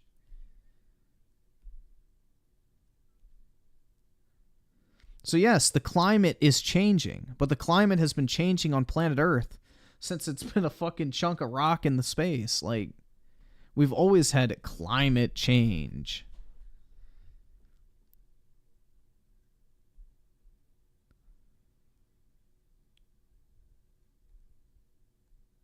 Our planet is ever evolving.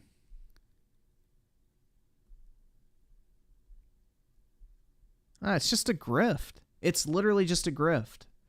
They're trying to fearmonger people into shifting the distribution of wealth. That's all it's about.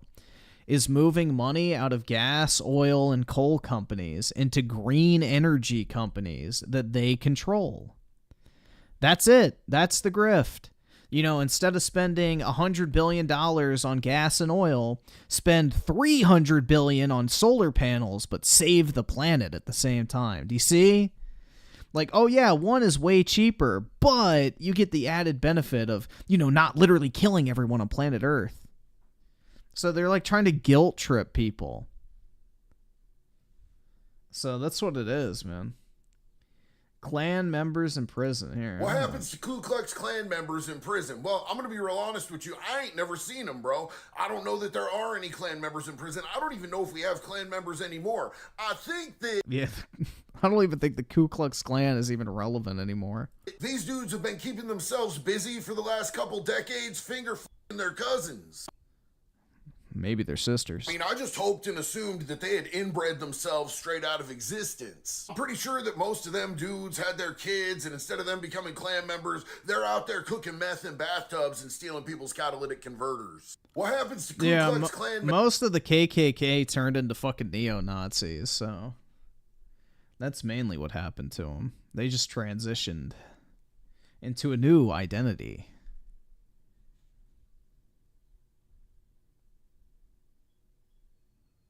Yeah, they moved to Ukraine to be Zelensky's private guard.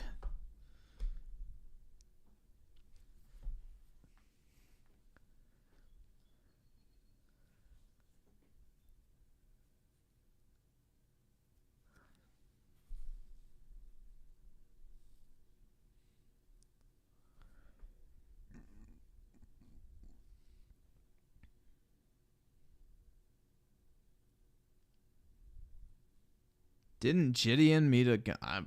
I mean, they still exist, but they're like more like men's clubs at this point. Like, they're not even actual like fucking active racists or whatever. They're just like a bunch of like basically Southern buddies that get together and, you know, shoot the shit. They don't actually do anything anymore. Someone on YouTube did meet a Klan member. They live in tiny towns. No one, yeah, exactly.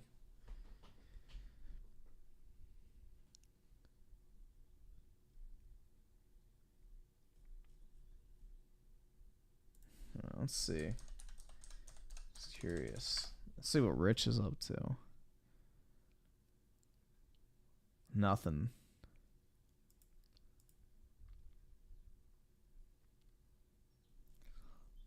Does he still, like, I don't think he streams anymore, right? I haven't seen him stream in a while. Live. Yeah, 12 days ago. Jesus, man.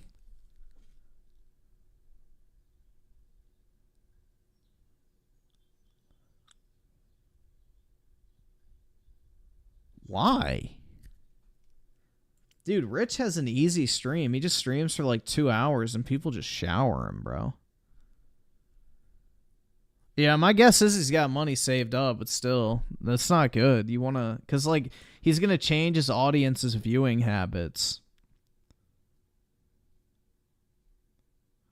Botto signs of the two that "how dare you" girl said we'd all die in 2023. That's right. I'm just saying, guys. Would you not hate fuck her? Like, honestly. Be honest. Would you hate fuck AOC? I definitely would.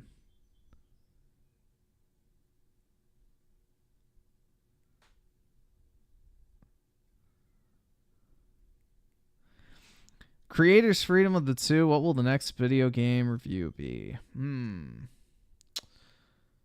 I thought about doing one for I just don't know how I would do a Rebirth review. That one's tough. And then Dragon's Dogma, I don't really think, because I kind of just did an impressions video for that. Not much has changed. I maybe for Rise of Rōnin, but I'll definitely do one for Stellar Blade. I'll definitely do that one. I'll play that game with the intention of reviewing it. And I'll actually like record footage and shit.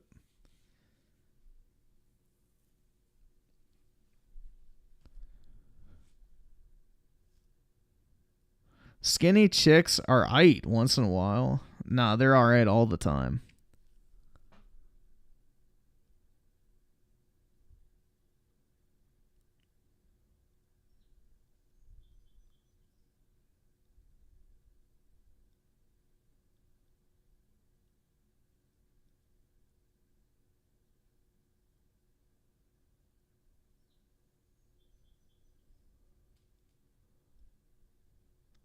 Yeah, I don't know why Rich isn't streaming. I mean, it doesn't look like his content's doing too well, like view count wise either. Which again, that might just be the topics, because who fucking cares? But yeah, like 20,000 views, 14,000 views. I mean, he still was getting pretty decent back here. So yeah, it's probably just the topics or the thumbnails. These are pretty low effort.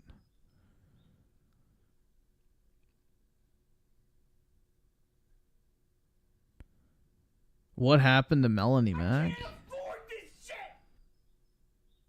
Rich's mom banned him from the internet. Uh-oh. She took away his Xbox cables. JKB back with another video. And today on the show, I'm going to be reviewing my dildo collection. Now this one really tickles my sphincter in just the right way that allows it to open up and take in an extra 3 inches, making a visible stomach bulge upon insertion.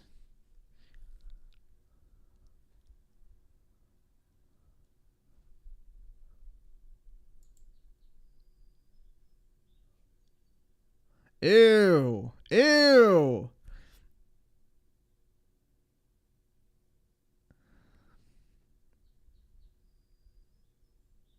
If Melanie made an OnlyFans, absolutely not. No.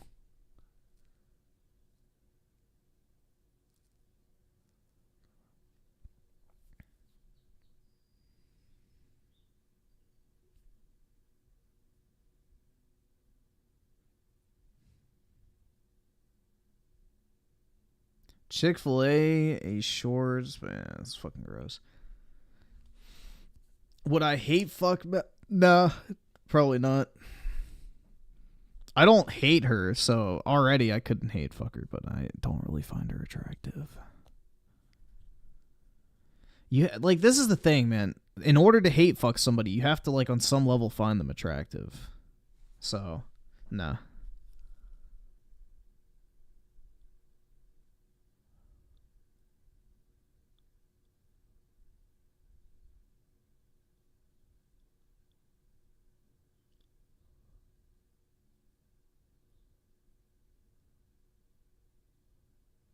What else should we watch?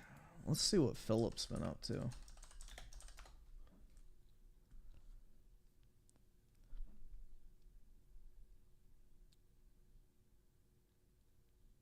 Not really anything.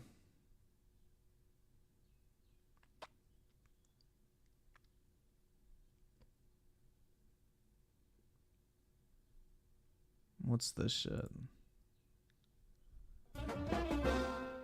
We realized, you know, it might make more sense to do it on a weekend, because typically she doesn't have to work weekends. Not every time, because like I said, his work...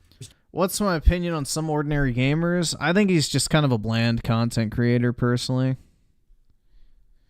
I don't really enjoy his content. I think he just has normie takes, fence sits, and doesn't really add anything to the conversation. He's like somebody, if you just want a... I guess, compendium of different information you can watch him, but I don't really find him entertaining. I don't mind reading. But typically she's not working over weekends. So we're like, maybe like Saturday nights would be perfect. Because number one, Nah, skinny chicks aren't that. How are skinny chicks not great? They're not going to blow up like a fucking balloon after 3 years of dating. That's already the plus. she won't be overly exhausted from working. Number two, it's a night, usually typically on weekends, more people can attend, right? People aren't in school, aren't in work, they're out and they can come by. Most women, when they get into a relationship, gain 20 to 25% their body weight in additional weight once they get into a relationship. So if you start out small, the statistics are in your favor. A little bit more, like, well, a lot of people want to see 25% of 100 pounds is a lot more preferable to 25% of 160. Co-op. It'd be pretty cool. We do the co-op on the weekend. We'll probably get more viewers. So we totally agreed to this. Like, yeah, this is great. This will work out, right? So then here's what happened is we had our day out on Thursday, and it was a great day. Don't get me wrong. We did a lot of fun stuff together. Did some shopping, had a great dinner. We talked about it on the podcast yesterday, how good of a day it was, right? But basically, because of that, we were behind on stuff. Like, my wife is behind on things she would normally do, like loads of laundry and doing certain housework and stuff like that. So, this morning, we get up and we're having breakfast and we're talking about it, and we're kind of like, yeah, we're still on par. We're going to do the co-op tonight. And I could already tell a little bit. Yeah, well, Spain doesn't really have a rampant obesity problem. That's the thing, is like, in the U.S., it's an issue. Most people don't have the discipline to stay skinny. Maybe Kat was a little, frazzled about it. And I didn't know why or anything. But, we're still set to do it. So I did my first stream, and as I finished my first stream, I went downstairs into the kitchen, and here's Kat hurriedly trying to finish dinner. And that's surprising, because usually she's done. Usually she's done with it. We know. Yeah, that food can barely hit the plate. I went downstairs into the kitchen, and here's Kat hurriedly trying to finish dinner. And that's surprising, because usually she's done with dinner. A lot of times she finishes dinner early, and she's rushing to try to finish dinner as I'm coming down from my stream, and I know immediately something's wrong. And you can tell she's really stressed out. And I said, oh, what's going on? She goes, so I'm trying to do one thing and another thing goes wrong. I try to do the next thing and the next thing goes wrong. I did nothing wrong. I did everything correct. I said, so basically, it's one of those Murphy's Law situations, right? As I'm in the kitchen with my wife and she's trying to finish dinner, a noise goes up. It's our washing machine. She's trying to wash clothes, and this washing machine has errored out saying uneven load 3 times. So she's been trying to do a load of clothes for over an hour. She can't even finish it because the goddamn washer keeps saying uneven load. So I said, I'll go look at the washer. You focus on dinner. Let's work together. Let's figure all this out. You just gotta figure that shit out. I don't even know what was wrong with the load of clothes. Honestly, I went in and it was just a bunch of towels and a few pieces of clothing. It's like, I don't know why it's saying uneven load. I have no idea. I'm separating it. What are we supposed to do? You separate it out so they're not lumped together. You toss them back in. Nah, dude. The obesity rate in the United States, 76% of adults in the United States are either overweight and obese. That is fucking horrible. So any chick that's skinny is in the top 25% of women automatically. Fresh, even though they're soaked. It's fucking sad, bro. Bottle size of the 2, I got an iPhone 15 upgrade from Android. Much better. Nice, man. Yeah, I'd like it too. Everything just runs better. All my apps don't have issues. I like the seamless transition between the different services that Apple has. It's just a much more clean and simplified experience. You got to keep doing that so that they won't keep doing that, right? So that's wrong. He says it means the load is too heavy. That's not what it means. What it means is somehow what's in your washer has become loaded to one side. The only thing I kind of miss from Android is YouTube doesn't have picture-in-picture on an iPhone, but apparently that's because Apple doesn't allow companies to charge for features, which is kind of based. But yeah. Or clumped together to the point where the washer can't effectively move the clothes anymore. They're stuck in place. So then it stops to prevent the washer from moving across your floor or causing damage to the washer. So anyway, basically I cleared it up, right? I go to start the washer again. I stupidly hit the power button. Instead of the resume button, I hit the power button. So it resets the whole goddamn thing. Now I don't need to wash the clothes the whole full setting again. So I go to, well, wait. So I got to call the cat. I screwed everything up because I'm an idiot. Oh my God, sometimes I'm so stupid. I don't know what I'm doing. I screwed the whole load up. What do I do? So now she has to leave the kitchen where she's trying to cook to come over to the laundry room to show me how to use the washer because I'm an idiot. Wait, she's trying to cook? I thought she was already eating. Right? So it's why not even... I guess it's second dinner time. I just complicated things even worse, right? So finally, we get it going again on a short cycle. It's 15-minute short cycles, short spin cycle or something like that, right? Go back to the kitchen. So basically trying to finish, and I could tell Kat is completely stressed out. And I said, so what's going on? She's like, basically, the whole week has been a shit show, right? Ever since the work schedule changed earlier this week, and then she had to work more days and different times. It threw her schedule off. So here she is. She's behind on all this stuff. And she's like, I need to get clothes done today. I need to do this. She's like, tell me all the stuff she has to do. And she's like, I would have had it all done. But that work throwing me off. And then we had our day off for our anniversary. If we'd stayed home that day, I would have had more time to catch up. But we didn't. We went out. And not that she regrets that. She loved having the day out. But basically, she just can't play. She's been playing catch up all week. It hasn't yet, right? And I'm like, well, what do you want to do? You know, and basically, here's my actual. Hey, Phil, here's an idea. You're a fucking nobody who sits at home all day doing absolutely nothing but playing video games. Why don't you just, I don't know, get up every once in a while and check the fucking clothes and swap the fucking loads every once in a while, every hour or two while you're streaming? I've done that. Honest take on this. I'll be honest with you. This is the God's honest truth. All right. Okay. Why on earth are we going to be doing co-op tonight if she's going to be stressed out, right? The whole idea of us coming in here and doing anything together on a stream is that it's supposed to be a fun atmosphere, right? We're going to have fun together. We're going to play a game. We're going to talk and do Q&A with the audience or whatever it may be, right? If she's already stressed out and now she's going to come in here and try to play a game, you know that's just going to translate into her demeanor and her enjoyment. Dude, it literally, he sits at home all day. Why can't he do the laundry? Bro, you throw shit in the washer, hit start, wait an hour, throw it in the dryer, hit start, wait an hour and 30 minutes, check if it's dry. If it's not, fucking start it, and then go sit your ass down. Like, is that really so difficult? Like, oh my god, dude. My wife needs the whole day off to do this shit. It's like, bro, you can literally fucking do this shit when you're just sitting on your fucking ass playing video games. The stream in general. And you also know, let's be honest, you also know that the trolls are going to be here. I already see some of them in chat saying dumb shit. I'm kind of ignoring them now to at least give my explanation. In 1 second, guys. Annoying fucking trolls. What happened? What the fuck? But that's the thing, like, what's the point of doing a late night stream with my wife where we're supposed to be having fun together if she's not going to have fun because she's stressed out? It doesn't make sense, right?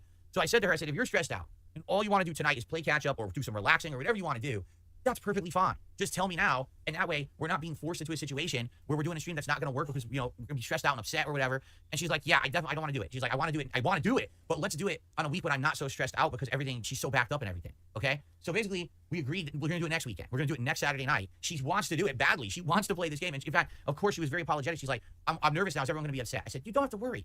It's like, listen, number one, all right? This is our life together. It's not dictated by what happens on one of my work streams, right? Just because we told them we're going to do co-op, it doesn't mean that's the end of the world, and now we're all hugely have to be committed to doing this. It's ridiculous, right? It's supposed to be something nice in addition to something that we already do. You know what I'm saying? Like, it's not the end of the world. Not everyone's going to freak out, you know? It's not. That's the thing. I think she genuinely feels sad and worried that people aren't going to want to see the co-op now because it keeps getting rescheduled. So what I basically have to say is it's this simple. When she's ready to come on and do it, we'll do it. And she says, let's do it next Saturday. She wanted to do it tonight, but it's just things just kept getting backed up and backed up and backed up and backed up to the point where it's like, to even come on here tonight, she's going to feel so stressed. What's the point, right? That's exactly right, Orange. Orange says, it's okay, tell Kat she just doesn't owe us anything. Correct, right? Like, absolutely correct. She doesn't owe anyone anything. She doesn't have to be on a stream. There's no commitment. If she really doesn't want to do the co-op, we never have to do it. But she wants to. Like, she genuinely wants to do it. It just, things keep happening that make it be screwed up and delayed. We were 100% ready for Tuesday. Then her work schedule changed. Then we were going to do it Wednesday. And they're like, oh, shit, after her working the several days, then she was tired. And now, now we're going to do it tonight. But now this is happening. It's like, this is the thing after a thing after a thing, right? So then next week, again, tentative. Let's say Saturday night for next Did I fall asleep again? No, I was just reading some shit on my phone. DSP really wants to milk his wife. That's right. About time she puts out, right? Oh my god. You don't need a terabyte on your phone, bro. Just pay for fucking app or iCloud. That's what I do, man. I just pay for iCloud. It's like, then I don't even have to worry about if my phone fucking breaks, if I'm gonna lose anything. Like, I don't know. I paid for Google, whatever the fuck it's called, on Android, and I just pay for iCloud. Like, you don't need to spend all that fucking money on, storage every single year. It's like a waste of, like, how much is iCloud? Let's see. Pricing. So you can get, let's see, North America, United States. So yeah, you can get 2 terabytes for $10 a month. 2 terabytes for $10 a month. So what, $120 a year? The storage upgrade to 1 terabyte is like what, an extra $500? So if you upgrade your phone every 2 years, you're spending, you know, $500 essentially in an extra storage cost when you could just be spending $240 for the iCloud storage. So it makes no fucking sense to pay for the higher storage iPhones. Just literally buy iCloud. If you plan on having iPhone for like a prolonged period of time, like, it's just the more cost of, if you're really worried about storage, that's all you have to do. You don't need to waste all your money getting like physical storage. I don't know. That's kind of like one of those false economy things. It's like, oh yeah, well, if I get the higher storage iPhone, then I don't have to pay for iCloud. Well, in this case, iCloud is cheaper than buying the highest storage option, and you get double the storage, and you can access your shit on any device you want. And if your phone breaks, all your shit will transfer over seamlessly without you losing it because it's stored only locally. So there's a lot of benefits to it.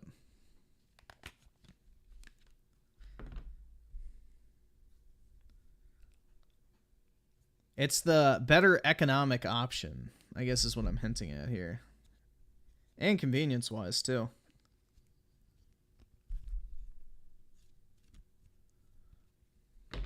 So, that's what I do. It's only $10 too, so it's like nothing. I got paid by Apple to advertise. Well, wouldn't I want you to spend more money with Apple so you would buy the more expensive phone? So, that doesn't really work. Because if I'm an Apple shill, I'd be wanting you to spend the extra money on, you know, the higher storage option.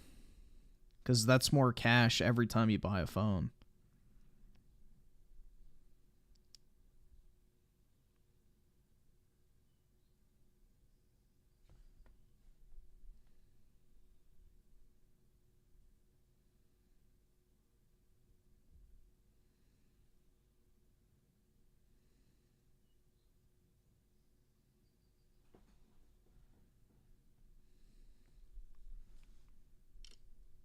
Overpriced guppy junk. What the fuck? I want to get an iPhone, but Verizon wants me to trade in my Android.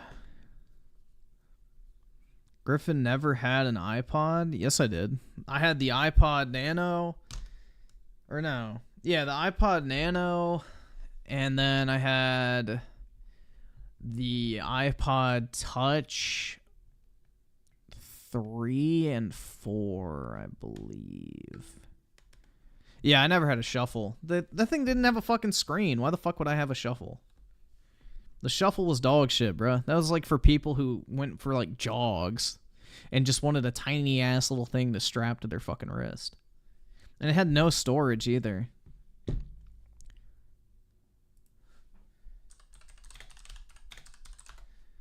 This was my original iPod. This is what it looked like.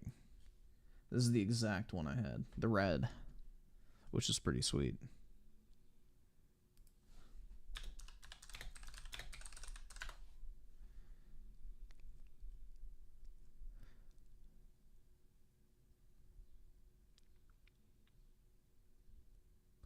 Yeah, they were only $200 back then. Pretty wild, man. This was like such a fucking insane piece of technology back in the day. Like, if you had one of those, you were ballin', man. You were absolutely ballin'.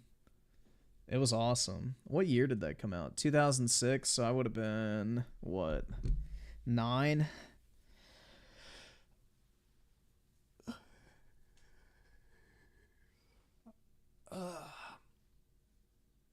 iPods are dead, I think. Or they may make iPod Touches still. Let's see. That may make iPod Touches still, but I don't think so. I think it's just iPad minis now. Yeah, they don't have them listed. So, yeah, it's just the iPad mini for, like, their offline, you know, smart device.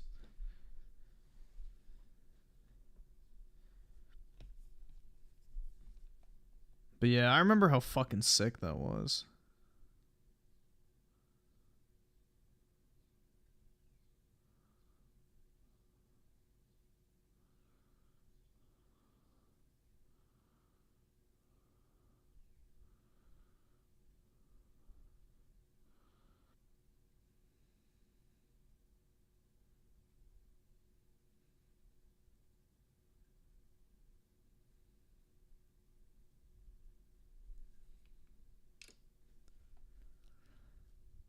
Yeah, any sealed Apple product is incredibly expensive if it's old enough. Like the original iPhones are worth like 150K. It's crazy.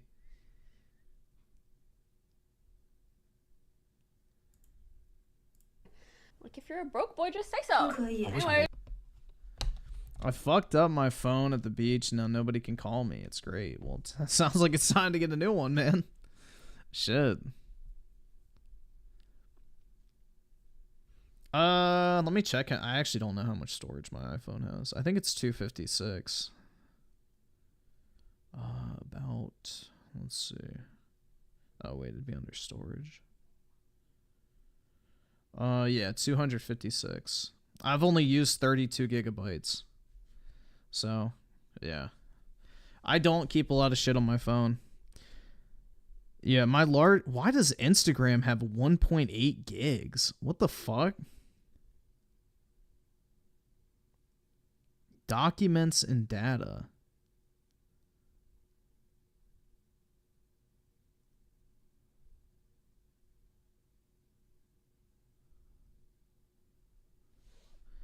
What the fuck? And then messages, that makes GarageBand. I do not fucking need that. That's a whole ass 2 gigs. Goodbye. What else is on here that uses a lot? iMovie. I'll keep Keynote. I don't know what the fuck that is.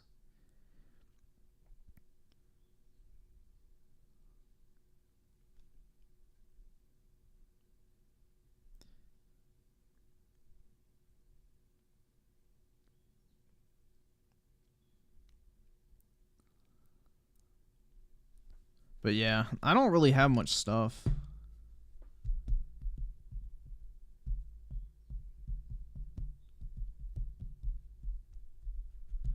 Most of the pictures on my phone are just of my dog and like fucking cards and shit like that. That's about it. Or like my graded games. That's about it, man. I don't really take pictures of anything else.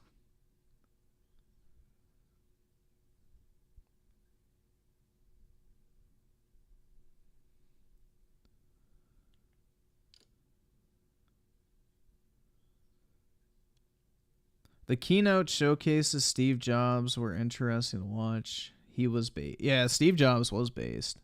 Griffin has all Pokemon pics. Oh, yeah, absolutely, man. I got a collection. They're in my hidden folder. So that way, if anybody takes my phone, they can't see the just absolute solid gold that I've stored up.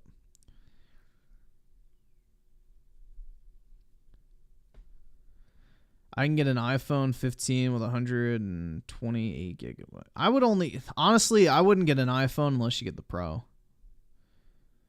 So unless it's the Pro, I would say probably not. I mean, unless you just want to get a free phone, then go for it. If it's better than the one you have now. But if you're going to get an iPhone, like switching from Android, get the Pro, or otherwise it's a pretty big downgrade. Griffin has Pokemon feet pics. Oh, yeah, dude. Well, you don't have to save those, dude. You just type in...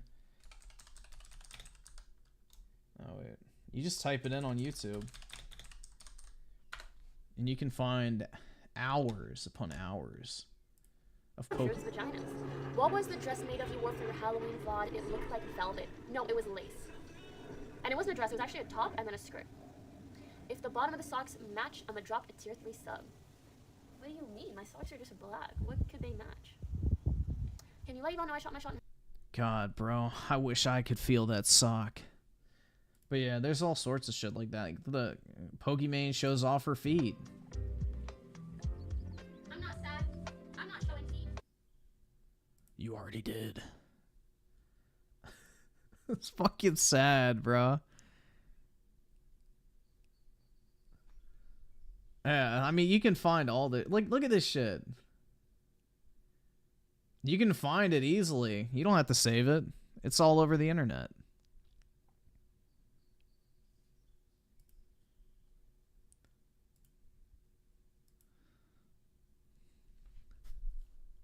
Who the fuck... And I don't understand feet at all, bro. I don't get the fucking feet thing at all, man. I'm a simple man, I guess. You know, I haven't delved deep into that layer of degeneracy, thankfully. I'm still a pure man at heart who just has an appreciation for the basic female form, especially around the ass cheeks. And, you know, I don't need to work my way down to the fucking feet. That's just fucking odd.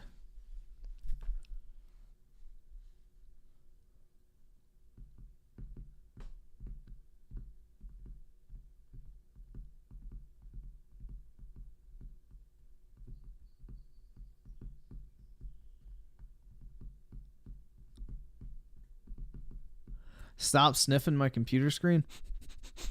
No.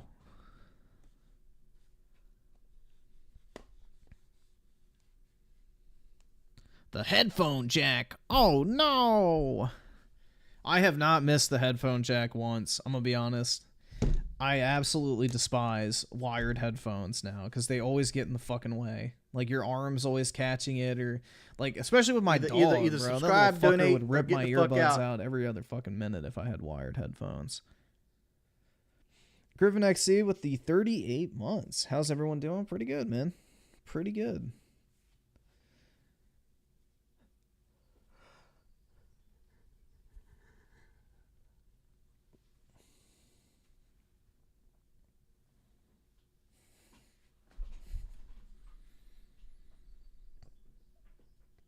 Yeah, wireless is literally better. I don't know. There's not any argument like, oh, the sound quality is not... I'm like, dog, I'm wearing my fucking earbuds while walking around with a bunch of fucking random noises in the background. I don't fucking care if the audio quality is slightly better under the right circumstances. Like, you know... Bruh. That is such a fucking autistically specific use case. Like, well, the audio quality is so much better if you're sitting in a noise-isolated room and can really appreciate it. It's like, I don't fucking care, bro. I'm putting in my earbuds when I'm walking somewhere, or I'm working out, or I'm out for a walk with my dog, and there's cars driving by, or there's fucking music in the background of the gym, or people talking. It's like, I literally never use earbuds in a situation where I could actually appreciate the true difference of, you know, audio file grade, whatever. So, yeah, Bluetooth earbuds nowadays are so fucking good, it doesn't even matter. Griffin goes ego lifting while working out. Not really. I just do like 3 or 4 exercises and then hit the treadmill. I'll typically do leg press, I'll do the fly machine, the tricep press machine. I don't know what it's called, actually. It's like this machine that you use and you like have 2 like handles and you pull them down in front of your chest and it works your shoulders and back. And then I will also do shit. Dude, I don't fucking know the names of these machines, but it like works your chest. That's all I know. I don't know what it actually is called, but yeah. It's like a chest workout machine.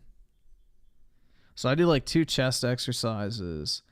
I do, you know, back and shoulders, and then I do triceps. And then I do dumbbell curls at home. So I don't need to do those at the gym.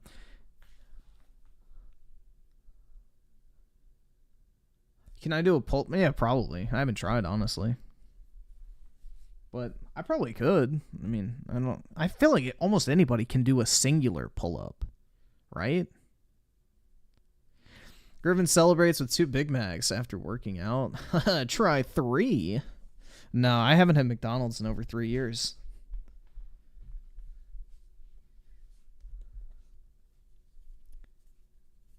I have not had McDonald's in over 3 years. So I really don't miss it because it was getting pretty shitty.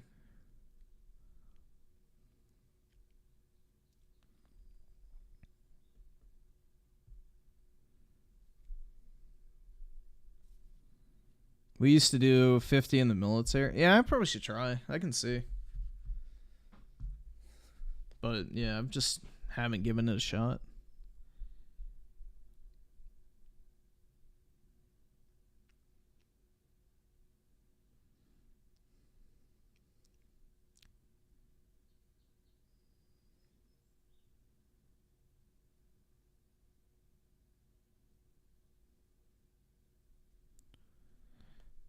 I had McDonald's for the first time after not having it for 2 years, and yeah, I can imagine. I haven't had fast food in general other than Chick-fil-A, which I get their salad. So if you want to count that as fast food, that is the only fast food I've had. I used to get Chick-fil-A Cobb salads. That was it. But I haven't even ordered that in like the past 4 or 5 months. The few times I order food, I order like from this poke bowl place, which is like basically just, you know, lettuce, you know, raw fish, and then like toppings and shit, which is pretty good.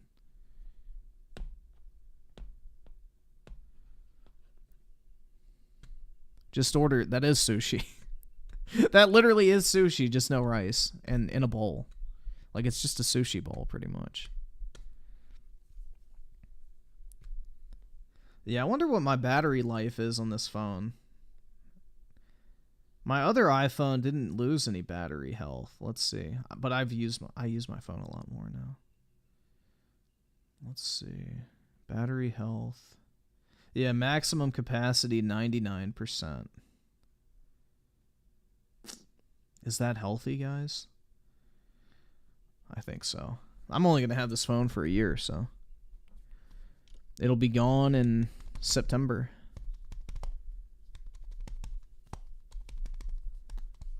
Griffin watches Fast and Furious and likes the one Israeli.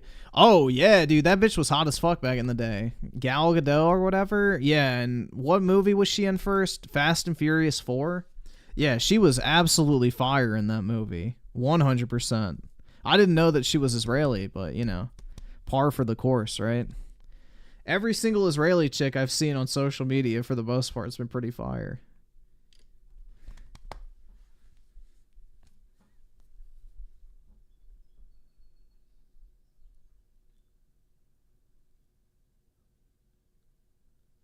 Bring it up? Here, I'll see.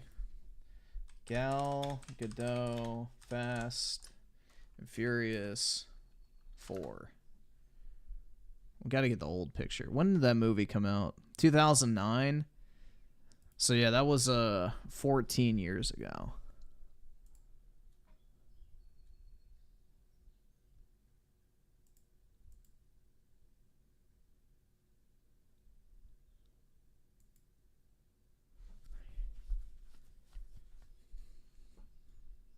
Let's see.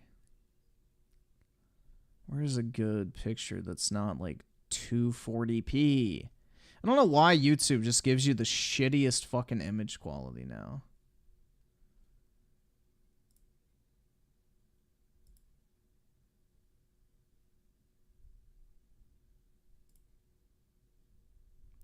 Bro, they're all fucking ass. Hold on.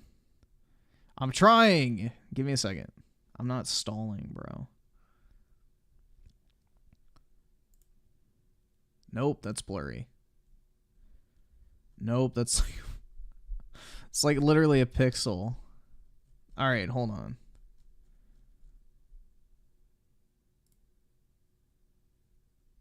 There we go. That's a decent one. It's not the best picture. There's other ones that are lower res that are better, but yeah. There you go.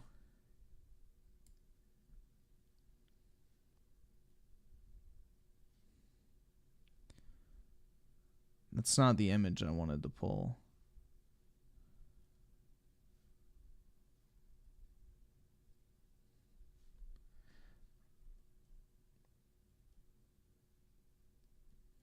Flat as a bull. Oh my god. You're gay, bro. You're gay. You're at... Alright. This is the thing, guys.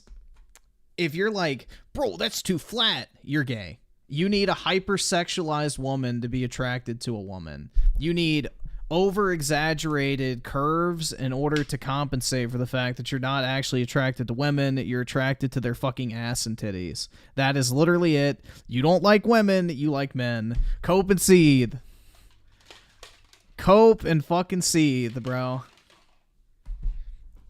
You are so desexualized to actual fucking women that you need to see like some comically large ass and titties in order to feel any sort of attraction towards an actual woman, that you're like, oh my god, bro, she's flat. Where's her fucking double G titties and fucking ass that looks like fucking, you know, spoiled milk? You don't like women at that point. You need some, you know, caricature of female sexuality to even feel a tingle between your thighs. See her with the 5. Do you think the new YouTube CEO so far has been worse or the same? I feel like it's been pretty much the exact same. I don't think anything's really changed. I don't think anything has fucking changed. Seems to be pretty much the exact same as when old Susan left.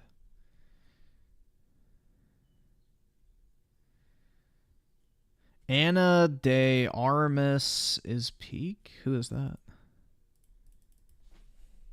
Anna de Armas. Oh, that's the chick from Blade Runner. Yeah, she is pretty far. She hasn't had her, you know, facial fat removed like the rest of Hollywood.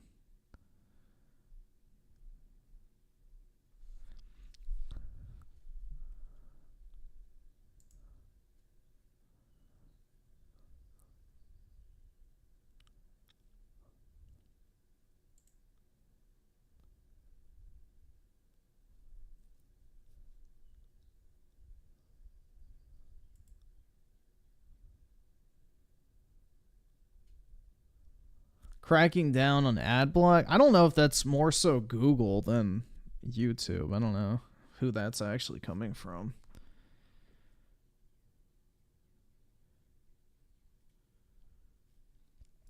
I don't know if that's a YouTube thing or just Google.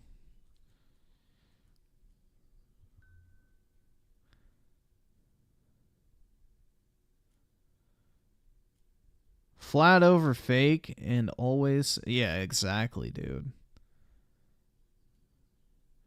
Can we all agree Bug Eye Girl is... Yeah, what is her name? I just want to see if there's a better, like, flattering picture. Fallout TV show actress. Ella Purnell. Never heard of her. What has she been in? Bunch of nothing. Okay, yeah. An unknown actress. Yeah, I don't know, dude. That ain't it.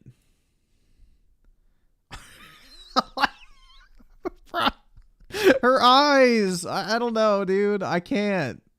That's just too creepy. That looks almost uncanny. Yeah, nah, I'm gonna have to pass on that, guys. That's not for me. She looks like Grace Van... Oh, the fucking phase whore? Yeah, kinda. Yeah, that's gonna be a pass for me, bro.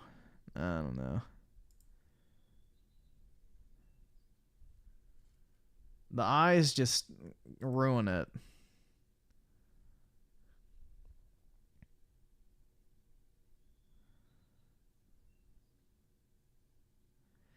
If you can't be attracted to that face, you're literally porn addicted. That's right.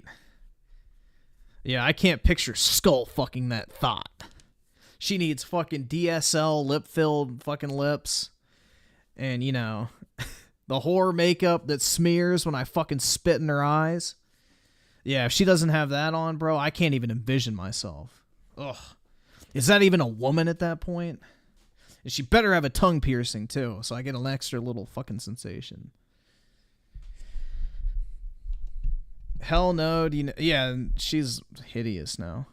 She got, like, face, you know, fat removal or whatever it's called. Buccal fat removal. Yeah, the buccal, like, hold on.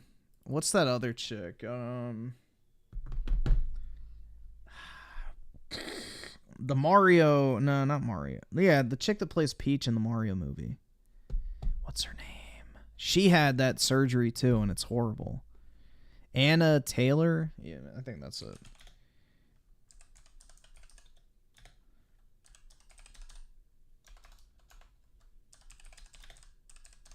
It's a shame, man. An absolute shame.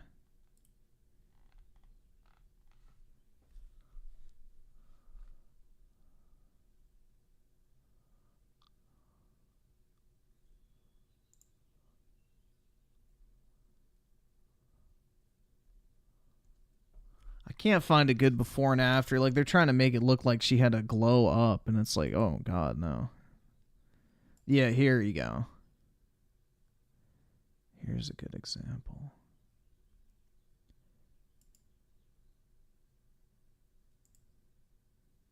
No, that's too blurry. Dude, why is everything so fucking low res in today's day and age?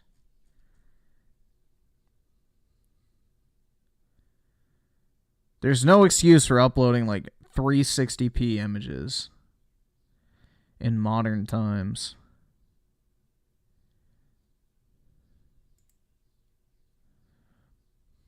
Yeah, here's one. This is good enough. Look at that, dude. It's horrible. It's just like, why would you do that to yourself, dude? It's like, why do you want to look like you're dead? She looks like a corpse. It's sad, man. It really is. That buccal fat removal is horrible. There's a reason why you have it. It's supposed to make you look younger. And there's a reason why you get older, you lose it.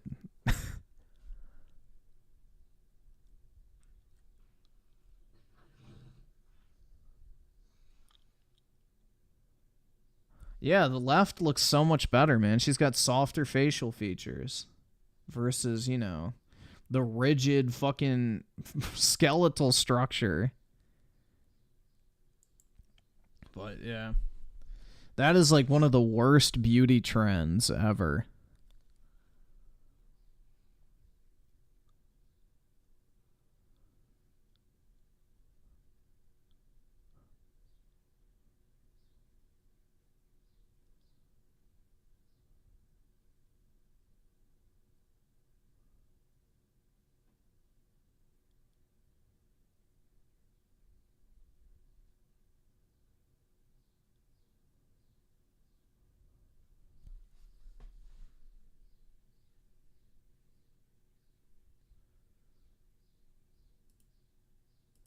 See.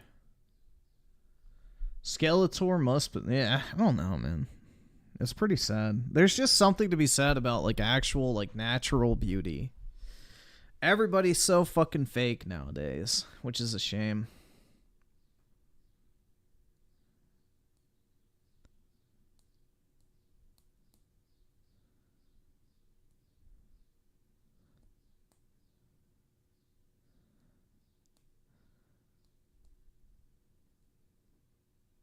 She probably didn't want to play as a teenager for 10 years, and why?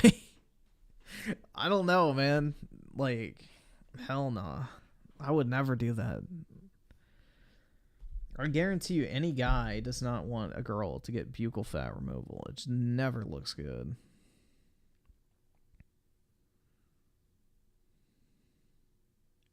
Griffin has a crush with I don't think Jennifer Lawrence is anything that special, honestly. And her voice is obnoxious.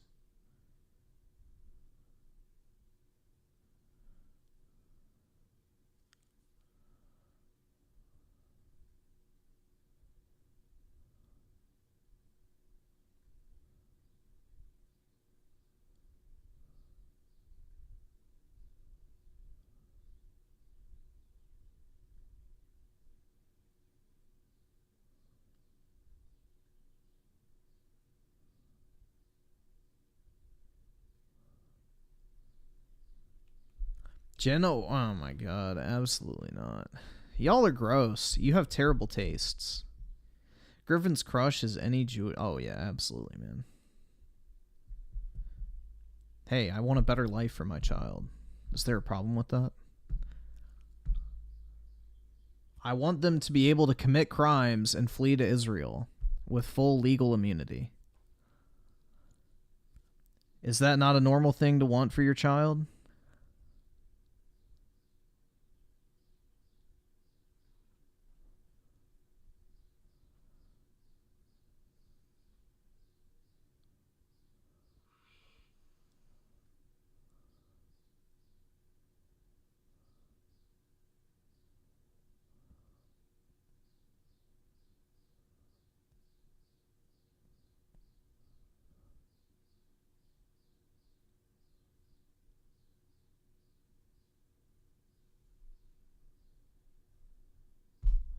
Chat gonna start listing Japanese adult star. Oh god.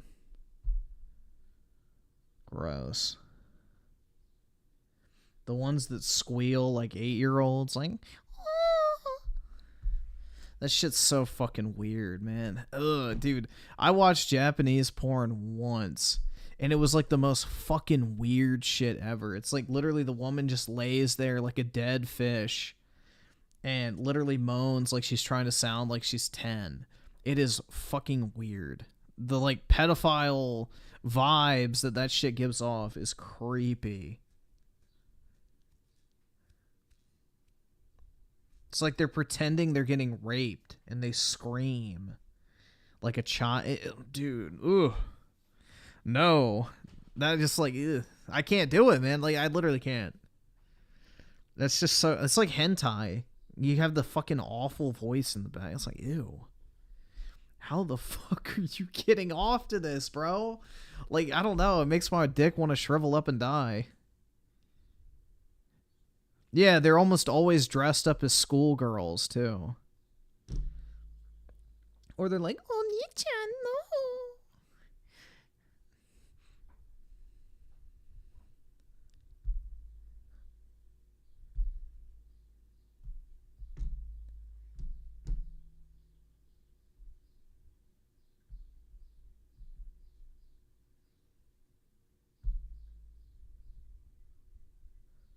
When did my channel become a political channel? Tonight. You're cooked. Stop. What do you mean? They love their incest. Well, who doesn't, bro? It adds a whole different dynamic, you know? You get family drama as well. Oh, man. Shit. But Japan is based, dude. That's right. Well, the reason why the Japanese are so obsessed with high school is because most of them don't go to college, and high school in Japan is like considered, you know, by most people the happiest time in their life because their work life is so intensive. So most Japanese people look back on the high school with a fondness, and they want to relive it through various aspects of entertainment. So that's their obsession with high school, is a lot of them peak in high school from a social perspective.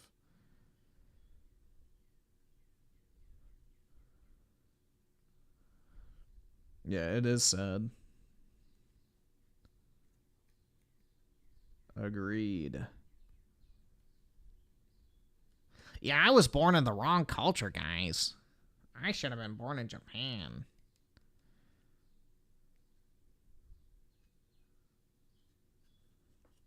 You know, over there, it's completely normal to watch anime all day.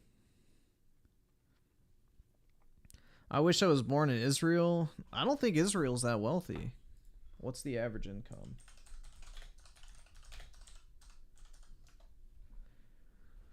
Average household income was $40,000. It's not that great. What is a USA? I think it's like 50-something thousand.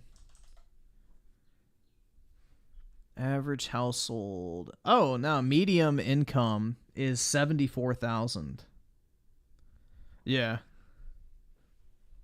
Gaming. First world country, baby. Hell yeah. USA #1. Griffin, you're a weeb and you can't fucking admit it. How am I a weeb?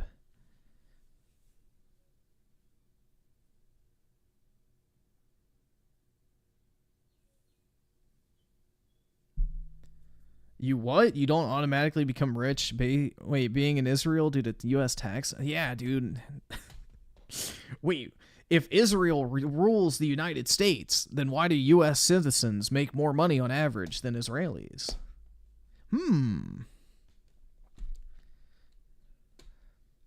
Almost double. That lobotomy guy would go to Japan and annoy the locals by annoying his dad or like grandparents. Yep. You're a weeb because you called Final Fantasy VII Rebirth the best game of this gaming generation. So I'm a weeb for stating the truth? Does that make Jesus a weeb too? I mean, I'm not equating myself, but we might have that in common. Not trying to say I'm gaming Jesus or anything like that.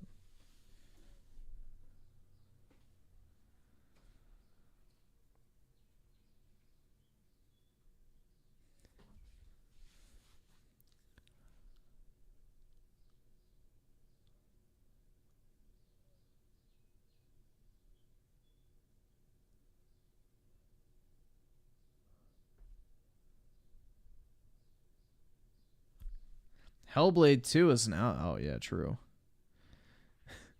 Can't wait for that amazing gameplay of walking and occasionally hitting square. Or wait, not square. Fuck, I'm used to PlayStation.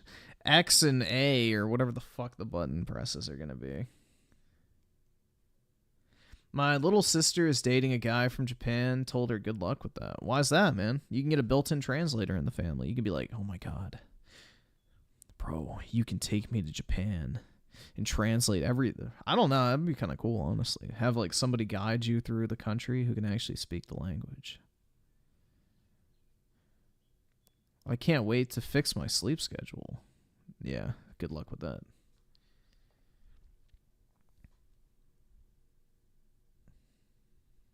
Good luck with that, bro.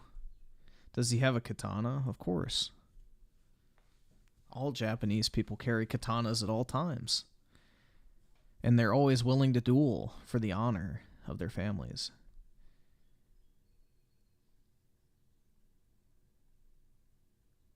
Hoping she realizes how Japan works because she wants to move there. I mean, it's definitely going to be a culture shock, but it's not a horrible place to live. Especially if you have like a local who can, you know, guide you through. But as long as you don't speak Japanese, it's going to be tough moving to any country that you don't speak the native language. But it's a pretty safe country. It's clean. They got all the modern amenities you could want. You know, it's just, you know, strict as far as like work and everything like that. Don't get caught stealing there. They'll cut your hand off. I wish. We should do that here. How many people you think would rob from the Nike store if they lost a fucking hand every time it happened? None. And if they did, then we should just take their head instead, because they're stupid.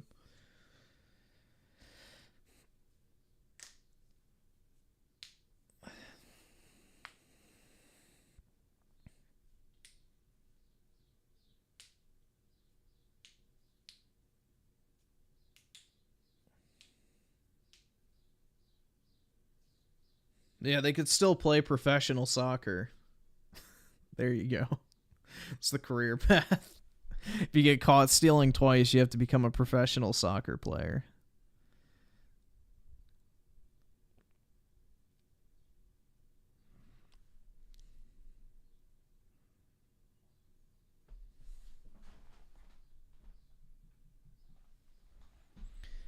I wouldn't mind going to Japan first. A few days or weeks would be a nice place. Yeah, I wouldn't mind going either. I would just buy stuff the whole time, though.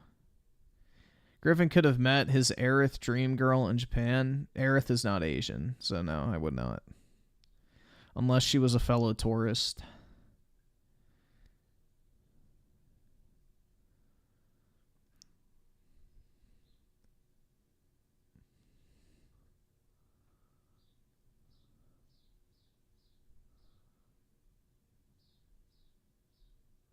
Griffin will be stacked with... Yeah, dude, I'd bring like an empty bag to just fill. Either that or I would just go to FedEx and get like a crate and ship it back to the US on like a boat. Aerith not Asian? What?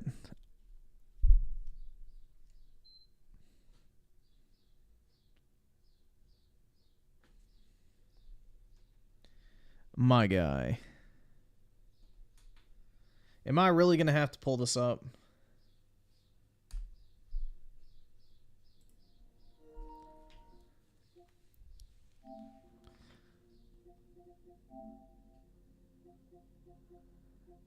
Does this look like an Asian to you?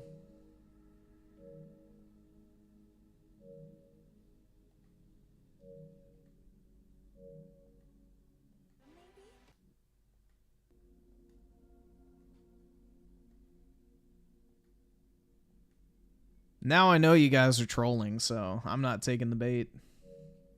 Yes, Aerith, the native, a native citizen of Asia. Truly possessing all the facial features of your average Asian person.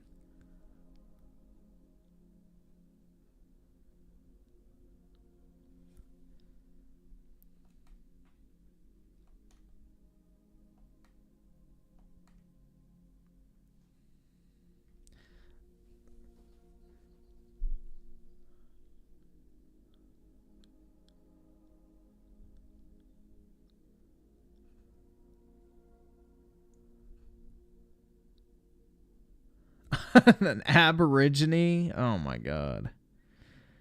No.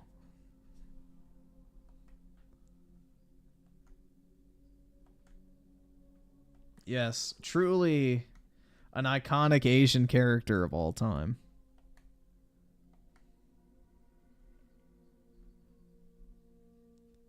Mixed? No. Bro, y'all are coping. Final Fantasy is literally a Westaboo series. Almost every single character in Final Fantasy is white. It's literally a game that Japanese devs who are obsessed with like fucking medieval like folklore and shit made. Like the entire fantasy genre originated out of European folklore and shit. Like Final Fantasy is literally just a Japanese take on that genre. Pretty much all of Final Fantasy is based on a European perspective.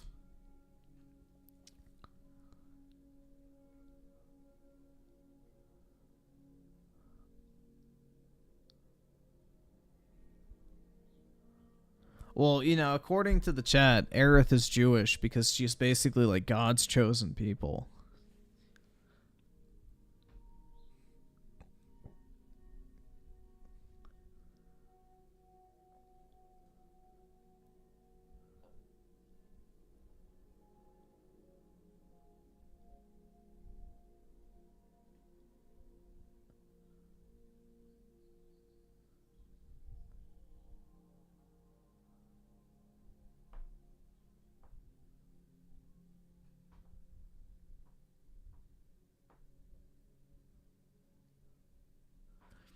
She's Irish. Here, let's see where her last name comes from.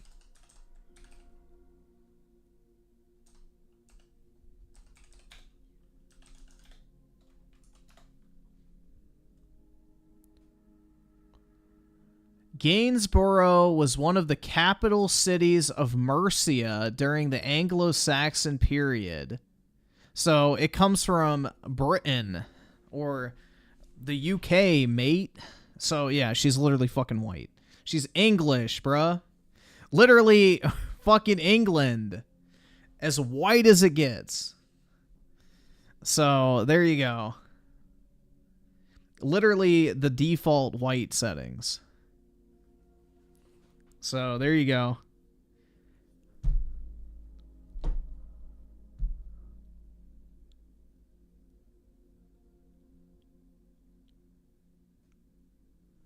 Her eyes, dude, her parents are not Asian.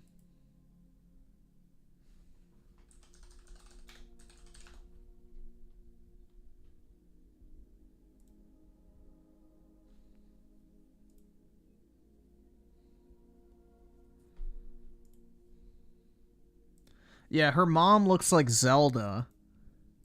Literally. And then, let's see.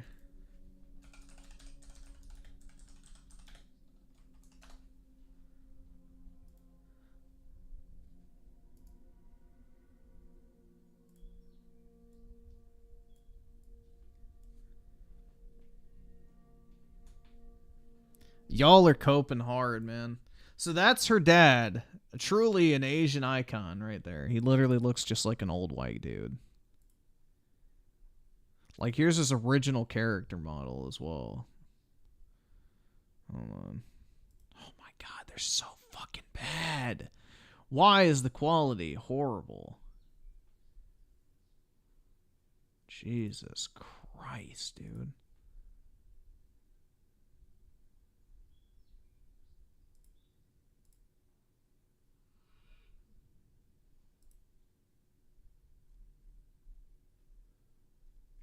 But yeah, Hojo is Asian. Yuffie Kirasagi is Asian. Professor Gast. What is his last name? I don't remember.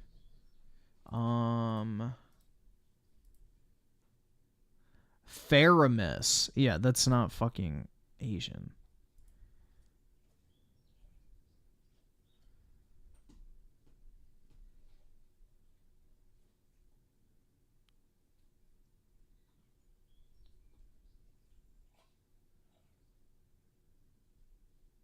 So, yeah, and then here's her mom.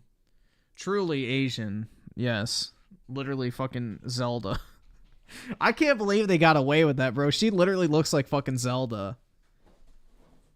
What game from? I think it's Twilight Princess, right?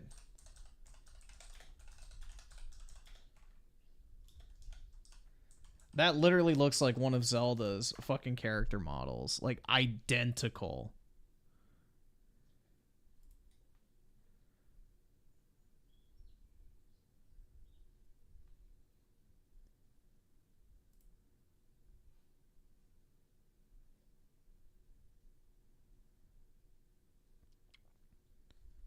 Yeah, it definitely is Twilight Princess.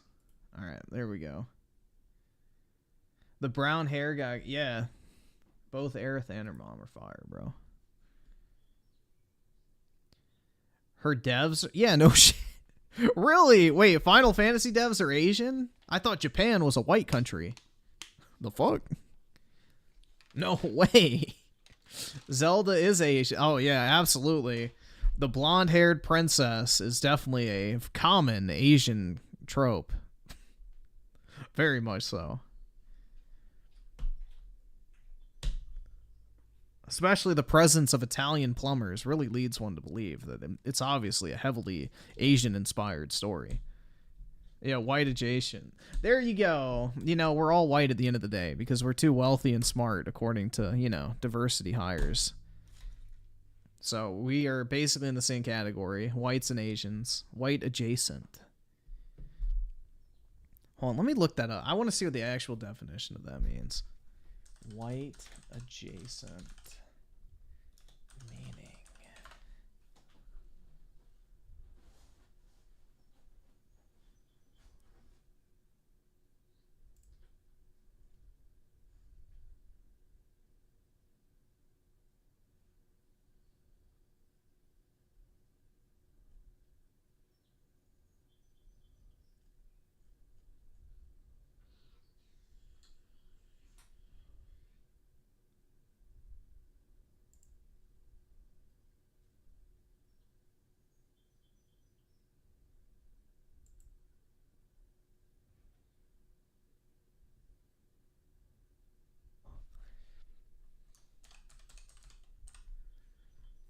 A person who holds white privilege but is not white. That's what it means. Bro, how do you hold white privilege and not be white? That makes no fucking sense. Let's just admit that white privilege doesn't fucking exist, so that makes somewhat logical fucking... Bruh. Holy fuck, dude.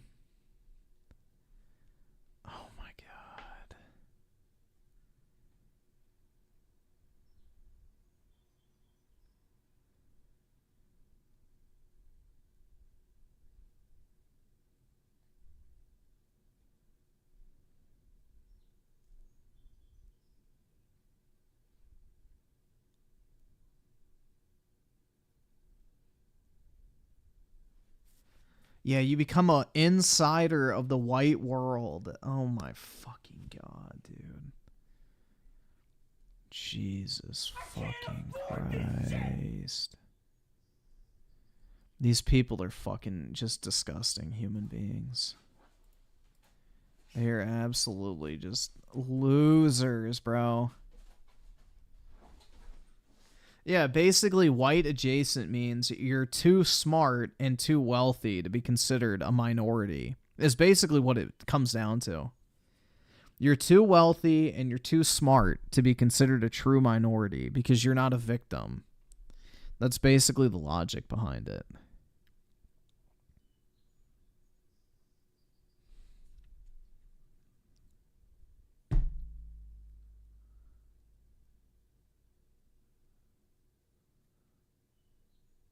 Because I think Asians are like the wealthiest group of people in the United States. Like on average, I believe Asian household income is like the top. So, yeah, poor kids are just as smart and talented as white kids. Exactly. The democratic thought process in a nutshell.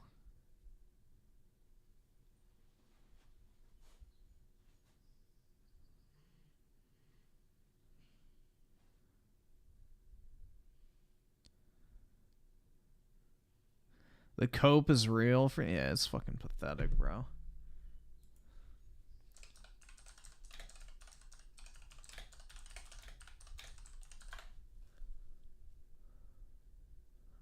Yeah, so average house or median household income in 2022 for Asians is 108,000. Second is white with 81,000, Hispanic 63,000, black 53,000. One more row. What is the other row? Let's see. There isn't another row. So yeah, the average for all races is 74,000. Asian median income is 108,000. White non-Hispanic is 81,000. Hispanic is 63,000 and black is 53,000. So yeah, basically Asian people are too smart and wealthy to be considered minorities. Oh my god, dude. Oh, fuck. Jesus Christ, bro.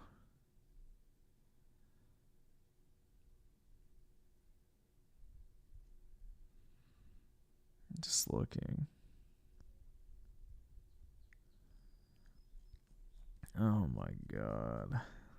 Well, Indians are considered Asians.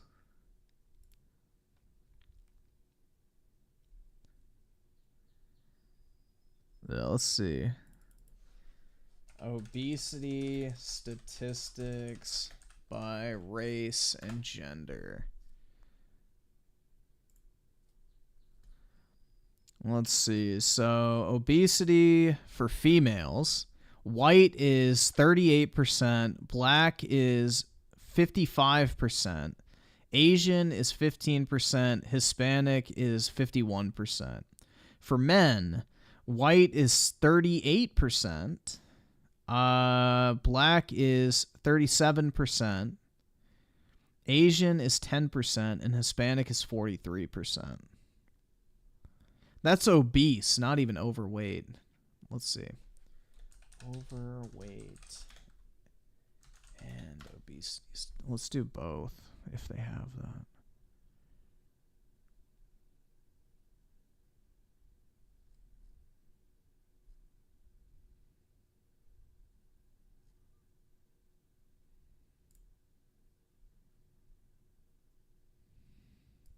Obesity facts. Let's see.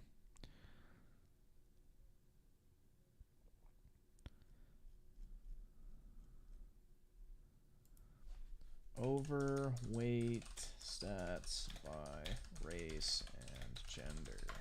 I just want to see what it is with both.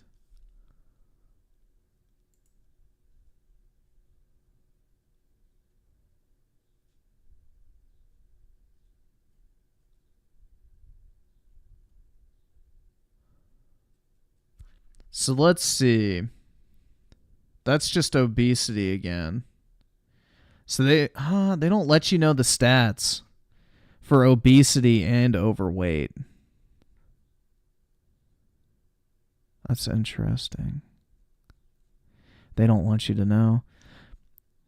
But yeah, it's about, let's see. But yeah, dude, that's wild. 55%. Or no, 57% of black women are obese. Not even overweight. Obese. I think it's like 80-something% is overweight and obese for black women. And I think Hispanics like 78% or something. Yeah, Hispanics and blacks are like very high in the obesity scale. I mean, white people aren't doing much better, but, you know. It's like, what, 15, 17% lower? So, I mean, that's something, but it's not great either way. Yeah, it is very sad. Over 2/3 of the population's overweight or obese.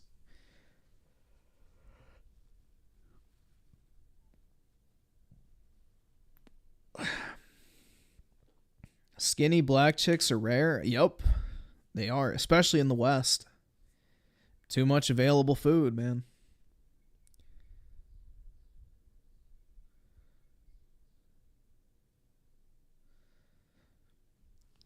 We live in a surplus, and, you know, a lot of people don't have self-control.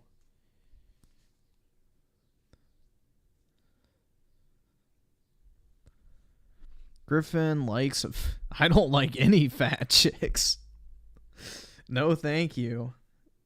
Dude, I don't care if a girl makes a lot of money, wants to work, does chores, cooks, whatever. I don't care, but I have to be attracted to them. And I am not attracted to fat chicks.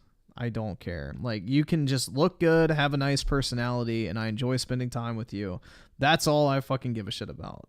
I don't care about any of the other stuff. Like, I don't give a fuck if you never pick up a vacuum, never fix food, whatever. That shit is completely irrelevant to me. But you have to have the physical attraction as well as like a, you know, like compatible personality. So, yeah, no. I will never be attracted to a whale. It ain't gonna happen.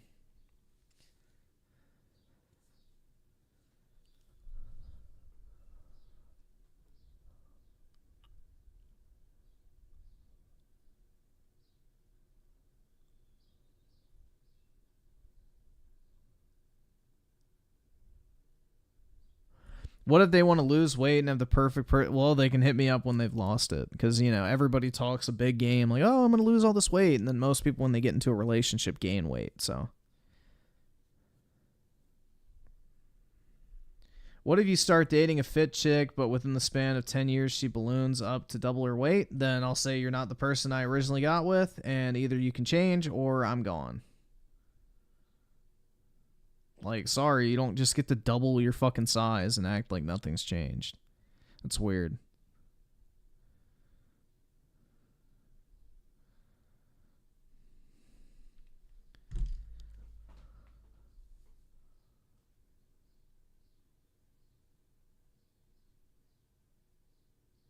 I will get pissed off if she never cleans. No, I'll just hire somebody to clean. I don't give a fuck. Bro, it's like $70 to have fucking somebody come in and clean. It's nothing. Who cares? Have somebody come in, clean every 2 weeks, done. I don't care. It's not a big deal.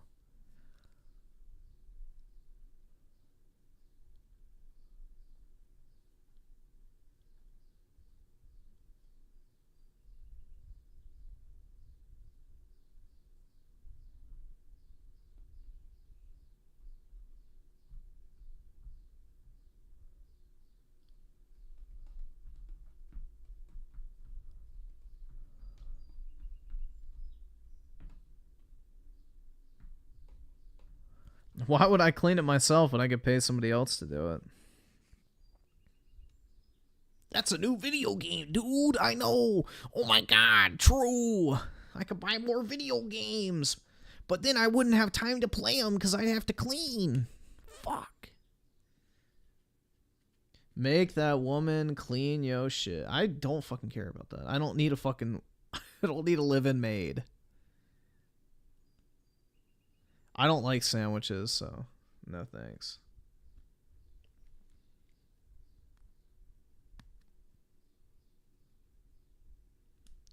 So do I have a maid? Fuck no. I barely ever clean. I don't give a fuck. If I'm living by myself, I don't care.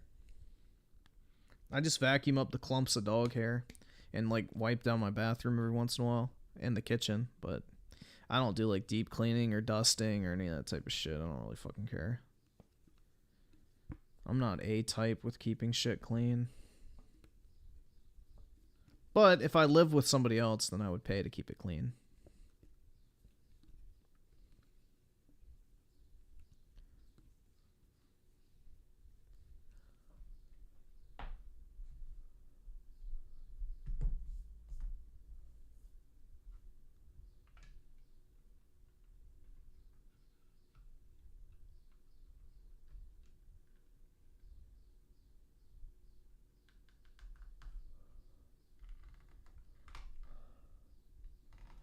Yeah, it's like girls in college. Like, that's the thing, is once they think they've found their, like, man or future husband, they stop trying in all their classes, rarely finish their degree program, and if they do, they get, like, really shitty grade. Like, it's just a natural kind of thing that once people get into a relationship, they start, you know, seeing the finish line and, you know, don't follow through on certain things. And weight loss is definitely one of those things that most people, once they get into a relationship, don't feel the need to do because they're no longer on the market and they start feeling comfortable.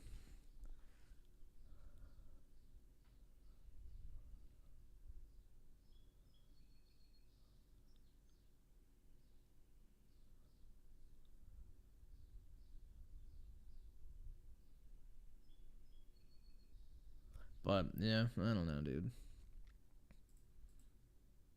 I probably should get off, guys. It's like fucking, what, 8 o'clock? Hell yeah, dude. So, yeah, I'm probably gonna hop off, guys. Have a wonderful rest of your weekend, everybody. Appreciate y'all coming out, and I will talk to everyone later today, I guess. So, peace out, guys.